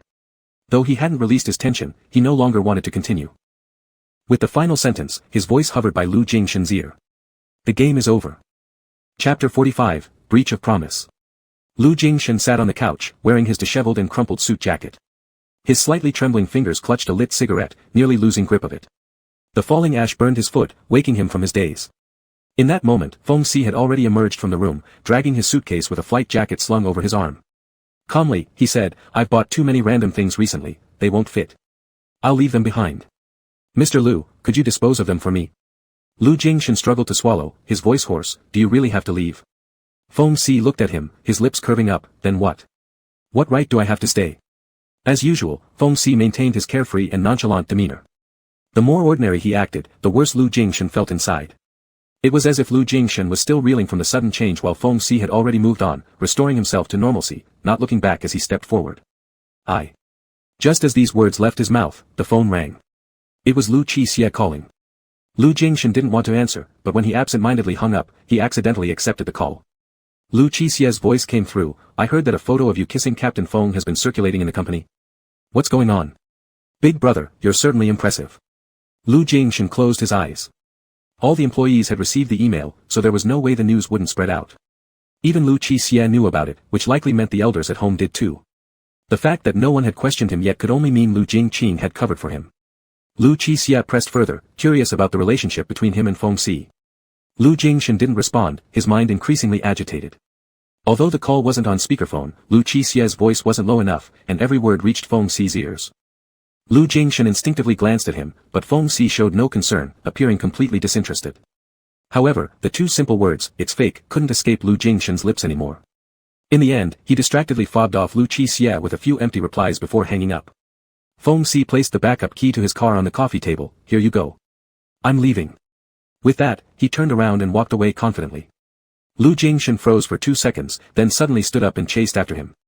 Feng Si was just about to step out when Lu Jingshan blurted out, "Can you stay?" Feng Si turned back to look at him, his gaze lingering on his face for 2 seconds. "No." Lu Jingshan clenched his fist tightly as Feng Si stepped out without turning back, entering the elevator. The sound of the elevator descending was particularly clear. Lu Jingshan stood dumbfounded by the entrance door, his entire body freezing cold. When the sound disappeared entirely, he vaguely turned around to look at the house now once again quiet and desolate. Just because one person was missing, even though most of Feng Si's belongings were still there, everything seemed different somehow. The record player he had found at a flea market in France was still there, prominently displayed in the living room. Lu Jingshan approached it, placed a record, and tried to wind the handle to make some sound, but all his attempts were in vain. The record player was broken again, and the person who knew how to fix it had left. He let go of the handle, took a step back, and leaned against the wall for support. He took a strained deep breath, barely stopping himself from sliding down to the floor. That person was gone, and only now did he truly realize it. Apparently, those who would leave weren't limited to himself. The next morning, Lu Jingshan went to the office before 8 o'clock. He had hardly slept all night. Once at the office, he had someone brew him coffee and immediately forced himself to focus on work. Lu Jia noticed the heavy dark circles under his eyes and was startled. Lu Jingshan's expression was tense, every sentence revolving around work-related matters. He had always been like this, but now he seemed colder and more serious than before. Starting that day, Lu Jingshan returned to his workaholic state, always the first to arrive at the office and the last to leave, meticulously managing every single detail. He practically treated the office as his home, preferring to sleep there rather than return to the cold and empty house. Later, it was confirmed that the email incident indeed involved Li Wenzhong and his gang, but they were running out of tricks. After reporting to the police, Lu Jingshan no longer paid attention. With clear evidence of embezzling company assets in enormous amounts, Li Wenzhong was definitely heading to jail without needing any further intervention. Although that email and photo caused quite a stir within the company, it was ultimately just the boss romantic scandal. Given Lu Jingshan's overwhelming display of authority and calmness, an announcement was made, and after a brief period of private gossip among employees, the topic gradually faded away. When Lu Jingshan received the message from an XIN, he was still working overtime in the office. An XIN reminded him to go home for dinner in a couple of days. Glancing at the calendar, Lu Jingshan belatedly realized that the Spring Festival was approaching quickly. It had already been over half a month since that person had left. Exhausted, he leaned back into the chair and stared at the bright fluorescent light overhead. Staring blankly for a moment, his eyes began to hurt and grow sore. He reached for his phone without realizing it and opened Feng Si's WeChat chat window. He stared at the avatar for a while before going into Feng Si's WeChat moments. Feng Si had gone back to the UK and occasionally updated his status with photos of partying and having fun with various friends. The pictures showed Feng Si smiling even more broadly, carefree and extravagant. No matter who was around him, he always stood out as the center of attention, charismatic and magnetic. A person like that had been willing to humble himself and spend 7 years pursuing him, only to leave disappointed in the end. Lu Jingshan felt a spasm and sharp pain in his heart. Bending over, he clenched his fists and pressed them against his forehead, collapsing onto his office desk and not moving for a long time. It wasn't until New Year's Eve morning that Lu Jingshan went home briefly, tidying up and changing clothes before driving alone to his parents' house. When he parked, he saw Lu Qixia playing with Ling Zhua in the yard with firecrackers, both laughing like children. Lu Jingshan didn't get out of the car right away, instead, he watched them silently for a while. When Lu Qixia turned around and spotted his car, he walked over and tapped on the window. "Big brother, you're here but not getting out. What are you doing?" Lu Qixia asked. Lu Jingshan looked away and pushed the door open, saying indifferently, "Nothing." Smiling, Lu Qixia said, "Oh, I heard you let Captain Feng go. Did he return to the UK? His WeChat moments show he's living quite the colorful life, it seems like he doesn't care about you at all. Did you two break up?" Lu Jingshan knew that Lu Qixia was deliberately teasing him. Back when Lu Qixia and Ling Zhuo were together, he hadn't openly opposed them, but he certainly hadn't approved either. Lu Qixia had held a grudge and was now trying to get revenge by taunting him. Lu Jingshan wasn't in the mood to care about such things. Just hearing Feng Si's name from someone else already made him uncomfortable, and he didn't want to talk further. Ignoring Lu Qixia, he entered the house first. Ling Zhuo came over and quietly reprimanded Lu Qixia, "Why do you always intentionally upset Big Brother?" Laughing, Lu Qixia shrugged, "I thought he would refute me and say he and Captain Feng weren't a couple. Guess the sun must be rising from the west today." The atmosphere during the family reunion dinner was excellent. Both Lu Jingqing and Lu Qixia brought their significant others. There was laughter and cheer around the table, and no one mentioned anything unpleasant. Lu Jingqing announced their plan to get married next year. Upon hearing this, the usually taciturn Lu Jingshan glanced at her and her boyfriend. Lu Jingqing always had clear plans for her life. If she said she would marry at 30, she would indeed marry at 30, and she found someone suitable. In this regard, he fell far short of Lu Jingqing. Their parents were naturally the happiest, smiling broadly and continuously saying it was wonderful. Lu Qixia and Ling Zhuo raised their glasses to toast Lu Jingqing, and when it was Lu Jingshan's turn, he also raised his glass, sincerely saying to Lu Jingqing and her boyfriend, "Congratulations." Lu Jingqing looked at him and paused before holding her words back, "Thank you." After the meal, Lu Jingshan went outside alone to smoke. His smoking addiction had grown significantly recently. During the sleepless nights filled with insomnia, he could only rely on cigarettes to relieve the overwhelming pressure. It was akin to drinking poison to quench thirst, or rather, a vicious cycle. While leaning in the corner in a daze, he saw Ling Zhuo come out alone, bringing food for their mother's dog. Ling Zhuo noticed him as well, hesitated for a moment, then came over and greeted him. Lu Jingshan nodded faintly. In Ling Zhuo's impression, he had almost never seen Lu Jingshan smile. He seemed perpetually so serious that it made Ling Zhuo feel somewhat intimidated. After greeting, Ling Zhuo felt an awkward silence and said he would go inside, but Lu Jingshan stopped him. His eyes, obscured by smoke, were unclear. "Once, I asked you how far two men can go without marriage maintaining their relationship. You said it depends on the individuals. How about now? Have your thoughts changed?" Recalling his first formal meeting with the Lu family and the awkward conversation he had with Lu Jingshan, Ling Zhuo blushed slightly before replying honestly, "My thoughts have never changed. Of course, it's good for Sister Jingqing to be able to legally and openly have a relationship with her lover. Though my relationship with Qixia might not be the same as theirs, there's no difference for us in our confidence in each other. That's all we need. And, we plan to disclose our relationship publicly at an appropriate time. There will definitely be challenges, but I've prepared myself for that." Though embarrassed, Ling Zhuo could still openly acknowledge his love. Lu Jingshan looked at Ling Zhuo and remained speechless. Noticing that something seemed off about him, and seeing that the cigarette but was nearly burning his fingers without him reacting, Ling Zhuo called out, "Big brother." Lu Jingshan snapped back to reality and stubbed out the cigarette. Ling Zhuo caught sight of his momentarily flustered expression and realized for the first time that perhaps his impression of Lu Jingshan was too rigid and prejudiced. After hesitating, he offered some advice, "Big brother, try smoking less, it's harmful to your body. Qixia has quit." Lu Jingshan. "Thank you." Lu Qixia called from inside, and Ling Zhuo responded quickly before hurrying in. Unconsciously, Lu Jingshan fiddled with the cigarette pack. Feng Xi's cigarettes were down to this last box. He pulled out one and lit it again. He wished he could be as honest and carefree as Lu Qixia and Ling Zhuo, but he wasn't like them. It was hard for him, truly hard. In the middle of the night, he woke up startled from another nightmare, his whole body drenched in sweat. The images from the dream stimulated his nerves, those foul decaying smells still seemed to linger at the tip of his nose, making him almost vomit. After his rapid heartbeat finally calmed down, Lu Jingshan picked up his phone from the bedside table to check the time. It was 3 in the morning. He had slept for less than 3 hours. He thought coming back to his parents' place would help him sleep better, but it turned out the same.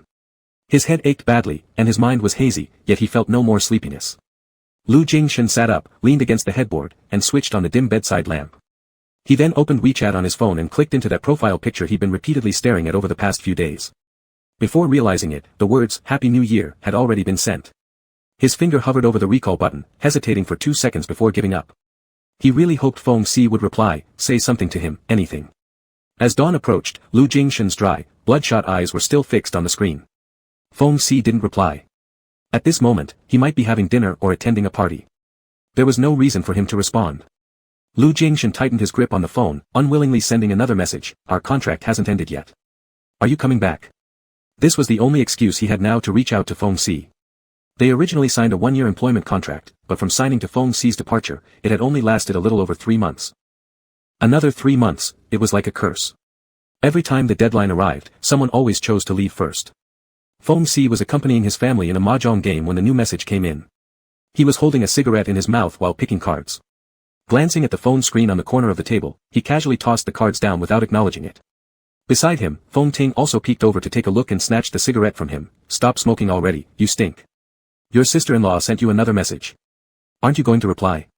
Feng Xi shoved the phone back into his pocket and scolded Feng Ting, "Mind your own business." Feng's mother chimed in, "What sister-in-law? Feng Xi, did you really find someone?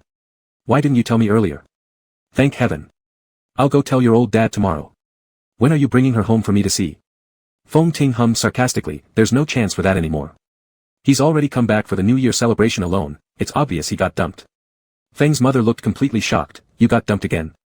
"I'm wrong," Feng Xi replied expressionlessly, catching the card his mother threw and calling, "Who?" He announced, "I'm the one who kicked him out." He muttered, going to the restroom, and stood up. Outside on the balcony, Feng Xi lit another cigarette, took out his phone, and stared at the times the 2 WeChat messages were sent. His eyes slightly narrowed. After some time, he started typing with one hand and slowly replied, then consider it a breach of contract. The moment the screen lit up, Lu Jingshan immediately grabbed his phone, only to see these cold words. That was certainly in line with Feng Xi's character, Lu Jingshan thought. After thoroughly disappointing that person, Feng Xi preferred to break the contract rather than come back. He couldn't describe how he felt. The phrase, "I'm more upset than you," that Feng Xi had said that night kept echoing in his mind, causing his headache to worsen. Trying to say something else to Feng Xi, his phone slipped from his unsteady grip and shattered on the floor. The screen instantly cracked into pieces and went dark. Lu Jingshan picked up the broken phone, pressing buttons futilely with no response. The deep sense of powerlessness and failure made him collapse back onto the bed, closing his eyes listlessly. Chapter 46, I Want to See You. The first day after the Spring Festival holiday, Lu Jie received a business invitation from abroad and went to consult with Lu Jingshan. I think we could send one of the vice presidents, right? There's no need for you or the president to personally show up. Lu Jingshan paused slightly while flipping through the invitation and asked Lu Jie, is the location in London? Lu Jie nodded, in London. Lu Jingshan's eyes shifted, staring at that invitation for a moment before making a decision, I'll go. Lu Jie reminded him that there was more important work next week, and Lu Jingshan instructed, you arrange it. Shift the schedule so that a few days are cleared. Since Lu Jingshan insisted, Lu Jie didn't dare to dissuade him any further and agreed. As he was about to leave, he suddenly remembered something. Carefully observing Lu Jingshan's expression, he said, Feng Xi is not here. For this trip to London, we'll need the private jet company to send someone to replace him. Feng Xi signed a one-year contract with us which includes a breach clause. Now that he left without cause, should we pursue his responsibility? After a brief silence, Lu Jingshan replied, he has returned to London. When you're there, contact him on the side and ask for his thoughts. Lu Jie, alright, I understand. Of course, Lu Jie knew that Feng Xi had gone back to the UK. He even added Feng Xi's WeChat account, and seeing the colorful life updates posted in his friend's circle, it wasn't hard to figure out. When walking out of Lu Jingshan's office, Lu Jie silently thought that their boss was insistent on attending this relatively unimportant business invitation. Could there be another motive behind it? Lu Jie wasn't the only one thinking this way. The day before departure, Lu Jingqin came to Lu Jingshan's office to discuss work. After they finished the official matters, she also brought up her thoughts about Lu Jingshan's intentions.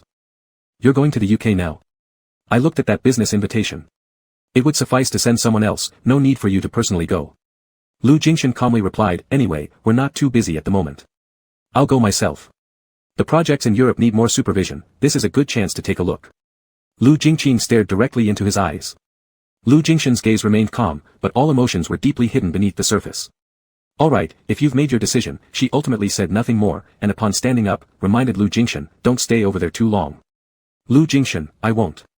After everyone left, Lu Jingshan leaned back in his chair, closed his eyes, and finally relaxed his tense nerves.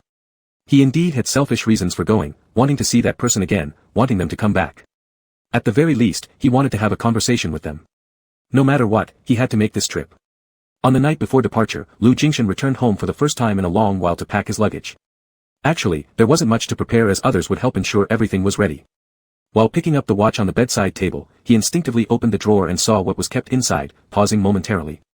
The gloves Feng Xi left behind, a pen casually given as a gift, the sapphire cufflinks bought during an outing, the postcard sent back from Northern Europe, and the leather bracelet he wore close to his body for 7 years. These were all items Feng Xi left behind, all here.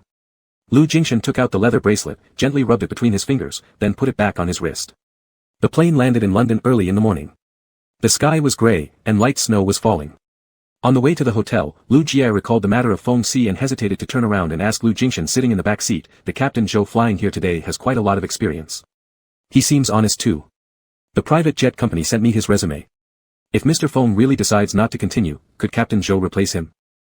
Lu Jingshan's gaze never left the window, watching the street views quickly pass by, contact Feng Xi first. Lu Jie responded, planning to reach out to Feng Xi once they reached the hotel to understand his intentions. But then Lu Jingshan added, call him now. Reluctantly, Lu Jie picked up the phone. He didn't have Feng Xi's local number here, so he called via WeChat audio and turned on the speakerphone. It took 3 tries before the call was answered.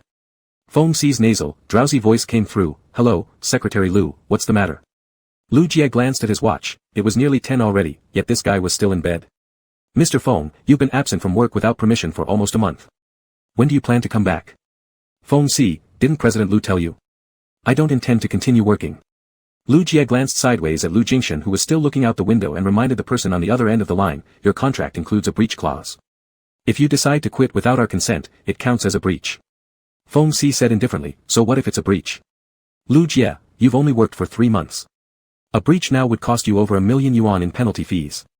Feng Si snorted with a laugh. Who are you trying to scare, Secretary Lu? I just want to terminate the contract early. You guys haven't spent a single penny training me, so why would I owe 1 million? What kind of unfair term is that? Lu Jia said, the contract explicitly stated the terms. I told you to read it carefully, but you said you didn't want to bother with it. Whether it is a coercive clause or not isn't up to you, but for lawyers and the court to decide. Feng Si responded indifferently, taking it to court might be unnecessary trouble. I know my limits, I won't challenge your company's capable team of lawyers. Alright, send me the exact figure and account details. I'll transfer the penalty in a few days. Bye, don't call unless there's something important. As soon as he finished speaking, Feng Si hung up without hesitation. Lu Jia stared in disbelief, clearly not expecting that someone who had agreed to pay over 1 million yuan in damages would agree so casually. He remembered the loopholes he'd intentionally left in the contract. Now, though Feng Si had fallen into one, this attitude made it hard for Lu Jia to feel any sense of triumph. Mr. Feng. Let's talk about it later. Lu Jingshan shook his head slightly, evidently having no intention of making anyone really pay the penalty. Lu Jia shut his mouth, understanding that when the boss spoke, that was final. Lu Jingshan's itinerary here only allowed 3 days, tightly scheduled. After placing his luggage in the hotel room, he immediately headed out for the business meeting. By the time the first day's activities were done and he returned to the hotel, it was already 8 in the evening. Finally able to rest for a bit, after enduring a full day of exhaustion compounded by jet lag, every part of his body screamed tiredness. He tried washing off the stress with a shower and lying down to clear his mind to force himself to sleep, but once again failed. Massaging his temples which throbbed painfully, he sat up and stared blankly for a while before instinctively opening his phone and entering Feng Si's social circle feed. After coming here, Lu Jingshan suddenly realized that even if they were in the same city, he did not have Feng Si's address or other contact methods.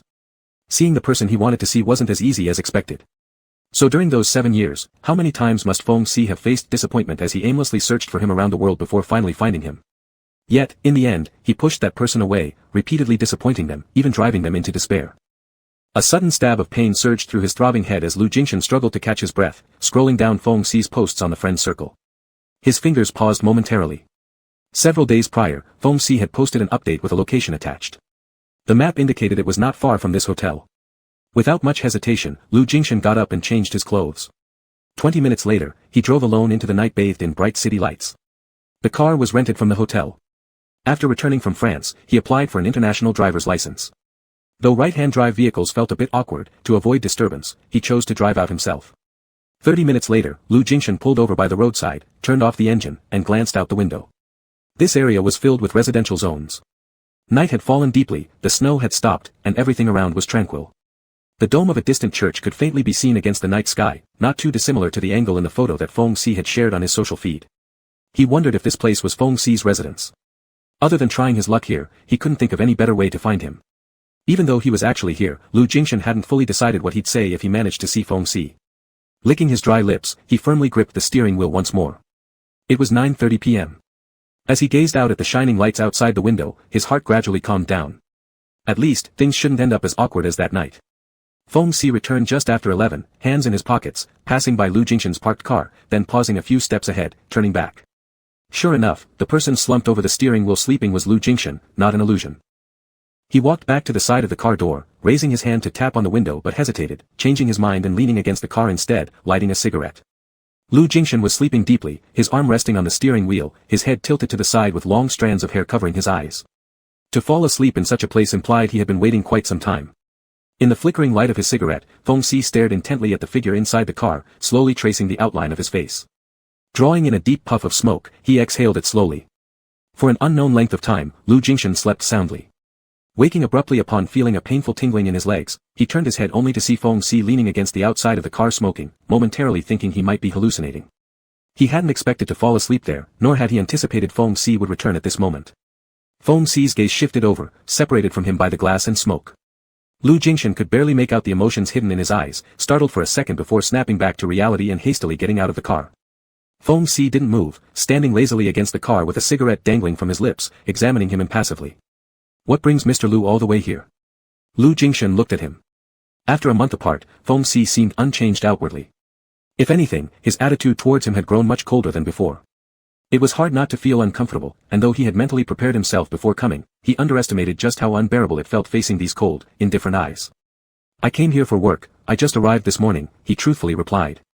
Feng Si, oh. With Feng Xi's indifferent attitude, Lu Jingshan found himself at a loss of words again and paused in silence.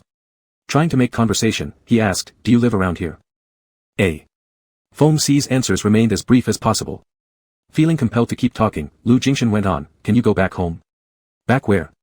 "To your place, Mr. Lu." Feng Xi mocked. "What am I supposed to do there? Hide at your house and keep being your personal chef?" "Not that." "I'm sorry," Lu Jingshan said awkwardly, "I know I've done wrong both in the past and now. Running away isn't the way to solve problems. I admit. I have trouble accepting our relationship, and I didn't dare acknowledge it. I want to change, I'll see a psychologist. Can you give me some more time? Truly, I really want to change." Lu Jingshan struggled to finish saying this, but Feng Xi remained silent, looking at him expressionlessly while occasionally exhaling smoke. Lu Jingshan couldn't decipher what lay behind his somber gaze, so his hands began clenching tightly as if he were awaiting judgment, filled with tension and anguish. Feng Xi finally broke the silence. "Why? There must be a reason why you can't get over the mental barrier. Your family atmosphere is harmonious, your parents are open-minded, your younger brother himself is gay, yet you still hold such fear towards your sexuality and dare not confront it. Why?" Lu Jingshan pressed his fingers deep into his palms until he felt sharp pain, which coincided with the throbbing sensation spreading across his mind. Uncomfortable, he opened his mouth to catch his breath, his voice faltering, "Sorry, can you wait for me a bit longer?" "Not too long, I promise." "What kind of guarantee can you offer me?" Feng Xi frowned, interrupting, suddenly reaching up to support his neck side, reminding him gently, "Breathe deeply, relax." Lu Jingshan kept closing and opening his eyes repeatedly before his breathing gradually returned to normal after some time. Feng Xi retracted his hand, "You look far from well. Why did you drive out alone late at night in a foreign land? Afraid you won't encounter people with ill intent again? You should go back now." Lu Jingshan responded uncomfortably, "I wanted to see you." This was probably the first time he had been so direct with Feng Xi about his feelings, but Feng Xi showed no signs of softening. "Now that you've seen me, you can go back." Lu Jingshan refused, and a stalemate ensued. Feng Xi raised an eyebrow. "Mr. Lu, are you being unreasonable with me? Do you really think I have to follow your commands like before?" Lu Jingshan shook his head, realizing how unbecoming his current state was. Yet, apart from acting this way, he genuinely didn't know how else to win Feng Xi's heart back. Feng Xi flicked off the cigarette and crushed it underfoot, preparing to leave when his phone rang. It was a friend inviting him to the bar for drinks. Feng Xi wasn't interested. "No, I'm going home to sleep." The person on the other end exaggeratedly complained that it was only 12 and urged him to come out. Feng Xi glanced at Lu Jingshan who was fixatedly staring at him and changed his tone. "All right, see you later." After hanging up, he informed Lu Jingshan, "You heard that. I've got plans with others. If you don't leave, I will." Lu Jingshan certainly heard it. Feng Xi had spoken in English, and he understood it clearly. His body acted faster than his brain processed the situation. He reached out and grabbed Feng Xi's sleeve, blurting out impulsively, "I'll go with you." Feng Xi turned around to look at him with an almost mocking smile. "I suggest you shouldn't come along. The bar I'm heading to is the same place I took you once in Paris. You wouldn't fit in." Lu Jingshan's face paled, revealing obvious internal conflict. Feng Xi pulled his arm free and started to turn when Lu Jingshan stepped forward, blocking his path, trembling but resolutely insisting, "I'll go with you." Chapter 47, Feint to Capture. Sitting in Lu Jingshan's car, Feng Xi casually gave him directions. He didn't care. If Lu Jingshan wanted to go somewhere, Feng Xi would take him. If he couldn't stand it, Lu Jingshan would leave on his own. Driving the car, Lu Jingshan seemed distracted. The atmosphere inside was awkwardly silent. He wanted to say something and opened his mouth. "Did you find a new job around here?" Feng Xi only threw out 2 words, "We'll see." "Lu Jingshan, would you rather compensate with millions of yuan than go back to fulfill your contract?" Feng Xi turned to look at him and smiled. "Mr. Lu, please show some mercy. It would take me half a year or a year to make over 1 million anyway. Anyway, it doesn't matter to you how much money it is. Anyone can casually ask for 100,000 from you with just a picture. I've worked for you for 3 months after all, don't put me through the trouble of losing so much money, alright?" Lu Jingshan kept his eyes focused ahead, concentrating on driving, and could hear the sarcasm in Feng Xi's tone without looking at his face. This man truly did not care about money, he was just using words to jab at him. "I don't want you to pay me back." That was all he said. Feng Xi readily accepted it. "Thank you then." Though his tone sounded extremely flippant. Lu Jingshan said nothing more, there was no point continuing this topic. They arrived at their destination and parked by the roadside. Looking up, Lu Jingshan saw the neon sign of a nightclub ahead, flashing a dazzling rainbow logo. The employees outside attracting customers were all flamboyantly dressed, flaunting their muscular physiques with bright smiles as they greeted every guest coming and going. Lu Jingshan's gaze flickered as Feng Xi released his seatbelt and slowly reminded him before getting out of the car, "It's not too late to regret leaving." Lu Jingshan pressed his lips into a thin line and remained silent. Feng Xi continued, "Not everyone in there is gay, some are just here to watch. But once inside, if any man is approached or even harassed, it's nobody else's fault. Lu Jingchen exhaled softly, let's get out of the car. Feng Si fixed his gaze on Lu Jingchen's taut jawline and smirked slightly, then let's go. At the entrance, Feng Si greeted people effortlessly, like a regular visitor. The muscle-bound men cheerfully called his name, and when their gazes fell on Lu Jingchen beside Feng Si, someone whistled. Visiting places like this while wearing a perfectly tailored suit wasn't common, but it wasn't unheard of either. After all, the celibate type had its own market. Such individuals, once excited, played around even more freely. They assumed naturally that Lu Jingchen belonged to that category. Lu Jingchen refused to meet anyone's overly ardent gaze directly, forcing himself not to mind those intense looks directed at him. His palms were already sweating as he stayed close behind Feng Si, finding each step unbearably difficult. Upon entering, all they saw were throngs of moving figures, arms wildly swinging, waists twisting, in the dance floor, under dazzling multicolored lights above them, while deafening music filled the air. A passionate performance was happening on stage, the male performers nearly naked, one only wearing a tight triangular underwear and a tie around his neck, the other barely covered in crucial areas with a single strand of seductive colorful silk. The two imitated the motions of intercourse in an intimate dance that drew cheers and whistles from the crowd below. Lu Jingchen simply couldn't bear to watch further as the stifling smell of cigarettes and alcohol hit him. Instinctively, he edged closer toward Feng Si. The unique scent peculiar to Feng Si seeped into his nose, enabling him to breathe minimally amidst the smoky haze. As though isolated within a surreal space between his ears and the world's clamor, all those strange spectacles were forcibly excluded.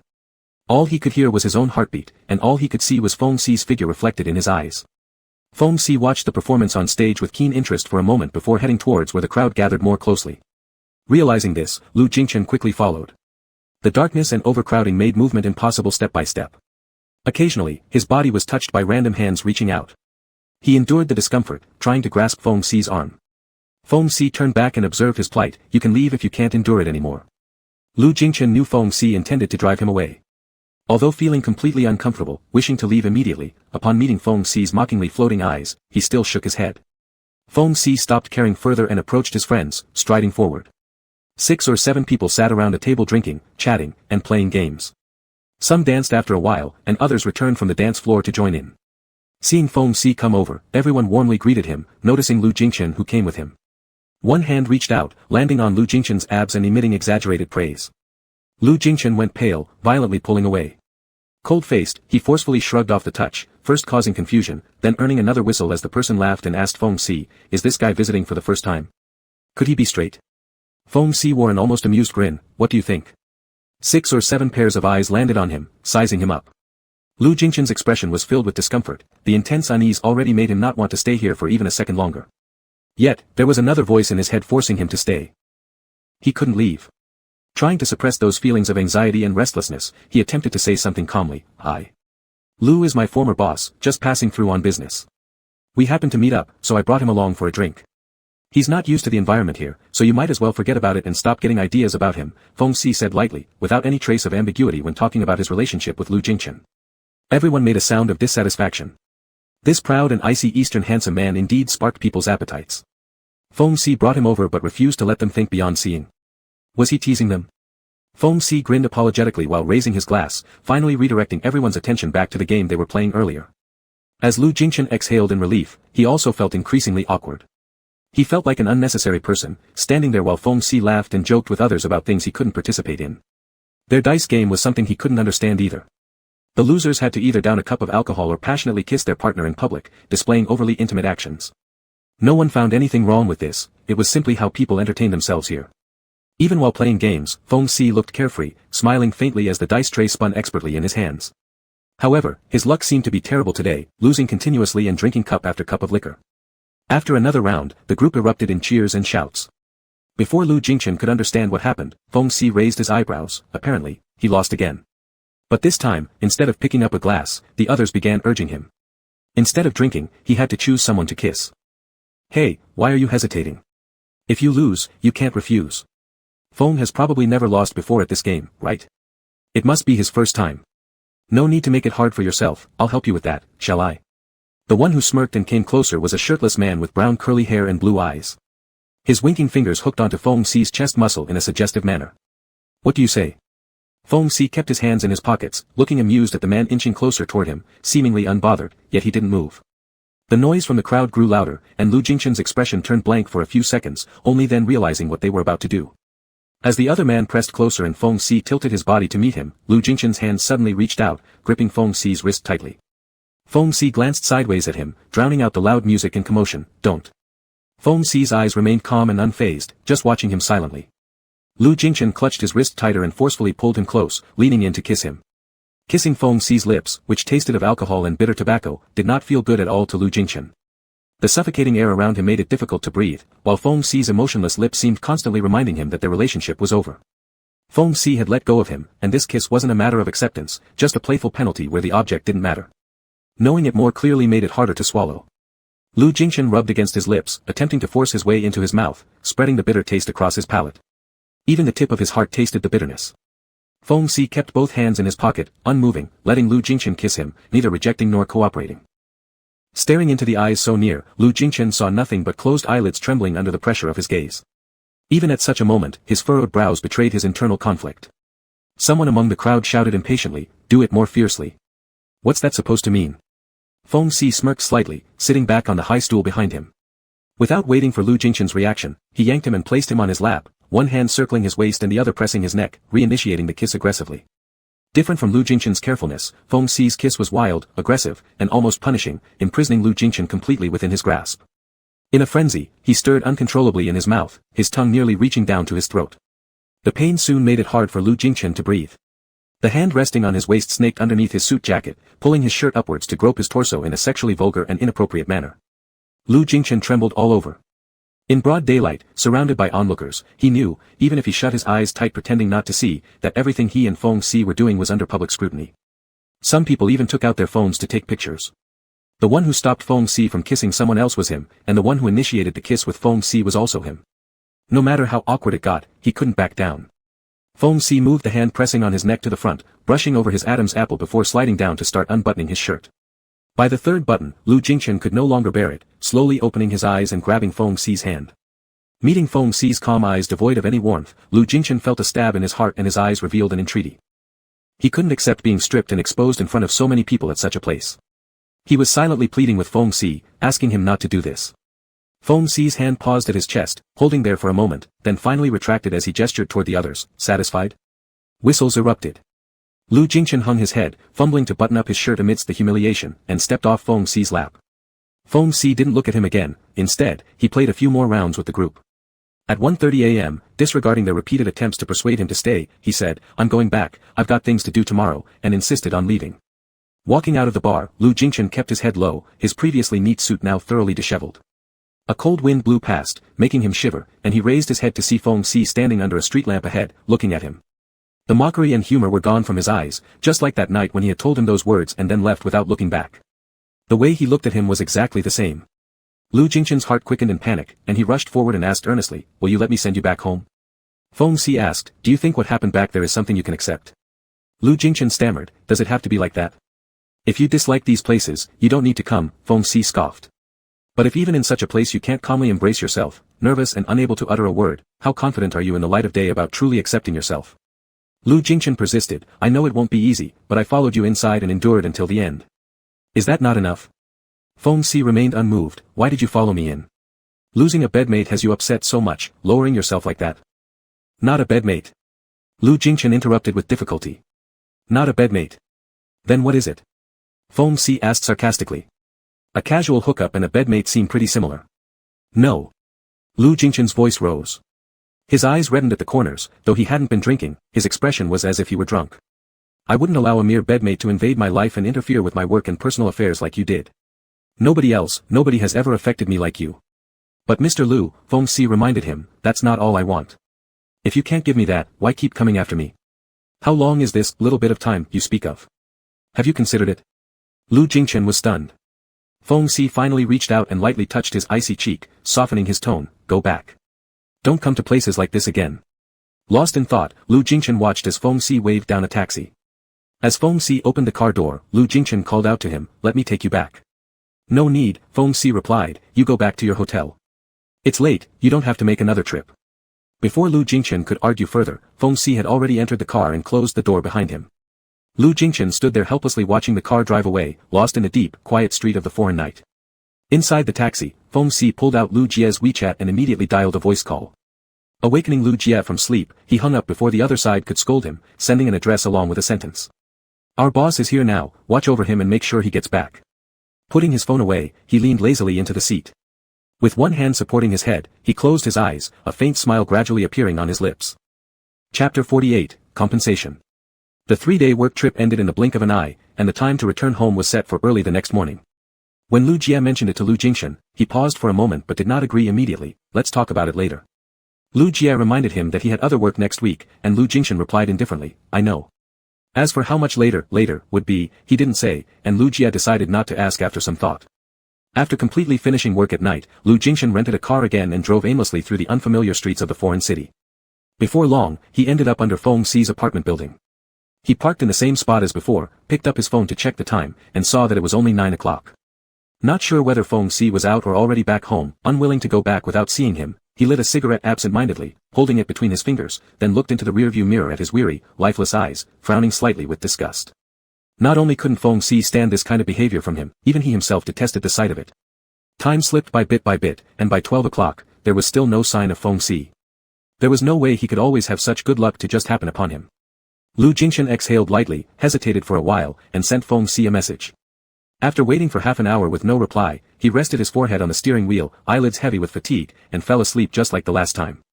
Of course, there was no way one could get decent sleep in a place like this. In a daze, Lu Jingshan started dreaming once more. He dreamt of a dark basement, the putrid and nauseating smell, blood, and decaying corpses reeking with foul odors. Fear and gloom cornered him with no escape, but the scene abruptly shifted. The tropical wind brushed past his cheeks, and above was a bright, sunny sky. The horizon alternated between rough, wild deserts and passionate, uninhibited grasslands. Beside him, someone else's warmth kept recurring during those brief yet vividly remembered 3 months, repeatedly making him dizzy, intoxicated, and becoming his salvation. But he was ultimately swallowed up by those shadows, and ever since, his world has seen no blazing sun, only endless cold rain and ice lay ahead. The bone-chilling coldness pulled Lu Jingshan back to reality. Snow fell outside the window, and very little time had passed, still no word from Feng Xi. When the sky began to lighten faintly, Lu Jingshan woke again, having been called awake by someone knocking on the car window. Outside stood a kindly-looking woman of Asian descent who watched him with concern, gesturing for him to roll down the window. Lu Jingshan lowered the window, and she asked him in English, "Are you all right, sir? I noticed you sleeping here when I went out just now, and I see you're still here. Are you feeling unwell? Do you need help?" Lu Jingshan seemed momentarily dazed by being suddenly awakened and stared at the familiar-looking eyes of the woman for a second, forgetting how to respond. Thinking that he might not understand English, she cautiously switched to Chinese. "Sir, can you understand what I'm saying?"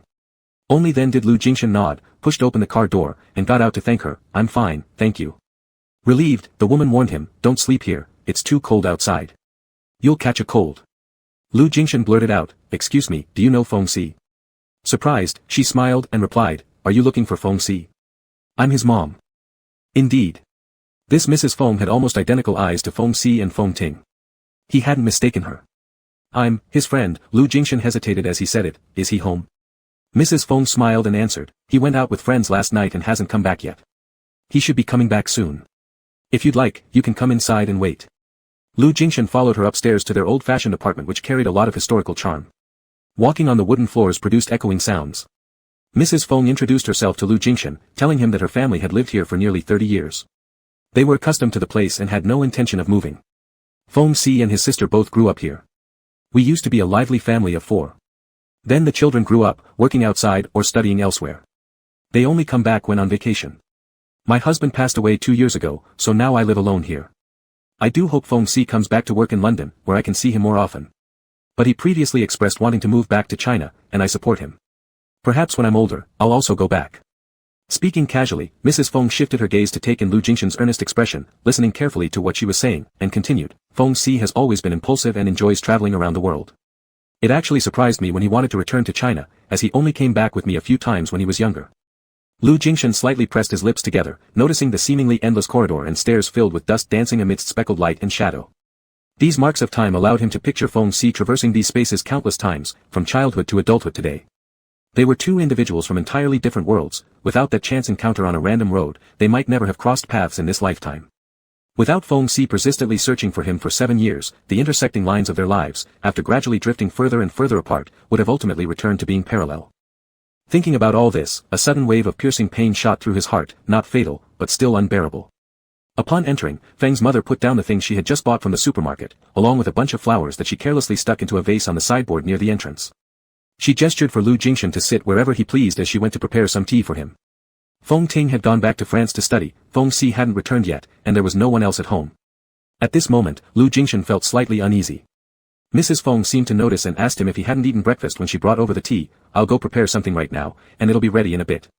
The room on the left is Feng Si's. If you're bored, feel free to look inside for a book or something to pass the time." Lu Jingshan thanked her. Mrs. Feng went into the kitchen, and Lu Jingshan stood up and walked to Feng Si's room door. His hand paused on the doorknob, hesitated for a second, then slowly pushed the door open. What unfolded before his eyes was an entirely different world than what Lu Jingshan had imagined. The items stacked in abundance turned out to be books and various metals. He walked to the bookshelf and scanned it. Most of the books were related to aviation. Despite appearing rather unprofessional, the person was actually just as diligent in work as anyone else. Lu Jingshan's fingers traced over a book that already looked somewhat old. A heavy feeling weighed down his heart, gathering an inexplicable emotion within him. It seemed that only here could he finally truly glimpse a corner of Feng Si's past and reacquaint himself with that person. His fingers suddenly stopped, noticing a stack of postcards tucked away in the corner of the bookshelf. Lu Jingshan hesitated, then reached out and took out the top one. Flipping to the back, the recipient was none other than himself. Beneath it was a message written by Feng Si in English. "Alex. I'm preparing to go to Dubai. This will be my nth job change in the last 7 years, I've lost count. Though it may seem unrealistic, I've heard that there are a lot of rich people there, so I'm going to give it a try. I don't know where the next stop will be, or when I can finally settle down. Feng. January 3, 2022 inch." Lu Jingshan froze for a moment, then took out the second, third, and more postcards. "Alex. This is Venice, Italy. The church bells are ringing, and someone is passing under the bridge in a gondola, kissing. I envy them. Next time, if there's a chance, I hope we can come here together. Feng. June 15, 2021 inch. Alex. I've returned home. My father fell ill and passed away. My mother seems to have aged overnight. Thinking about how loving they used to be with each other, it turns out a lifetime is merely 30 short years. I'll continue looking for you. Feng. August 19, 2020 inch. Alex. It's snowing in New York tonight, the first snowfall of winter this year. I met someone who looks very much like you and wanted to pretend it was you, but it wasn't you, and I couldn't fool myself. Feng. November 28, 2019 inch. Alex. This time, I've come to France. The French are too passionate, even I have trouble keeping up. I'm sure you're not from here, but since you speak French, when did you learn it? Feng. April 13, 2018 inch. A few of the later postcards had started to turn yellow at the edges. Alex. I've traveled all across Asia and still haven't found you. I've decided to try somewhere else. Sometimes, I even doubt whether you were someone I imagined during those 3 months. Still, I refuse to believe it. I won't give up until I find you. Feng. December 3, 2017 inch. Alex. I always think you're East Asian. If you don't understand Chinese, could you be Japanese or Korean? Now, I'm on the streets of Shinjuku in Tokyo. There are so many people here, but none of them are you. Where are you? Feng. February 12, 2016 inch. Alex. A month has passed, and you still haven't returned. I thought something that wasn't important was actually important. Did you think something unimportant was utterly insignificant? I don't know what I'm saying, I must be crazy. I saw this postcard on the street earlier. You wanted the last one but someone beat you to it. Today, I bought it for you, but I don't know where to send it. Feng. November 8, 2015 inch. Dozens of postcards. As Lu Jingshan read through them one by one, he felt an unbearable soreness building in his eyes. Maybe it was because he hadn't slept well all night, or maybe it was something else. The breathing in his chest became restricted, the sour taste spreading to his heart and weighing heavily on it, making his heart ache. As he stood there in a daze, the sound of someone unlocking the door and footsteps reached his ears, followed by Feng Si's voice. Mom, did we have another visitor at home? Lu Jingshan immediately returned the stack of postcards to their original place. He heard Feng's mother reply, it's your friend. I just got back from the supermarket and met him outside. He came looking for you, and his name, oh, I forgot to ask. Lu Jingshan stepped out and saw Feng Si glance in his direction, seemingly unsurprised. He casually introduced him to his mom as, Mr. Lu is my boss when I work domestically. He didn't particularly greet Lu Jingshan but went straight to the kitchen to help his mom bring out breakfast. Feeling awkward, Lu Jingshan also wanted to help, but Feng Si coolly stopped him just outside the kitchen. Stay out there. It's not proper to have guests do all the work. With no choice, Lu Jingshan could only step back and silently follow him into the dining room. At the dining table, Feng's mother complained about her son. Where have you been playing all night? You don't even bother to tell us you're not coming back. I attended a birthday party with friends. My phone died during the event, and later it started snowing, so it was both cold and far away. I just stayed over there for the night, Feng Si explained patiently to his mom, then glanced toward Lu Jingxian and finally focused on him. Why has Mr. Lu come here so early this morning? Feng's mother replied, he seems to have come very early, his car has been parked downstairs the entire time. Honestly, you shouldn't let people wait like that. That phrase, just passing by, lingered on Lu Jingxian's lips, but he swallowed it down. Feng Si took a piece of bread nonchalantly, so what if he waited? Haven't I also waited for others before? Lu Jingxian remembered the last postcard he'd read earlier, how Feng Si had waited for him for an entire month in that city and hotel after he left. His heart felt heavy, and he softly said, it doesn't matter, I shouldn't have disturbed you. Feng's mother comforted him, don't mind Feng Si. He shouldn't be out running around so often, neglecting the household duties all day. Feng Si laughed and said, Mom, I'm 30 years old, not 3. With tinting away from home, you don't need to constantly nag me. Fine, fine. I know you're already annoyed with me being here, and I'm about to go back to work soon anyway. Lu Jingxian instinctively looked at him, wanting to know where this job would take him. Feng's mother asked curiously, so, where are you going this time for work? Feng Si replied simply, somewhere other than here. As to where exactly, he didn't elaborate further, and his mother didn't pursue it either. After finishing breakfast, Feng Si escorted Lu Jingxian downstairs. In the empty corridor, only their footfalls echoed. The two tall figures walked side by side, the wooden floor groaning under their weight, breaking the silence between them. Lu Jingxian hesitated, You should go back. There's no point coming here to look for me, Feng Si interjected first, cutting him off mid-sentence. Lu Jingxian's expression slightly changed. He paused his steps at the dim end of the corridor and turned to look at him, Do you really not plan to return to where I am anymore? Feng Si confirmed without hesitation, no plans. Glancing at his newly charged phone, he noticed a WeChat message from Lu Jingxian sent at a little past midnight asking if he was at home. Did you come here last night? Waited for me the whole night. The taste of blood welled up in Lu Jingxian's throat, and the words, no plans, kept ringing in his head as he nodded absent-mindedly. Feng Si said calmly, You didn't have to do this. It's freezing outside. Why did you come here? A brief silence followed, then Lu Jingxian suddenly reached out and firmly grabbed him. I've seen all those postcards you wrote. The ones addressed to me. Feng Si let out a vague, oh, then shrugged lightly, if you hadn't mentioned it, I'd have forgotten about them. I used to write them just for fun, and they were never mailed anyway. But I've seen them, and I can't pretend I haven't, Lu Jingxian insisted. Feng Si countered, so what? Lu Jingxian looked directly into his eyes, give me a chance. Let me compensate for everything I owe you. Compensate? Feng Si slowly repeated the word, pulled his hand back, lit a cigarette, and exhaled a ring of smoke. How does Mr. Lu plan to compensate me? Money isn't needed, I have enough.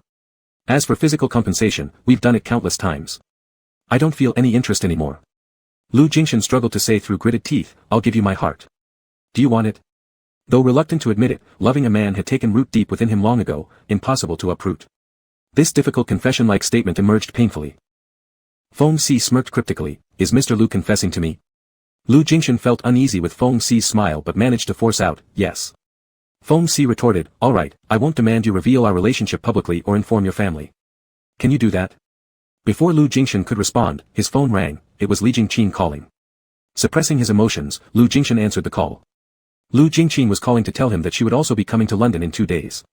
Her close friend was having a wedding here, and she was going to be the bridesmaid. Furrowing his brows, Lu Jingxian said, you didn't mention this before I left. I didn't, Lu Jingqin explained, the itinerary was set a long time ago. I originally planned to tell you that I would attend this business invitation instead of you, and the timing was perfect, but since you insisted on going, I didn't say anything. Shouldn't your business trip be over? When are you coming back? Lu Jingqin's implication was clear, she was reminding him it was time to go back. The company had just gone through some turmoil, and both of them couldn't stay abroad at the same time. At least one of them needed to return to run things. Therefore, Lu Jingxian could only agree, I'll go back tomorrow. As the sound of footsteps faded away behind him, he turned around to see Feng Si ascending the stairs with slippers on his feet. Gripping his phone tightly, Lu Jingxian closed his eyes lightly. After hanging up the phone, he still stood still, hidden in the shadow, not moving. He wasn't sure if he could immediately provide an answer that would satisfy Feng Si, but he did indeed want to make an effort, whether it was by visiting a psychologist when he went back, or working overtime to finish the work early so that he could come find Feng Si next month or the month after. He wanted to try all these options. Since what happened years ago could no longer be reversed, it was time for him to take the step forward. He wouldn't avoid it anymore. Chapter 49 Pain. Before the plane took off, Lu Jingxian sent a message to Feng Si. I'm about to return to my home country, at most in 2 months, I will come to London to see you again. If you are not here by then, could you tell me where you'll be? I'll find you. After sending the message, he stared at his phone screen until the plane took off. He never received a reply. Feng Si had a cigarette dangling from his lips, and swiped away the drop-down box that appeared, lazily rubbing his thumb on the picture of Lu Jingchen on the screen. It was the one taken by the roadside cafe in France, where Lu Jingchen had been feeding pigeons. A little breadcrumbs were enough to tempt even cunning pigeons, but tempting people feeding pigeons turned out to be far more difficult. Lu Jingchen's plane landed in London at noon the next day. As soon as she arrived, she received a text message from an unfamiliar local number. Could you find some time for a meeting? Feng Si. Lu Jingchen frowned, initially disinclined to respond, but seemed to recall something, replying with the hotel address she was staying at, come to the cafe here at 4:30. When Lu Jingchen entered the cafe, Feng Si was already waiting for her in a booth. He was leaning back looking at the street scenery outside the floor-to-ceiling glass windows. Upon hearing footsteps, he shifted his gaze towards her and stood up politely to greet her. I heard you like latte more. I just ordered one for you. Please take a seat. Lu Jingchen sat down and examined him directly, frankly asking, how do you know I am here? Whose contact did you get this phone number from? And who informed you about my preferences? Feng Si smiled slightly, you're obviously more impatient than Mr. Lu. Fine, I overheard your call with Mr. Lu that day. As for the other two questions, it came from your younger brother, he replied calmly, I got along well with Mr. Little Lu and casually asked him for President's contact information, so he sent it to me easily. Lu Jingchen's expression didn't change, so what is it that you need from me? Just say it. Regarding Mr. Lu, Feng Si also went straight to the point, there are some things that maybe Mr. Little Lu doesn't know, but surely you would, President. The reason why Mr. Lu has such homophobia that led to psychological disorders. Lu Jingchen frowned a little, who says he has homophobia? Even if he does, it seemingly has nothing to do with you. It's obvious to anyone with eyes that he's homophobic, Feng Si stated facts calmly, President, there's no need to be so hostile toward me. I'm merely concerned about Mr. Lu. Regarding my relationship with him, Mr. Lu can fool others, but probably not you.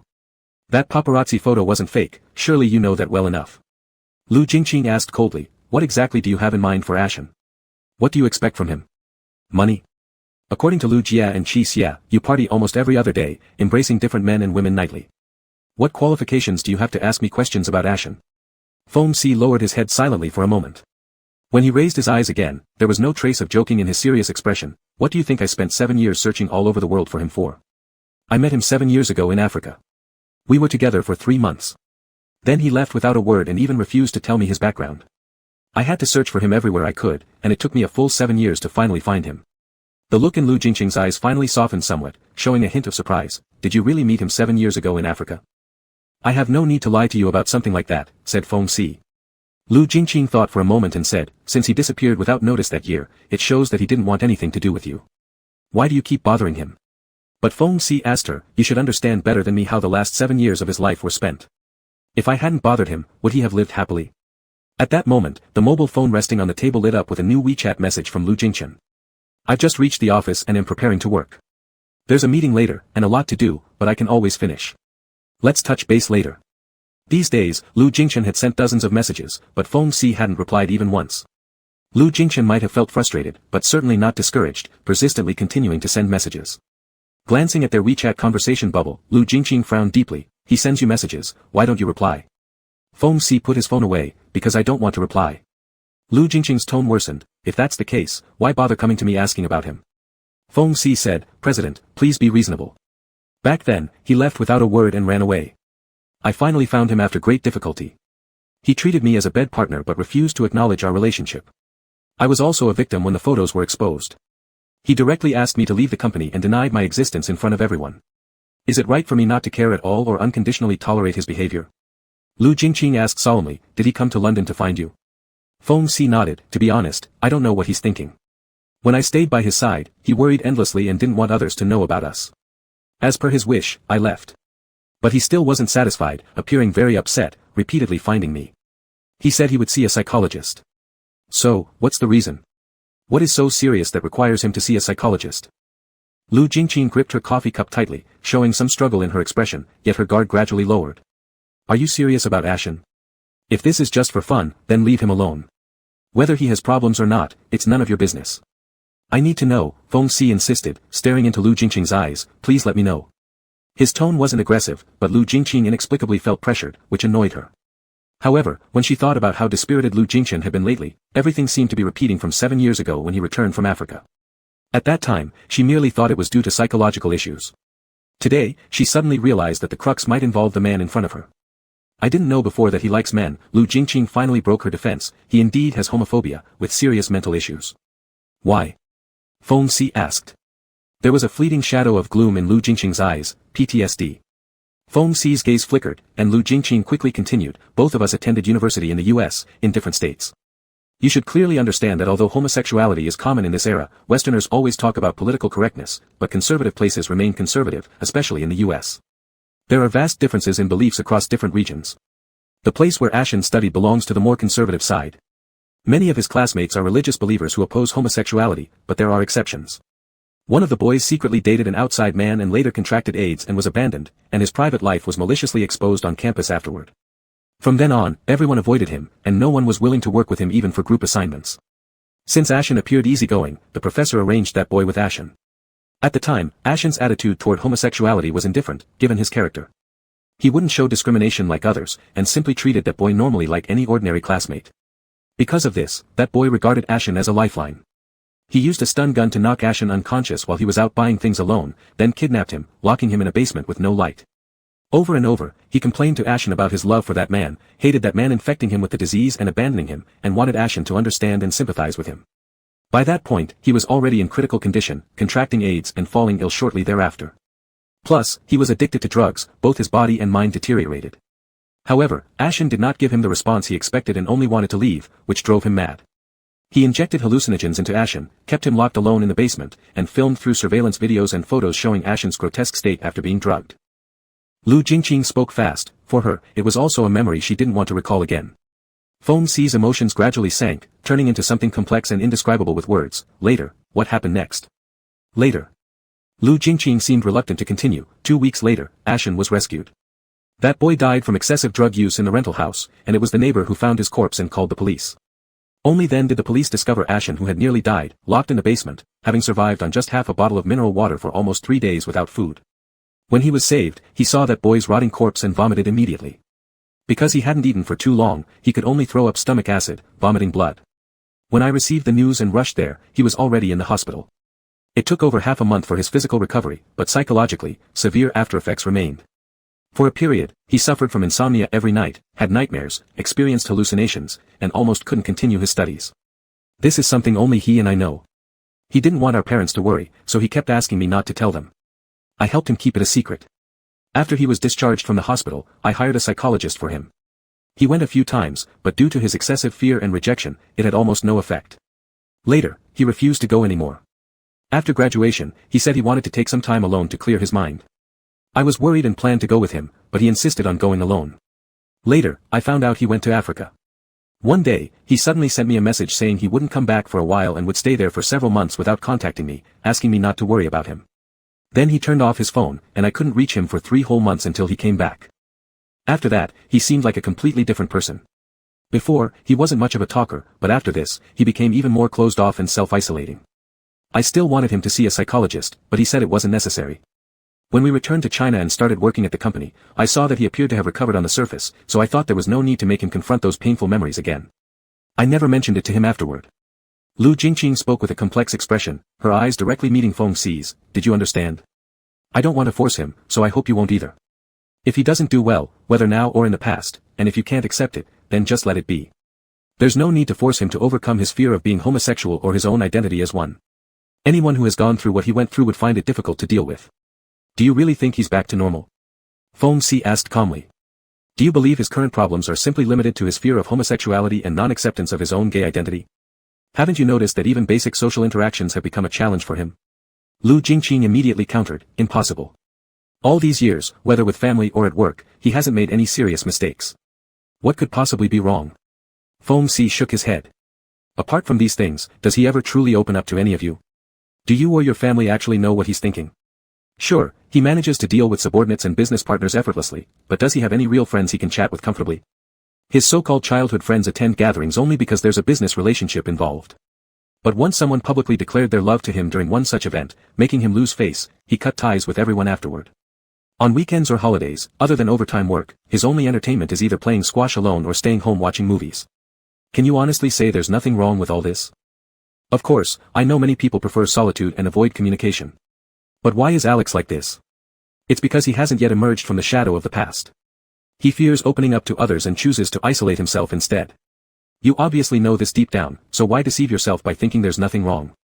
Why not let him continue seeing a doctor? His tone was pressing, and Lu Jingqing frowned coldly, unable to refute further. Then what about you? What do you think you can do? Don't you fear pushing him too hard might backfire? Feng Si glanced briefly toward the window.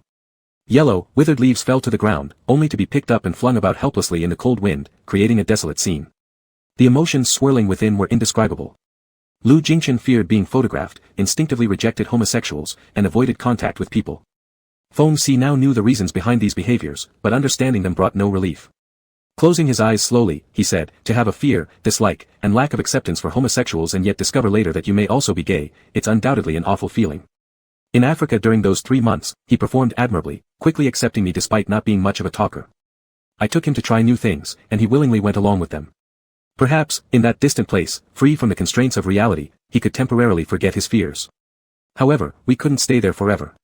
And when it was time to return to the real world, he had no choice but to flee from me. But avoidance isn't a solution to the problem. No matter how painful it may be, he needs to take that step. Only by facing his true self can he truly heal from those past traumas. Before, I wasn't aware, and my approach was too aggressive. From now on, I'll change my methods. Lu Jingqing furrowed her brows. What exactly do you plan to do with Deep? Are you planning a long-term commitment? Feng Si didn't answer right away, recalling a late night when he returned home to find the person waiting for him, asleep in the car. From the beginning, he never intended to truly let go. Once that person came to him, it became impossible for him to let go again. Whether dealing with pain or embarrassment, he would help Lu Jingqin move past everything. His 7 lost years, filled with regret and obsession, needed a final resolution. Only Lu Jingqin could give him closure. Your younger brother asked me before what my relationship with Alex was. Feng Si's voice paused slightly, and under Lu Jingqing's gaze, he answered calmly. I told him that it wasn't up to me, but rather up to Alex to decide. Now if you ask me, it's the same. I don't want him to cling to me as a lifeline before he fully understands himself. That wouldn't be fair to him or to me. Only when Alex truly moves past this will I consider a long-term commitment with him. Chapter 50, Can I Pursue You? After leaving the psychological rehabilitation room, Lu Jingqin stopped under the shade in the garden, wanting to light a cigarette. He patted his body and realized that he had finished the last one yesterday. He sat down by the flower bed, feeling somewhat exhausted. The past experiences resurfaced during the deep hypnosis session just now, and it still felt unbearably difficult. His back was soaked with cold sweat. It's uncertain how long the effect of the psychological treatment will last before truly showing its effectiveness. Sitting quietly for a moment, his thoughts gradually settled. He picked up his phone and looked at the WeChat interface, which was still stuck on the message he sent to Feng Si earlier. Feng Si either didn't see it or chose not to reply. Lu Jingqin let out a sigh, turned off the screen, and gave up. Lately, Feng Si occasionally responded to his messages, exchanging a few random sentences. Perhaps due to his lack of talent in chatting, most of what he said was rather meaningless, sometimes even making the atmosphere awkward. This made Lu Jingqin feel quite defeated, but he wasn't willing to give up. As he spaced out, the screen of the phone clutched in his hand lit up again, signaling a new message. Feng Si, after seeing the doctor, come out immediately. I'll wait for you at the hospital parking lot exit. Lu Jingqin paused in surprise, then quickly got up without thinking why Feng Si would suddenly return, heading straight toward the parking lot. As the car left the parking lot, Lu Jingqin glanced over and indeed saw Feng Si standing on the side of the street. He was dressed as usual in a gray jacket and work pants, holding a cigarette. Seeing Lu Jingqin's car coming out, Feng Si stubbed out the cigarette and threw it into the trash can before walking over and opening the passenger side door. He brought with him a chilly breeze, along with a familiar scent wrapped around his tobacco-smelling body. Lu Jingqin's heart started beating faster as he tightened his grip on the steering wheel and turned his head to ask, "Why are you here?" He thought this person, who was supposed to be far away in a foreign country, had unexpectedly returned, nonchalantly waiting for him outside the hospital and getting into his car. To Lu Jingqin, everything was beyond his expectations, making him feel almost too delighted to believe his own eyes. I just arrived at noon, Feng Si casually replied. You probably haven't eaten dinner either. Let's go get some food first. Seeing Lu Jingqin still dazed, Feng Si smiled slightly and pointed ahead, indicating to him, drive, will you? Lu Jingqin finally snapped out of it, a little embarrassedly shifted his gaze, and pressed the accelerator again. They chose a restaurant with fewer people and a quieter atmosphere.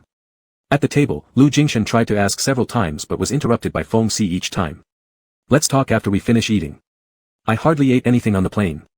Let me fill my stomach first. Lu Jingqin noticed the signs of fatigue etched between his brows, swallowed the words on the tip of his tongue, and fell silent. After finishing dinner, it was Feng Si's turn to drive, leading Lu Jingqin through the streets where city lights began to glow. Eventually, he parked the car by an empty and quiet urban lake and suggested they take a walk. It's still early. Let's go take a walk around outside. After saying this, Feng Si pushed open the car door and stepped out first. Lu Jingshan followed. The lake surface reflected the night colors, scattered with patchy light spots. Feeling the damp breeze brush against his face, Lu Jingshan's mood gradually calmed down. Finally, he asked, "Why did you come back?" Expecting Feng Si to casually respond with something like, "Can't I come back?" or "I go wherever I want," there was none of it. He didn't even carry the typical smile on his face, only replying, "I found a job here." Lu Jingshan. Here. Feng Si explained, flight instructor at Jingheng University, helping them train flight students. It's an external contract position. I start next week. After much consideration, I decided to come back to work. My mother is getting older and always mentions returning to one's roots. Sooner or later, I'd have to come back here anyway. Even Ting plans to develop her career here after graduation. What he didn't say was that the decision to take this job wasn't impromptu. It had already been decided before he left for the UK earlier this year. After returning from the New Year celebrations in the UK, he officially came back to start work at the beginning of the semester. From the start, he never planned to leave.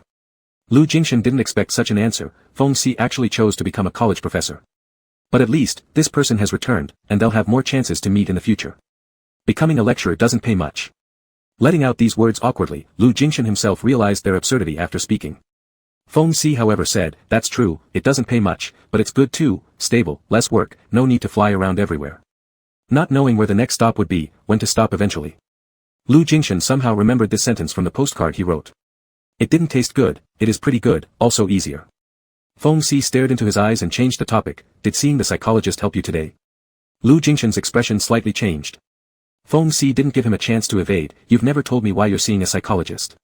Indeed, there wasn't. Feng Si had asked him several times before, but every time the words reached his lips, he didn't know how to say them. Those painful memories were something he simply didn't have the courage to revisit. If it weren't for entering that psychological rehabilitation room today, he would never want to recall those events from years ago. Seeing the cold sweat seep through Lu Jingshan's forehead, Feng Si raised a hand and pressed lightly on his shoulder, his voice softening, "Relax a little." Lu Jingshan gradually slowed his breathing, and Feng Si removed his hand. "I met your sister when she went to London. She told me everything about you." Lu Jingshan looked at him in surprise. Feng Si continued, "Can you tell me now? Or shall I ask the questions and you answer them?" A struggle appeared in Lu Jingshan's expression, but under Feng Si's gentle gaze, he slowly nodded. "Feng Si, you're afraid, fearful, and disgusted by the group of homosexuals, so my first time taking you to a gay bar, that's why your reaction was so intense." Lu Jingshan's hand instinctively tightened on the railing by the lake as he struggled to speak. "Yeah. Feng Si, when you said you weren't one of our kind, it was because of your mental repulsion and hatred, thus refusing to identify yourself as a homosexual?" Lu Jingshan responded hoarsely, "Yes." "So, before meeting me, did you ever have any awareness of your sexual orientation?" Feng Si continued. Lu Jingshan fell silent. Feng Si didn't urge him, quietly waiting for an answer. After a while, Lu Jingshan opened his mouth again. "I don't know. I haven't felt any connection to anyone else, neither men nor women." Feng Si, unaware of your own sexual orientation, yet fearful and repelled by homosexuality, you were more cautious around strangers than most people. In Africa when we first met, why did you dare to get into my car alone without hesitation? To this question, Lu Jingshan had no real answer. He went to Africa originally to find a place far from his familiar world, a place where no one knew him, a place to take a breath. He kept a high level of vigilance against all unfamiliar faces, avoiding unnecessary communication with others. But coincidentally, he encountered Feng Si. Even though his natural self-preservation made him pretend he couldn't understand Chinese, there was something in Feng Si's smiling eyes that stirred another voice deep inside him, a desire to get to know this person. Perhaps just within that fleeting moment, his guard slipped a notch. He chose to follow what his heart whispered and got into Feng Si's car. "If I must explain," Lu Jingshan struggled to articulate, "perhaps the first time I saw you, I felt you were different from everyone else, at least to me. I wanted to get to know you." "Feng Si, so can I interpret this as you falling in love with me at first sight?" Though it sounded like flirting, his tone was unusually serious. After some thought, Lu Jingshan nodded again. If even under such extreme self-isolation someone could still draw him in and make waves in his heart, this might indeed be love at first sight.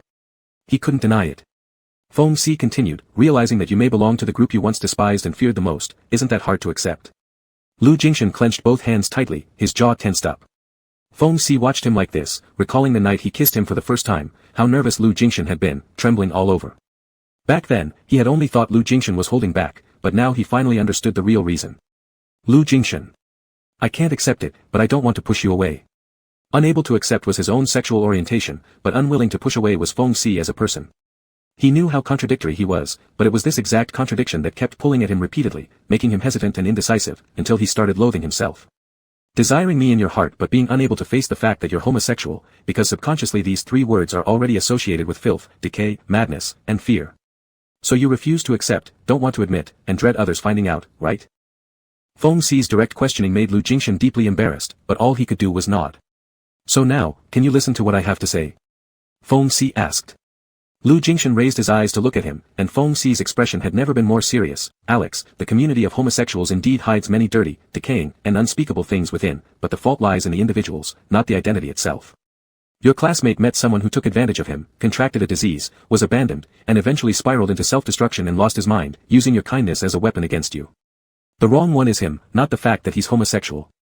No group can be generalized. You've met my friends, some of whom do indeed live wildly, with chaotic private lives and low morals. Those people you can look down on all you want. But not everyone is like that. Some have stable partners, work hard, lead normal lives, and occasionally visit such places just to unwind with a few drinks. They are just ordinary people, not ones to fear. I'm the same. I've never told you this, but before meeting you, I rarely went to those kinds of places. I had school and work, and didn't have the extra energy for anything else. Because of my Eastern face, whether in school or later joining the Air Force, there were always people who openly or secretly looked down on me. I wanted to prove myself, aiming always for excellence, so heavy studies and various missions weighed down on my shoulders, leaving no free time for indulgence. Later, while searching for you, I traveled all over the world, each expectation leading to disappointment. I am also an ordinary person, experiencing feelings of frustration, sadness, and loneliness. On those nights when I couldn't find you and returned alone to temporary homes that tomorrow would be elsewhere, it wasn't pleasant. That's why I wanted to escape through socializing. But I have a line, I just wanted to enjoy some fun and excitement, without using this as an excuse for debauchery or promiscuity. Before, you said you didn't want me to have reckless personal life, sleeping around with others. I can tell you clearly now, there has been no one else but you. I wanted to find you because I liked you. If I had been the same as others, frequenting different beds out of loneliness every night, then my liking for you wouldn't have amounted to much. My 7 years of relentless searching for the same person wouldn't just be a joke, it's real, and I won't do otherwise. So you don't need to worry, feel uncertain, or think our relationship is dirty and shameful. Neither of us is wrong, there's no reason to punish ourselves based on others' mistakes. Lu Jingshan slowly processed what Feng Xi had said. His mind swirled with complex emotions, making his thoughts a tangled mess. Feng Xi locked eyes with his wavering gaze, don't rush to answer yet. I know psychological barriers aren't something easily resolved by a few words from me. You still need to see a doctor, and I'll go with you.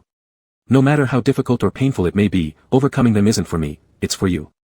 As for what's between us, I think things began too quickly both back then and now. It seems like all we've done is sleep together. I don't want it to stay this way, and you probably don't either. This time, let's change it up, not games anymore, but earnestly getting to know each other seriously. Perhaps we can start as friends. You don't have anyone close to confide in, and I'm willing to be that person. Whatever makes you happy or sad, you can share it with me, and I'll do the same with you. We will no longer keep anything hidden from each other. Does that sound good? A faint light grew in Lu Jingshan's eyes, as Feng Xi's words struck chord after chord within him. Nodding once again, this time with a sense of relief, he replied, all right. That Feng Xi was willing to give him time was enough. He wouldn't disappoint Feng Xi again. Feng Xi, and about our contract, I will continue fulfilling it. However, I only want to focus on my main role. When you're traveling for work, I'll accompany you. At other times, if you need an assistant or bodyguard, please hire someone else instead. I think we both need some personal space, staying glued together 24/7 isn't necessarily a good thing. All right. Lu Jingshan readily agreed this time. Feng Xi tugged at his collar as if relaxing, let's go, I'll take you back. As the car drove back, perhaps due to speaking too much earlier, neither of them said anything during the journey. Leaning against the seat, Lu Jingshan watched the cityscape outside his window regain its warmth, suddenly feeling as though the hollowness in his heart was gradually being filled, and the storm clouds dissipating. He closed his eyes slowly, letting himself drift off to sleep. It was barely more than half an hour drive to Moon Bay, but Lu Jingshan enjoyed a rare deep sleep. When he woke up, Feng Xi was smoking as usual, waiting for him by the open window. Seeing him stir, he pointed to his wristwatch, it's almost 10 o'clock. Go upstairs, take a quick shower, and then get back to bed. Don't overthink. Clear your mind, and you'll fall asleep soon. Lu Jingshan hesitated momentarily, asking, where do you stay? At a hotel. There's a single dormitory arranged on campus side. Tomorrow, I'll check it out, if it's decent, I'll move there for convenience. Feng Xi casually explained. Lu Jingshan wanted to invite him to stay, but after thinking it over, he thought it inappropriate since they had just agreed not to start everything again from the bedroom. Feng Xi smiled at his conflicted expression, pulled out the car keys, and tossed them back to him, go up, I'm heading back to the hotel. He pushed the door open and got out of the car, with Lu Jingshan following. Now fully awake, Lu Jingshan called out to him, and Feng Si turned back. Lu Jingshan asked him, if we're friends, would you mind if I pursued you? You don't have to accept so quickly. Feng Si shoved his hands into his pockets, reverting to his usual nonchalant demeanor. Mr. Lu, this really puts me in a dilemma. Lu Jingshan earnestly asked, is it not allowed? It's allowed, Feng Si smiled, his laughter blending into the warm night air. Do as you please. Chapter 51, Valentine's Day. Just past noon, Lu Jingshan drove through the side gate of Jingheng University and entered the campus. He slowed down the car and observed the surroundings. On both sides of the tree-lined avenue, there were energetic college students coming and going. He imagined Feng Si as being somewhat out of place with this environment. Parking by the road, Lu Jingshan sent a WeChat message to Feng Si, but there was no immediate reply. After waiting for a moment, he looked up and saw a crowd gathered on the front field. His gaze suddenly paused, then he stepped forward. A group of boys was playing basketball here, and many people were watching. Lu Jingshan spotted a familiar figure on the court. Indeed, it was Feng Si. That person was wearing a V-neck sweater and casual trousers, calmly dribbling the ball, occasionally bouncing it on the ground. When his opponents became nervous, he suddenly faked a move, bypassing them, and quickly went for a layup. The basketball went perfectly into the net, and a chorus of cheers and applause erupted from the crowd. Several young girls in the front were holding their phones, snapping photos of Feng Si excitedly, their faces red and flushed, occasionally letting out soft screams. Lu Jingshan stood outside the crowd, at a loss for words. Surprisingly, Feng Si blended seamlessly with this group of students, while still standing out conspicuously among them. Perhaps it was because he possessed a maturity that these college boys lacked, along with his tall stature, long legs, and handsome looks, qualities that easily drew attention. After standing for a while at the edge of the court, Feng Si turned around and saw him. Raising an eyebrow, he said something to his teammates, tossed the ball away, and walked over. How did you end up here? Didn't we agree to meet at the hospital entrance? Lu Jingshan was supposed to have his second psychological therapy today, scheduled with the doctor at 4 in the afternoon. Feng Si had said he would accompany him, but unexpectedly, he showed up at the school instead. Lu Jingshan, I happened to pass by. Under Feng Si's amused gaze, his eyes flickered aside momentarily before telling the truth. I left the company at lunchtime, had nothing to do, so I just came straight here. Feng Si's smile deepened. Let's go. It's still early. Let's stop by my dorm first. Lu Jingshan, are you done playing basketball? Feng Si, nah, let the kids play. Feng Si's dormitory was inside the school, only a few minutes drive away. How are you adapting here? How does being a teaching assistant feel? Lu Jingshan asked casually as he slowly drove the car, glancing at his companion. Pretty good, Feng Si reclined comfortably in the seat, giving directions. It's actually quite interesting getting along with these students. I feel like I'm getting younger myself. Lu Jingshan noticed, it was only a few days since the semester began, yet Feng Si had already formed a rapport with the students. That was Feng Si's nature, wherever he went, he could blend in effortlessly and win others' affection. You're pretty young yourself. No need to say such things. Smiling, Feng Si nodded, you're right, well, we're here, park the car. Lu Jingshan looked outside, noticing it was an older-style dormitory building, 6 or 7 stories high, with tall sycamores planted around it, shielding the glaring afternoon sun, creating a tranquil atmosphere. After getting out of the car, he took a cardboard box from the trunk, carrying it firmly, heavy and solid. Feng Si glanced over, what's this? Lu Jingshan, I'll show you upstairs. Feng Si easily took the box and cradled it under one arm, then let's head upstairs. Feng Si lived on the 4th floor, in a single-person apartment with one room and a living area, only about 40 square meters, rather simple, but tidied up fairly neatly. Lu Jingshan looked around a bit, feeling uneasy inside, there's nothing here. Not true, Feng Si poured him water, gesturing for him to sit wherever. I think it's fine. The cafeteria and supermarket are nearby, just 5 minutes walk, very convenient. This is actually a pretty nice environment. Hearing this, Lu Jingshan didn't press further. Noticing several suitcases piled in the living room, Lu Jingshan curiously asked, do you have that much luggage? Ah, Feng Si nodded while drinking water, I've brought most of the things from home, mostly books. Said lightly, Lu Jingshan understood the deeper meaning. The last time Feng Si came here, all he brought with him was a travel suitcase and a few clothes. This time, he moved everything, clearly intending to stay for good. An indescribable emotion swelled up inside Lu Jingshan.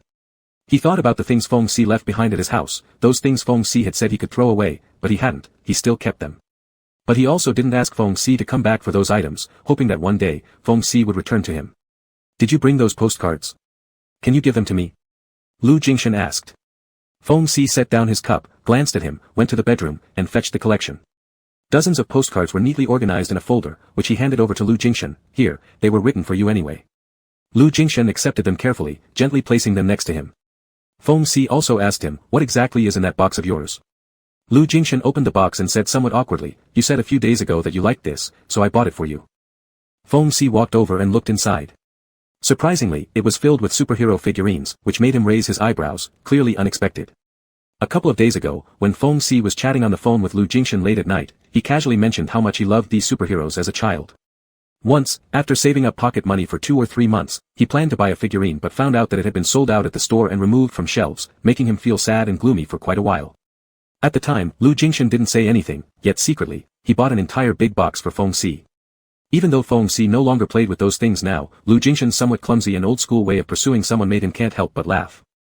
Lu Jingshan watched Feng Si's expression nervously. Do you like it? Yes, sure, Feng Si replied happily, thanks. Lu Jingshan sighed in relief. Don't say thanks to me. I don't want to hear that. Feng Si smiled faintly. Why don't you take a seat for a moment? I'll take a shower since I sweated a lot playing basketball. Lu Jingshan nodded. When Feng Si came out of the bathroom 20 minutes later, he only wore a pair of shorts, bare-chested, with a towel draped over his shoulders to dry his hair, radiating heat. Lu Jingshan looked up from his phone screen, glanced at him, then shifted his gaze away. Put some clothes on. Don't you care about catching a cold? Heat pump is on, it's fine, Feng Si said indifferently. Noticing the time was still early, he took out all the figurines from the box and intended to assemble them. Lu Jingshan wanted to help, but he wasn't good at this, so he gave up. Just standing there felt somewhat embarrassing, so in the end, he picked up a pen and paper on the coffee table and started sketching. He learned a little of this during childhood, just like piano, he was mediocre at best and hadn't touched it for many years. Before that, when Feng Si asked him if he had any other interests or talents, Lu Jingshan racked his brains and finally remembered this. Feng Si asked him to draw one for him when he had time, and he reluctantly agreed, fearing his poor drawing might make Feng Si laugh at him. While daydreaming, Lu Jingshan's eyes landed on Feng Si's body, seeing a drop of water rolling down from his half-damp hair, falling onto his broad shoulder, and slowly sliding down. Lu Jingshan's eyes followed unconsciously. Feng Si's figure proportion was perfect, healthy wheat-colored skin, tight and strong muscles without being overly bulky. His abs were clearly defined, meeting a V-shaped linea nigra extending into his shorts. There was a faint trace of black hair visible, and something protruding slightly at the front. Lu Jingshan suddenly felt dry-mouthed, lowering his head and quickly drawing. So absorbed was he in drawing that he didn't notice Feng Si's breath warm behind him, until Feng Si's voice sounded next to his ear. Are you drawing me? Lu Jingshan's heart skipped a beat, turning around to meet Feng Si's smiling eyes mere inches away. His mind went blank for a moment, forgetting how to react. Feng Si saw his stunned expression and grinned, lifting his chin. Not bad, you're drawing. Lu Jingshan regained his senses, turned his eyes away uncomfortably. I'm just doodling. Still leaning close, Feng Si admired the artwork under Lu Jingshan's pen. You said before that you didn't draw well, and here you go being modest again. I think it's really good. Can I have it once you're done? Too close for comfort, Lu Jingshan could clearly feel Feng Si's breath and body heat. Quickly finishing the last strokes, he handed over the sketch, pretending to be calm. Sure, here you go. Feng Si looked at the drawing in his hand, smiling happily, while Lu Jingshan felt somewhat uneasy, stealing a glance at the time and switching topics. It's almost 3:30, let's go.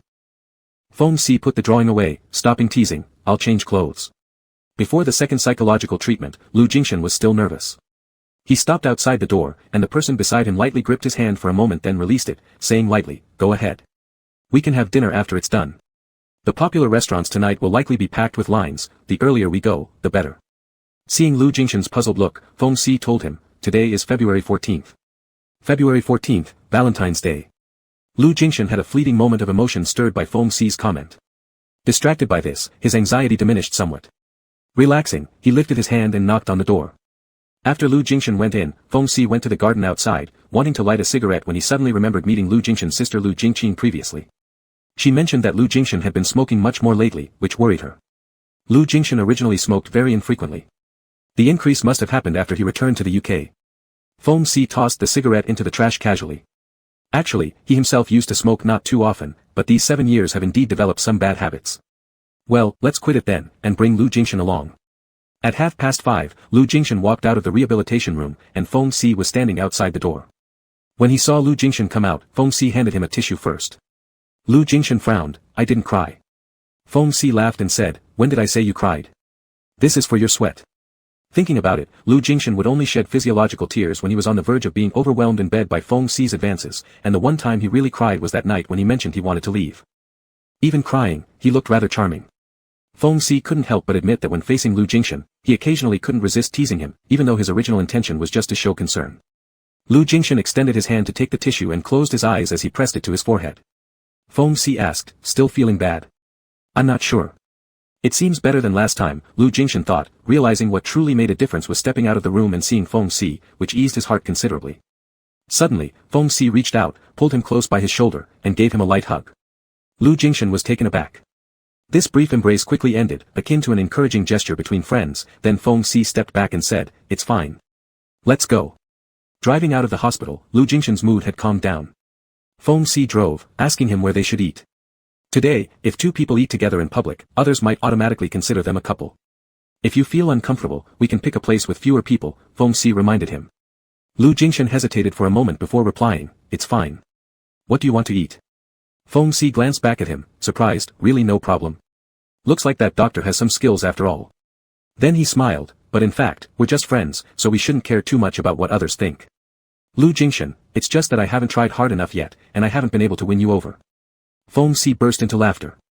The final dining spot was chosen by Feng Si, a less mainstream but very cozy Western restaurant. There were indeed quite a few people, but at least there was no long queue. As soon as they entered, a few people turned their attention towards them. Lu Jingshan made a conscious effort to ignore the stares and follow Feng Si further inside. After sitting down, Feng Si consoled him, "I was just joking earlier. People look at us because we are just too handsome. Don't think too much about it." Lu Jingshan felt this statement would have been better unsaid. Feng Si handed him the menu to order.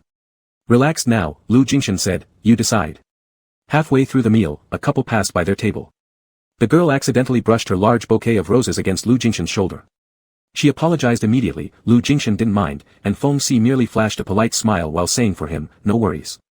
The girl was stunned for a moment by his smile and apologized again before leaving. Even as she walked out of the restaurant, she glanced back once more at them. Lu Jingshan couldn't help but feel somewhat exasperated, with his boyfriend right there, "Couldn't you tone it down a bit?" Feng Si looked innocent, "What did I do? All I said was, no problem." He truly meant nothing special by it, however, when Feng Si smiled while speaking, it naturally seemed to emit charm and drew undue attention. Lu Jingshan considered and realized he probably didn't have the grounds to make such remarks, and fell silent. Feng Si reached out, pinched off a petal of rose stuck on his shoulder, crushed it between his fingers, and asked him, "Alex, except for me, has anyone else given you flowers?" "Not." Lu Jingshan answered firmly. Feng Si, "Really none? In all these years, no one has ever pursued you?" Of course, there were people who pursued Lu Jingshan, but due to his aloof personality, few dared approach him closely, and those who could persist were even rarer. "I've received flowers," Feng Si slowly stated, "most clearly, during my high school days, a boy chased after me and sent me a single red rose every day for 3 whole months." Lu Jingshan's expression momentarily froze, subconsciously asking, "And then?" Feng Si, "That was when I realized I could accept men, and that I actually found myself more interested in men. Although the type of man chasing me then wasn't my type, I wasn't heartless either. I originally intended to give him a try, but after 3 months, his family moved to another city, and he transferred schools." Lu Jingshan paused for a moment after listening, and asked, "Do you regret it?" "There's nothing worth regretting," Feng Si shook his head, "still, I must thank him, as he helped me discover my sexual orientation." After dinner, they took a drive around the city streets after the dusk fell, and Lu Jingshan insisted on taking Feng Si home eventually. On the road, he pulled the car over and let Feng Si stay inside while waiting. Then, he got out of the car and went into a flower shop nearby. When he returned, he held a single red rose. Sitting back in the car, he handed the flower to Feng Si, pretending to be calm, "This is for you. Happy Valentine's Day." Feng Si probably guessed his thoughts and smiled as he took the flower, asking, "Will there be more tomorrow?" Lu Jingshan restarted the car, "We'll see tomorrow." The car stopped at the dormitory building. As they got out of the car, Feng Si also said to Lu Jingshan, "Happy Valentine's Day." Noticing the reluctance in Lu Jingshan's eyes, Feng Si comforted him with, "I'll call you when I get home." These days, even if they didn't meet, they would talk on the phone every night. Conversation started from small daily matters and stretched back to stories from their childhoods and youths. At first, Lu Jingshan spoke very little, but gradually, under Feng Si's guidance, he opened up more. Each evening concluded with Feng Si hearing Lu Jingshan's breathing become slow and steady before hanging up, letting him fall peacefully asleep. Lu Jingshan nodded and bid him farewell. He watched Feng Si's figure disappear into the building before lingering for a while longer. Then, he pulled out his phone, opened a delivery app, and placed an order for a red rose to be delivered the next day. After doing so, he felt more at ease, taking one last look at Feng Si's lit room before driving away. Chapter 52, Ways of Chasing Someone. In the blink of an eye, it was Saturday. Lu Jingshan woke up at 7 in the morning as usual and placed his phone on the charger first. For a while now, he had been chatting with Feng Si every night until falling asleep mid-conversation. His phone often turned off automatically due to lack of charge by morning. The upside was that his sleep condition had improved significantly. He no longer felt fatigued daily, relying on coffee and cigarettes to get by. After finishing his workout, he prepared a simple breakfast. While eating, Lu Jingshan picked up his phone. Feng Si had just sent a message saying there was an impromptu meeting scheduled for the morning. The meeting would likely end around 10 o'clock, and Feng asked him to come over later. Lu Jingshan replied with, "Okay," and glanced at the time. It was not yet 8 o'clock. He walked into the study intending to read some documents to pass the time, but after sitting down, he instinctively reached for the postcards beside him. These dozens of postcards had already been examined countless times. As Lu Jingshan's gaze lingered over them, he momentarily lost himself before picking up a pen. At 10:20, Feng Si's meeting ended. Walking out of the college office building, a few colleagues invited him to lunch, asking if he wanted to join them. Feng Si declined with a smile, mentioning that he had made other plans. A colleague with whom he was close teased, "Did you make plans with your girlfriend?" Lu Jingshan's car was parked opposite the office building. He just happened to be getting out when their eyes met. Feng Si subtly gestured toward Lu Jingshan's direction, "See? A male friend." After waving goodbye to the others, he strolled over leisurely and greeted Lu Jingshan. Lu asked if he planned to return to the dormitory. "No, let's go directly," Feng replied. They swapped places, letting Lu Jingshan take the passenger seat while Feng drove. As Lu Jingshan got into the car, he noticed curious glances from the others and quickly shut the door. Feng Si reminded him, "There's no need to be nervous. They're probably just admiring your car, it is worth tens of millions, after all. It's rare to see such flashy sports cars." Today they were headed to a resort. Otherwise, Lu Jingshan wouldn't have driven such an ostentatious car. "I'm not nervous," Lu Jingshan explained, "I know they are looking at the car. I just don't want you to be talked about unnecessarily." "What kind of talk?" Feng Si continued driving towards the campus exit, deliberately teasing him, "If you were a woman, maybe they'd think I was kept by a wealthy lady. But you aren't." Unsure how to respond, Lu Jingshan handed over the roses he'd bought on the way earlier. "This is for you." Pleased, Feng Si accepted the gift. There was something unusual about today's roses, the petals were sprinkled with gold powder, making them stunning. "Is this a new variety?" he asked. Lu Jingshan, "I don't know, but it's more expensive than the regular ones." "In that case, Mr. Lu has gone to great expense." Feng Si casually placed the flowers beneath the front windshield and said jokingly, "Every day you deliver me roses. My colleagues saw and now everyone thinks I have an extremely proactive girlfriend, so much so that I can't explain myself." "Will being here affect your sexual orientation at work?" asked Lu Jingshan. "It's fine if they don't find out," Feng Si dismissed nonchalantly. "Worst case scenario, I'll switch jobs later, though preferably not, I quite like my current one." Seeing Lu Jingshan deep in thought, Feng Si reached out and snapped his fingers in front of him. "Don't overthink it. I really don't care about any of this." Lu Jingshan nodded slightly. "I understand." The car headed to Lu's family vacation resort at Feng Si's suggestion. Initially, Lu suggested a short trip nearby, but last night, Feng Si suddenly mentioned wanting to visit his family's resort, stating that they had left last time without enjoying anything, which was rather unfortunate. Lu Jingshan thought he might still feel resentful about previous incidents, but Feng Si's tone clearly showed no attachment to what had happened before. By the time they arrived, it was nearly noon. Lu Jingshan had specially contacted the local manager earlier, arranging lunch for them. As soon as they entered the villa, someone came to report to Lu Jingshan. Uninterested in listening, Feng Si stuck the rose into a vase by the door and went upstairs first. When Lu Jingshan came up, he found Feng Si chewing gum and taking pictures of the scenic lake and mountains outside with his phone. "It's almost mealtime, why are you chewing gum?" Lu Jingshan asked him. Feng Si put away his phone and threw him a piece of gum. "It's quit smoking gum. You should try it too. Quitting smoking is harder than I imagined, and mutual supervision could help us both succeed." Lu Jingshan looked surprised. "Are you trying to quit smoking? How many cigarettes do you smoke every day now?" Feng Si asked him back. Lu Jingshan hesitated, 3 or 4. Earlier, he used to smoke more, but he didn't say that aloud. "You rarely smoke before unless for essential social events, right?" Feng Si sighed softly, "Guess I've influenced you poorly." "No," Lu Jingshan quickly denied, "I just want to smoke on my own." Feng Si, "Alright, no matter if it's me who got you into smoking or if you wanted to start on your own, let's quit together, okay?" Lu Jingshan actually quite liked the smell of tobacco on Feng Si's body, but quitting wouldn't hurt.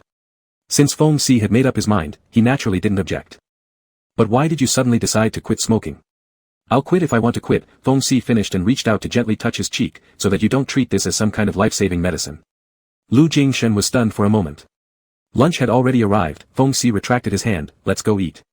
In the afternoon, Lu Jingshan took Feng Si out, strolling from the flower fields, past the ranch, ski resort, all the way to the golf course. Feng Si snapped pictures along the way. He liked it here, but they only had 1.5 days, which wasn't enough to explore everything properly. "For someone like you, isn't coming to these entertainment spots less enjoyable than finding a quiet place to read or watch movies?" He turned to ask the person beside him. "Do you feel bored when you're with me?" Lu Jingshan asked hesitantly, lacking confidence in his tone. Even though they had known each other for over 7 years, their actual time spent together amounted only to 3 months plus another 3 months. Given his personality, even if he tried to imitate others chasing someone, he didn't do well at it. He didn't want Feng Si to keep compromising for him. This person had tolerated him for 7 years, and he genuinely wanted to compensate Feng Si. He didn't want Feng Si to endure any more unfairness. I don't find you boring. Feng Si smiled. Alex, you don't know yourself well enough. You're quite interesting in my eyes. My earlier point is that occasionally you can also try things beyond your comfort zone. Remember when we played in Africa? You had a great time, right? Mentioning Africa made Lu Jingshan regretful. Back then, he left too hastily, cutting short their journey, leaving many places unvisited. Last year, he barely took a long vacation, and this year, since Lu Jingqin was getting married, he probably wouldn't have the time to go abroad. Next year, next summer, let's go back to Africa. I'll prepare early so we can stay for at least a month, finishing our unfinished journey from back then. Feng Si smirked. Alright, let's go together next year. Afterward, they climbed to the hill at the back, where there was an open area under construction. Feng Si glanced around and asked Lu Jingshan, is this piece of land also yours? Are you building an airport here? Judging by the terrain layout, it indeed resembled a runway, and the construction was already halfway done. A small general aviation airport, Lu Jingshan explained, it has been approved. The construction team came to report the progress before lunch. Feng Si raised an eyebrow, building a small airport here. Do you have to supervise personally? Lu Jingshan, I'll show it to you once it's completed. Feng Si narrowed his eyes in thought, seeming to understand something. He smiled, oh. Let me look forward to it then. The methods of pursuit for a domineering CEO are bound to be somewhat unconventional. And he would play along. By nightfall, they were drinking on the villa's balcony. Lu Jingshan seemed particularly excited today, continuously drinking glass after glass of fine wine shipped directly from a French chateau, arriving just this morning. Feng Si watched as Lu Jingshan's face gradually became flushed from intoxication. He swirled the wine in his glass leisurely. As the liquor took its effect, his thoughts grew somewhat entangled. His finger extended, brushing lightly over Lu Jingshan's Adam's apple, undoing a button on his shirt collar to allow him to breathe better. Lu Jingshan's gaze grew hazy, his Adam's apple bobbing, his cheeks flushed all the way to his eyelids. His gaze conveyed a longing that Feng Si was extremely familiar with. He was probably drunk, gripping Feng Si's hand and drawing closer to him slowly. All he could think about was that day at Feng Si's dormitory, seeing him fresh out of the shower, captured perfectly in the painting he'd done. Feng Si remained unmoving, gazing intently at Lu Jingshan, taking a sip of wine slowly. The timing wasn't right yet. Though he truly pitied Lu Jingshan, his former plight, his repression and pain, this was different from how he approached their relationship. Lu Jingshan depended on him emotionally and felt a physical attraction toward him, but that wasn't enough. What he wanted was purer love. Until Lu Jingshan fully recognized himself, he could accompany, comfort, and tolerate him, but he wouldn't cross that line again. Feng Si pulled his hand away, and Lu Jingshan froze. The person before him tilted his head slightly, whispering into his ear, Alex, stop trying to tempt me. How many days have you been pursuing me? His low, teasing voice vibrated against his eardrums, snapping Lu Jingshan back from his dazed state. Closing his eyes, he shook his head. He didn't mean it that way, it was indeed the alcohol affecting him. He was seriously pursuing Feng Si and wouldn't give up midway. Feng Si leaned back slightly, and Lu Jingshan raised a hand to rub his temple lightly, deciding not to drink anymore. Feng Si's gaze suddenly paused, landing on Lu Jingshan's raised wrist. He stopped for a few seconds, then set down his wine glass and gently took the hand that was now hanging loosely. Lu Jingshan hadn't reacted yet when Feng Si had already undone the strap of his wristwatch. Removing the watch and placing it on the table, there lay underneath an old black leather rope, almost worn beyond recognition. He hadn't mistaken it earlier, this was indeed the they'd bought 7 years ago at a flea market in some African city. You still keep this? Feng Si touched it, his dark glossy eyes brightening with a smile. It's all broken like this, hidden under your watch. Don't let it grind down the bottom of your multi-million-dollar watch.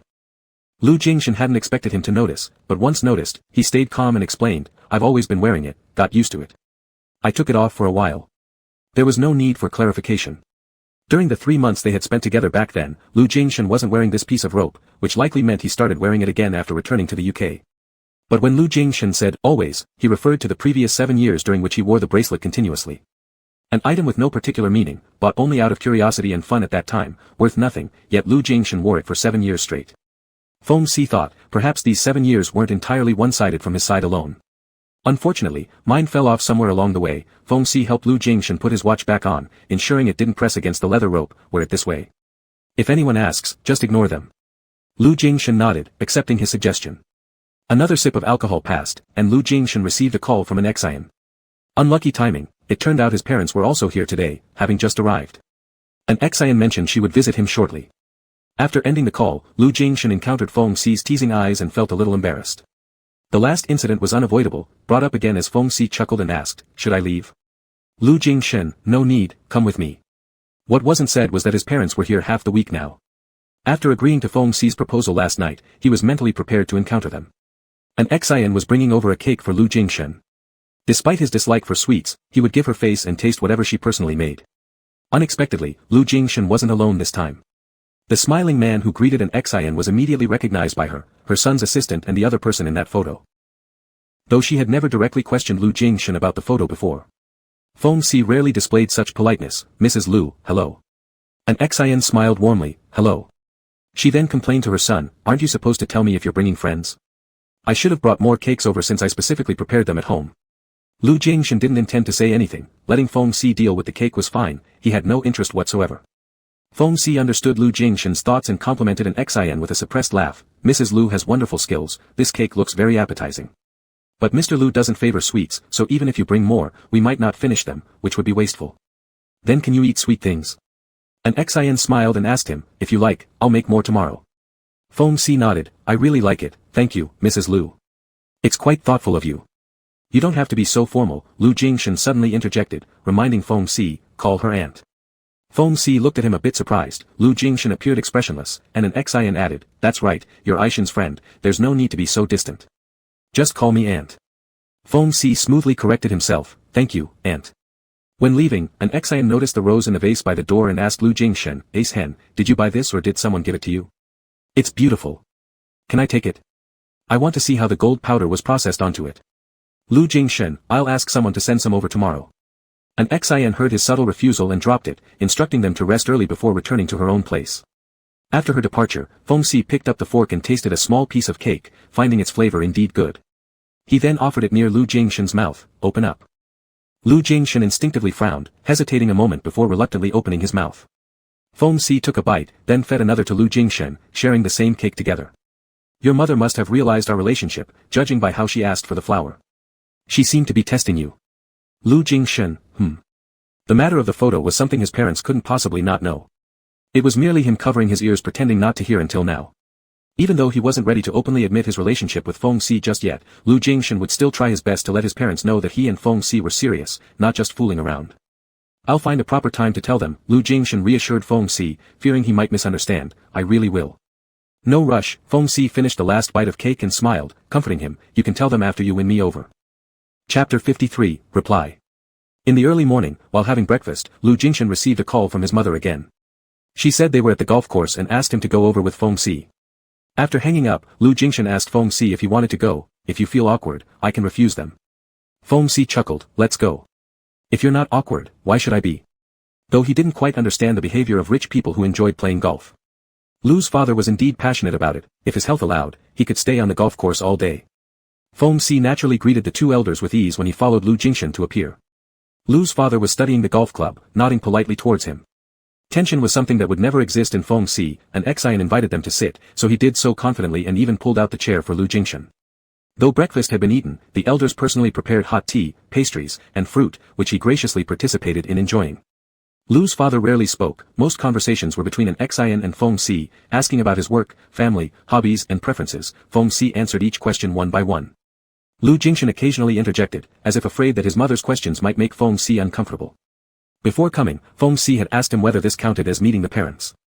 Although their relationship hadn't been clearly announced in front of their elders yet, both of them understood that even if it wasn't officially considered meeting the parents, it wasn't far off. After talking for a bit, the two elders went onto the field to play, leaving them sitting by the edge drinking tea. Watching Lu Jingshan's parents walk away into the distance, Feng Xi tossed a kernel into his mouth and smirked at the person beside him. "Alex, didn't you say your younger brother's boyfriend passed easily the first time meeting the family? Why, when it came to me, your mom seems to have a lot of questions, being rather picky." Lu Jingshan lifted his teacup for a sip. "You're different." "Feng Xi, how are we different?" Lu Jingshan avoided his gaze. "Think about it yourself." Half an hour later, an Xian returned and asked Feng Xi if he could accompany her husband to play some golf. Feng Xi knew the matter wasn't over, so he got up gracefully. After Feng Xi left, an Xian sat down, refilling Lu Jingshan's tea halfway. "Your sister told me that you've been in much better spirits recently, and I see your mood is good too. Work isn't as busy as before, right?" Lu Jingshan, "All right." He was always like this, few words, concise, even in front of his own mother. An Xian felt inexplicably disheartened. After hesitating she asked him, "Deep, did you experience something in the past that you didn't tell us about?" Lu Jingshan slowly drank his tea, calmly saying, "No, it's all over now." With time passing, he didn't tell the family then, now it seemed even more unnecessary, mentioning it would only add unnecessary worries. An Xian sighed. She cared for Lu Jingshan far too little. Lu Jingqin was a girl, and Lu Qiye was the youngest child, thus getting more attention from her. Lu Jingshan, sandwiched in the middle, and always quiet, subconsciously became neglected by her. By the time she realized there was a problem, and tried to care for him, it was already too late. She consoled her son, "If you don't want to talk about it, that's fine. Both me and Dad just hope you can live easier, choose what you like, and don't suppress yourself. Jingqing and Qiye can do it, and so can you." Lu Jingshan lightly nodded, "I know, thank you." On the other side, Lu's father was estimating the distance ahead and asked Feng Si, who handed him the golf club, "Young man, have you played this before?" "I have," Feng Si honestly replied, "most of my previous employers liked playing golf, so I've accompanied them, but I'm not interested in this." Lu's father laughed, "Many people beg for the chance to play around with me. Even if they dislike or know nothing about it, in front of me, they'd still pretend to be interested. You're the first one who directly tells me you're not into it." Feng Si felt not a bit awkward. "If I deceived you, it'd be meaningless." Lu's father questioned, "Do you think my eldest son likes this game?" Feng Si glanced at Lu Jingshan chatting with his mom nearby and said, "For socializing purposes, even if he doesn't like it, he has to act like he does. That's how he usually is." Lu's father, "Do you know him well?" "Probably no one knows him better than me," Feng Si said confidently. This confidence, however, wasn't unpleasant. Despite Lu's father meeting many types of people, he found Feng Si to his liking. "You're a pilot, have you thought about changing careers and doing something else?" "No thanks," Feng Si shook his head, "I still prefer flying planes." His gaze fell on Lu Jingshan once more. "Besides, Alex probably wouldn't want me to switch jobs. He plans to build a small airport on the mountain behind, and I'm the only one who can join him in his fun." Lu Jingshan stood too high, having met too many excellent people, his gaze wouldn't look downward. Love at first sight didn't equate to lasting forever, and Feng Si thought, what qualified him to attract Lu Jingshan? At least he could always bring freshness and excitement into Lu Jingshan's life. It was the aurora above the horizon or the adrenaline and dopamine that surged when plummeting rapidly. In the afternoon, the two went to the ski field. During those 3 months in Africa, Feng Si had taken Lu Jingshan to experience a lot of extreme sports, except for skiing. Sliding down along an extremely steep slope, Feng Si also tasted the thrill of surging adrenaline. He closed his eyes, hearing the frantic shout from Lu Jingshan behind him. An idea arose in his heart. He opened his arms and raised his body's center of gravity, recklessly plunging into the snow pile during a rapid turn. Lu Jingshan's breath had almost stopped at that moment, his entire body as if frozen. He stumbled and rushed forward, shouting his name loudly, "Feng Si! Feng Si!" Feng Si lay back on the snowy ground, slowly opening his eyes. All he could see was the filtered sunlight through the brown goggles. He felt a surreal sensation as if floating in the clouds. Then he saw Lu Jingshan's face, the panic expression hidden behind the lenses somewhat blurred, nearing distortion. Lu Jingshan knelt on the ground, tightly grabbing onto his clothes, hands trembling, calling out his name repeatedly. A short period of dizziness and deafness made Feng Si unclear about what Lu Jingshan was shouting. Looking silently at the person in front of him for a while, he lifted his hand and gently patted Lu Jingshan's arm. Lu Jingshan abruptly froze, stiffening for a few seconds, then collapsing into his arms, drained of all energy. Holding the person in his arms, the unreal feeling of floating continued. He heard the sound of his own heart beating quickly. This time it was certainly dopamine, but the feeling of love was definitely not his illusion. Lu Jingshan held him tightly, his heartbeat also erratic and unbalanced, even making breathing difficult. During those few seconds earlier, when Feng Si lay motionless in the snow, numerous desperate thoughts had flashed through his mind. If this person disappeared, he might really break down completely. After leaving the ski field, Lu Jingshan walked silently with a solemn face all the way back, ignoring the person beside him. Feng Si knew he was wrong, this joke had gone too far. Doing such a move on the snow trail, ending without injury was just his luck. When they entered the house, Lu Jingshan took his clothes intending to go take a shower in the bathroom. As he turned around, Feng Si pulled him by the arm and embraced him tightly. "Iqiao." Lu Jingshan closed his eyes slightly and hoarsely said, "Let me go. Just hold me a little longer." Feng Si acted like a spoiled child, "Don't be mad anymore. I promise next time I won't make this kind of joke on you again." Lu Jingshan said, "There won't be a next time." Feng Si replied, "All right." They stayed quiet for a while. Lu Jingshan's emotions calmed down a bit, then he stepped away. Feng Si looked into his eyes and asked, "Are you really that upset?" Lu Jingshan shook his head, unwilling to admit his loss of composure, but the voice coming out was weak, "Don't scare me again." Feng Si reached out and touched his face, earnestly apologizing, "I'm sorry." Afterward, Lu Jingshan went to take a shower, and Feng Si went alone to the outdoor balcony. As dusk fell, the twilight spread across the horizon, layer upon layer covering the distant and nearby mountain peaks. He tossed a piece of gum into his mouth and slowly chewed, reminiscing about how earlier Lu Jingshan had appeared pale with fear, the only exception being red eyes. Although it was a prank, he indeed crossed a line this time. Well, perhaps he should rein in some of his bad habits. Driving back to the city late at night, Lu Jingshan dropped Feng Si off at school first. When getting out of the car, Feng Si glanced at the time. It was nearly 8. He bent over, waving at the person inside the car, "Go back, drive carefully." Lu Jingshan looked at him, this time deciding not to wait until he climbed upstairs first. "I'll leave first." Feng Si nodded with a smile. "Go, get home early." Lu Jingshan gripped the steering wheel tightly, suppressing the reluctant emotions, and drove away. Feng Si stood there watching the tail lights of the car disappear, then smiled. Prepared to go upstairs, a call came in, informing him that today's flowers had arrived. As usual, roses delivered by courier, which made Feng Si want to laugh. It seemed Lu Jingshan was truly thinking about this every day without fail. The delivery man had just left when another local express arrived, bringing a paper file folder. Seeing Lu Jingshan's name on the sender information, Feng Si was somewhat surprised.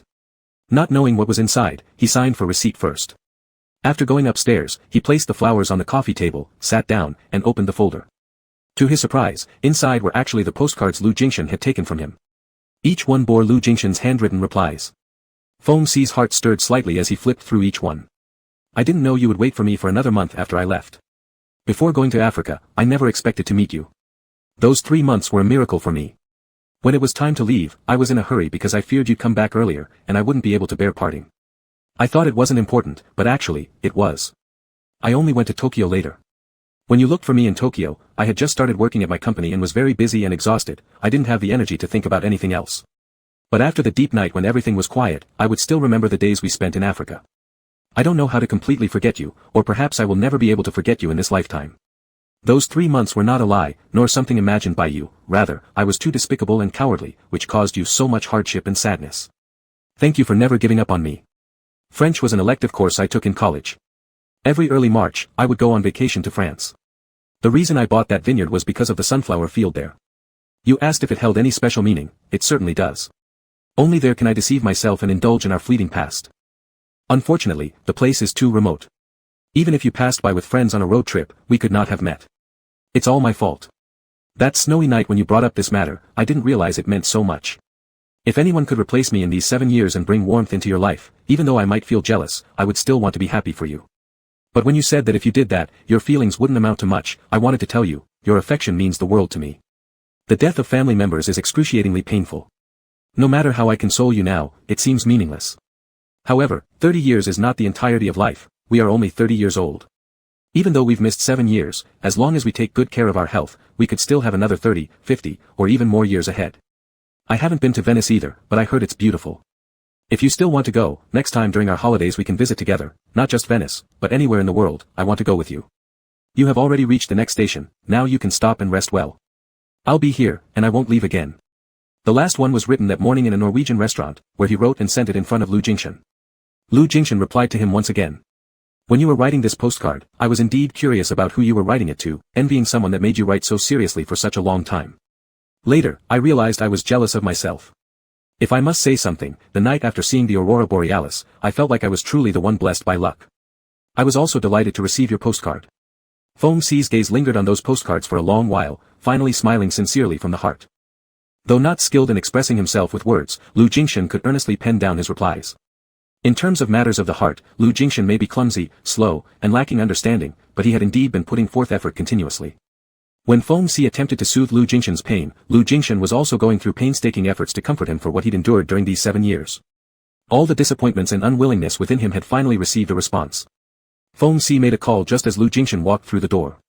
Who taught you how to coax people so well? You reply to my postcards but don't tell me.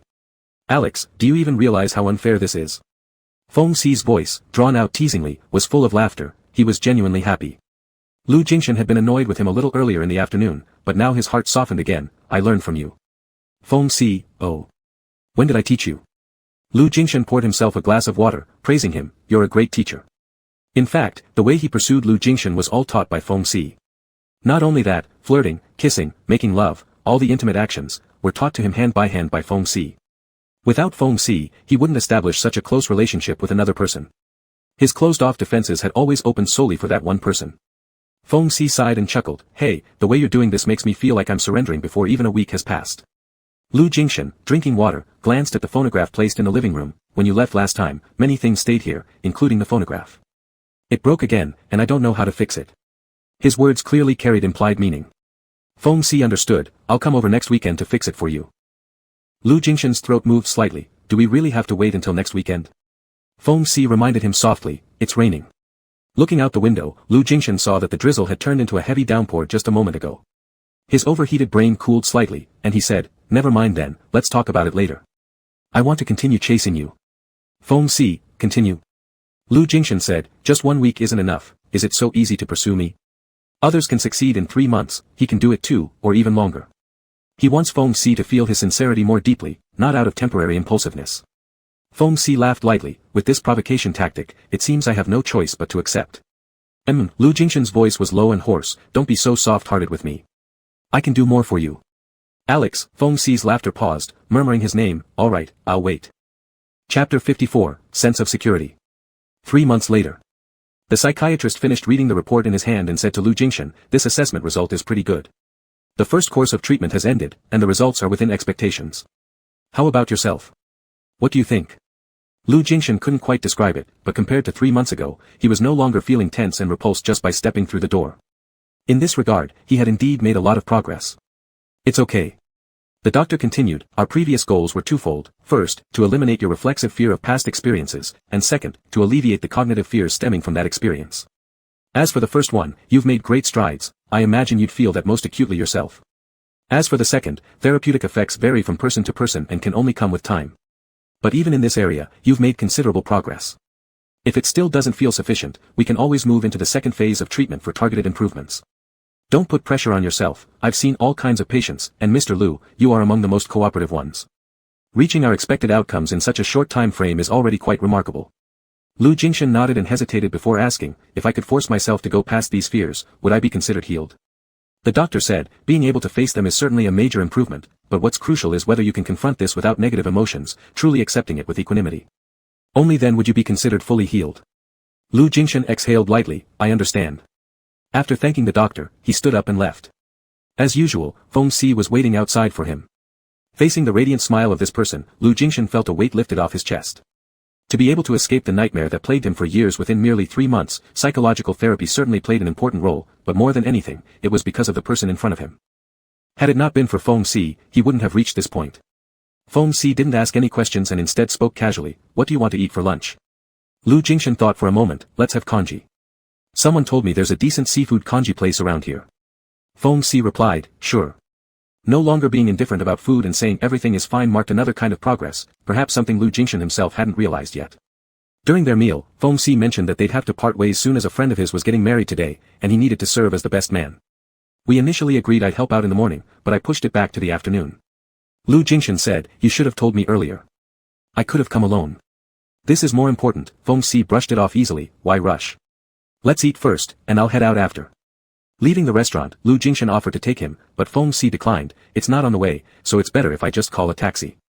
No need for you to make another trip. Seeing Lu Jingshan continuously looking at him, Feng Si laughed, do you want to tag along again? Then how about you, Mr. Lu, accompany me? Lu Jingshan showed hesitation, but before he could decide, Feng Si rejected it himself, never mind, you'd be uncomfortable in such settings anyway. Go back to work, and I'll call you tonight. See you. With that, Feng Si adjusted Lu Jingshan's suit coat and waved for a taxi to leave. There was nothing Lu Jingshan could do but wait. When Feng Si's car disappeared from view, he drove back to the company alone. By the time the entire afternoon passed and Lu Jingshan returned home from work, there still wasn't any message from Feng Si. Knowing that he'd be busy as the best man, Lu Jingshan didn't disturb him and simply placed his phone nearby while distractedly reading a book. It was nearly 9 when Feng Si's phone call came through. He answered immediately. A strange voice responded from the other end, hello, may I speak with Feng Si's family? At 9:30, Lu Jingshan parked his car in the hotel's underground garage and quickly walked into the elevator. The wedding banquet was over, and guests had dispersed. The hotel staff were cleaning up. Pushing open the lounge room door, Lu Jingshan immediately saw Feng Si sitting against a wall on a chair. His head was hanging low, eyes closed, leaning unmoving on the backrest of the table and chair. His face was bright red, clearly drunk. Lu Jingshan sighed in relief and strode forward. Someone approached him to apologize, a man wearing glasses who looked scholarly, explaining that Feng Si had helped drink in lieu of others during the wedding banquet and was consequently gotten drunk. I'm allergic to alcohol, so I can't drink. We depended entirely on the best men. Sorry, relatives and friends were too enthusiastic, and he drank too much. It was this person who had called earlier. Lu Jingshan gave a cold nod, guessing that he was probably the groom of the wedding. The man apologized again, but Lu Jingshan ignored him and softly called Feng Xi's name. Feng Xi slowly opened his eyes, the normally sharp eyes appearing confused. After a long while, Lu Jingshan's shadow focused in his pupils, murmuring vaguely, "Alex, you're here." Lu Jingshan looked down at him, "You're drunk." Feng Xi let out a muffled groan and loosened his shirt collar, "Had too much." The next second, he suddenly leaned forward, hugging Lu Jingshan around the waist, pressing into him and closing his eyes again. Lu Jingshan's body stiffened for a moment. His hand rested on Feng Xi's shoulder but didn't push him away as he forced himself to relax. Unable to move while being held by Feng Xi, he shifted some of his attention to the surroundings. There were still others in the lounge room. The groom returned to the sofa and was feeding water to another best man who was equally drunk, holding onto the groom's wrist. Their actions seemed unusually intimate, even flirtatious. Lu Jingshan frowned as his gaze swept over and noticed the bride seated at the corner unapplying her makeup. Someone who appeared to be her bridesmaid sat close by, whispering to her with their cheeks touching intermittently and foreheads brushing each other. On one side were the bride and bridesmaid, while on the other were the groom and best men, two distinct pairs. Lu Jingshan seemed to understand something then lost interest, pulling his focus back. Feng Xi chuckled, opened his eyes, and looked up at him, "Shall we go home?" Lu Jingshan nodded, "Can you walk?" Feng Xi wobbled to his feet, leaning half his weight on Lu Jingshan's shoulders, "Then let's go." Eventually, Lu Jingshan could only half embrace and half support Feng Xi into the elevator. As the doors closed, Feng Xi pressed all his weight against Lu Jingshan's back, his alcohol-laden voice whispering directly into his ear, "Alex, why did you come?" Lu Jingshan pressed the button for the basement level, "Wasn't it you who had someone call me, asking me to come pick you up?" "I didn't," Feng Xi shrugged.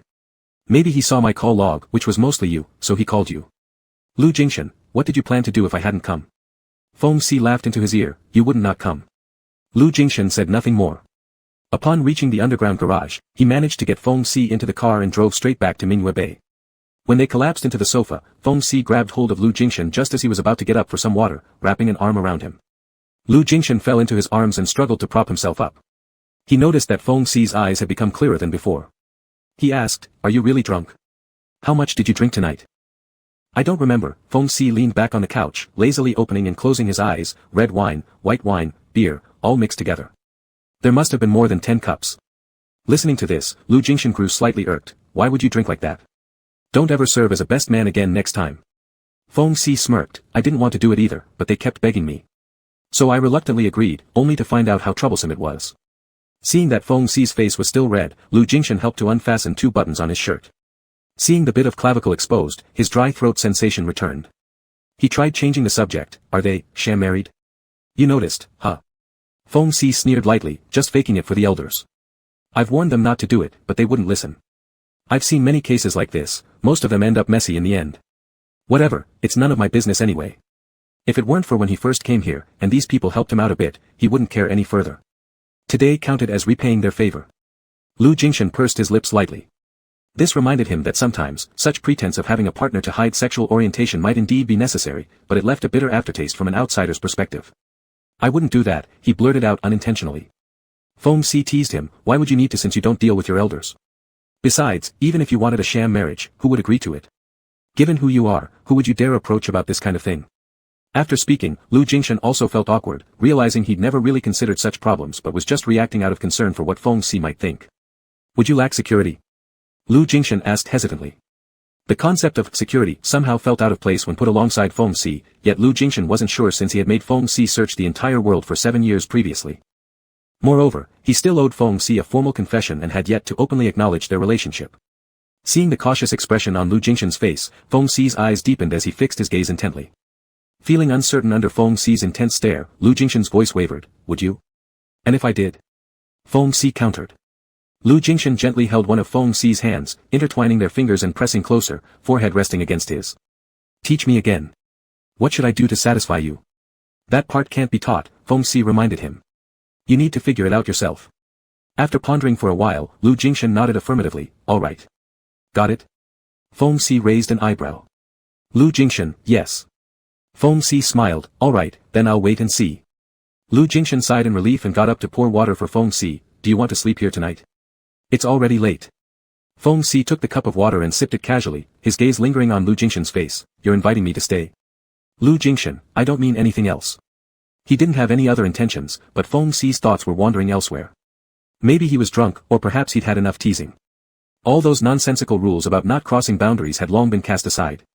Now, looking at the person before him who wanted nothing more than to lay bare his heart, all Feng Xi felt was a rising surge of uncontrollable desire. He set down the cup of water and pulled Lu Jingshan down again. Rising to his knees, Feng Xi flipped their positions, pinning Lu Jingshan beneath him. Before Lu Jingshan could react, Feng Xi's kiss came crashing down. Forcefully biting open his lips, Feng Xi's tongue invaded his mouth, swirling wildly. The overwhelming taste of alcohol mingled with his breath as an intoxicating wave crashed over Lu Jingshan. Only stunned for a moment, Lu Jingshan quickly wrapped his arms around Feng Xi, responding passionately. It had been days since their last kiss, and now that Feng Xi was intoxicated, there was no gentleness in his actions, not even the slightest grace. He kissed fiercely, aggressively invading Lu Jingshan's mouth, wildly exploring it. His tongue roamed recklessly, entangling Lu Jingshan's tongue in rough kisses. With every bite, it became painful, yet through each clash of lips and tongues, they exchanged saliva. The metallic tang of blood spread across Lu Jingshan's mouth, making him feel slightly nauseated, short of breath, assuming this must be due to the previous conversation between them about security. Thinking Feng Xi might need an outlet, Lu Jingshan indulged him, embracing his head and running fingers through his hair, attempting some form of comfort. Feng Xi saw right through Lu Jingshan's concern but wasn't bothered to explain. Security, such an abstract notion, was something someone like him wouldn't dwell on. If he wanted this person, he would do everything in his power to lock him down. Since Lu Jingshan had misunderstood, let him continue believing that. Pretending to be vulnerable or pitiful, acting coy with Lu Jingshan, these were all things Feng Xi found endlessly enjoyable. And the look of restraint on Lu Jingshan's face beneath him further fueled Feng Xi's wickedness to dominate. Just some bullying in bed, there's nothing wrong with that. Even while thoroughly consumed by lust, Feng Xi's alcohol-blurred mind remained partially engaged, musing on trivial matters while simultaneously never ceasing his violent action of unbuttoning Lu Jingshan's shirt. A loud rip sounded through the room as Feng Xi's hand slid under the fabric, igniting fires of desire against the exposed skin. Reflexively, Lu Jingshan's waist quivered. These past months, avoiding touching himself as if self-tormenting, left his body hypersensitive. At Feng Xi's mere touch, he instantly lost control, heat coursing through him, nearly driving him mad. Finally releasing his lips just before Lu Jingshan ran out of breath, Feng Xi trailed kisses down his jawline to his Adam's apple, then toward the back of his neck, suckling forcefully near the roots of his hair, leaving marks behind. Lu Jingshan, gasping like a fish nearing its end, struggled to draw breath, unable even to produce a moan. In the early morning, when Lu Jingshan woke up, Feng Xi had already gone. A WeChat message remained on his phone, saying he had an early class and had returned to school. Leaning back against the bedpost for a few moments, Lu Jingshan dimmed his phone screen and stepped into the shower. Last night, they hadn't finished, it only went as far as handjobs, but still lasted half the night. As warm water cascaded down his closed eyes, Lu Jingshan recalled the various drunken antics from last night and felt a faint uneasiness in his heart. Exiting the shower and standing before the mirror, he examined the various deep and shallow bruises covering his body, frowning. Fortunately, most of the marks were hidden under clothing. However, upon tilting his head sideways and spotting a bright red mark partially revealed on the back of his neck, he froze momentarily. Attempting to find something to cover it, he gave up after half a minute, letting his hand rest against the edge of the sink. Fine, if that's what Feng Xi wanted. Unaware of Lu Jingshan's conflicted emotions, Feng Xi was feeling refreshingly clear-headed in the taxi ride home. The driver, a chatty old man, made idle chatter along the way. "Young man, I've never seen anyone so happy on the way to work this early in the morning. Are you messaging your wife? You young ones are so affectionate, just stepping out the door and already missing home." Feng Xi put away his phone and laughed. "What can I say? That one back home is too clingy. If I don't send him a message, he'll wake up without seeing me and start imagining all sorts of things." The driver grinned approvingly. "Still, it shows how caring you are." Leaving the house earlier, Lu Jingshan had placed today's order for roses and glanced at the calendar on his phone. Starting from the first day he sent flowers to Feng Xi, exactly 3 months had passed. Today, then. Putting his phone away, Lu Jingshan thought, he had to take this step eventually. Chapter 55, Coming Out. At 8:30, Lu Jingshan arrived at the company. Lu Jie, who had come 5 minutes earlier, was already waiting for him at the entrance of the building to go upstairs together. On their way to the elevator, Lu Jie briefed today's work schedule as he usually did. However, when they were about to board the elevator, his gaze suddenly halted, and the words on his lips got stuck as well. Lu Jingshan tilted his head slightly, confused at seeing Lu Jie lost in thought. Realizing it, Lu Jie quickly continued where he left off. "There will be a meeting at 1:30. Lu Jingshan listened attentively, while Lu Jie's eyes couldn't help but drift towards the back of his neck, a vivid red mark near his hairline on the left side. It was only mid-May, so there shouldn't be any mosquitoes, yet. In the morning, Lu Jingshan seemed distracted. Not wanting to regret his decision, he picked up his phone and sent a message to an Xin, saying that he wanted to return home for dinner tonight and asking her to invite Lu Jingqing and Lu Chixi as well. An Xin, pleased by her son's sudden intention to have dinner together, asked what he'd like to eat, stating she'd prepare accordingly. Lu Jingchen replied, anything is fine, just ask them to make more. I'll bring a friend with me. After making arrangements with his family, Lu Jingchen glanced at the time, it was already noon, and called Feng Si directly. I've just finished eating in the cafeteria. Is there anything? Feng Si's voice carried a chuckle, your flowers just arrived, they're right on time today. Lu Jingchen's breath paused momentarily as he asked, what time can you get off work today? Are you free this evening? About 5 o'clock, Feng Si responded straightforwardly, what do you want? Want to date me? Feng Si teased, and Lu Jingchen simply said, as an affirmation, is it okay? I'm afraid not. My colleagues and I just made plans for hot pot, and after missing last time, it would be awkward to cancel again. Feng Si sounded rather troubled. Lu Jingchen insisted, can the colleague plans be rescheduled? I want to see you tonight. There are things I need to say to you, and I also want to take you to my place for dinner. Feng Si asked quizzically, to your place? Lu Jingchen elaborated, my parents' place. The whole family will be there. So Mr. Lu has planned all this out beforehand.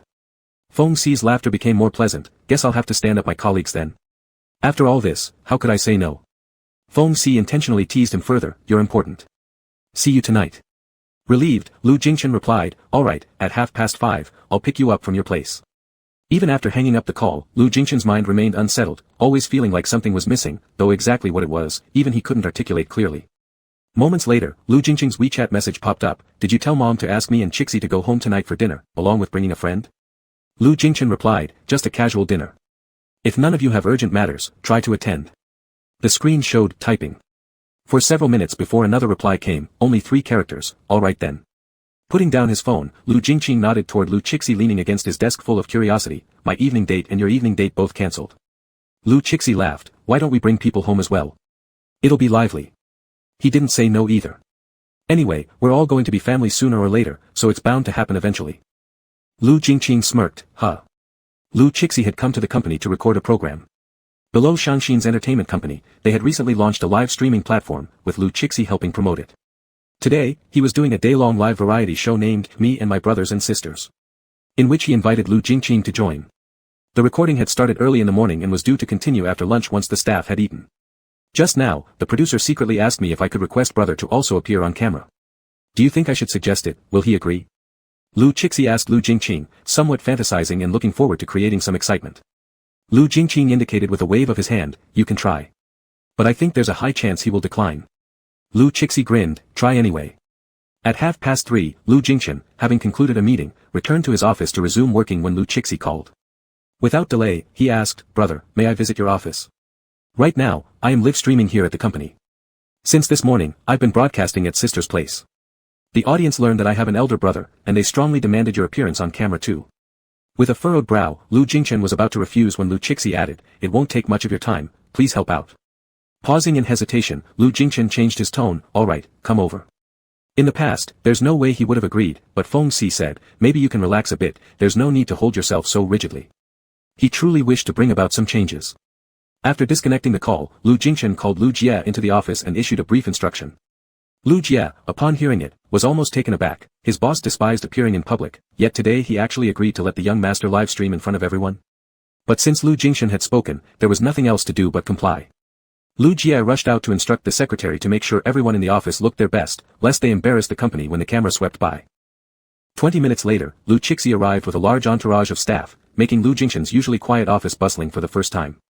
With a dozen cameras pointed at him from behind his desk, Lu Jingchen subconsciously gripped his pen tighter and pretended to remain calm as he continued reviewing documents. Lu Chixi approached, introducing Lu Jingchen to the camera before reminding him, brother, just wave or say hello to the audience. Everyone keeps saying how handsome you are, and they can't believe I have such a handsome brother. Lu Jingchen's furrowed brows did not relax, he merely nodded slightly in the direction Lu Chixi pointed, acknowledging the viewers. Seeing this, Lu Chixi sighed dramatically to the camera, sorry, that's just how my brother is. He agreed to appear on screen, so that's already me getting lucky. Do you want to know if my brother has a girlfriend? Forget it, no chance for any of you. Stop dreaming. I don't even know if he's single or what type he likes. Well, let me ask him anyway. Lu Chixi glanced back at Lu Jingchen teasingly. The fans are really eager. Brother, please humor them with a few words. Lu Jingchen asked coolly, what should I say? Anything. Anything at all, said Lu Chixi. They're curious about what kind of girls you like, although they were talking about loving me one moment, then the next, they wanted to be my sister-in-law. I don't like women, Lu Jingchen replied plainly. Even though he knew Lu Chixi was teasing him, he still detested this kind of joke. As he spoke these 3 words with gravity, something within him suddenly broke, a floodgate opened in his tightly closed heart, unleashing thoughts and desires he'd been suppressing until they could no longer be contained. His mind replayed Feng Xi's laughing eyes again and again, and he thought, if it made him happy, if it brought him joy and security. I don't like women. By the time he realized what he'd said, the statement had already been clearly recorded, capturing both the tone of slight irritation in his voice and registering his expression as the camera truthfully documented everything. Lu Chixi raised an eyebrow in astonishment. Though he'd teased his brother earlier, he hadn't expected Lu Jingshan to actually make such a confession on live stream. Even Lu Jingshan himself was stunned for a second after speaking, his heart pounding wildly as though it would leap into his throat. Lu Chixi coughed lightly, trying to divert attention, but when he opened his mouth, Lu Jingshan glanced up at him and asked, "Can anyone watch this broadcast?" Lu Chixi nodded. "Once you're in the live room, you can see." Lu Jingshan closed his eyes briefly, forcing himself to stay calm despite the astonished stares from those present. He looked toward the lens that Lu Chixi had indicated before. His hands interlocked, his thumbs rubbing against the other hand's back. Pausing after the first word, he made an effort to continue in a steady tone. "I don't like women." Outside the frame, the producer exchanged looks with Lu Chixi, signaling for help. They wanted a big surprise from the show, but this seemed far too explosive. Furthermore, given who Lu Jingshan was, they worried greatly about consequences afterward if the live stream weren't properly handled. The producer even considered cutting the broadcast immediately, but Lu Chixi shook his head slightly, stepping aside without interfering with Lu Jingshan.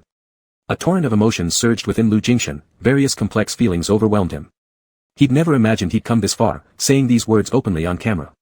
Now that the words had left his lips, there was no going back. "I like men."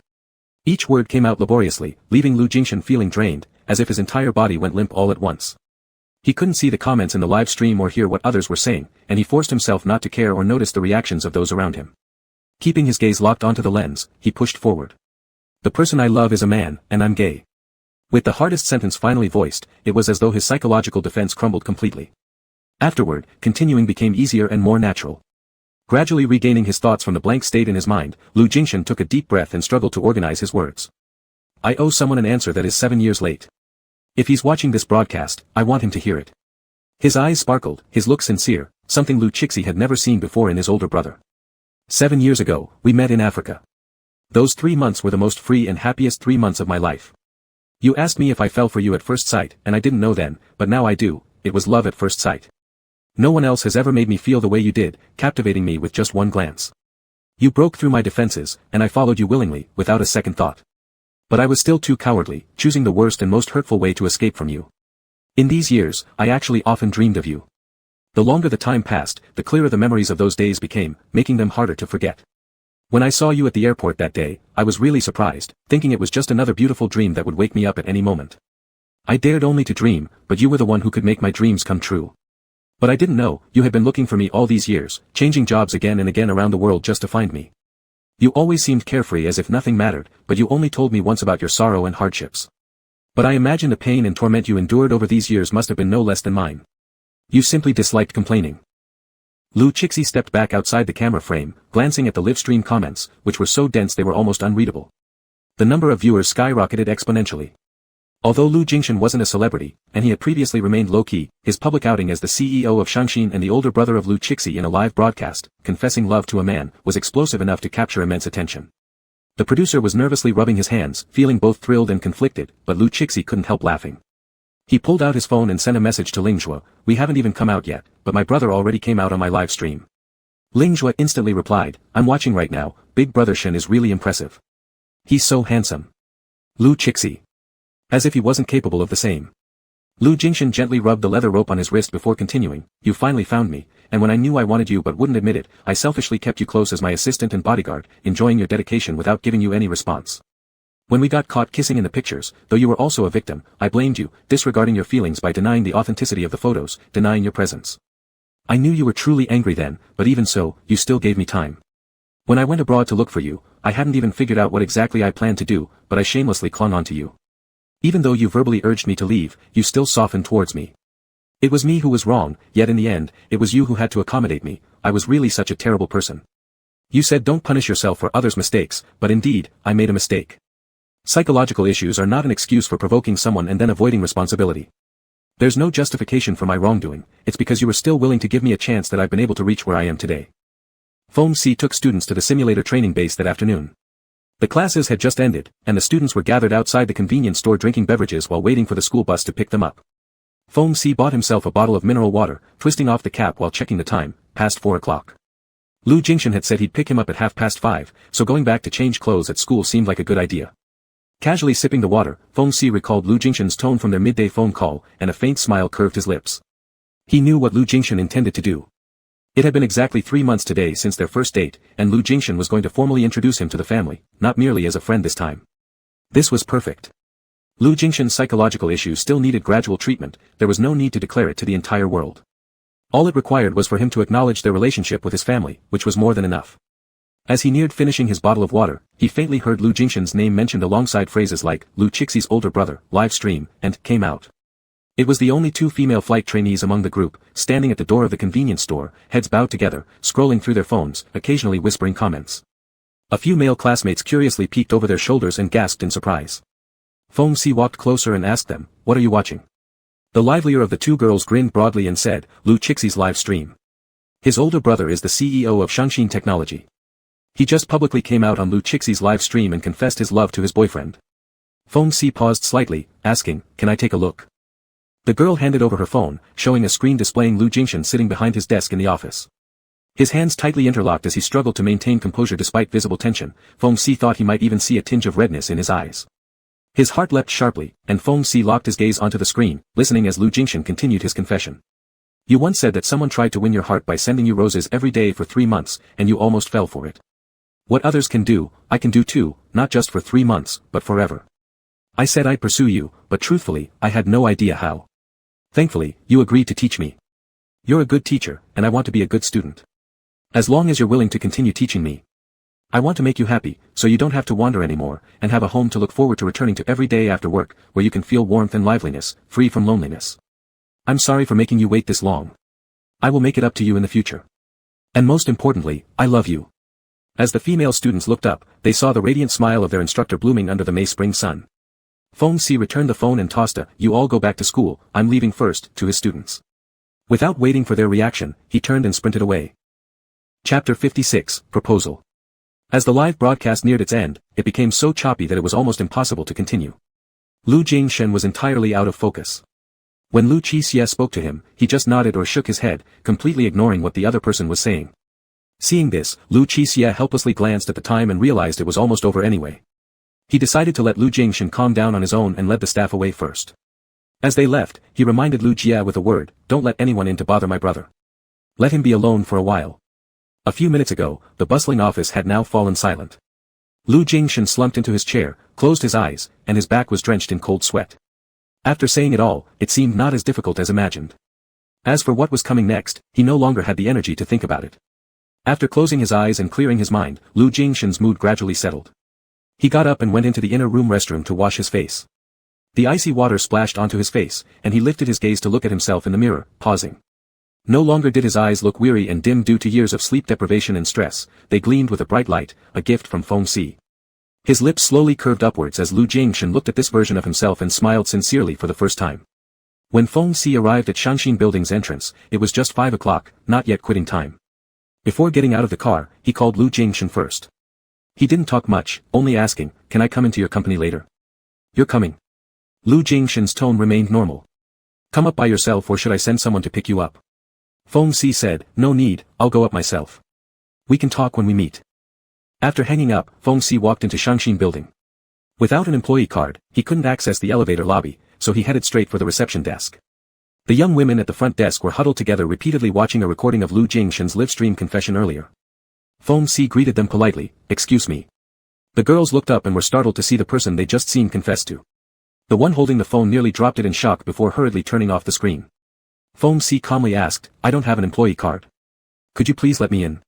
Probably everyone who worked in this building knew Feng Si, given the group picture that had been circulated, many secretly saved it. Of course.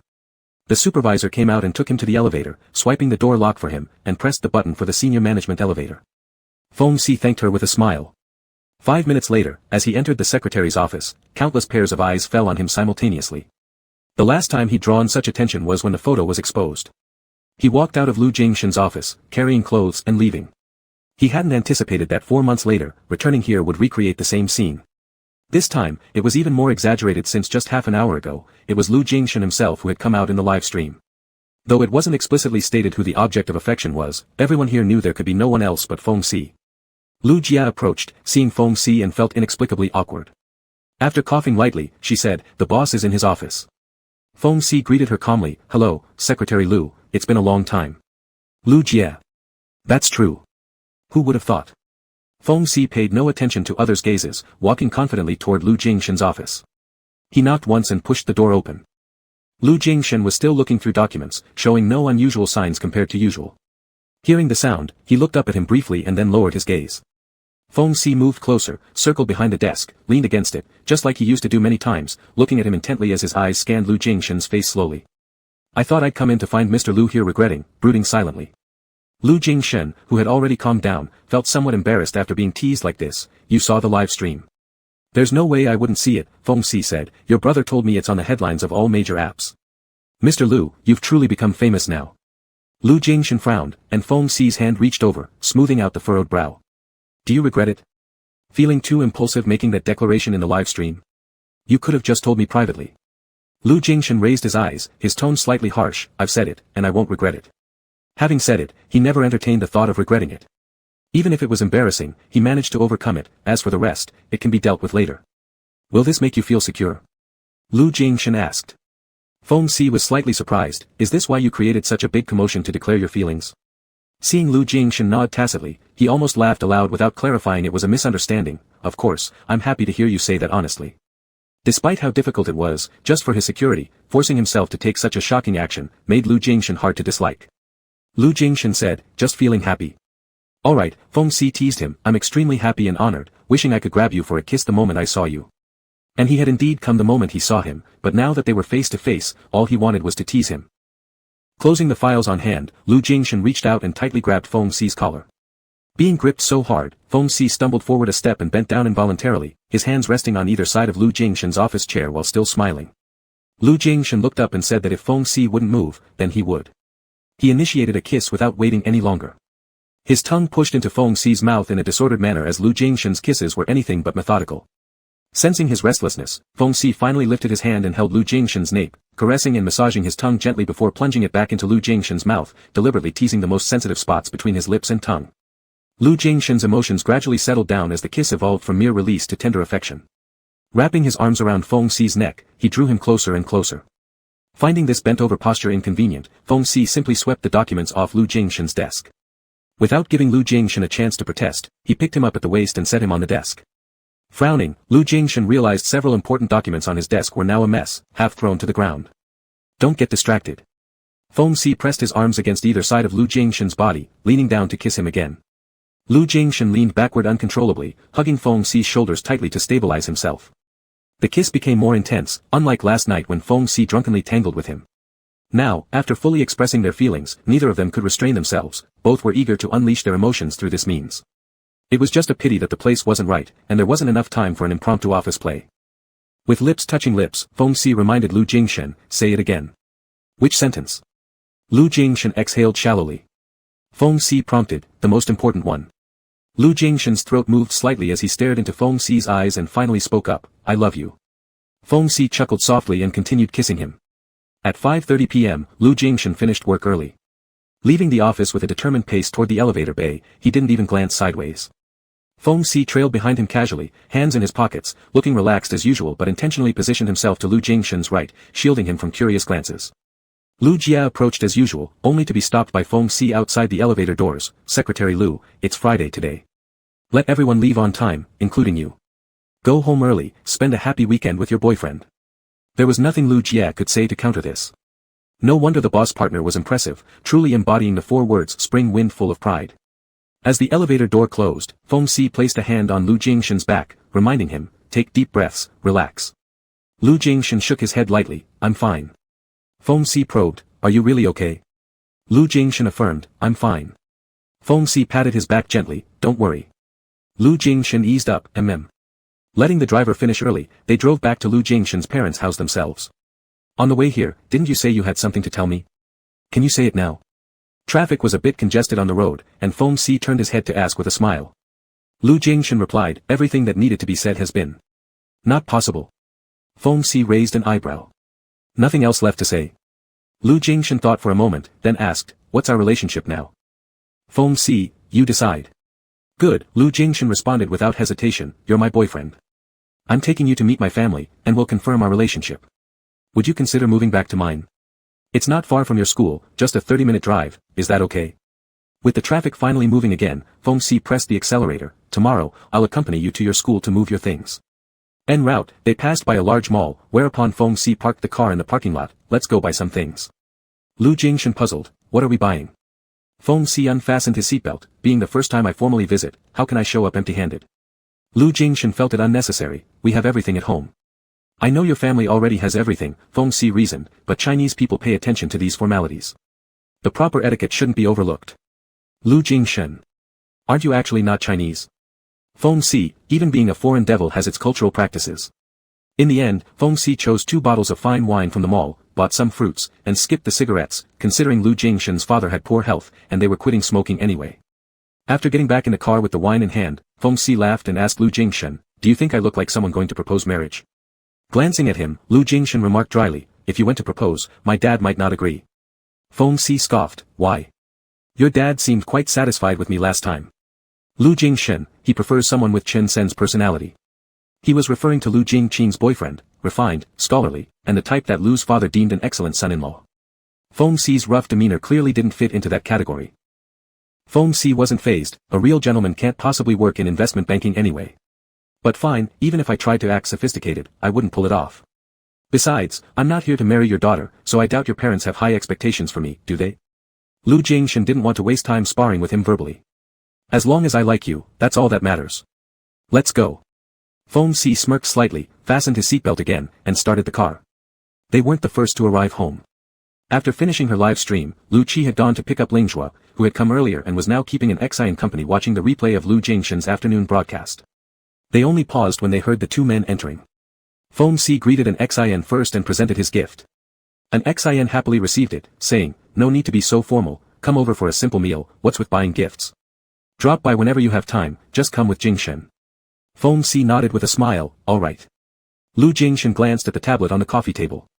Lu Qi lifted her chin at him, I've had the trending topic suppressed, and will edit out your part from today's live stream highlights. But the recorded clips are already everywhere online, there's nothing we can do about that. But don't worry too much, it will blow over after a few days. Lu Jingshan thanked her briefly. Lu Qi waved her hand, don't thank me, all thanks go to Brother Feng for making me do this. He was worried people would say bad things about you. But Feng Si also asked for a high-definition recording of that segment, which Lu Qi decided not to mention. Lu Jingshan glanced back at the person beside him, and Feng Si winked at him. An Xin sighed, I never thought Alex could say those words in public, it's not easy. Lingjue added casually, Deep's manner when he said those words, it was really cool. Truly impressive. You guys stop, Lu Qi laughed, at this rate, Big Brother is going to dig himself a hole and bury himself alive.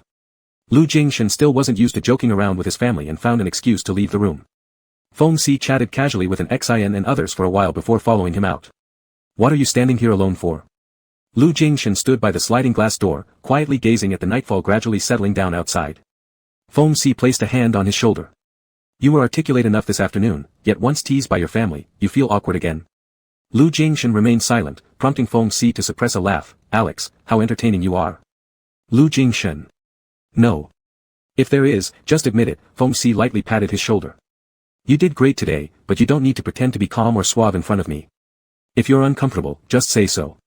Even for ordinary people, coming out publicly is no small feat. I know you don't regret it, but being embarrassed is normal. You don't need to push yourself too hard, and honestly, I'm pretty happy. There's no need to pressure yourself so much, you're doing well. Lu Jingshan looked at him, his eyes reflecting the dazzling night. Feng Si said, seriously, relax a little. Lu Jingshan nodded gently, I understand. When Lu Jingqing arrived later with her boyfriend, the whole family gathered around the dining table to eat. At the dinner table, Lu Jingshan formally introduced Feng Si once again.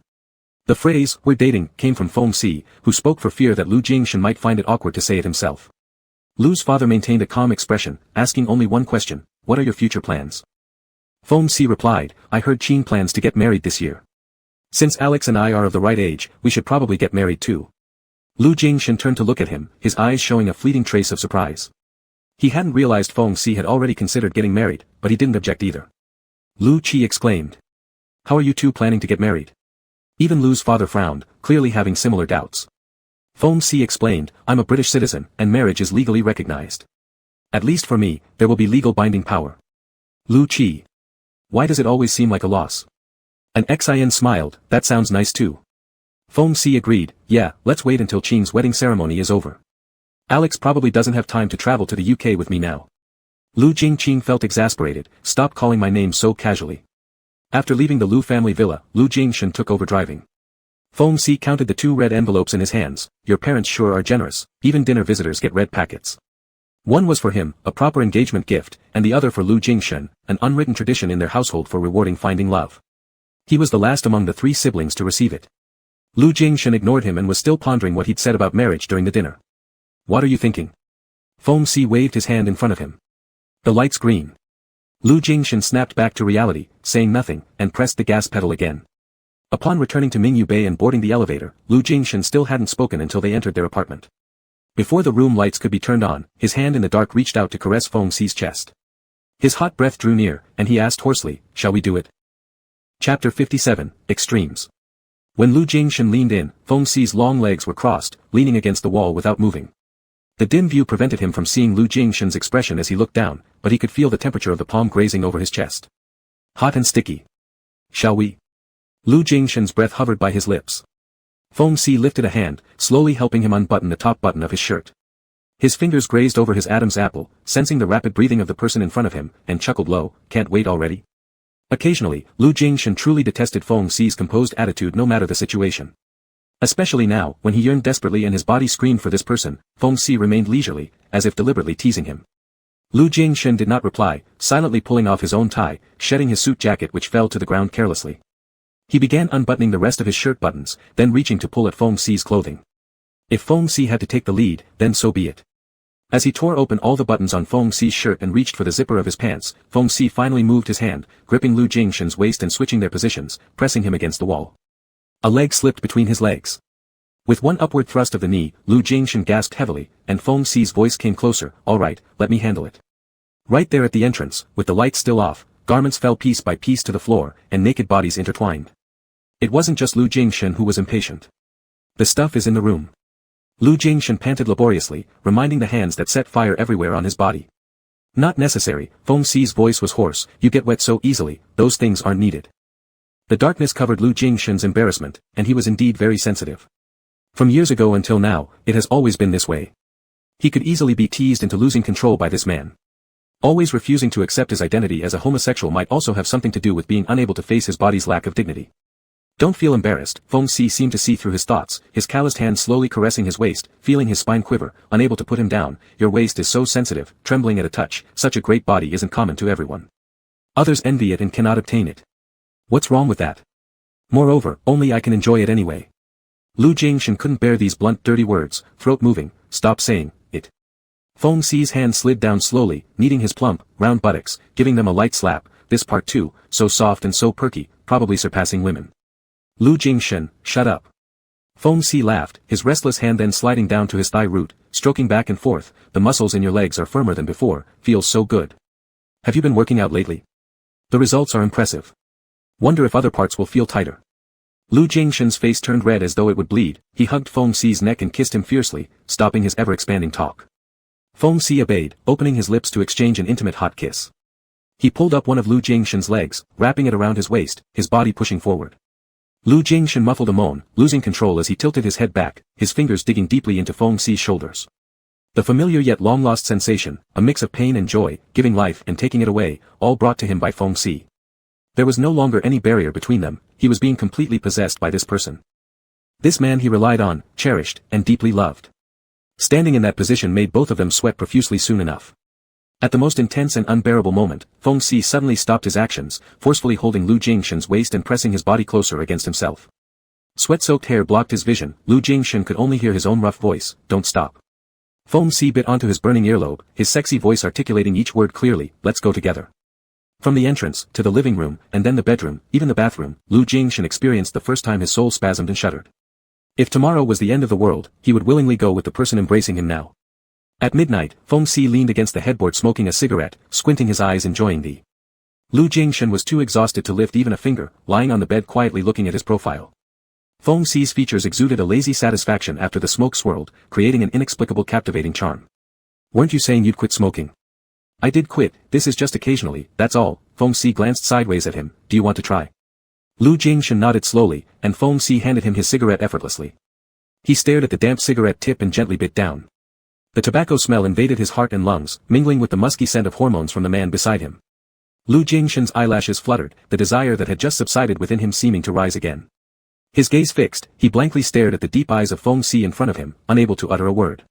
Feng Xi was also looking at him. After their wild indulgence, the man sprawled on the bed was drenched in primal lust.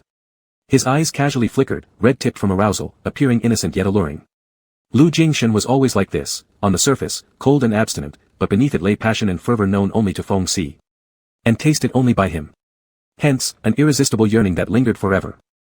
Taking the cigarette from Lu Jingshan's mouth, Feng Xi carelessly extinguished it in the ashtray on the bedside table. Then he turned over, his broad chest pressing down as he intertwined his fingers with Lu Jingshan's, exchanging a wet kiss tinged with the taste of tobacco. Ashen. Lips brushing against lips, Feng Xi whispered his name. Lu Jingshan grew excited, responding faintly before pulling him closer for another kiss. Bodies grinding and colliding, the bed violently swayed under them as their heat continued to blaze. The night stretched endlessly ahead. The next morning, after breakfast, they headed out together to Feng Xi's dormitory at Jingshan, helping him move. Lu Jingshan gazed helplessly at the 7 or 8 suitcases while Feng Xi squatted nearby packing clothes, unconcernedly saying, "Don't worry about it, I've called a moving company. They'll be here in half an hour to take these things first." He hadn't even opened those suitcases, clearly knowing from the start that his stay there would be short-lived. "Later, we might as well go car shopping too." Lu Jingshan, buying a car? "Yeah," Feng Xi nodded, "after I move in with you, I can't keep taking taxis to work every day, right? Your cars aside, even the cheapest one costs over 2 million. It's too flashy. I'll just buy a second-hand vehicle for around 20,000 RMB, good enough for daily commuting." With that said, Lu Jingshan didn't argue further. He hesitated briefly, then asked Feng Xi, "Is your salary enough?" Now that their relationship had shifted, Feng Xi technically still fulfilled his prior contract by flying occasionally when Lu Jingshan went on business trips, but had already told him that he wouldn't accept payment anymore. So now his income relied solely on what he earned from a university, far less than before when he piloted private jets. "Short of funds? Want me to sponsor you?" Feng Xi grinned teasingly, raising an eyebrow. Lu Jingshan wasn't sure how to respond. Truthfully, he didn't mind, but being the typical macho man, Feng Xi definitely wouldn't accept financial ties, especially not wanting such entanglements with money matters between them. Seeing Lu Jingshan's troubled expression, Feng Xi chuckled enough before speaking seriously, "Mr. Lu, my current annual salary is over 400,000 yuan. It's much less than before and certainly cannot match your extravagant spending style. But compared to ordinary people, it's still decent. Don't imagine it's as bad as you think. Plus, I've saved quite a bit and plan to buy a house here in the future." Lu Jingshan blurted out instinctively, "You're buying a house?" Feng Xi explained, "Don't worry. I don't plan to live separately from you. Your place is pretty comfortable. What I mean is that in a few years, Tingting will finish her master's degree and come to develop here, and my mom will follow too. I'll buy a house here for them to live in." Lu Jingshan nodded, "But your mom is from the south. Will she adapt to living here?" "After living in London for 30 years, she'll manage," Feng Xi dismissed casually, "it can't be helped, she married a son who settled down here because of his wife." Lu Jingshan found his nonsense amusingly hard to endure. After some thought, he managed to say, "Then congrats. You achieved your New Year's wish earlier in the year." A casual joke made on New Year's Day, yet Lu Jingshan still remembered it. Feng Xi burst out laughing, "Cheers, thanks for cooperating, Mr. Lu." 20 minutes later, the movers arrived and took away the large pieces of luggage first. Other belongings were loaded into Lu Jingshan's car. 2 trips of loading and unloading finished it almost entirely. Just as they were about to leave, Feng Xi ran into a colleague who lived in the same dormitory complex returning. Upon hearing Feng Xi mention moving off campus, the colleague seemed surprised. Feng Xi didn't elaborate much, chatting briefly before getting into the car. After Lu Jingshan started the car, he hesitated for a moment before asking, "Will yesterday's incident affect you?" Feng Xi smiled, worried about it now. "Weren't you quite vocal yesterday?" Lu Jingshan indeed felt somewhat concerned, as Feng Xi worked in such an environment. Revealing his sexual orientation could cause more trouble for him. And Feng Xi had mentioned before how much he loved this job. "Don't worry. You didn't name anyone directly, so others won't know it's me. Besides, they aren't the type to care about such gossip anyway." Feng Xi gave him directions as he spoke, "Stop overthinking it. Let things be natural." Afterward, they went straight to the 4S store, picked a model, paid the deposit, and scheduled to collect the car in 3 days. As it neared noon, they proceeded to a nearby mall to find a place to eat. While parking in the underground lot, they unexpectedly ran into an acquaintance. It was Jiangheng, the one who had publicly confessed to Lu Jingshan before and had broken ties with him after being rejected. They had just gotten out of the car when the other party called out Lu Jingshan's name and approached them. Seeing the person coming, Lu Jingshan frowned slightly. Jiangheng greeted him, his gaze circling around Feng Si, who had stepped out of the car a moment later, with a complicated expression. What a coincidence, didn't expect to run into you here. Are you here to eat? I've also invited Song Ming and others. Would you like to join us? The people he mentioned were a few friends that Lu Jingshan also knew. He directly declined, coldly saying, no need, I already have plans. Jiangheng blurted out, I saw your live stream yesterday. Lu Jingshan's expression stiffened for a moment, but he remained silent. Continuing, the other said, actually, I'm quite surprised. I always thought that you broke ties with me because you found such a relationship particularly disgusting and repulsive. I never expected that you could accept someone like me, but it's not me. This makes me feel quite defeated. Can you tell me why? Because apart from Feng Si, he didn't accept anyone else. Lu Jingshan wasn't interested in discussing orientation issues here any longer. Feng Si called him from the front of the car, Alex, let's go. After telling Jiangheng, I have something to attend to, I'll go first, Lu Jingshan quickly caught up with Feng Si. As they entered the elevator, Feng Si glanced back at the other and pressed the close button. While ascending, Lu Jingshan voluntarily explained, my estrangement with him initially was truly due to fearing exposure of my sexual orientation, and I also felt that he shouldn't have gathered so many people to stir up cheers for his confession without my consent, which made me extremely uncomfortable. Feng Si asked, then what about now? Lu Jingshan thought for a moment and said, he treats you poorly, never giving you a proper look. I know him well, he is the kind of person who looks down on everyone. He scorns you, thinking you are not part of their so-called wealthy circle. Feng Si reminded him, Alex, do you think it's appropriate to talk about understanding other men in front of me? That person always brought up these random things whenever possible. Lu Jingshan shook his head lightly, is this all you focus on? Feng Si chuckled, as long as I know your point, it's fine. If others despise your man, you can also look down on them, that's good. Alright, we don't need to deal with people like him, Feng Si continued seriously, but Alex, besides me, you can try making other friends, maybe next time when I go out with my friends, I'll bring you along too. Don't worry, not those rowdy places. As I promised you, I've deleted those complicated people. He handed his phone to Lu Jingshan, or would you like to check? Lu Jingshan didn't take it, no need to check, I trust you. He didn't want to appear overly concerned about these trivial matters, even though he indeed cared deeply. People like Jiangheng wouldn't understand, nor would others. Materially, he was wealthier than most people in this world, yet his spiritual world was barren and desolate. It was Feng Si's presence that gave him the only ray of light. That line of poetry printed on the postcard sent back from Norway fit his mood perfectly. Feng Si was his final, solitary rose. No one could look down on this person he loved. He forced himself recklessly to confess his feelings on camera to give the other peace of mind. But he also realized it was himself who needed this security, the acknowledgement by Feng Si, the proof that Feng Si belonged to him. This radical notion, moving from one extreme to another, might be the start of some other psychological ailment, but he didn't care. With Feng Si in his world, there was finally sunshine and everlasting spring. He would give everything to make that person stay here for him. Alex? Feng Si's voice brought Lu Jingshan back to reality. The elevator door had already opened. Lu Jingshan returned to the present with a faint smile toward him, let's go. What would you like to eat? Feng Si raised an eyebrow in surprise, you actually smiled. This was the first time Feng Si truly saw Lu Jingshan smile, not the formal upward curve during business negotiations, but a gentle, happy, private smile meant only for him. Lu Jingshan asked calmly, why not? Of course yes. If it weren't for the public setting, Feng Si would have reached out to embrace him. Alex, you're really breaking the rules here. His prolonged voice was filled with laughter, seemingly very delighted. Lu Jingshan asked again, what to eat? Western cuisine, that one ahead. Feng Si pointed casually. Initially not planning to choose this, now all he wanted was a quiet, undisturbed small private room to properly touch the person beside him. Even a simple caress or embrace would suffice. Lu Jingshan nodded. Looking into Feng Si's smiling eyes, where he could see the reflection of himself, he gradually relaxed. It seemed like he had learned another way to make Feng Si happy. He would try even harder, making this person look at him, and only him forever. Chapter 58, Willingly. Early in the morning, Lu Jingshan came out after finishing washing up, and Feng Si was buttoning up his shirt, preparing to leave. Lu Jingshan was going on a business trip to the south today. He would go on Friday and return on Sunday to attend a technology expo there. Feng Si specially swapped classes with his colleagues to accompany him, and now had to prepare at the airport first. Lu Jingshan walked up and picked up the tie to help him put it on. Feng Si stood with his hands in his pockets, smiling as he watched. Lu Jingshan looked focused. As their eyes met, Feng Si's leisurely gaze made him pause slightly, what are you doing? You seem to be getting more considerate. Do others know that Mr. Lu, who wields great power in the business world, is actually like this privately? Feng Si laughed and asked. Lu Jingshan didn't want to deal with his nonsensical words.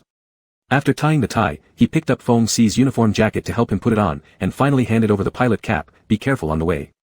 Feng Si put away his playful mood and reminded him, breakfast is ready, go eat something. I'll go ahead. Lu Jingshan nodded. As Feng Si was about to leave, he suddenly turned back, wrapped his arms around Lu Jingshan and kissed him recklessly. When they parted lip to lip, he whispered softly, see you at the airport later. Lu Jingshan's breathing became unstable, At 9 o'clock, the business car stopped outside the executive terminal of the airport, and Lu Jingshan got out and quickly went in. Outside the glass wall, Feng Si was performing an aircraft inspection, and Lu Jingshan caught sight of him immediately, not taking his eyes off. Lu Jie reported the day's schedule to him, but after saying a few sentences and noticing Lu Jingshan wasn't responding, he followed his gaze and became speechless. Lu Jingshan's eyes were fixed on that person, as if the scene overlapped with the same one from a year ago. Back then, it was surprise, hesitation, and uncertainty, but now there was only surging enthusiasm. He even dared not be too obvious for fear of losing composure and becoming less like himself. Lu Jie silently stopped talking, secretly glad that the person outside no longer worked next to their boss, or else daily efficiency would drop a lot under such circumstances. 15 minutes later, Lu Jingshan boarded the boarding stairs, and Feng Si greeted along with others at the cabin door. Under the flight cap, the narrow eyes were full of bright smiles. Looking towards Lu Jingshan returned his look and gently nodded before walking into the cabin. Lin Ling's heart raced in disbelief. She thought she just saw Lu Jingshan smile, perhaps just for an instant, quick enough to feel like her own illusion. Before takeoff, Feng Si did a captain's announcement. There generally wasn't such a step on private jets, but he still did it, reminding passengers on board to fasten their seatbelts and get ready. His tone was light-hearted, as if it was a gentle murmur between lovers. Today's weather is good, very blue skies, no clouds. We will take off soon, remember to look outside the window. The moment the plane left the runway, Lu Jingshan's eyes turned towards the window. The sky was clear, and both he and the person in the cockpit were looking at the same view. The 2-hour flight passed in the blink of an eye. After landing, they ate a simple meal. In the afternoon, Lu Jingshan had arranged to discuss business with an investor here, at the other party's office. The originally planned 1-hour discussion dragged on all afternoon. The other side spoke indirectly, rarely hitting the key point among 10 sentences. Lu Jingshan least liked dealing with people like this, but this deal was directly overseen by his father, so he had to sit and listen despite his impatience. It wasn't until 5 o'clock when the meeting really ended. The other party proposed inviting them all for dinner, and given the difficult-to-decline invitation, Lu Jingshan had no choice but to agree. The venue was a private club.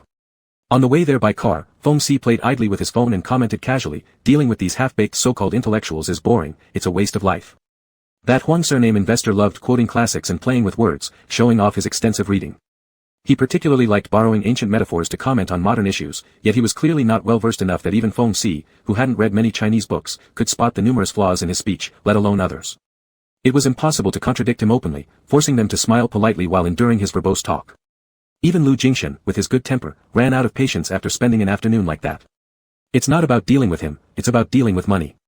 Lu Jingshan said indifferently. Feng Si laughed in surprise, oh. That sounds like something President Lu would say. Lu Jingshan reminded him, if you find it troublesome, you don't have to come along and can rest at the hotel instead. Feng Si had already accompanied him for an entire afternoon. The kind of social event even he found unbearable was unimaginable for someone like Feng Si with such a unique personality. Feng Si refused, what will you do if I go? Without waiting for Lu Jingshan to answer, he continued, I'll make a bet with you, those fake intellectuals like General Manager Huang will certainly reveal their true nature at the dinner table. You might find it even harder to deal with him afterward. Lu Jingshan frowned, unsure whether to believe him or not. Lu Jie, seated in the co-pilot's seat, was unimpressed. Having been with Lu Jingshan through so much, he had seen his share of turbulent situations, how could he be fazed by someone as pretentious as Mr. Huang? In Lu Jie's experience, people like Mr. Huang would typically reveal their true colors once drinks were on the table, such as trying to force them into drinking more or making lewd jokes. These types of encounters were nothing new to them, and they handled them effortlessly. But Lu Jie underestimated this particular Mr. Huang. After 3 glasses of white wine, he became overly confident and loose-mouthed. Making inappropriate remarks turned out to be just an appetizer. To everyone's surprise, even this seemingly legitimate club hosted hostesses and male escorts who joined for drinking games. Mr. Huang didn't even give them a chance to decline before directly bringing in these companions. Flamboyantly dressed hostesses and male escorts filed in one after another, sitting at the table with bright smiles. Mr. Huang clearly frequented this place, chatting casually and confidently with the female hostess next to him. The male escort was assigned to sit next to Lu Jingshan. As the escort raised a glass to toast, eagerly trying to ingratiate himself, Lu Jingshan's face darkened immediately. Lu Jingshan had encountered similar situations during social gatherings before, but being paired with a male companion was a first. His sexual orientation was now common knowledge, although few dared mention it bluntly in front of him, some would always find ways to indirectly provoke or embarrass him, using his relationship status as a topic for gossip. This was no different. Others wouldn't concern themselves with his feelings, only remembering that he was homosexual, hence presumptuously arranging a man for him as if that alone was appropriate. Seeing Lu Jingshan's grim silence, the male escort cautiously observed his expression, inching closer tentatively. Mr. Lu. The next second, Feng Si grabbed his wrist. The escort looked shocked as Feng Si, wearing an amused smirk, nudged his hand away nonchalantly yet firmly. Sorry, Mr. Lu doesn't enjoy your alcohol, and your perfume is too strong, it's bothering him. The escort froze for a moment, then awkwardly retreated, no longer daring to approach Lu Jingshan. Mr. Huang's dim eyes swirled around, asking Lu Jingshan, is this not up to your standard? How about I call in a few more for you to choose from? Lu Jingshan responded coldly, no need. Not interested. Mr. Huang, let me toast with you, said Feng Si, who remained seated without standing, merely tapping the cup against the table lightly and gesturing toward Mr. Huang. Mr. Lu has been feeling unwell recently and cannot drink too much. I'll take his place. Hope you understand, Mr. Huang. Only then did Mr. Huang give proper attention to Lu Jingshan's assistant, narrowing his eyes and staring at Feng Si for a while as if suddenly comprehending something. He laughed, it's my mistake, Mr. Lu should forgive me. The drink is on me, but since I've displeased you, I'll penalize myself with 3 glasses. When the gathering finally ended and they stepped out of the club, it was almost 9 o'clock. Inside the car, Lu Jingshan loosened his tie and instructed Lu Jia, I never want to see this person again. You follow up later. If the deal works, great. If not, so be it. Lu Jia hesitated, wanting to persuade him but refrained from speaking. Feng Si extended his hand, pulling down Lu Jingshan's tie further and unbuttoning the top button of his shirt. He asked softly, Mr. Lu came here saying this is all about money. Why change your mind so quickly? Sitting motionless inside the car, Lu Jingshan fixed his gaze on Feng Si, remaining silent. Feng Si gently grazed his fingers along Lu Jingshan's cheek. Lu Jingshan's eyes were intensely captivating, but with others still in the car, there wasn't much they could do. Lu Jia glanced back briefly before quietly turning away, pretending not to exist. After a while, Lu Jingshan took Feng Si's hand, saying slowly, people like him who rely on liquor and promiscuity to conduct business will go nowhere significant. Losing cooperation with such individuals isn't regrettable at all. Feng Si chuckled softly, yeah, Mr. Lu is absolutely right. Back at the hotel, Lu Jingshan prepared to take a shower, but Feng Si stopped him, stroking his cheek lightly, are you drunk? At the dinner, Lu Jingshan had consumed several glasses of strong white wine. Normally, his tolerance wasn't very high. Lu Jingshan slightly shook his head and leaned against the wall, gasping for breath and needing a short rest. Feng Si's hand lingered on his face, you've gone through plenty of embarrassing moments during these business outings, haven't you? Even though months had passed, those within the company certainly dared not discuss Lu Jingshan's personal life openly. But outside opinions were harder to control, and Feng Si easily guessed that today's incident was not uncommon, perhaps even worse sometimes. Lu Jingshan, not true. Feng Si didn't believe him, fine, admit it. Do people often joke about this matter with you? Your skin is so thin, it must be tough for you. Lu Jingshan frowned deeply, I already said, no. Alright, don't be mad anymore, Feng Si embraced him and gently patted his back to soothe him. Alex, you forgot what I said before. Whatever makes you happy or unhappy, tell me. If I hadn't accompanied you on this business trip today and we hadn't run into this, would you have planned to keep it bottled up? I can accept it, Lu Jingshan regained his calmness, relaxing against Feng Si. It's not as painful as you think. You don't need to worry about me. Feng Si, really? Lu Jingshan nodded, Feng Si looked at him with lowered eyes, then why were you so upset today? Lu Jingshan, people randomly arrange someone for me, thinking that since I'm a man, I must be interested. Do you think I should feel glad about that? Feng Si laughed again, is that so? I didn't even get jealous, but you got all twisted up over nothing. But that Mr. Huang certainly lacked judgment, assigning such a frail-looking young boy to you. It'd be strange if you liked him. Lu Jingshan pushed him away in bad temper, I'm going to take a shower. That was just a joke. Feng Si followed him into the bathroom, pinning him against the wall. Lu Jingshan glared at him. Seeing that expression again, Feng Si couldn't resist doing what he had wanted to do in the car earlier, he leaned in and kissed him. Not being jealous was a lie, Feng Si was more annoyed than Lu Jingshan. He only refrained from beating that pig-headed Mr. Huang because his self-discipline had improved recently. Over the next 2 days, Lu Jingshan attended the Tech Expo, with Feng Si accompanying him throughout. Lu Jingshan's mood also improved from gloomy to sunny. They returned on Sunday evening, with Lu Jingshan departing ahead of schedule to go to the airport with Feng Si. Feng Si handled the clearance bag, signed various electronic forms, then went to supervise the refueling and conducted a walk-around inspection of the aircraft. Lu Jingshan remained glued to his side every step of the way. The wind on the tarmac was strong, blowing Lu Jingshan's suit back. After Feng Si spoke with the crew, he turned around and saw him like this, walking over to adjust his clothes and fasten the buttons. Lu Jingshan's gaze lingered on his face, almost greedily watching him. Feng Si smiled, "Why are you staring at me like that?" Lu Jingshan retorted calmly, "Can't I look?" Feng Si, "Of course. I belong to Mr. Lu, feel free to look all you want." Lu Jingshan lifted his chin proudly, "You move faster, you've delayed long enough." Feng Si couldn't help but chuckle, reminded of the morning they departed from Paris to South France. Also at the airport tarmac, Lu Jingshan came early, using this seemingly casual yet reserved tone to tell him that he accepted his proposal, but only for 2 weeks. Back then, he hadn't really given it much thought. Whether Lu Jingshan agreed to 2 weeks or 2 months made little difference, he never planned to let this person go anyway. It was just Lu Jingshan's conflicted demeanor at the time, both wanting and fearing rejection while trying to act nonchalant, that left an impression on him. Whenever he thought about it, it drove him to tease this person even more. And now, ever since they left home, Lu Jingshan had been clinging to him unwilling to let go, pretending to stay composed while urging him to hurry up. Lu Jingshan was always like this, saying one thing but meaning another. "It's not that I'm too slow," Feng Si said helplessly. "Mr. Lu, you standing here like a big statue makes it impossible for me to focus. Checking around the aircraft isn't something to be taken lightly, I can't be careless about it." Under Feng Si's teasing gaze, Lu Jingshan finally realized he was indeed interfering with his work. "Go ahead with your work, I'll go inside." Just as he turned to leave, Feng Si pulled his arm again. Lu Jingshan turned back in confusion, and Feng Si quickly hugged him briefly. Lu Jingshan was startled. Feng Si had already let go of him, laughing and reminding him, "Go upstairs." 10 minutes later, after finishing his tasks, Feng Si boarded the plane and headed to the cabin first. Lu Jingshan was drinking coffee and looking at a tablet. Feng Si snapped his fingers in front of him, causing Lu Jingshan to look up. The man bent down and casually returned the cufflink he dropped earlier, muttering, "Drink less coffee," before returning to the cockpit. Though there was no overly intimate gesture, his simple remark was nothing more than a usual reminder, yet all the subordinates instinctively turned away their gazes, inexplicably feeling embarrassed. Inside the cockpit, seeing Feng Si's satisfied expression, the veteran captain curiously asked him, "What was Mr. Lu doing following you around just now? It got me hesitant to approach you. Didn't you feel uncomfortable?" Feng Si smiled, "Can't help it, that's just him, too clingy." The veteran captain was surprised and then slapped his head, finally realizing belatedly, "The boyfriend you mentioned before is actually Mr. Lu." This reaction caught Feng Si off guard as well, and he raised an eyebrow with a smile, "So Captain Chen didn't know either?" Indeed, the old captain wasn't aware. He had heard gossip about Lu Jingshan coming out but never guessed the object of his affection would be this person by his side. "You're really something," the veteran captain gave a thumbs up. "But isn't it tough dating someone like Mr. Lu?"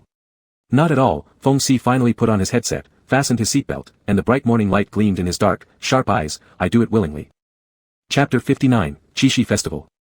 2 days before the Qixi Festival, Feng Si's mother and Feng Ting arrived in Jing City, specially to attend Lu Jingqing's wedding.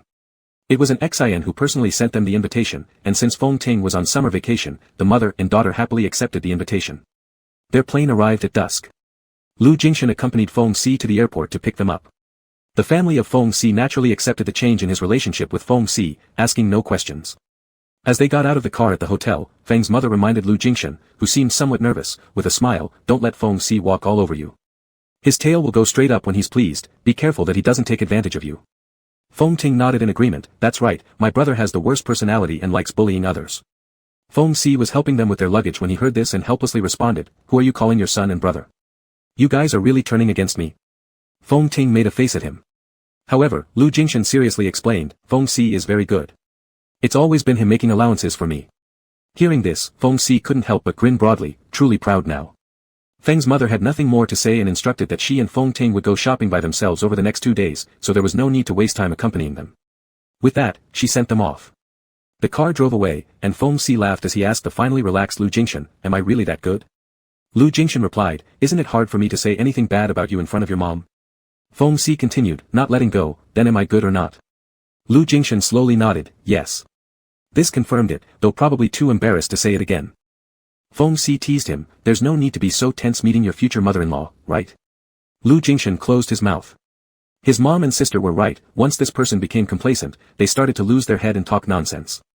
Lu Jingqing's wedding was scheduled for the day of the Qixi festival because of Lu's father's poor health. The wedding would take place domestically, held at their own family resort. Lu Jingshan and Feng Si went there the day before to help make preparations. In the morning, after switching into the high-end tailored suits delivered just yesterday, Feng Si looked at their matching gray and white suit styles in the mirror and couldn't help but laugh. "I feel like this could pass as our own wedding, but we owe this to your sister." Lu Jingshan didn't respond to him and instead picked up the bow tie. Feng Si casually took it and tied it for him, then let Lu Jingshan do the same for him. While focused on tying the bow tie, Feng Si sked once and said, but still, forget this grand ceremony when we get married. Too many guests have been invited already. Suddenly, Lu Jingshan remarked, did I agree to marry you? You didn't. Feng Si smiled slyly at him, then who do you plan to marry? After tying his bow tie, Lu Jingshan lowered his eyes and stayed silent for 2 seconds, saying, no one else. Satisfied, Feng Si said, you're actually cuter when you tell the truth. Lu Jingshan glanced at him and said, let's go. The formal wedding ceremony wasn't until evening, but from early morning onward, there were already guests arriving continuously. Lu Jingshan busied himself welcoming guests, and even Feng Si, being half a Lu family member, had to pitch in and help. Unlike Lu Chixi parading around flaunting his boyfriend, the two of them rarely displayed affection publicly. But their meaningful exchanges through glances acted like an invisible barrier, preventing others from easily entering. Lu Jingshan was now calm in the face of people's teasing looks towards him and Feng Si. His feelings with Feng Si were no different than those between Lu Chixi and Ling Zhuo, or Lu Jingqing and her husband, just love, and there was no need to hide it. Feng Si's mother and Feng Ting also came early and were received by an excian. The elders clicked instantly, laughing and chatting, getting along well. Regarding their son's choice, these elder women initially harbored doubts and concerns. As Feng Si had said, there was no sweeping generalization. If the person was right, the decisions and persistence shown deserved trust. Before evening, Lu Jingshan went alone to the dressing room to see Lu Jingqing, who had just finished her makeup and put on her wedding dress. Ace Hen, take a look, how does my dress look? You're the first one to see it, Lu Jingqing winked with a smile. Even someone as strong-willed as Lu Jingqing revealed rare shyness and happiness on this happiest day of her life. Lu Jingshan nodded, sincerely complimenting her, very beautiful. Is it true? Lu Jingqing teased, you've never wanted to say anything genuine to me. It's true, Lu Jingshan presented her with the wedding gift he had prepared. When he went to London, he specially bought a set of ruby jewelry for Lu Jingqing at Christie's auction. You're still generous, Lu Jingqing was satisfied with his present. She tried the necklace on her neck, delighted, and said, I'll wear this during the after-party. After exchanging a few jokes, Lu Jingqing smoothed her long hair and asked him, Feng Si's family came today, right? I think I saw them at noon. Lu Jingshan, Every time you mention him, your eyes change, Lu Jingqing teased, what kind of monster is this person that he has such great power to captivate you so? Lu Jingshan curled his hand into a fist, brought it to his mouth, and lightly coughed, trying to change the subject, today is your wedding, don't mention him anymore. I know, Lu Jingqing didn't give him a chance to escape, there's no way I could run from this marriage now, so there's no point in mentioning it. But as for yours, take a look at him, he's letting out all those pheromones while you're not around, flirting with others. Following her line of sight, Lu Jingshan looked ahead, not far from the large glass windows outside was the lawn where the ceremony would soon be held. Guests had already gathered there, drinking wine, eating snacks, chatting, and socializing. Among them was Feng Si, holding a glass of red wine in one hand, the other hand tucked into his pants pocket, maintaining his usual lazy demeanor. A group of young girls surrounded him, laughing and chatting about something with him. Lu Jingshan paused his gaze on him, calmly saying, he may seem a bit carefree, but he's not like that. Alright, I don't even know what he's really like, Lu Jingqing retracted her gaze, I haven't told you this before, but when I went to London, he proactively contacted me and asked about your situation. It shows that he does pay attention to your issues, had I not trusted him, I wouldn't have told him anything. Moreover, at that time, I asked him what he felt for you, and he said he didn't want to be considered your life-saving straw. He believed that only after you recognize yourself would he discuss something long-term with you. And then, he added that he'd long decided on you and never thought of giving up. Lu Jingshan was slightly startled. Lu Jingqing continued, to be honest, I was quite surprised. His words and actions seemed contradictory. If someone else had said this, I'd definitely consider it empty talk. But since you trust him so much, I'll tentatively believe that he spoke the truth. It's true, Lu Jingshan confirmed, he's very good, so you don't need to worry about me. It's fine. Lu Jingqing let out a soft hum, since you say he's good, then that's that. Still, I must offer you some advice, which I absolutely won't tell that stinky kid Chi Xia because he doesn't need it, but you, no matter how much you like that person, don't fully show it to him. Love others less and love yourself more. Silent for a moment, Lu Jingshan lightly nodded, I understand. Lu Jingqing still needed to fix her hair, so Lu Jingshan left first. Feng Si was still on the lawn, standing alone, slowly sipping his wine and admiring the flowers spread all over the ground. Lu Jingshan walked over, picked up a rose randomly, and handed it to him, for you, the flowers of today. The day he confessed, Feng Si promised he'd continue doing this without breaking the promise, regularly presenting a rose to Feng Si every day wherever they were, regardless of how busy or tired he might get. Feng Si chuckled, so random today. You just picked one up here and gave it to me. Lu Jingshan, there are none left. Seeing his slightly displeased expression, Feng Si squinted slightly, looked behind him, and instantly understood something. He accepted the flower, cut its stem shorter, and casually placed it in his suit pocket. Lu Jingshan watched Feng Si's movements, and his brows gradually relaxed. Feng Si raised his chin at him, didn't you just finish talking to the bride inside?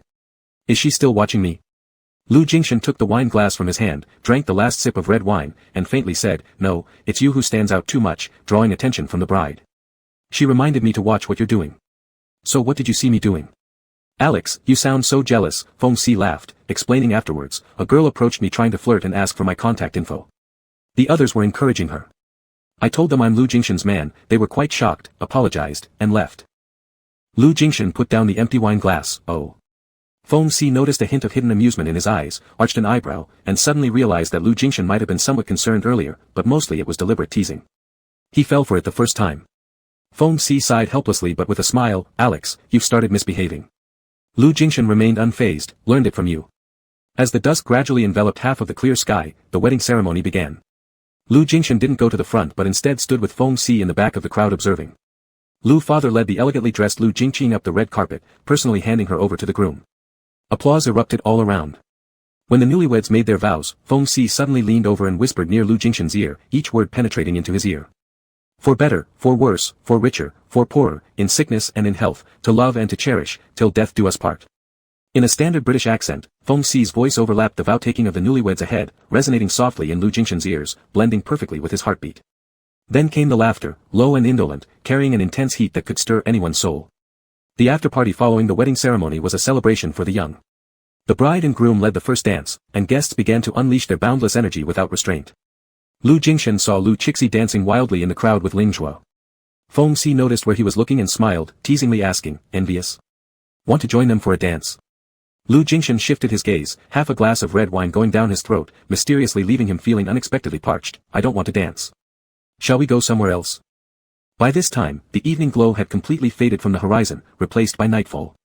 The surroundings were gradually illuminated by the glittering sparks of twinkling stars. Firelight reflected in Lu Jingshan's eyes, hinting at emotions bubbling underneath the surface. Feng Si seemed to catch on, setting down his glass and smiling faintly, "Let's go then." They didn't return to their accommodation but made their way towards the back mountain instead. Away from the bustling crowds, all was serene, so quiet one could even hear insect chirps. A rare evening of leisure unfolded before them, yet Lu Jingshan didn't rush to reveal the carefully prepared gift waiting for Feng Si, rather, he slowed down deliberately. "Sometimes I come here alone, when no one's home, staying a night or two. If I can't sleep at night, I walk around, listening to sounds outside, it helps me relax a lot." Lu Jingshan's voice was slow and calm. At ease in front of Feng Si now, he could casually discuss past hardships as if recounting trivialities. Lu Jingqin once warned him not to expose too much of himself to someone like this, but he couldn't. With Feng Si there, he felt complete and couldn't hide anything. Feng Si tilted his lips upward, asking teasingly, "When you're alone, do you daydream or contemplate life?" "Neither." Lu Jingshan hesitated momentarily before continuing, "I think of you." Feng Si chuckled, "Should I be honored?" Lu Jingshan shook his head slightly. All he felt was regret. He admitted he'd been too timid. While Feng Si spent 7 years searching for him across the world, he only dared to pine for Feng Si within this secluded corner. That Feng Si eventually found him wasn't a matter of luck, it was more like spending all his good fortune in advance, both for this life and the next. "Don't think too much." Feng Si pierced through his thoughts, comforting him gently, "It's over now. We have what comes next, I've already taken my oath." Recalling how Feng Si earlier used someone else's wedding to declare his commitment, Lu Jingshan stayed silent for a moment, muttering vaguely in response, Walking further ahead, they went around the back of the mountain, emerging into an open expanse. A brand new runway awaited. After returning from France last year, Lu Jingshan had begun contemplating this idea. After nearly a year of effort, the small airport was finally completed. Feng Si showed no surprise. "You brought me here just to see this? The Qixi festival gift I prepared for you is over there, take a look." Lu Jingshan's tone sounded casual, as though offering his lover some perfunctory present, but in truth, he referred to an entire row of small aircraft parked in the hangar, various brands and models lined up neatly, totaling nearly 20 planes. Feng Si was slightly taken aback. He expected one plane, yet Lu Jingshan actually purchased an entire fleet. "You serious, Mr. Lu? Have you got money to burn? What are you planning to do with all these planes? Open a flight school?" Though saying it, Feng Si walked closer, examining the area, finding it genuinely impressive. They were all the latest 2-seater or 4-seater light general aviation models from various brands, an admirable collection assembled meticulously by Lu Jingshan. "I wasn't sure which ones would be better, so I just bought them all," Lu Jingshan followed behind, explaining lightly, "Besides, they're not expensive." Indeed, they weren't expensive for him. These small aircraft cost anywhere from several hundred thousand to 3 to 4 million yuan, the same amount wouldn't even match the price of one of his luxury cars. Anyway, since he'd built his own airport, it wouldn't go to waste. As a child, Feng Si was fond of superheroes. There was no way to turn back time to gather all the action figures the young Feng Si loved, but Lu Jingxian could collect the airplanes Feng Si adored now. This was likely the second time Feng Si experienced such overwhelming gratitude, the first being when Lu Jingxian declared his love publicly live on stream without warning. Lu Jingxian always did things like this, quietly bringing joy, alongside exasperation, to Feng Si without uttering a word. Do you like it? Lu Jingxian scrutinized his expression uncertainly, probing further. Feng Si teased him intentionally, I do like them, but what can I do, I don't know how to fly all types of planes. Lu Jingxian thought for a moment and said, if you want to learn, go ahead. If not, just leave them here. Take a look occasionally, treat them as collectibles. Feng Si leaned against the plane behind him, smiled at him, and pulled him close by the waist. Is it because last time I mentioned it's inconvenient to use other people's planes? The warm breath came closer, Lu Jingxian felt an itch on his neck and recalled that passionate night in France, nodding, Feng Si's voice carried more laughter, then Alex, what if your new plane gets dirty later? Lu Jingxian's Adam's apple moved, lightly uttering, as you wish. Chapter 60, Happiness. Their lips met in a slow, deliberate grind, the one softened by wine even more than usual, easily inducing a tipsy dizziness. The burning heat within quickly surged. Lu Jingxian loosened his own tie, and his hands climbed up to Feng Si's shoulders. No longer satisfied with mere touches, he hungrily nibbled at Feng Si's lips, yearning for more. As their kiss deepened, Feng Si's tongue probed inside as desired, entwining with his own in passionate intimacy, softly sucking and soothing Lu Jingxian's urgency. This kiss went on for a long time, until both of their breathing became uneven. Their lips and tongues slightly parted, foreheads pressed against each other. The moment their eyes locked, they both smiled. One of Feng Si's hands lingered on Lu Jingxian's waist, lifting his suit and tugging it aside, then sliding underneath to lovingly caress the warm skin beneath that was slightly heated. Lu Jingxian let out a low breath, reminding him, let's go on the plane. Feng Si smirked and pulled open the aircraft cabin door behind him. With one arm, he effortlessly leapt aboard and dragged Lu Jingxian onto him by the waist with force, reclosing the hatch afterward. Caught off guard, Lu Jingxian landed awkwardly straddling Feng Si in a cramped position due to the narrow space, forcing him to kneel awkwardly atop Feng Si's lap. He distinctly felt the muscle power of his thighs as heat spread from there. His breath came quicker than before, hastily discarding his jacket and unbuttoning his shirt before pressing back toward Feng Si. He also tore off Feng Si's necktie and began opening his shirt button by button. The enclosed space gave Lu Jingxian a sense of security, making him feel even freer. He rocked his body back and forth, pulling at Feng Si's clothes in an almost desperate manner. Feng Si lightly patted his waist, trying to guide him, slow down, no rush.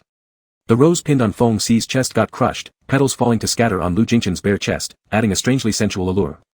Feng Si's gaze darkened. Lowering his head, he extended his tongue and licked over it. The sudden stimulation made Lu Jingxian moan uncontrollably, throwing his elongated neck backward, tilting his body backwards only to be held steady by Feng Si's hand.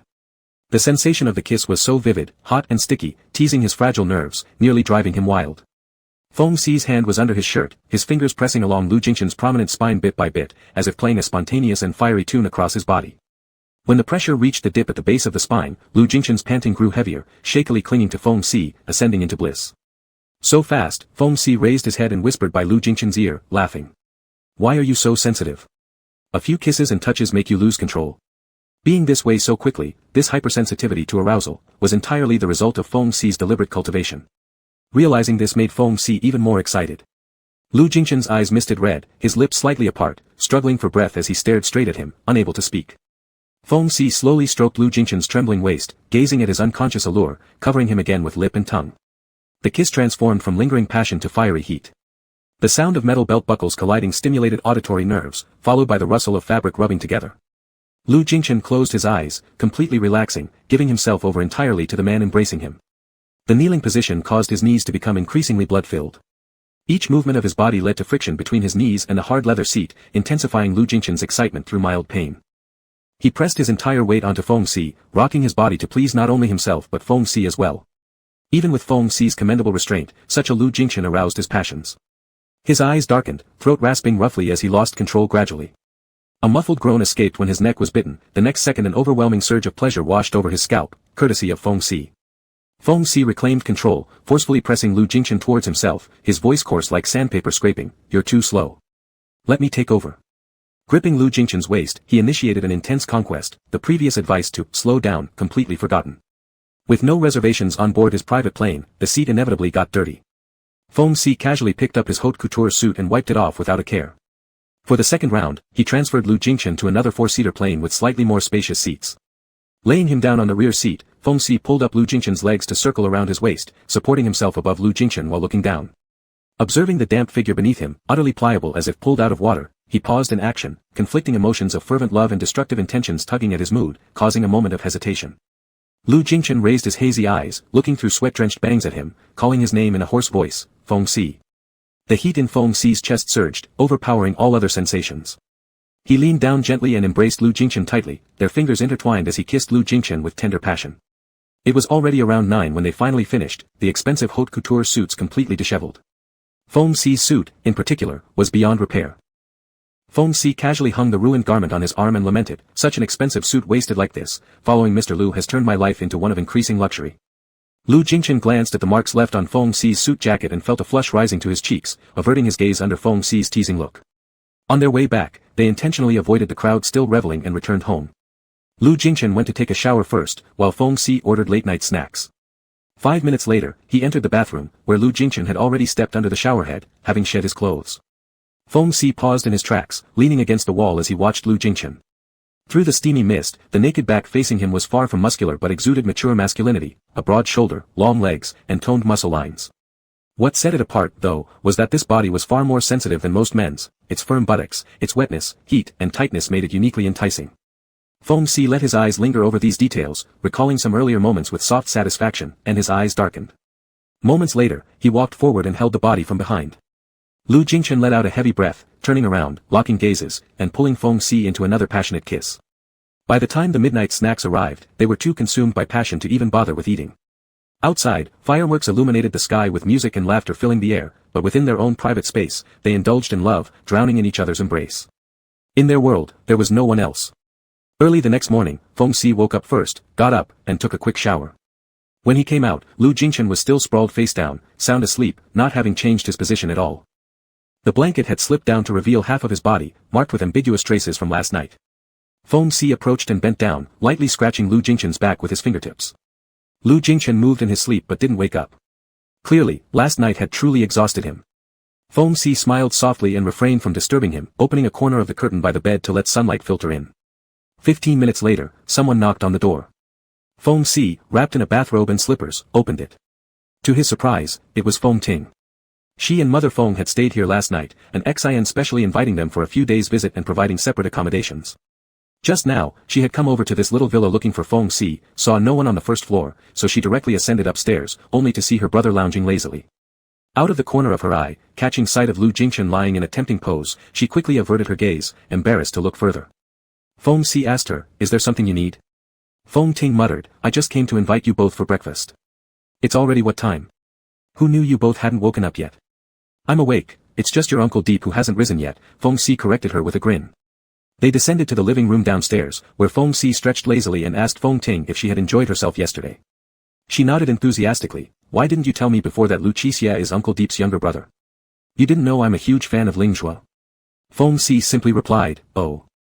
He'd forgotten his sister still followed pop idols.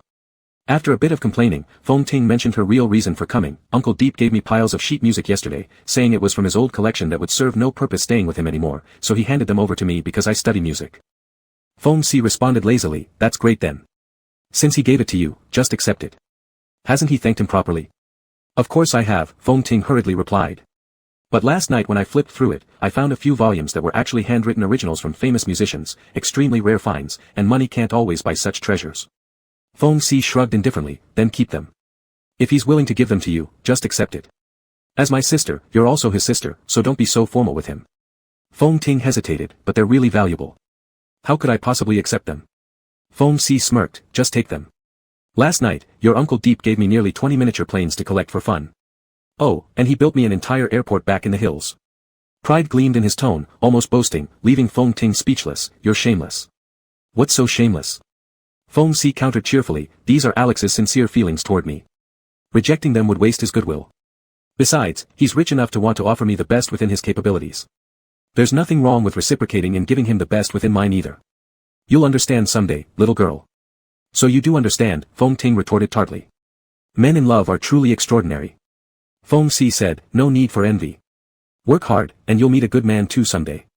Feng Ting pursed her lips, but catching the genuine smile in Feng Si's eyes, she couldn't help but feel some admiration and suppress her playful mood.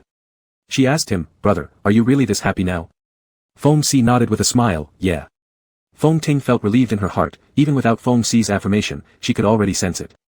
7 years ago, no, it was 8 years already. That crisp autumn morning when she opened the door to find her brother sitting slumped against the doorway with a travel bag, wind-tossed and weary, his face lined with exhaustion and his eyes dimmed with sorrow. Back then, he had said that he fell in love with someone who left him, someone he couldn't find anymore. Back then, as a teenager of only a few years old, Feng Ting didn't understand what kind of emotion that was. She instinctively felt her brother's sadness, a kind she'd never seen before, one where even the light in his eyes had been extinguished. For the 7 years that followed, her brother scoured the world looking for that person, rarely returning home. She'd resented and felt bitter at times, unable to understand how someone could be so heartless, leaving without a word, causing such sorrow and disappointment to her wonderful brother. It wasn't until later, as she grew older, that she gradually began to comprehend that matters of the heart were not something that could be resolved by single-sided obsession alone. Even mutual affection often bore too many disappointments. It wasn't always meant to have a perfect ending. The people in this world who were lucky enough to hold hands till their hair turned gray together were merely exceptions to the rule. But thankfully, her brother's persistence finally bore fruit. The moment she saw that person, she knew they were the one her brother had been searching for, the only one worth making her brother yearn and remember them so profoundly. Good for you if you're happy, Feng Ting sniffled slightly. Seeing you like this makes me happy too. Feng Xi guessed roughly what she was thinking about. He smiled gently, raised his hand, and ruffled his sister's head. No need to worry, trust me, I'll be fine with him. Feng Ting went first to have breakfast, while Feng Xi went upstairs back to the room, where Lu Jingchen had already woken up, sitting idly on the bed. Seeing Feng Xi enter, he snapped out of his reverie with a hoarse voice. Where did you go? Ting came to invite us for breakfast, so I let her go ahead. Feng Xi smiled as he reminded him. You'd better hurry. Your parents might send someone soon to urge us. It's almost 9. Lu Jingchen finally snapped out of it and quickly threw off the covers to get out of bed. His legs trembled upon touching the floor, nearly losing his balance, and was caught by Feng Xi's arm. Are you still able to walk? There was unhidden laughter in Feng Xi's voice. Do you want me to carry you to take a shower? Lu Jingchen felt a bit embarrassed. Last night had truly been too wild. Every position on the plane involved high difficulty, which now left his entire body sore. Embarrassed to continue the topic further, Lu Jingchen hastily retracted his hand, muttered, no thanks, and walked into the bathroom to shower. Half an hour later, they went down to eat breakfast, then headed over to the elder's residence. The remaining guests from last night's wedding celebration were all close relatives and friends. Lu Jingchen brought the newlywed over to meet them. An Xian simply asked Lu Jingchen and Lu Qixia along as well, allowing all family relatives to see them. Regardless of what others thought inside, outwardly, they had to grin and flatter an Xian and Mr. Lu, congratulating them on having 3 more sons. What a splendid arrangement.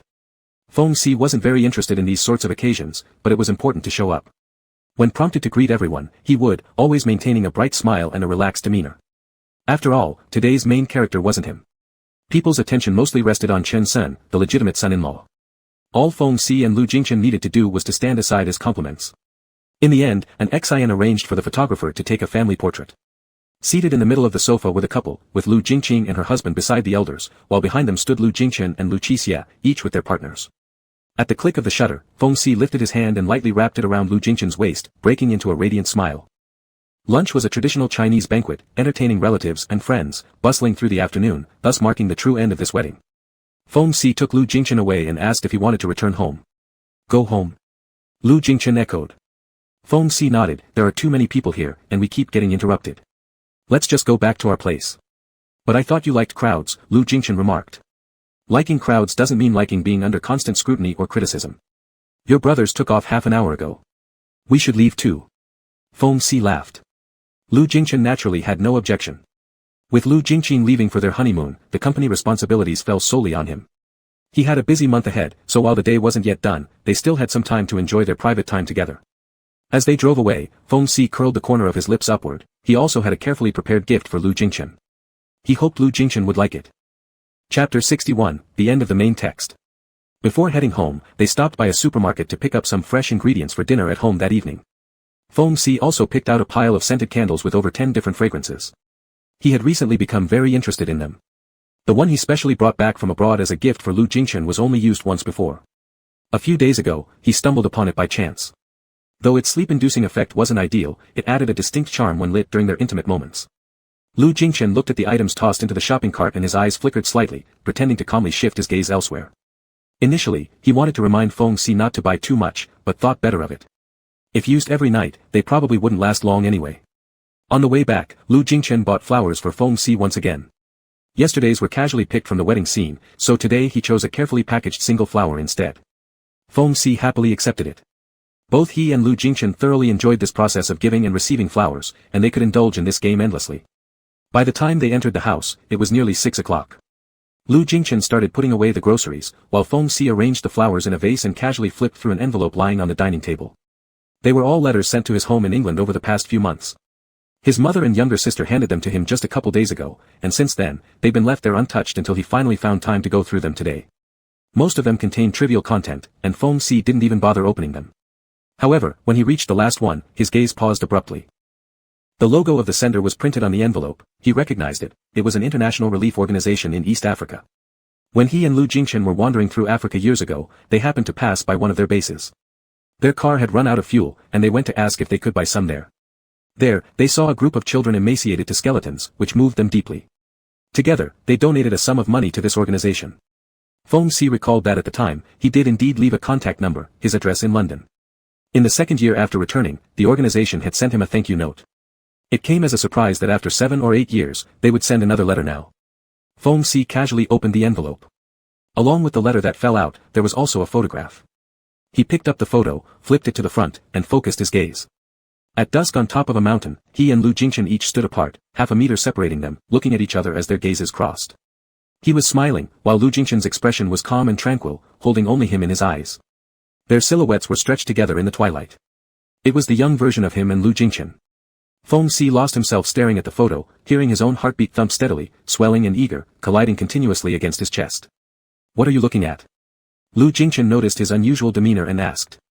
Feng Si returned to the present, lifted his gaze, and smiled at him, handing over the photo. Lu Jingchen's gaze fell upon it, similarly startled. Feng Si quickly skimmed through the content of the letter. The photo was taken as a candid shot by the staff back then. Not long ago, while organizing albums, they found this photo and thus mailed it to him. The letter also requested him to relay their thanks to Lu Jingchen, acknowledging his support and contributions to their organization over the years. Feng Si was somewhat surprised. Seeing Lu Jingchen still transfixed on the photo in his hand, his eyes lowered, appearing as though frozen in place, Feng Si reached out and lightly pressed down on his shoulder. "Alex, come back to Earth." Lu Jingchen raised his head, his gaze shimmering. "I didn't expect to have this photo." Feng Si laughed. "Yeah, what a pleasant surprise." He had always regretted that he hadn't managed to capture even a single photo with Lu Jingchen from those years ago. Once missed, 20-something Lu Jingchen was gone forever, and it was undoubtedly disheartening. Unexpectedly, amidst the passage of time, such a heaven-sent joy arrived before them. Once good luck arrives, it seemed like it could continue indefinitely. Passing the letter over to Lu Jingchen as well, Feng Si asked him, "Have you been donating to them over these years?" Lu Jingchen nodded slightly. "Every year, a fixed amount is transferred to their donation account." The signature left was also this name, Alex. "Feng Si, you never gave them your contact information, right?" Lu Jingchen lightly curved the corner of his lips. "No." Feng Si guessed as much. Back then, only he had left contact details. In those 3 months, Lu Jingchen was extremely cautious, leaving no trace whatsoever behind. He sighed with a smile. "Had I known earlier, I should have just asked them where the money originated from. No matter if we hadn't left our contact details, they'd surely know, and I wouldn't have had to search for you like a headless fly everywhere." Lu Jingchen wasn't quite sure how to respond. After a moment of silence, he stepped forward to adjust the open jacket draped around Feng Si's shoulders, lowering his head and muttering softly, "Sorry. I won't make you look for me again."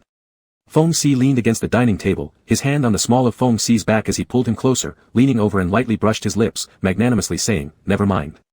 Afterward, they prepared dinner together, simple Western dishes, cooked in a carefree manner.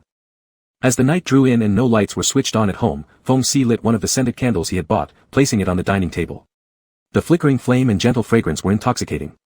While waiting for the oven to do its work, he casually turned on the record player that had broken several times but also been repaired several times. He placed a record, slowly cranking the handle.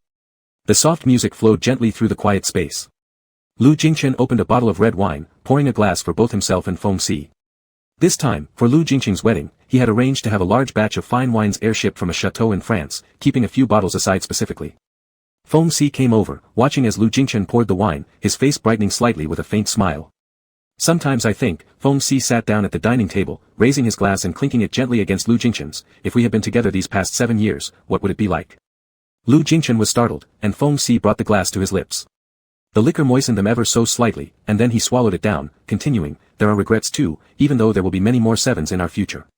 But those years between 20 and 30 are gone, such a pity. Lu Jingchen, I'm sorry." He was, in fact, the one who regretted most deeply, but once missed, things could not come again. There's no need to say sorry anymore, Feng Si set down his glass, shaking his head slightly. I'm not blaming you by saying these things.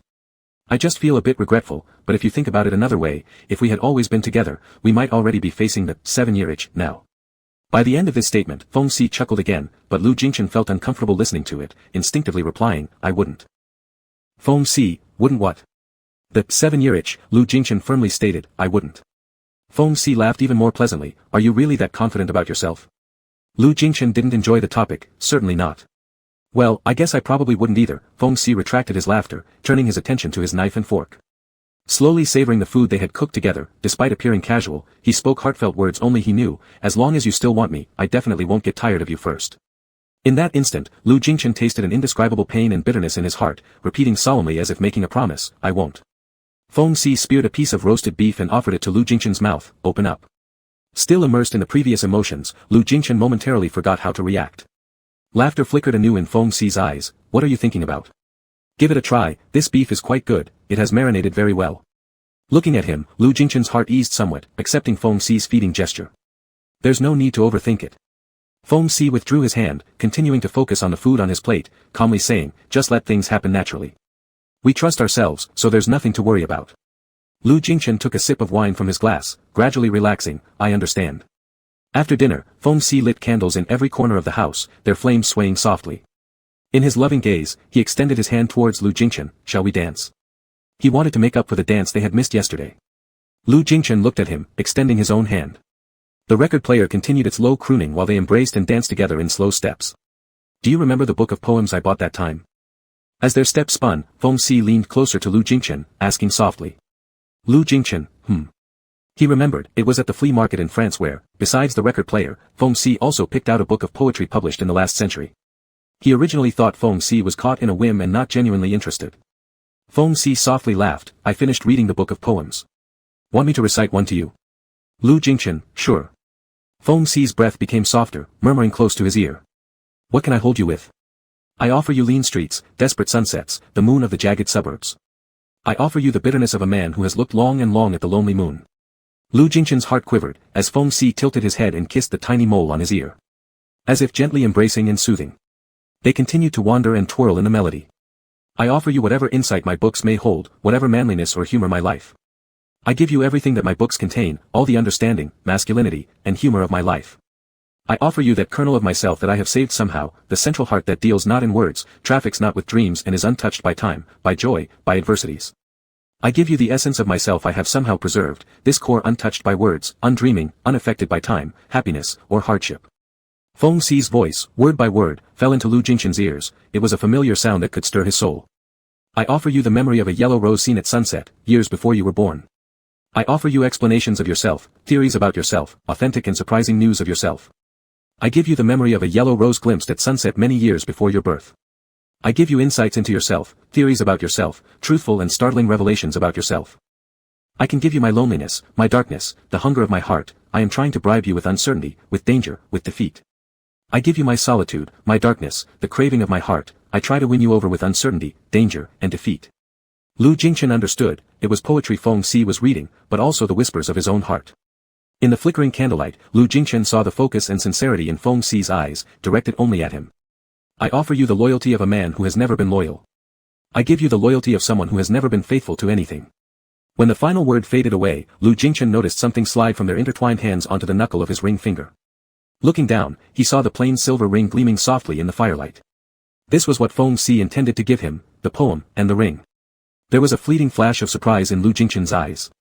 Feng Si's warm touch on his palm brought him back to reality. He noticed that Feng Si already wore an identical ring on his own ring finger. Let's get married.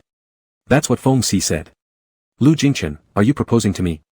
Yes, I'm proposing to you, Feng Si's gaze was firm and sincere. Will you marry me? Lu Jingchen stared at him, his emotions swelling. This man was carefree, unconventional, and he used this as a facade to confuse everyone around him. But it was this very person who pursued him relentlessly, pulling him out of the abyss with unwavering determination. He loved this man, and would continue to do so forever. A soft smile began to spread across his face, and finally, Lu Jingchen nodded. All right, let's get married. End of story.